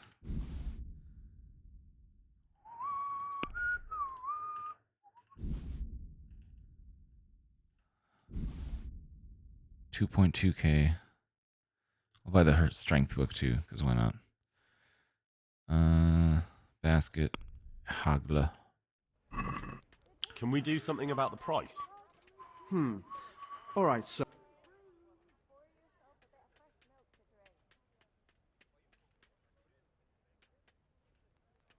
What about this? I'd almost shake on that.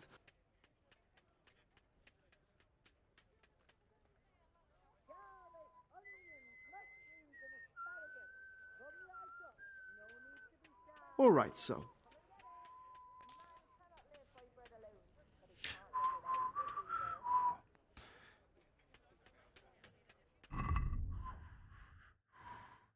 Want to come skid tomorrow? What time?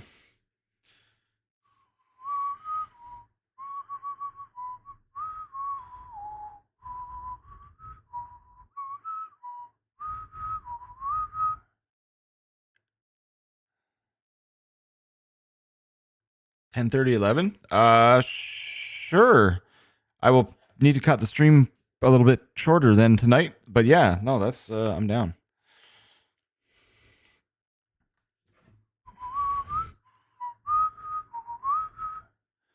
All right, so armorer's kit, apply. You're on the 8 ferry? Cool. Yeah, let me know. Text me in the morning when you're getting on the ferry and shit. And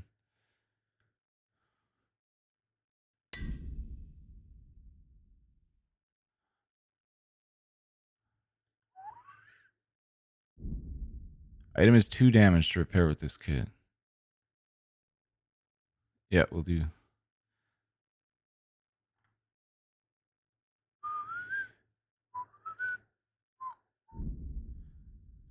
Yeah, a lot of this shit is like super damaged. So should I just be repairing my own gear then, maybe? Not the like... Really? How are they 2 damaged? I don't understand. Is there like big armor kits or do I do... Oh, those are small ones. Fuck yeah, Jamie. I'm stoked, man.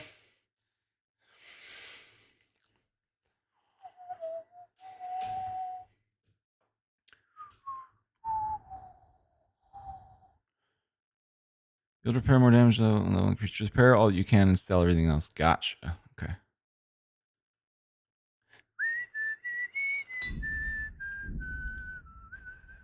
So everything that's grayed out, I'm guessing I can't repair. Don't have enough skill. Okay.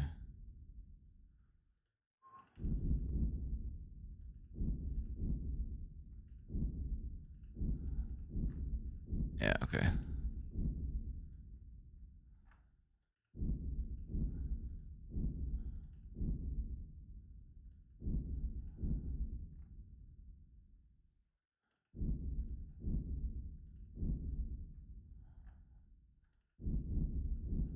Alright.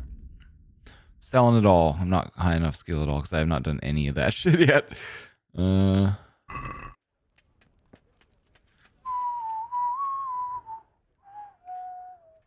Good luck to you.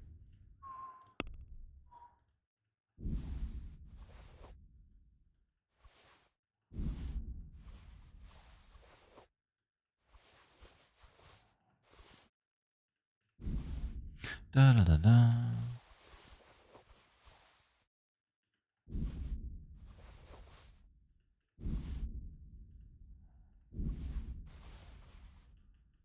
Oh my god. Enough pants, boys? Oops.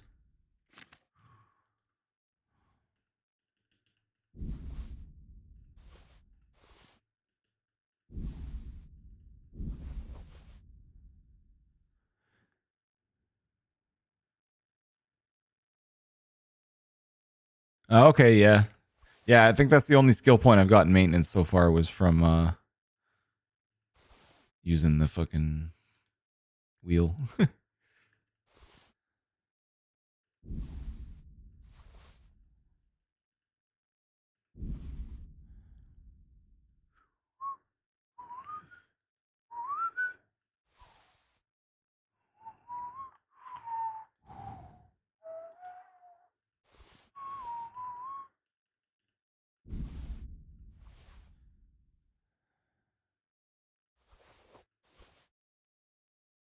That was so many fucking items, man.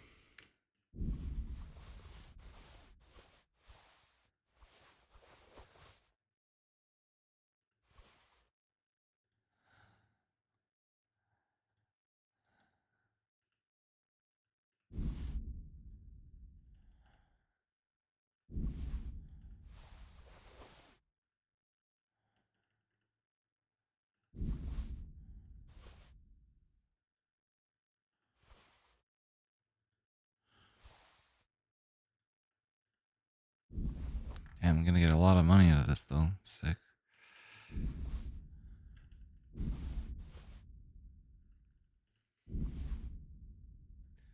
Ornamental cumin shishank.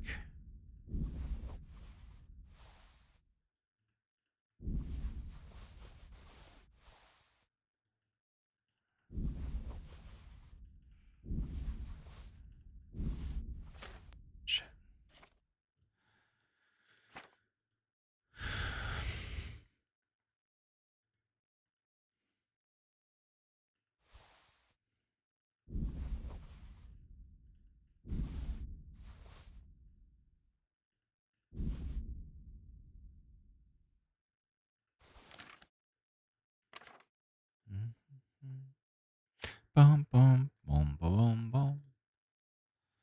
That hat's kind of cool looking. Damn it. Wrong Buton.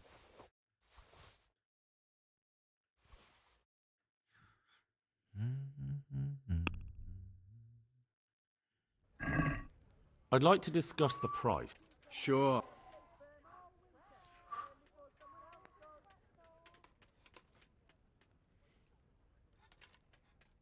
Aye, that would do it.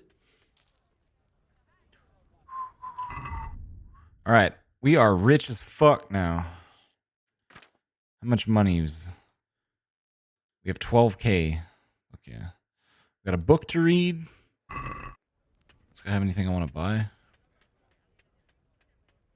And so can I armor repair my own shit then? See you later. Don't think I can.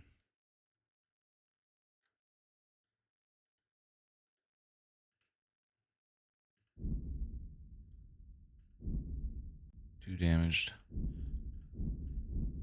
Damn. Well, guess I'm gonna get him to repair it for a large amount. Take care. Je tam studenka kamená a v ní vodenka studená, vodenka studená. Kdybych já tu vodu píjal, věru bych sa dobře mýval. Nechodíval bych do šenku, nešidíval. I'd like to discuss the price. Why not?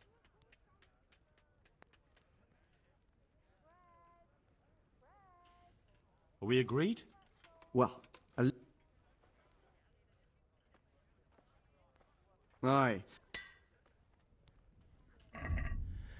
All right, all that shit's 100.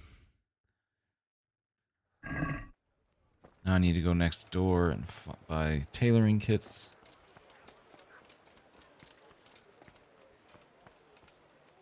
Hello. Good afternoon. Good afternoon. Take care.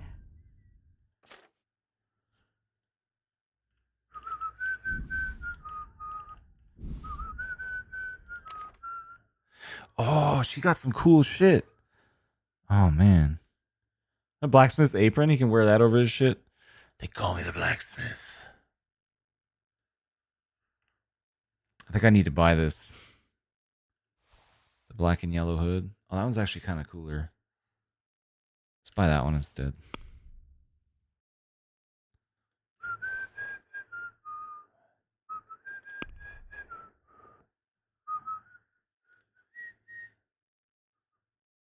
Oh, that goes there? Interesting. That's even more armor.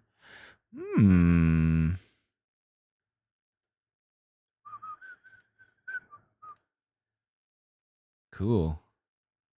I lose a bunch of armor, but...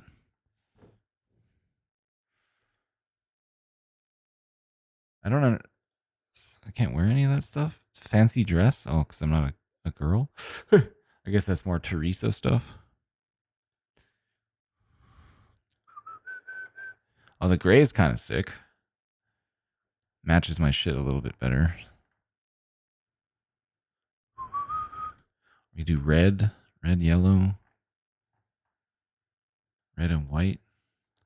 Nah, I'm gonna rock the orange. The yellow, this one. I'd like to discuss the price. Naturally. Naturally.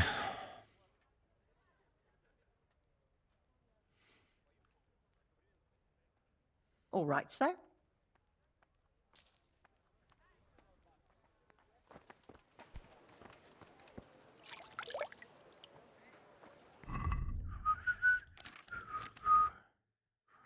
Oh, I need her to... Oh, can I repair this shit?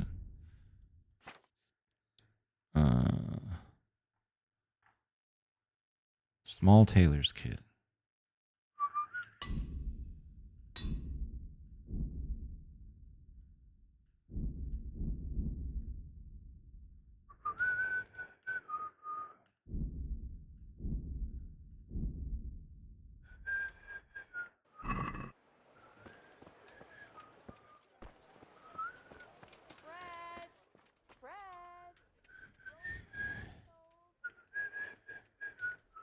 Can she not repair my stuff? God be with you. Oh, you're not the tailor. You're the tailor. God save you, good night. See you later. You got the same shit, though.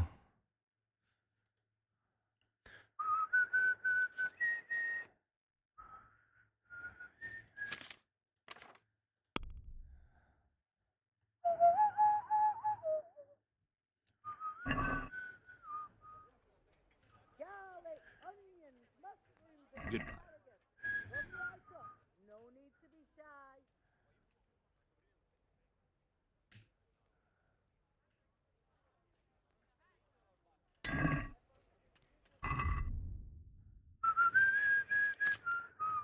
There we go. All 100s.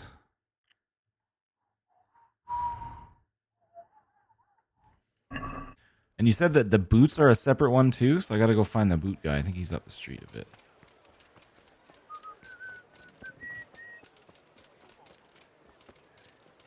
I wish there was a way I could save armor sets. And just, instead of having to like go through and just put everything back on and shit. Oh yeah, we gotta put on our new, this guy.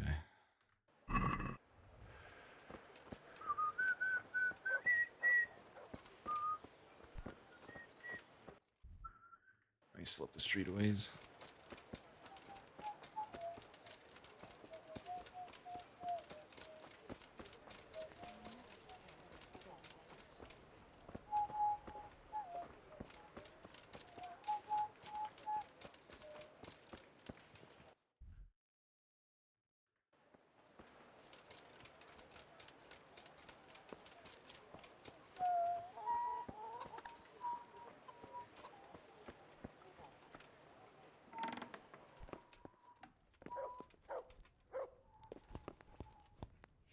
God Hello, save you. cobbler.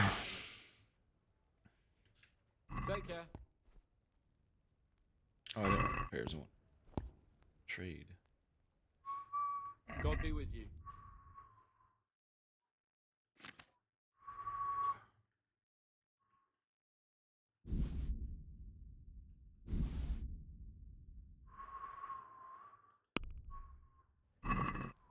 Let's talk about the price. Are we agreed? Come now. Aye.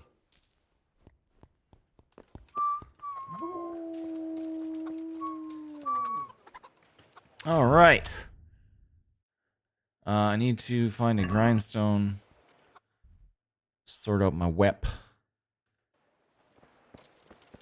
Because it's all bloody.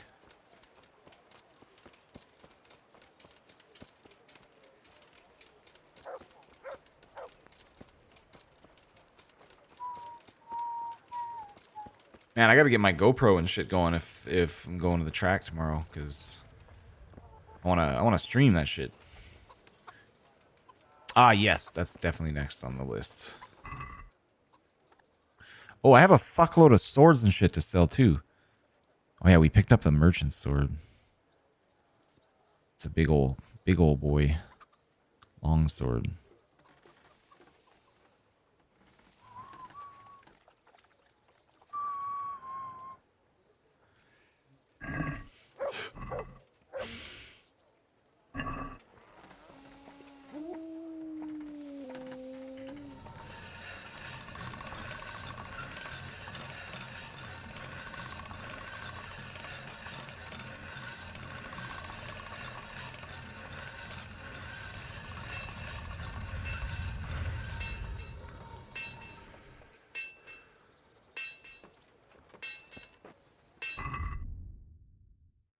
Good enough. Go sell the... Oh, can I sell shit to you? God grant you help. Trade. Yes, I can.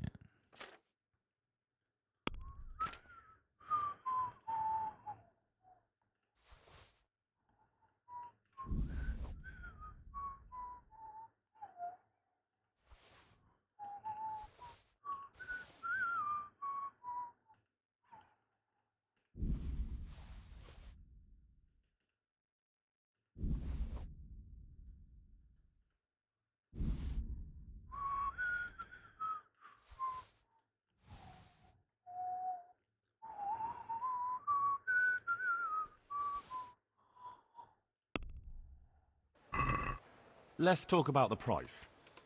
All right, sir. What do you...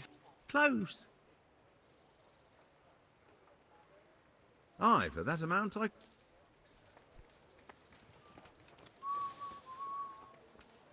All right, I think our dude's looking pretty snazzy.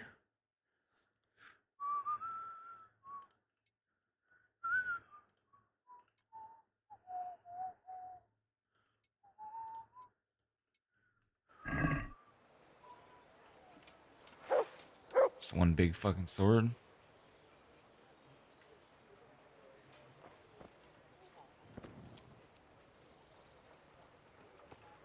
Oh my god, sorry dog, I didn't mean to stab you.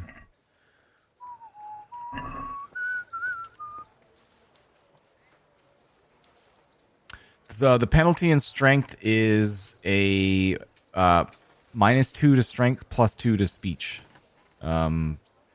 Skill thing.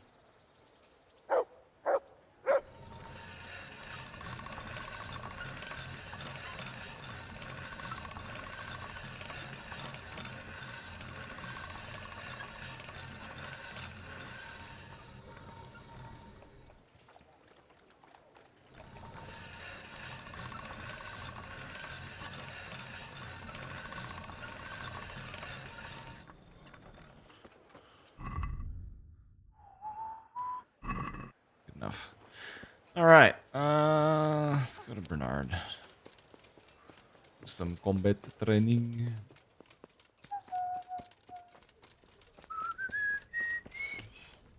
Yeah. So which one is it even? Oh, I got a couple to spend. I think it's a speech one, maybe. No. Maybe it's the main little one. Yeah, Golden Tongue. +2 speech, -2 strength.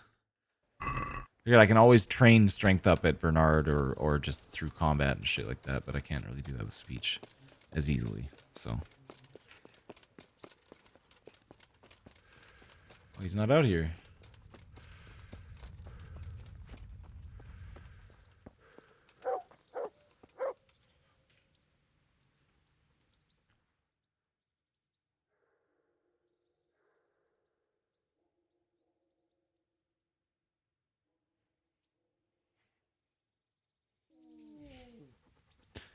Alright. No Bernard today, I guess. There's the good doggy. That's my... There's the good doggy.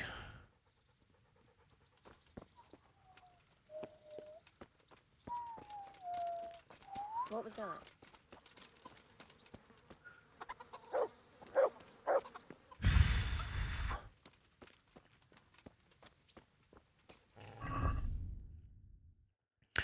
Go to the Hall of the Upper Castle. Okay.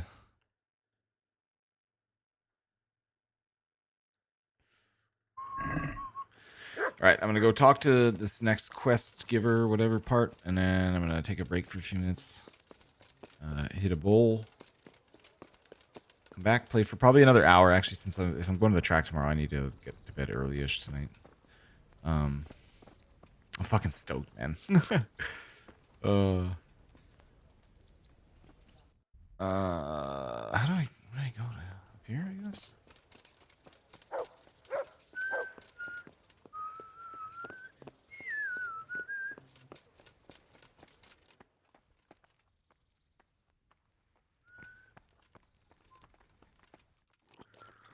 Yo, welcome back, Matthew.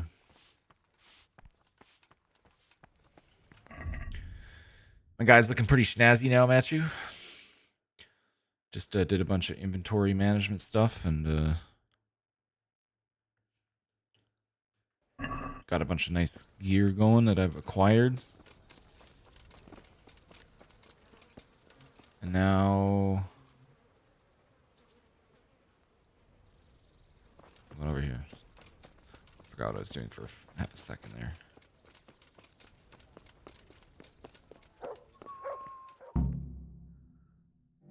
My lord, I'm afraid you were right when you said these hostilities wouldn't end at Probislavitz. I'll be right back. Comes as no surprise. Still watching. But... What has happened? My men reported 2 more attacks today. Ah, Henry. I'm glad you're here. It seems like we'll have another task for you. Come and join us. My lord. Greetings, lad. The bandits raided a few remote hamlets, but that's the least of our worries. They also attacked Merhoyed, and that's a much more serious matter. Merhoyed? Matthias is working there. They attacked right after the battle in Probislavitz. Bastards were probably trying to prove they're still strong. But there's a silver lining. The villagers held them off, and they even took one captive. He's wounded, but we can still interrogate him. Your Graces, I hope I'm not intruding. On the contrary, Master Tobias. Unlike Bernard, you are the bearer of good tidings. Or so I gather from the coin you carry. Tell me, how many groschen did we find in Probislavitz? My lord, I'm sorry, but my news is no better than Captain Bernard's. These coins are very good. That is to say, well-made facsimiles, as we call them. What? I don't give a fuck what you call them. I want to know what they're fucking worth. That's just it, sir. They're worth nothing. Are you saying what I think you're saying, Master Tobias? This here is just a pile of copper. Kurva! Fuck! Plated with silver, so it's still of some worth. Kurva! Fuck! Is it a lot of work to make such counterfeits, Master Tobias? I should say so, sir. Highly demanding work. Especially to make such plausible forgeries. They would need a well-hidden foundry, several craftsmen, and a source of material. But they could just be brought in from somewhere else, could they not? Well, they could, but then again, the silver mines are nearby, and these groschen seem freshly minted, so... So we are facing a foe who has almost limitless sources of coin. That's all we need. Doppelgänger. Well, gentlemen, it's clear what we have to do. Interrogate that captive bandit, find out their numbers, and promptly cut off their supply of money. Otherwise, they'll soon have another encampment. If they haven't already. I doubt it, sir. Merhoyed wouldn't have been able to hold them off if they did. Well, lad, I said we'd have work for you, but it never That's crossed my mind there timed? would be this much. You've Okay, well, already I'm gonna proved take your a break worth for a as an few minutes. investigator, so I'm putting my faith in you again. Go to Merhoyed and question that captive. Find out where those brigands are hiding, how many there are, and what they're planning. And while you're at it, see if you can find some clues as to where this counterfeit coin is coming from. Very well, sir. Good luck. We're counting on you. All of us. Come report to me as soon as you know anything. I'll be at the lookout point near Talmberg.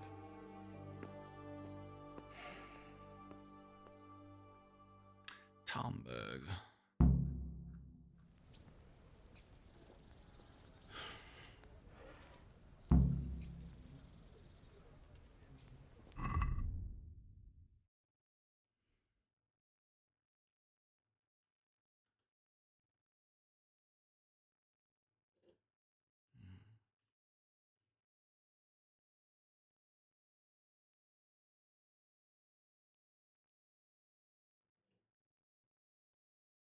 So Merhoyed has a captive. I got to interrogate him, and I got to find out what happened to Matthias. Not in that order. All right. I am going to put a quick video on. Quick little, 10-minute situation. Just got to find one.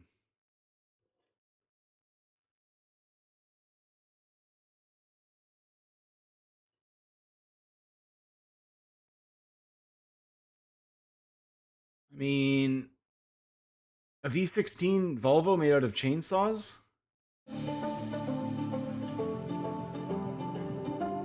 Perfect. Hey there, fellas. The time has come for us to take this here V16 engine and slap it into this here Latum. You'll recall that we experienced certain issues in terms I of love that it's fine-tuning and getting this engine to Wow. work. But I suggest we make some revisions, reconfigure a few things here and there, I'll be right. and then get to installing it. Once we're done, we're gonna take the V16 powered car and go for a nice drive in it. Let's do this.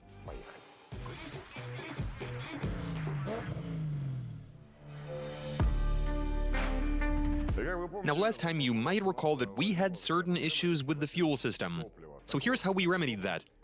We're revamping the entire system, connecting the feed and return lines, and setting up a pressurized fuel tank, like what you'd have on an actual chainsaw.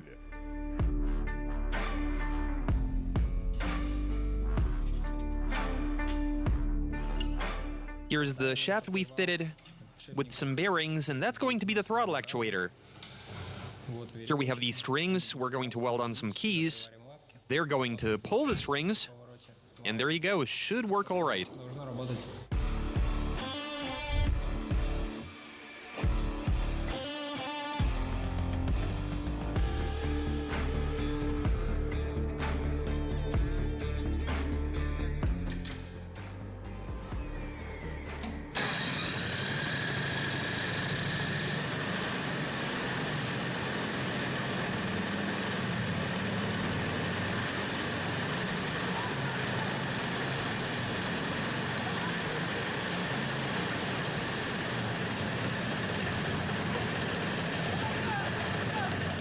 We need some air to breathe.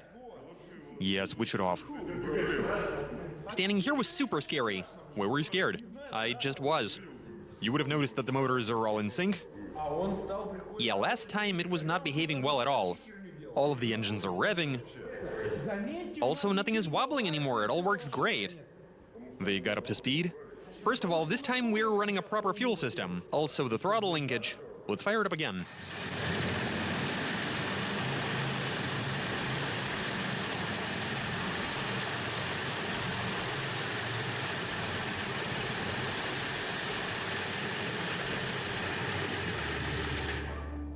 Now, getting this engine installed is going to require us doing some work to prep the car. And the main issue on that front should be fairly obvious. You will see that we've got a lot of motor. I've got a tape measure, so let's measure it. And the length of a standard engine for a Lada is 470 millimeters. Meanwhile, the new engine is a good 1300 mil. And to be able to keep the gearbox in the same position, the front part of the engine will have to be about here. It's going to be sticking out by about half a meter. And I do think we're going to have to do some cutting. Let's go.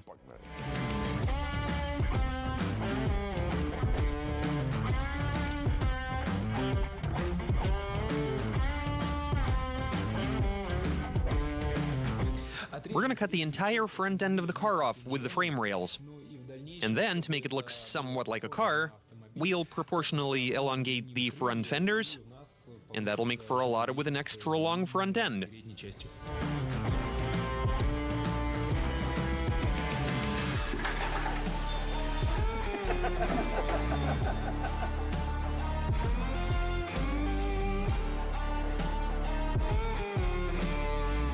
Okay, we removed the fenders, hacked all of this up.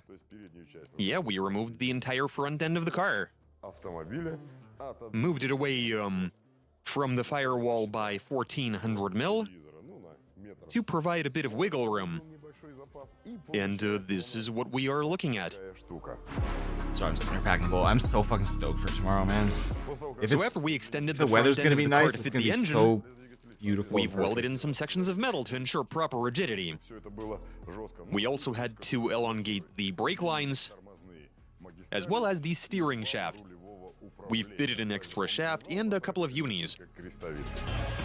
I'm gonna go to Mission Raceway with Jamie and ride around in some big boy drift cars.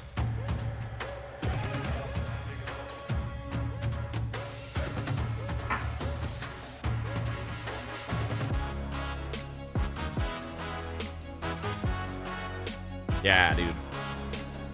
I'm gonna bring my GoPro and shit and stream and all that. I got a new battery bank and stuff, so I should be able to do that fairly easily. Wear my Speed Hero hoodie. Yeah, man, I'm stoked.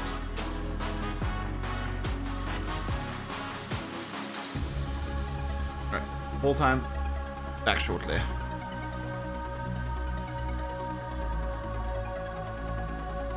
I'm leaving here at 10:30, 10 o'clock, something like that. Okay, That's guys, about so a we have here 45-minute some sort hour of a drive out there. weird, long thing. Tell us in the comments what sort of name we should give it. And if you want to see what the future holds in store for it, make sure to subscribe to our channel. So initially we paired this engine to a manual gearbox, right? But while trying to fit the whole thing, we realized that the box would have to be slightly tilted. But hey, no big deal, that's not going to be much of an issue for us. The idea behind that is convenience of installation of the starter motor. And as not to hide this glorious creation, we decided not to even make a hood. So that you'd clearly be able to see that we're packing something really serious in here. And since everything is done, now comes the time to commence the testing. So let's go ahead and do just that. Okay, now I suggest we try, well, not try, but actually start it. Okay, here goes nothing.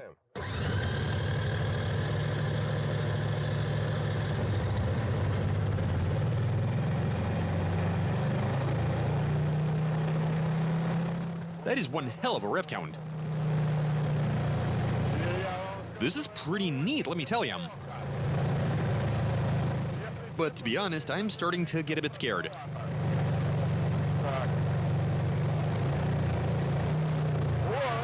But the way it revs, it's reminiscent of an actual engine. This is amazing. Okay, well, shall we try,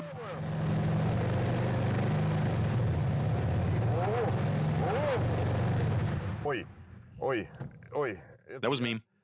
Well, let's try starting it again.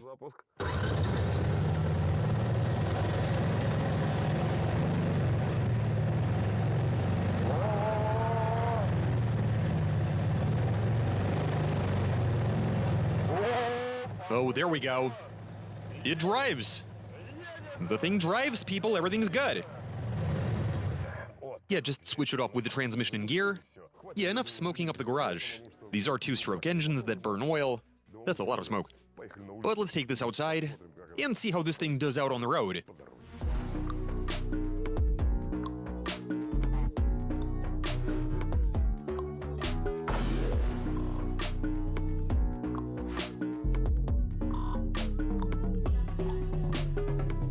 Okay, so what do we got in the engine bay? A 16-cylinder engine. Each of these motors constitutes one cylinder, with a displacement of 58 cc each. And also each of these motors is good for 4.5 horsepower. The math isn't complicated. We're looking at a total power output of 72 horsepower. As for the overall displacement of our makeshift V16 engine, So twice what it came with. 928 cc. 930 for a good measure. Okay, let's see how the thing accelerates. Now we are going to go ahead and start the engine.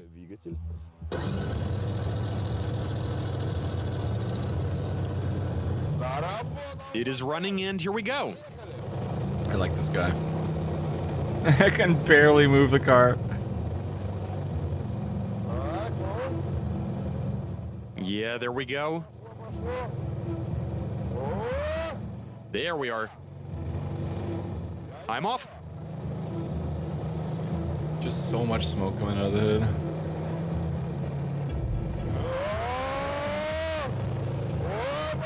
We are moving. That's third gear. Holy cow. I see this is an absolute win. Honestly, guys, I mean, just look at this. It's all good. The motors have warmed up, and I'm making good progress. That is very good indeed. So how'd it go? Got up to third gear quite happily. Got up to third gear, a brisk run.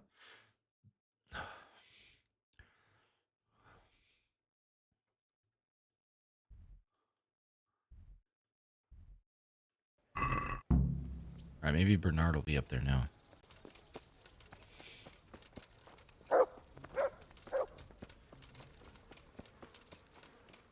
Nope, don't see him there. Bastard. Wait an hour and see if he shows up. Ugh. Excuse me.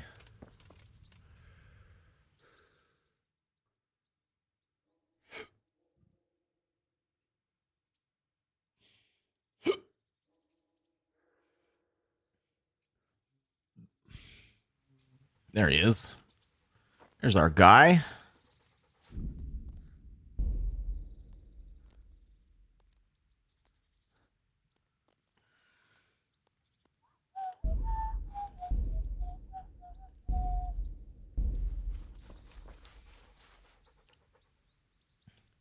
Now that I have the money, I don't mind working on training. Master strikes. I think I've mastered the basics of combat. Could you teach me something a bit more advanced? I see. And what weapon are you such a master at? Riposte with a sword.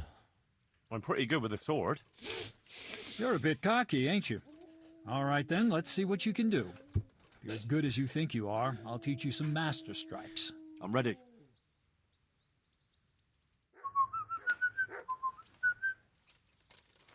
Stand there, take your weapon, and fight. If you look like you know what you're doing, I'll teach you a trick or two.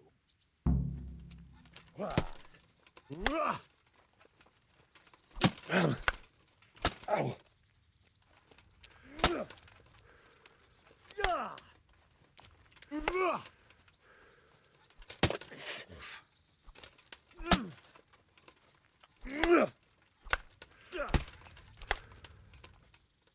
I have to beat him in combat first.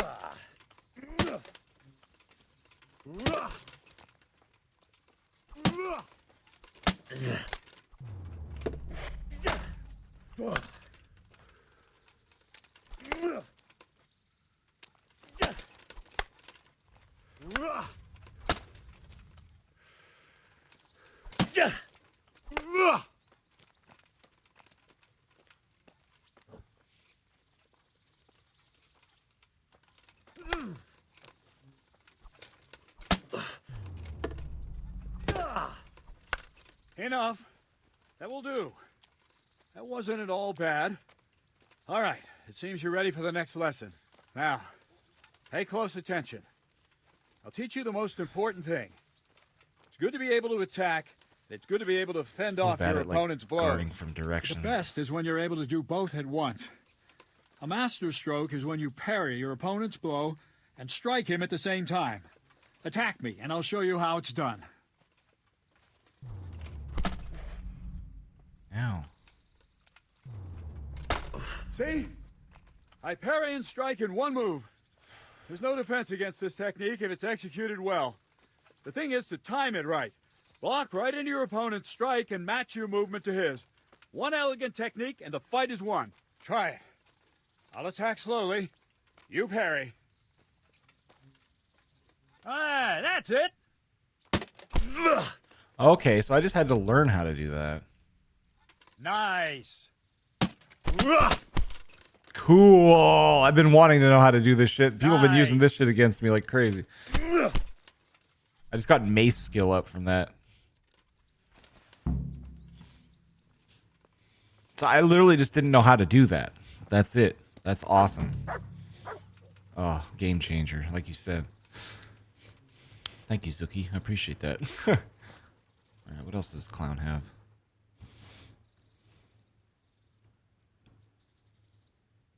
Oh, so Master Strokes was just like, okay. Ready for a scrap now? Yeah.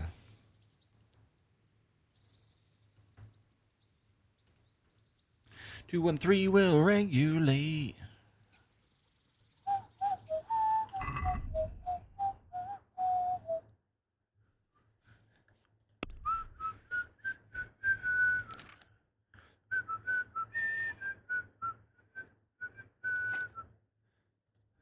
Yeah, there's these things. I don't know how to do this shit. Slash, slash, slash. Like, you crazy? I don't know how to do this shit. I expect me to remember these. Like, if they allowed me to pin these combos to the screen, it would be a different story. But I guess I could just like take screenshots of everything, and I'm not gonna do that. Down, left, stab, stab. Sure, that sounds cool.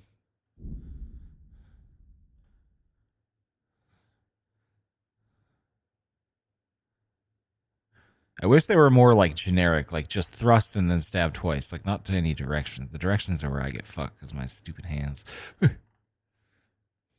Blinding strike. Oh, there we go. Down, stab, stab. Scar maker. All these like different cool ass sword skills. Warfare. The more damage your sword, the greater chance of poisoning your opponent. Ugh. The more you're wounded, the stronger your attacks. When you draw your opponent's blood, it gives you a +1 strength bonus. Weapon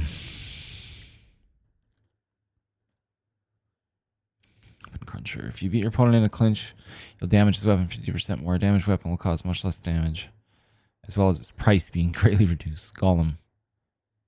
Your armor makes a 30% more frightening impression in dialogue. Interesting. Knight in shining armor. In sunny weather, the glint of your armor will dazzle everyone so much you'll be taken for a noble knight. Get a charisma bonus. Definitely going to get that one at level 12. The more plate armor components you wear, the higher the bonus. That's cool.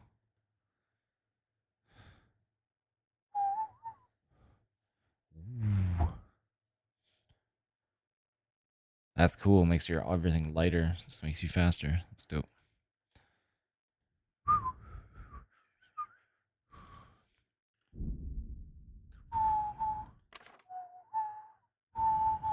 Drinking skills.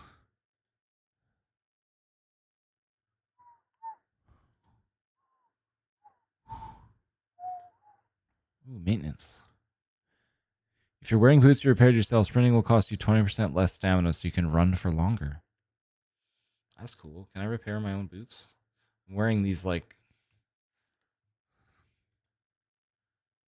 freshly laundered clothes on. You have +1 higher charisma for 1 day. How do I launder my clothes? Beyond just like dousing myself with water in a trough.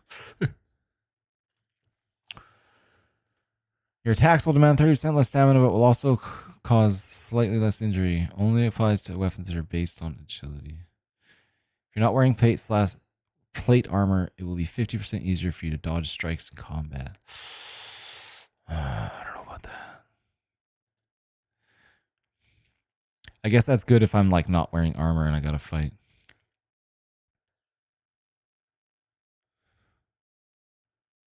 Clinch master.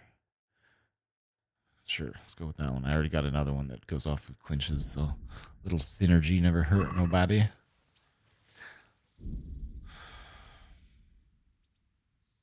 Save.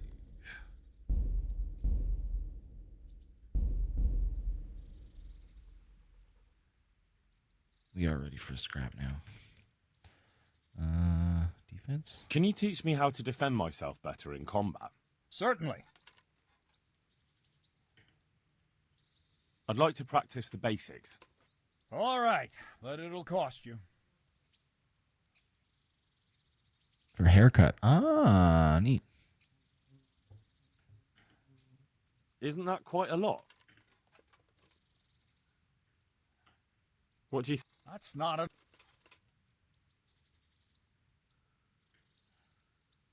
Agreed. Now... You improved defense, okay? How does that, like, what does that even... Can you teach me how to defend my... Certainly. I'm interested in... All right. Isn't that quite a lot? I can just keep training defense by buying the skill. Since it's... I'd almost shake up. Agreed. New level in defense.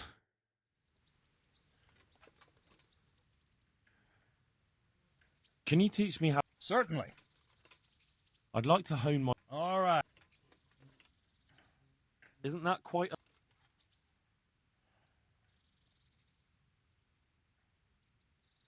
Is this enough? That's not enough. Agreed. There we go. Just bought some talent points or skill points.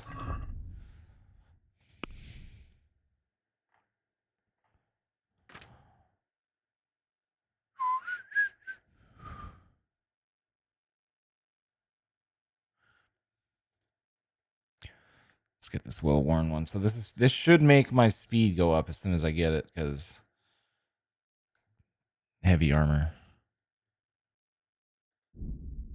did not. I don't know how that works, but whatever.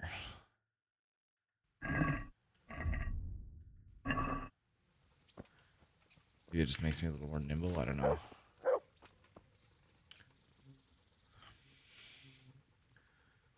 All right, let's do another save.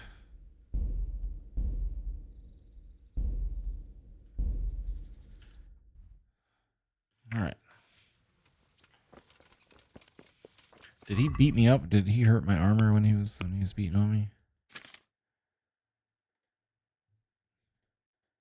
A little bit, eh? You bastard. Damn, my shit's worth thousands of dollars. Damn, it pays to steal shit off of dead soldiers. Oh, all right. What time is it?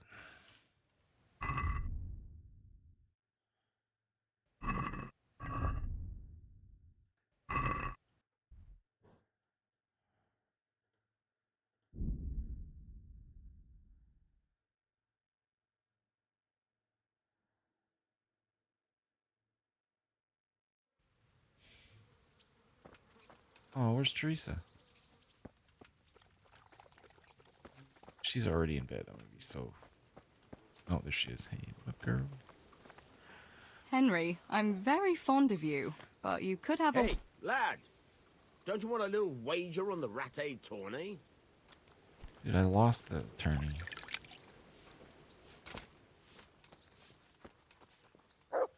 She said, you stank. About betting on the... I'm glad to hear... No, I don't want to. I lost it. I need Bets to train off, up then. more. Good luck, then. Better run, better run. Isn't it heavy? The armor, I mean? A little bit, yeah. Hang on. Fine. I'll put my fancy, pretty boy clothes on then.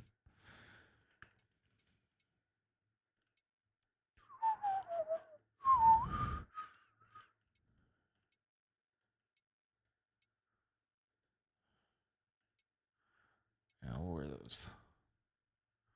Do I still have... No, I got working boots.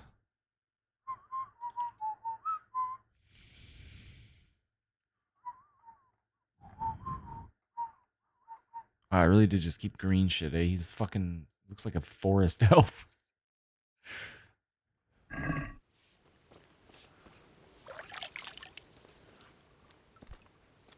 Hal!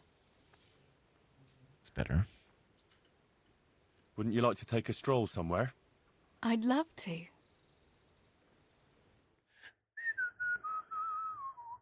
Oh, I put... That was cute. I love it here by the water. But how come you've been so quiet the whole time? What's on your mind? Food! You're on my mind. Oh? In what way? Well, you know. How pretty you look in that. Ah. You think I look pretty, do you? Yeah. Especially when you laugh. I was afraid you'd say especially when you've no clothes on. I mean, that too. Well, now that you mention it. Come here, you charmer. Oh.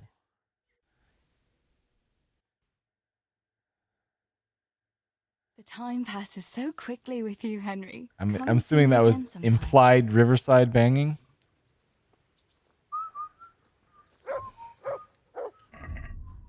He's smitten again. That's so cute.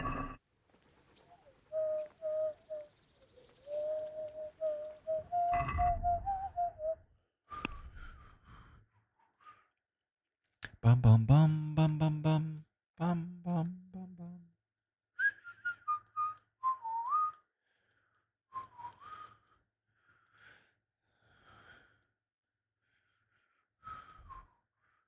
Oh right, I still gotta do rabbit hunting shit. How do I... Zuki, do you know how I, like, get to the next stage of fighting? Is it in a different town? I beat this Milan guy. Is it in Ushitz, maybe? Ushitz. Oh, that's Neuhof. Where's Ushitz at? It's up here. Ushitz is cool. It's a cool town. It's a big town.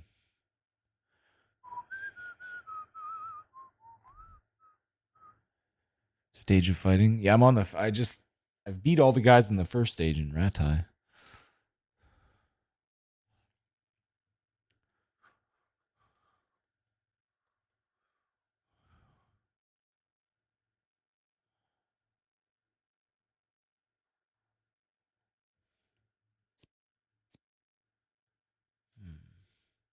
DLC quest up there. Yeah, the fist fight and shit.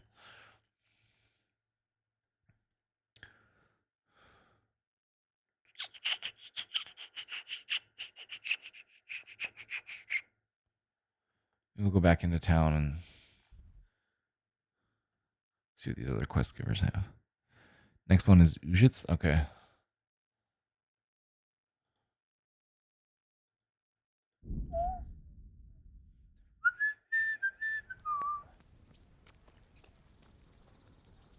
Oh, this isn't. It's perfect kind of music, but this isn't Beetle.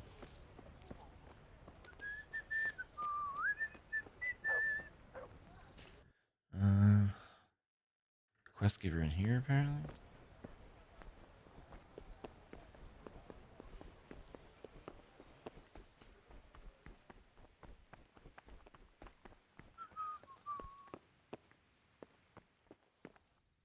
Hello. Wait. Where? Let's...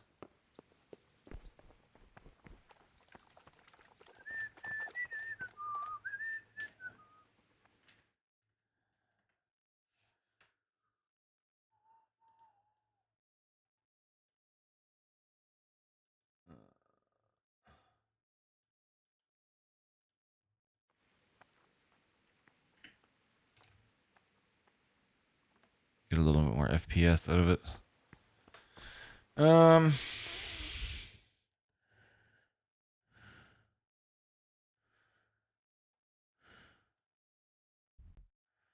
fuck is this place?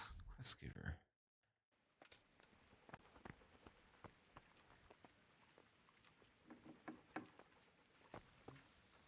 There's a pigu in there. Oh, maybe it's this door? Hello, friend. Lockpick very hard. Jaroslav.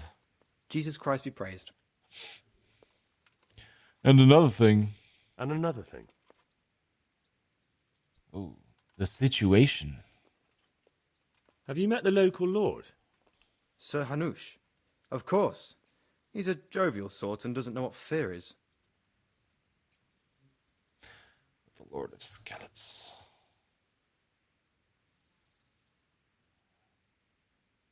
Thanks.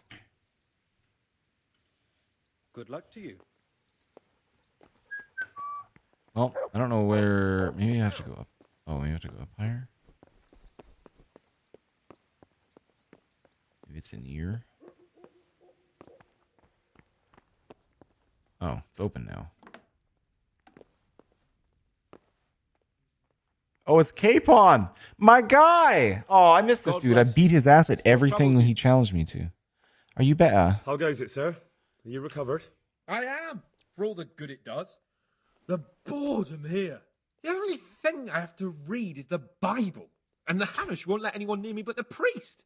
Have you any idea the monotonous drivel the fella comes out with? This world is but a trial. Be repentant. He talks to me as if I'm about to breathe my last. Actually, he talks to me as if I were already dead. Listen, Henry, won't you come with me to the Rattay Baths? I need a change of scene before moss starts growing on me. Why the bonds? Why to the baths? Well, a hot bath does a man good. It does. Which is why you can bath here anytime you like. Have you ever seen Clara, the Oh. bathhouse wench? Henry, she's a beauty. Oh, okay. I've been convinced. If Let's I didn't go. know better, I'd say I was in love with her.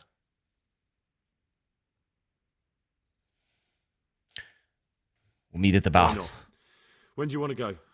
I shall go there right away, but wait until at least dusk to join me. I'll have company there. All right, I'll come and join you there. Good luck then. Courtliness. Courtliness or courtesy stands for courtly etiquette. I guess there's supposed to be an S there. The cradle of courtesy was France and later England, where the patterns of beauty, education, diplomacy, and the arts were formulated. The origins of courtesy are considered to be chivalry of a knight towards his lady, adoration, versifying greetings, gestures, and obedience. Not overlooked were rules for conduct during feasts, stylized movement, e.g., mounting a horse or sitting down at a table, as well as protecting the ladies and the weaker, or the manner of divulging one's own feelings and emotions. Important elements in this were language, the playing of musical instruments, and dance. Many considered courtesy to be a fete, but despite this, for quite a long time, it dominated high society's approach to manners and the arts. Interesting.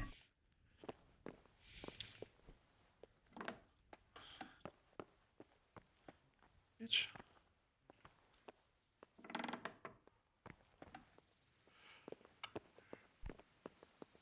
You said meet him there at dusk? Got Man, me it's, with you, Henry.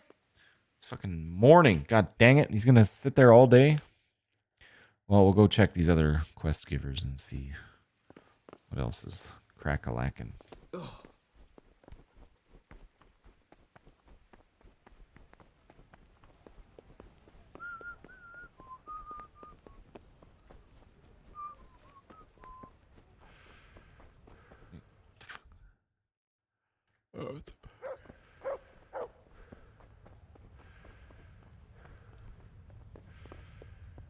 What's this place? Ooh. It's a shortcut, that's what that is. Hello, mister.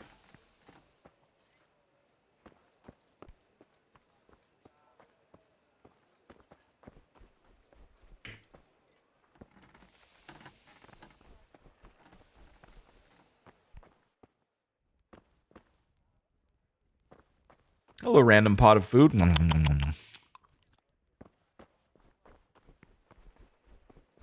That's probably the best tip I read about this game. When I first started playing, I read a bit of tips and tricks stuff, and they're like, just look for pots of food everywhere.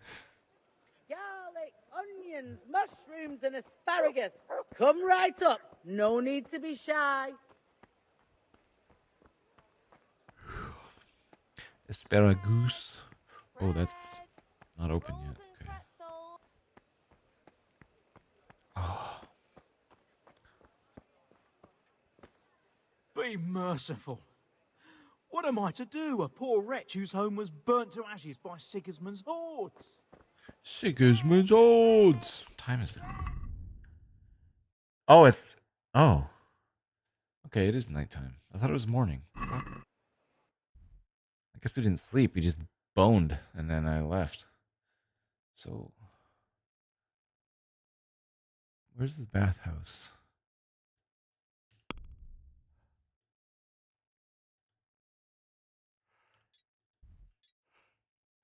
Oh, it's down there? Alright.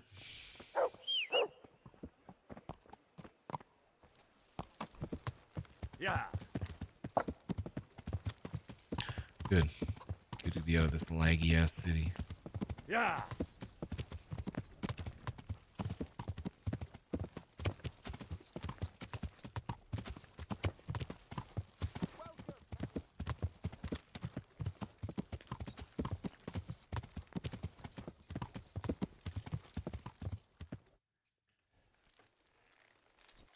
Guess I have to wait a little bit for the sun to go down. Okay, it just says evening. It is evening. What time is it? Yeah, it's like fucking 8 o'clock, 8:30. So that's evening. We're at the bathhouse. Looking for my friend Hans. He's a bit of a douchebag, but we love him.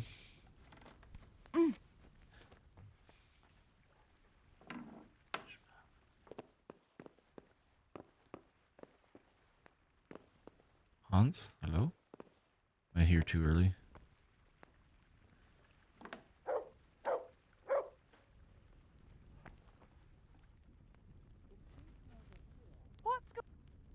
He's the absolute definition of all bark, no bite. I literally have his bow because he lost it to me the first day we met. And he has not been able to emotionally or financially recover from that, and I find that hilarious. Hurry up now and get me cleaned up. I can't wait. Hang on, I can read my book for an hour. Hang on. I have a book. Oh, wait, no. It wasn't actually a book that I needed to read. I just learned it. Just wait.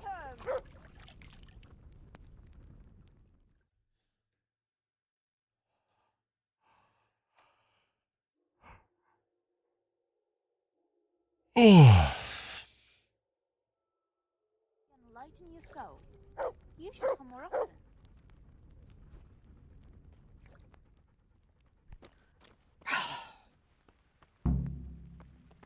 Hey. Hey, what up, Hans? Oh. Zdena. Ask Sir Hans if he needs anything. What do you need, sir? I need you to do me a favor, Henry. Again? What, again? Now, what's your tone, peasant? Well, you'd never think it. But Zdena here is a demon at dice. She stripped me bare ass naked, and I couldn't even get a ribbon off her. Let's strip her then? No, that's aggressive. That wasn't the plan. So it didn't quite go as planned? Not quite, but maybe you can do better. Right then, you've got to beat Zdena at dice. I refuse to be the only one here with his Take care, arse Zuki. Thanks for hanging out. Appreciate the advice. It's been very helpful. Shit, what did he say? Fuck. Oh, okay, sure. All right. Why the hell not?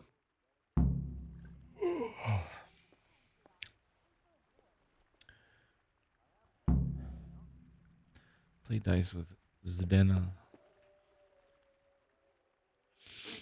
Shall we play dice? How about a game of dice then? Are you sure? What would I do with two naked men here? Let's see how good you are. God be with you. We'll see whose side Lady Luck is on. I don't remember how to play this. Oh my god. It's possible to play that. 1, 5s, and 3s, and 4 and 5 of a kind. And then like a straight. Okay.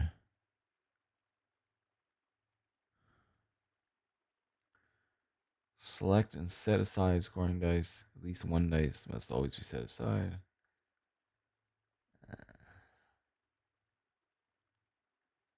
If a throw does not produce a single scoring die, then the player's turn is over. All points gained. Oh, fucking A.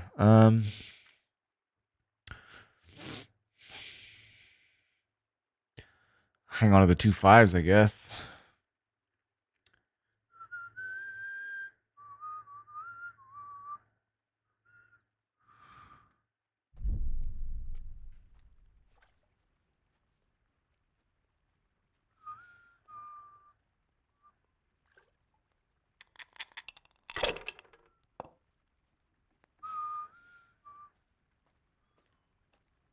I got like a Yahtzee. Does that count for anything?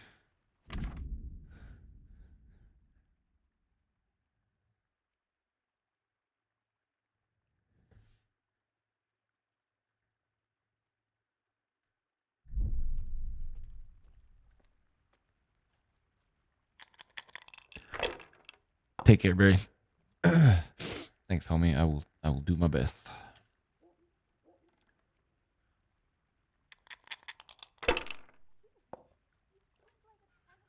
Why did you?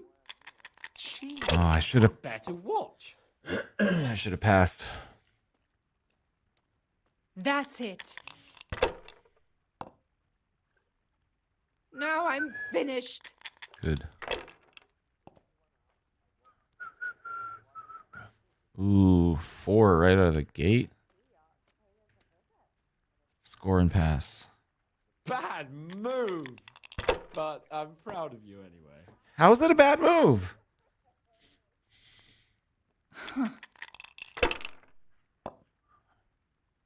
Oh, right. The 5s were worth a lot. I should have definitely kept those.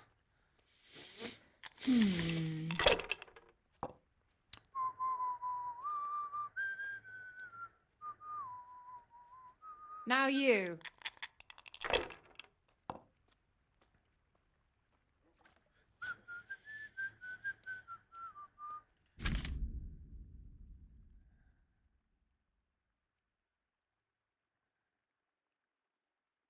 Okay, I think I understand most of it.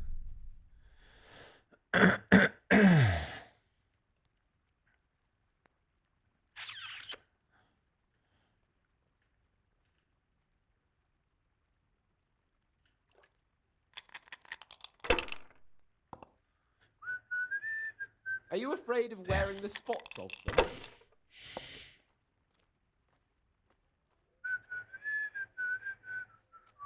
Ooh, damn. This'll be the one. Oh, you can do. Oh, you can combine them. Oh.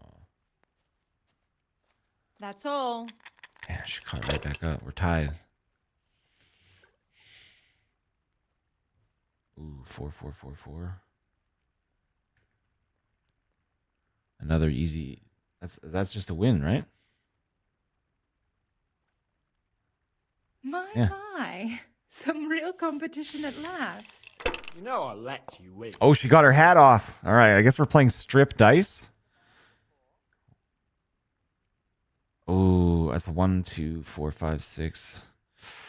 Do I risk it? 1. Try and get a 3.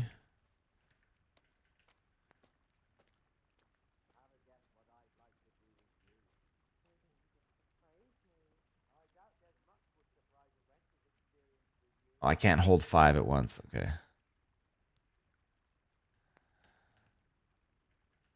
Damn.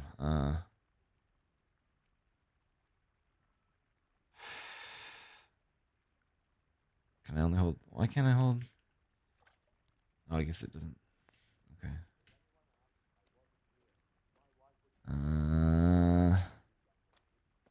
Hold the 1.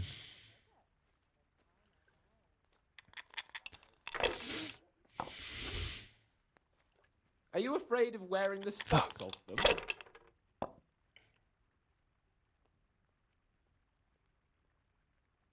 Oh, bitch! This'll be the one.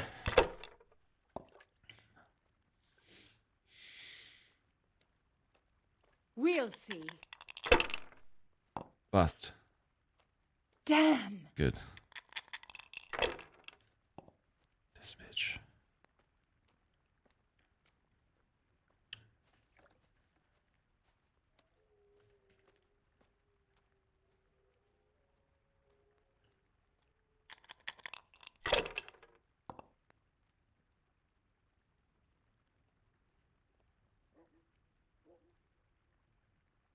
Bad move, but I'm proud of you anyway.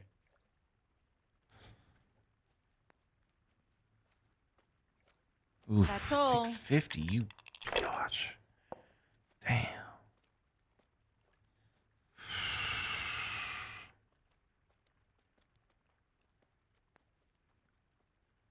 Come on, give me another 3.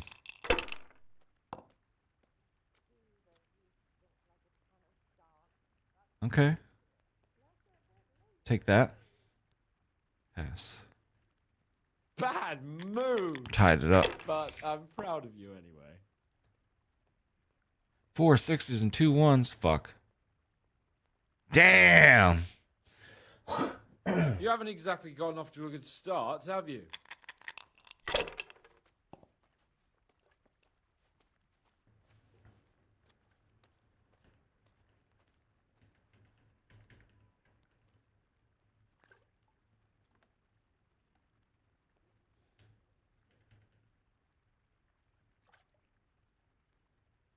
I'm scoring past on that. That's an easy 600.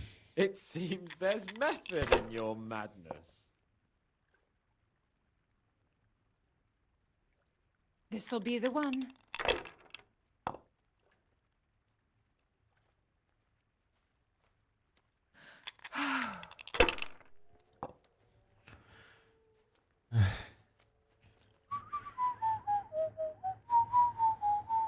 finished.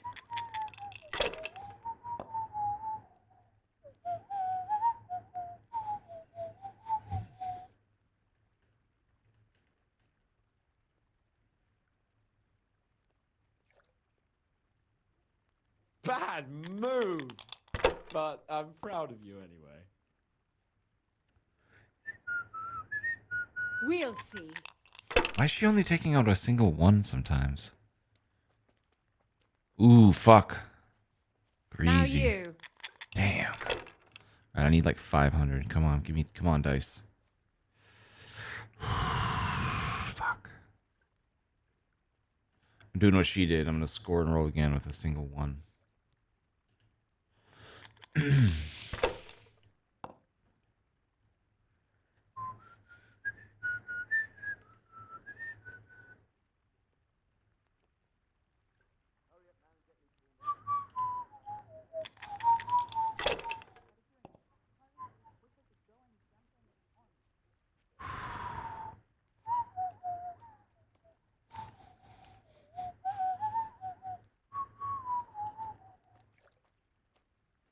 Score and roll again.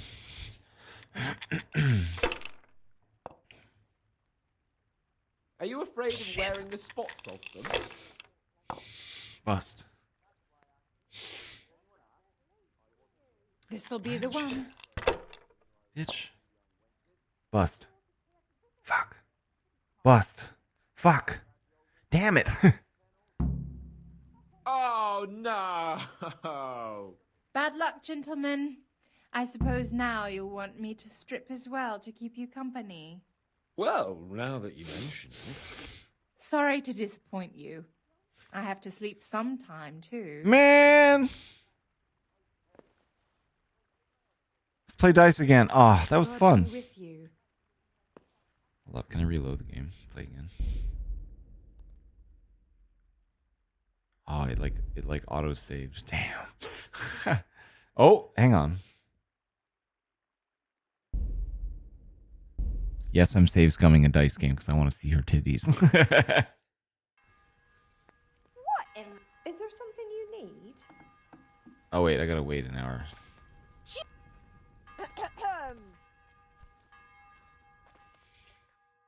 I'm all for it. My man.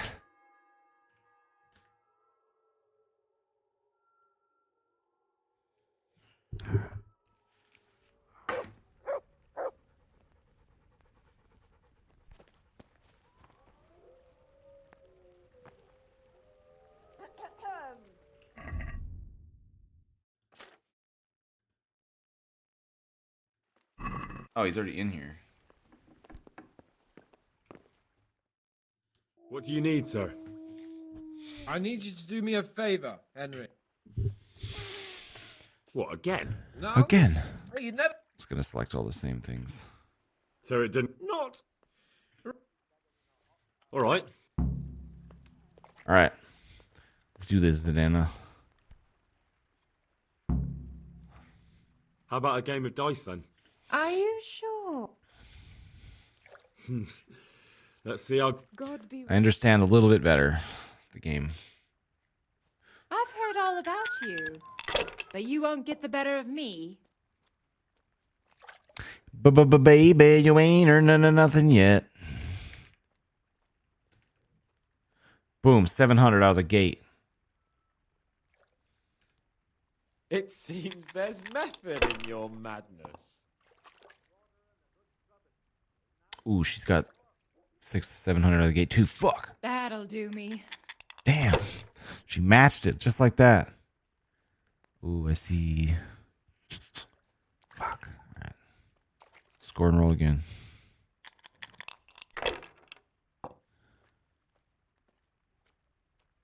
Ooh. Score and roll again. Oh, and a 5. Hang on. Maybe we just hold these. Yeah, we'll just hold these. Well, 1050. well, I wasn't expecting that. Fuck, 5 2s, bitch.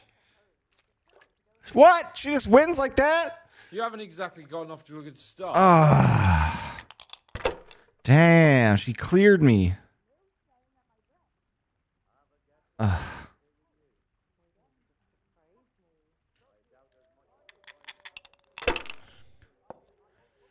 I need to get loaded dice.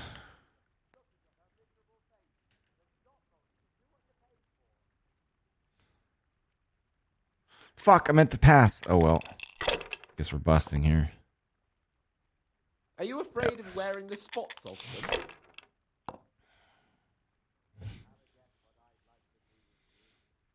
We'll see.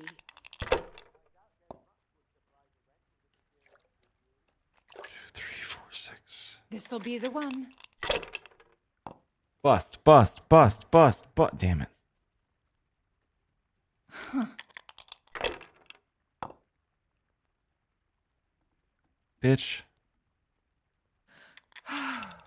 Bust. Another one? Oh, it's a 2. Good. Oh, she still got a 5, though. Fuck. Should I? Shouldn't I? No, I daren't. This bitch.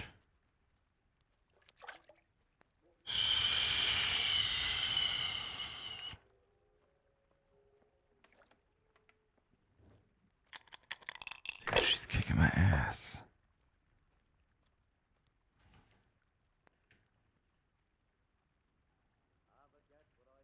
Bad move. Shut up, Capon. I'm proud of you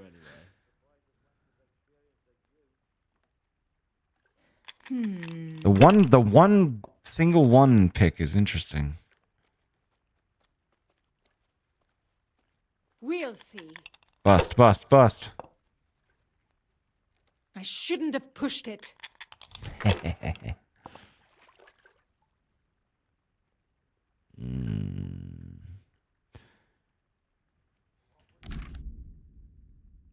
Two, 3, 4, 5, 6 is worth 750 points. Okay. So I think I have that, don't I? No, I don't. 2, 3. I can't hold these? Oh, okay. So you have to like kind of get a flush randomly, I guess.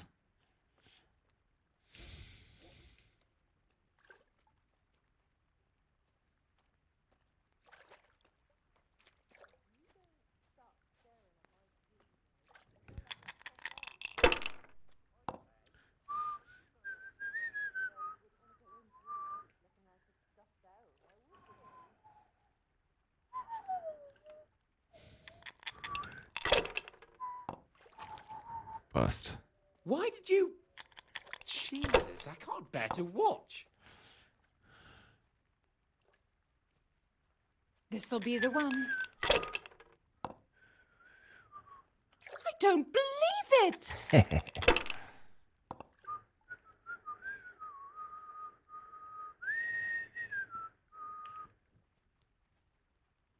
Oops.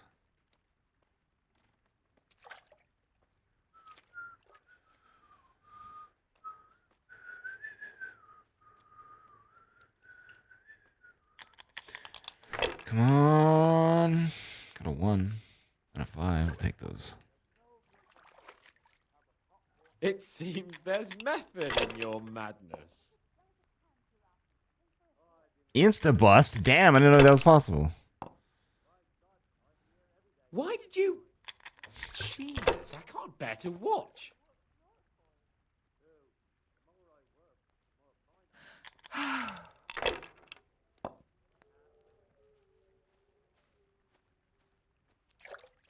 Reminds me of my ex. I knew there was going to be a joke in there somewhere. Oh, fuck you, bitch. We'll see. Oh, she gets to go again because she cleared all of them? Ugh. Ugh. Just insta wins. Oh, no.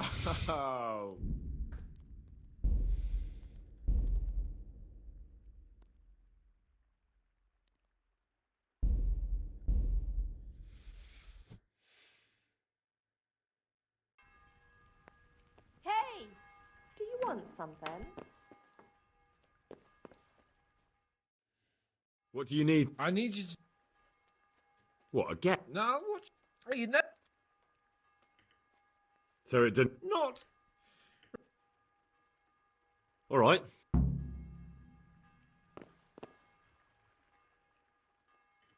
How about a game of dice then? I should have saved. Actually, here, yeah, not just now. I'll Give me save a while. again. I'll be waiting. Goodbye. We'll just save so I don't have to like go through all that again when I inevitably have to yeah, do it again. That being said, I'm only gonna play for another like 10-15 minutes because I'm gonna go to bed.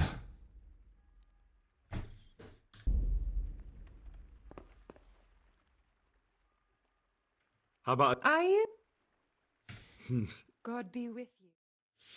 What am I going to do with 2 naked men? So, let's see what you can do.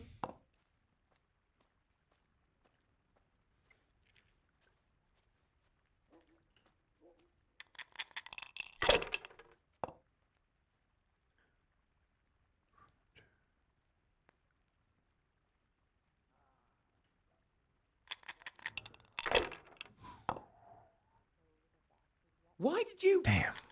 Jesus, I can't bear to watch. That's it.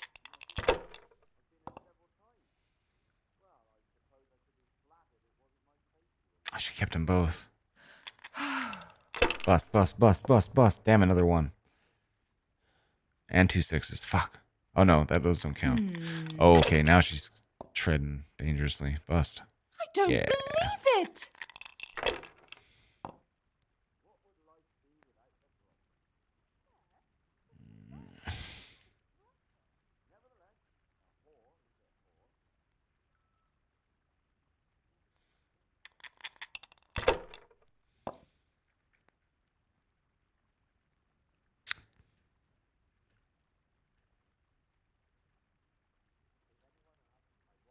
Hold those ones. Bad move. Fash. But I'm proud of you anyway. We'll see.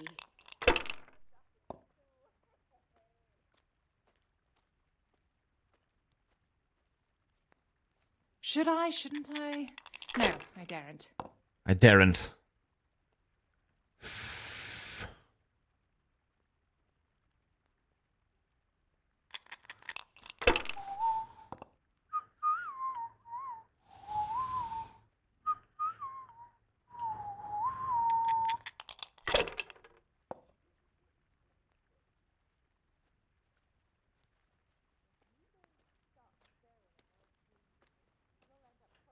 One more time. Fuck it.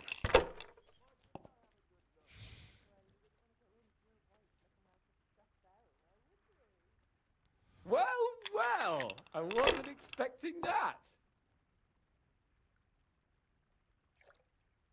Fuck you. That's all.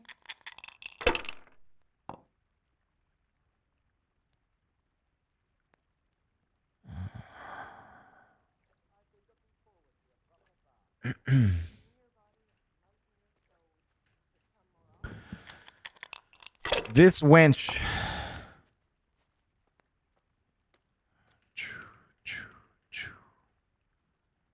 Take that. Score and pass. That's 600. That's yes. Round 1 in the bag. Let's go. Some real competition at last. You know I let you win, of course. Maybe you'd have more luck if you'd remembered to Bust. throw the other dice. Oh, fuck off. You Wow. haven't gotten off to a good start, have you? Suddenly we're just even again. This bitch.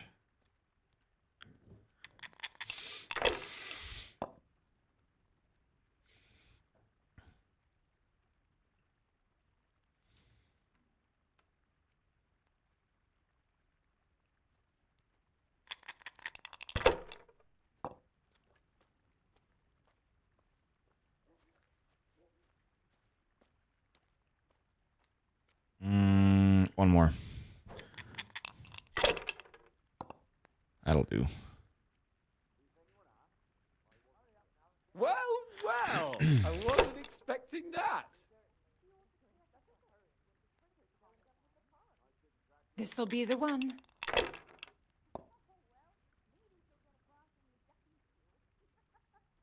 Ugh. I hate you so much. Don't roll again. Yeah, negate it all. Yeah. I shouldn't have pushed it. You had so many points on the board. Why would you do that? Silly goose. Oof.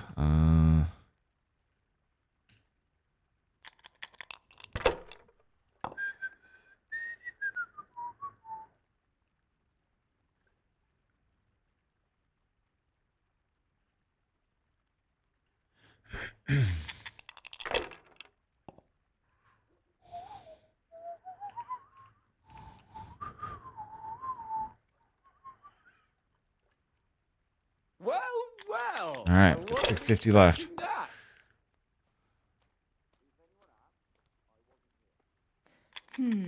Bust, bust, bust, bust. No, it's got a 1 in there. 2 1s. We'll see. Bust, bust, bust, bust, bust. Another 1. Damn it. This winch. No point in pushing it. She's playing safe. Ooh, that's 3 3s.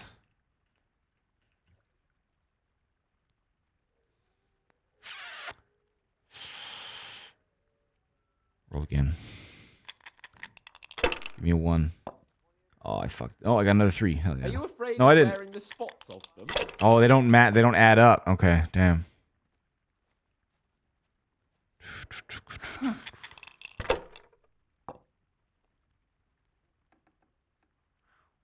Ooh. Yep. Damn. This'll be the one. Bust.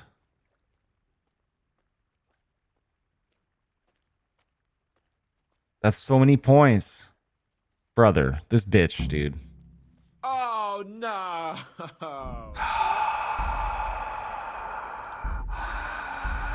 I need to beat her. She's cheating. She can't be this good.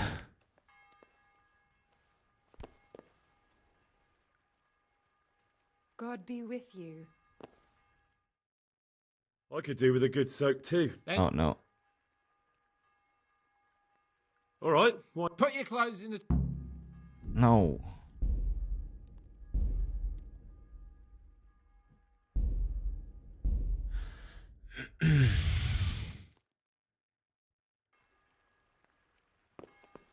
All right, winch. I will beat you this day. Are you sure? All right, last attempt, then I'm going What would to I shut do things with down, I think. two naked men here? Oh.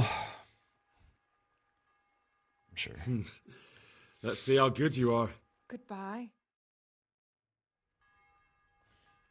So, let's see what you can do.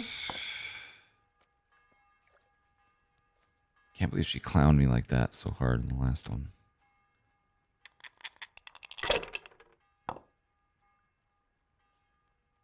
Oh, that's 3 5s.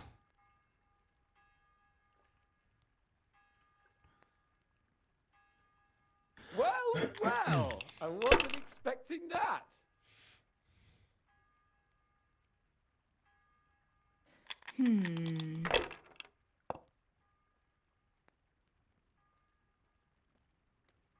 This'll be the one. Bust, bust, bust, bust. Oh, got a 1. She did say this will be the That'll do one. me.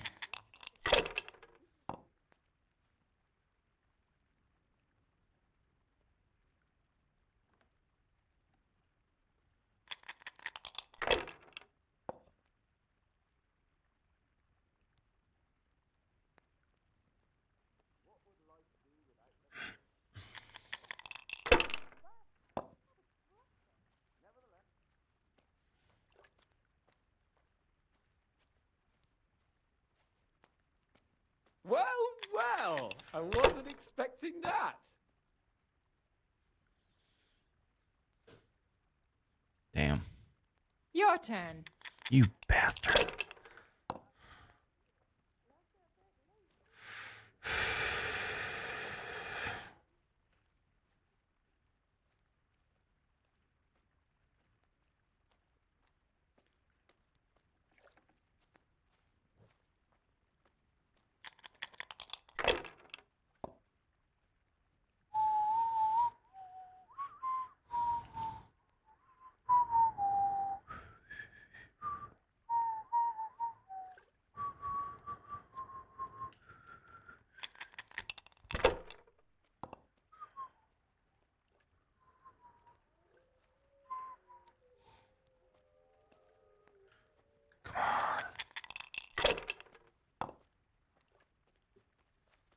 2 5s. Take that.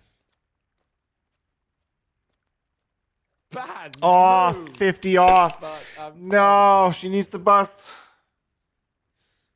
Nope, she wins. Fuck you, bitch. You haven't Damn it. exactly gone off to a good start, have you?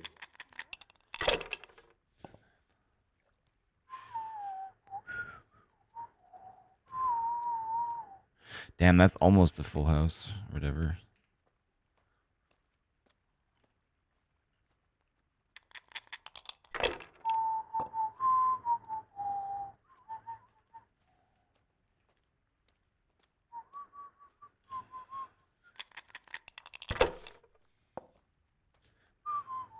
Why did you... I didn't mean to do that. Fuck. Jesus, I can't bear to watch. That's it.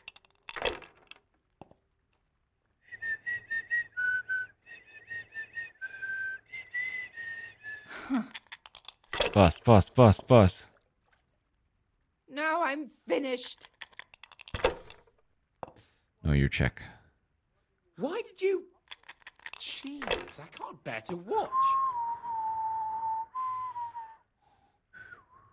We'll see.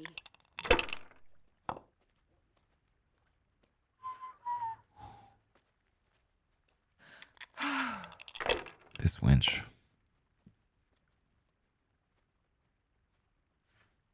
No point in pushing it.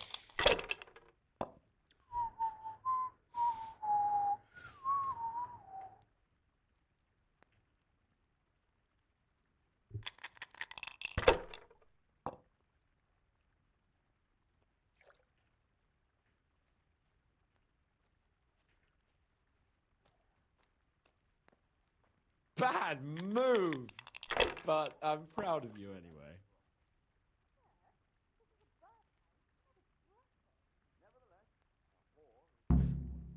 It's her we want to strip, not you. Alright. Well, we've lost once again. Let's try one more time. Fuck it.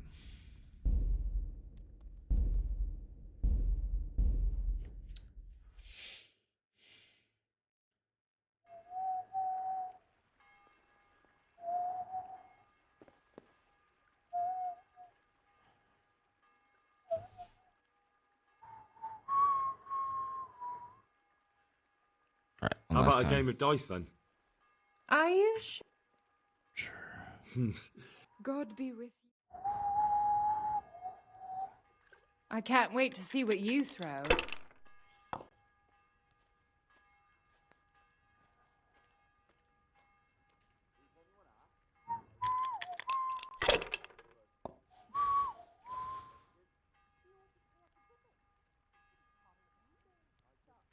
Yes.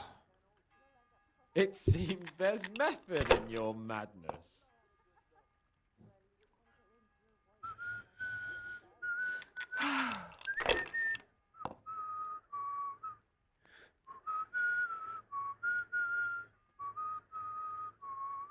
Now you.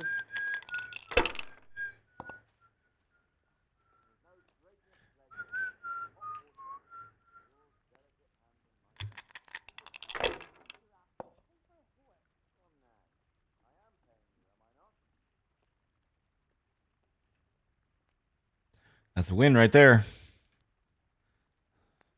My, All right. my. Some real competition at last. You know I'll let you win, of course. Damn, 1, 2, 3, 4, 6. Fuck.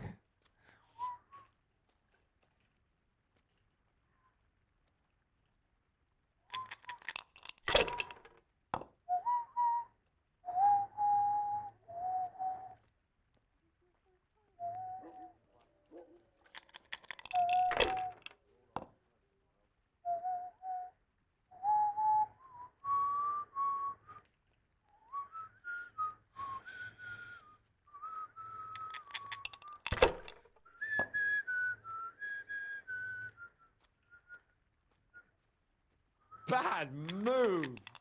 But I'm proud of you anyway.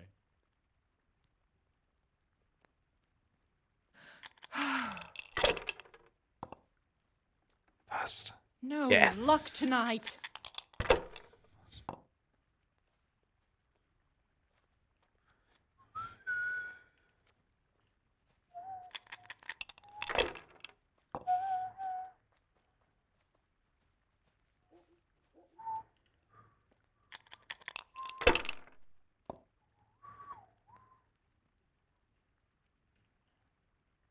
shit, that's not what I meant to do. I hit the wrong button again. Fuck. Yeah, bust. Are you Damn afraid it. of wearing the spots often? Insta bust. I love it.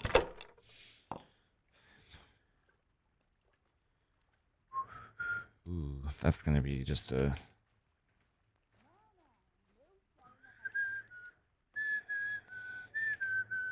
It seems there's method in your madness. Huh.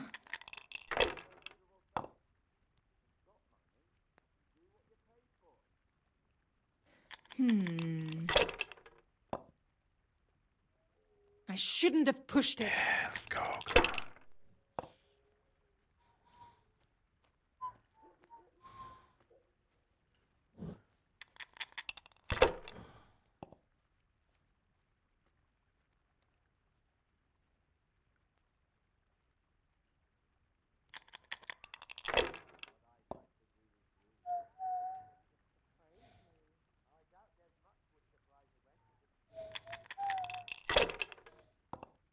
Bust. Are you afraid of wearing the spots often? Shut up. That's it. What's with these blasted dice? Sucks to suck. Ooh.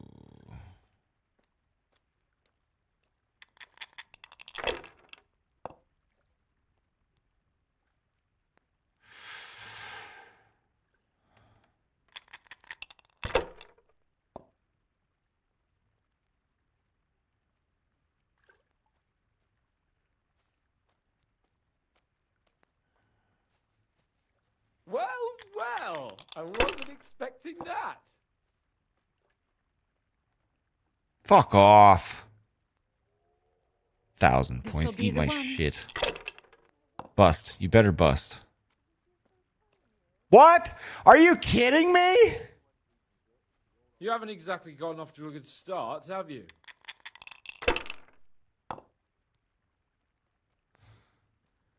This absolute fucking scumbag wench.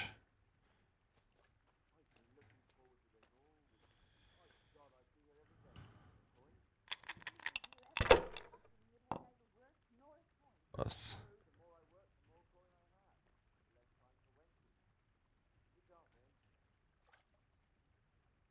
Bad move. But I'm proud of you. That's it. Bust, bust, bust. Damn it. Your turn. I hate you so much right now, Zdena. Ooh, that's nice.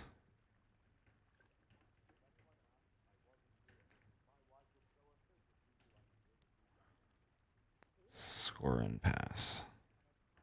It seems there's method in your madness. Yes.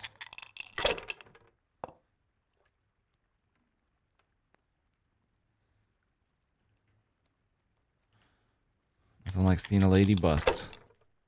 Wait, what?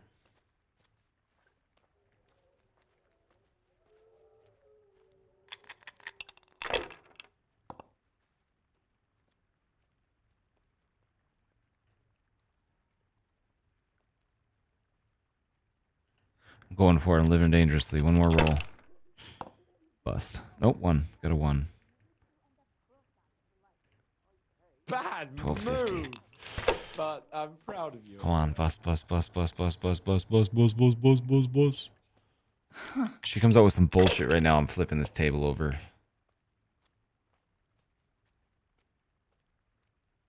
Just gonna take the 3. No. Oof. Damn. Yeah, suck it.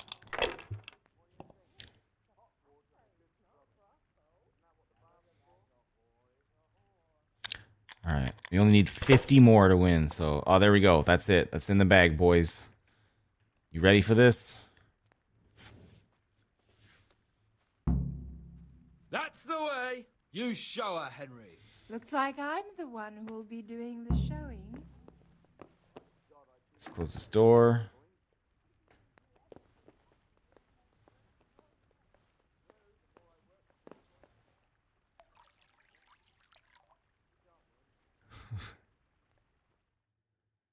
I could do with a good soak too.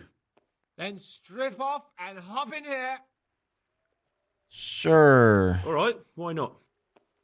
Put your clothes in the trunk.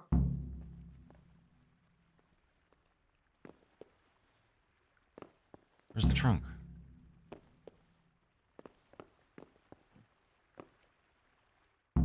Oh, it just does it automatically. Okay. I'm still wearing most of my clothes. Tread on anything vital. All right, give me a moment and I'll roll it up again. Oh, that feels good. Don't take this personally, but I've never seen a man more in need of You're a wash. such a twat. I've known cowpats less fragrant.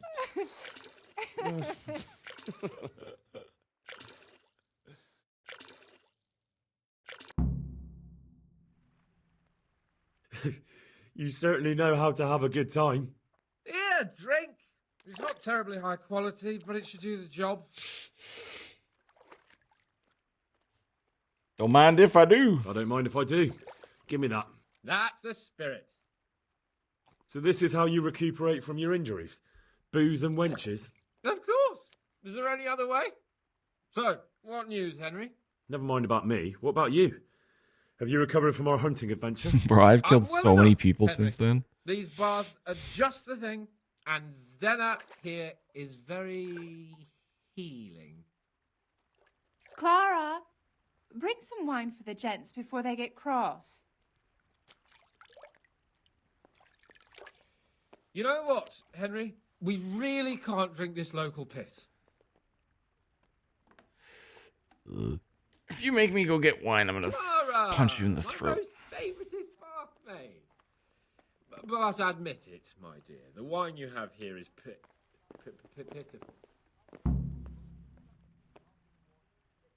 What's bothering you now, buddy? What's wrong with the bathhouse wine? I'd rather drink the bath water. You should go and get something better. Though where? Ah, I know. In the cellars under the rat house, there's some excellent wine that Sir Hamish bought. Yeah, it's for quarter us. after 12. I'm And gonna you wait want for me to this go there and dialogue to get it finish, now? then I'm gonna shut her I'd down. be indebted to you, and a grateful nobleman is the best ally you can have. All right. All right then. What kind of wine is it?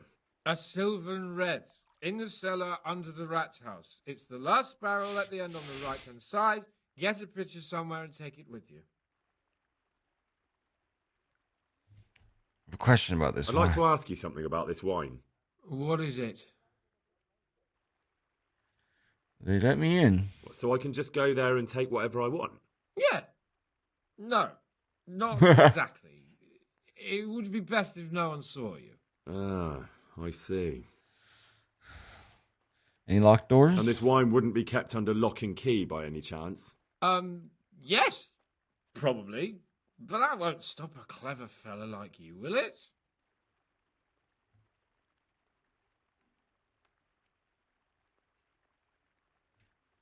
All right.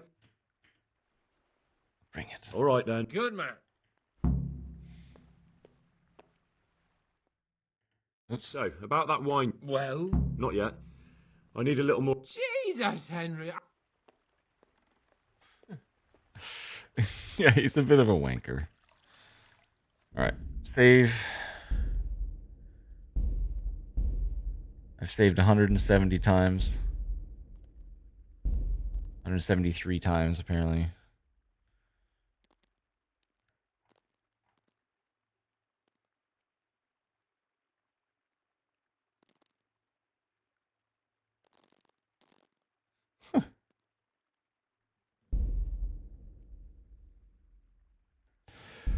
All right, boys and girls, it is that time once again. I think Smurf is streaming, right? Let's go raid him. Smurf is playing some, you know, Final Fantasy VII Tifa simulator. It's a good game. So we'll go give him some love because we love Kurt. We love our boy Keo, and yeah. All right, I'm gonna quit out of this. Quit.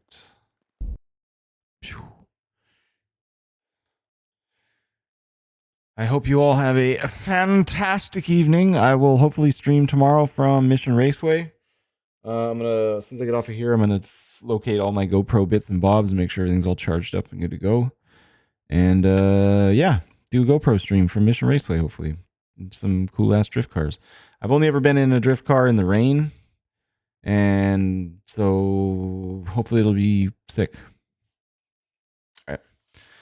I love you guys a long time. Brush your teeth, wash your hands, pet some dogs, and remain awesome. We were gonna raid our boy. Raid.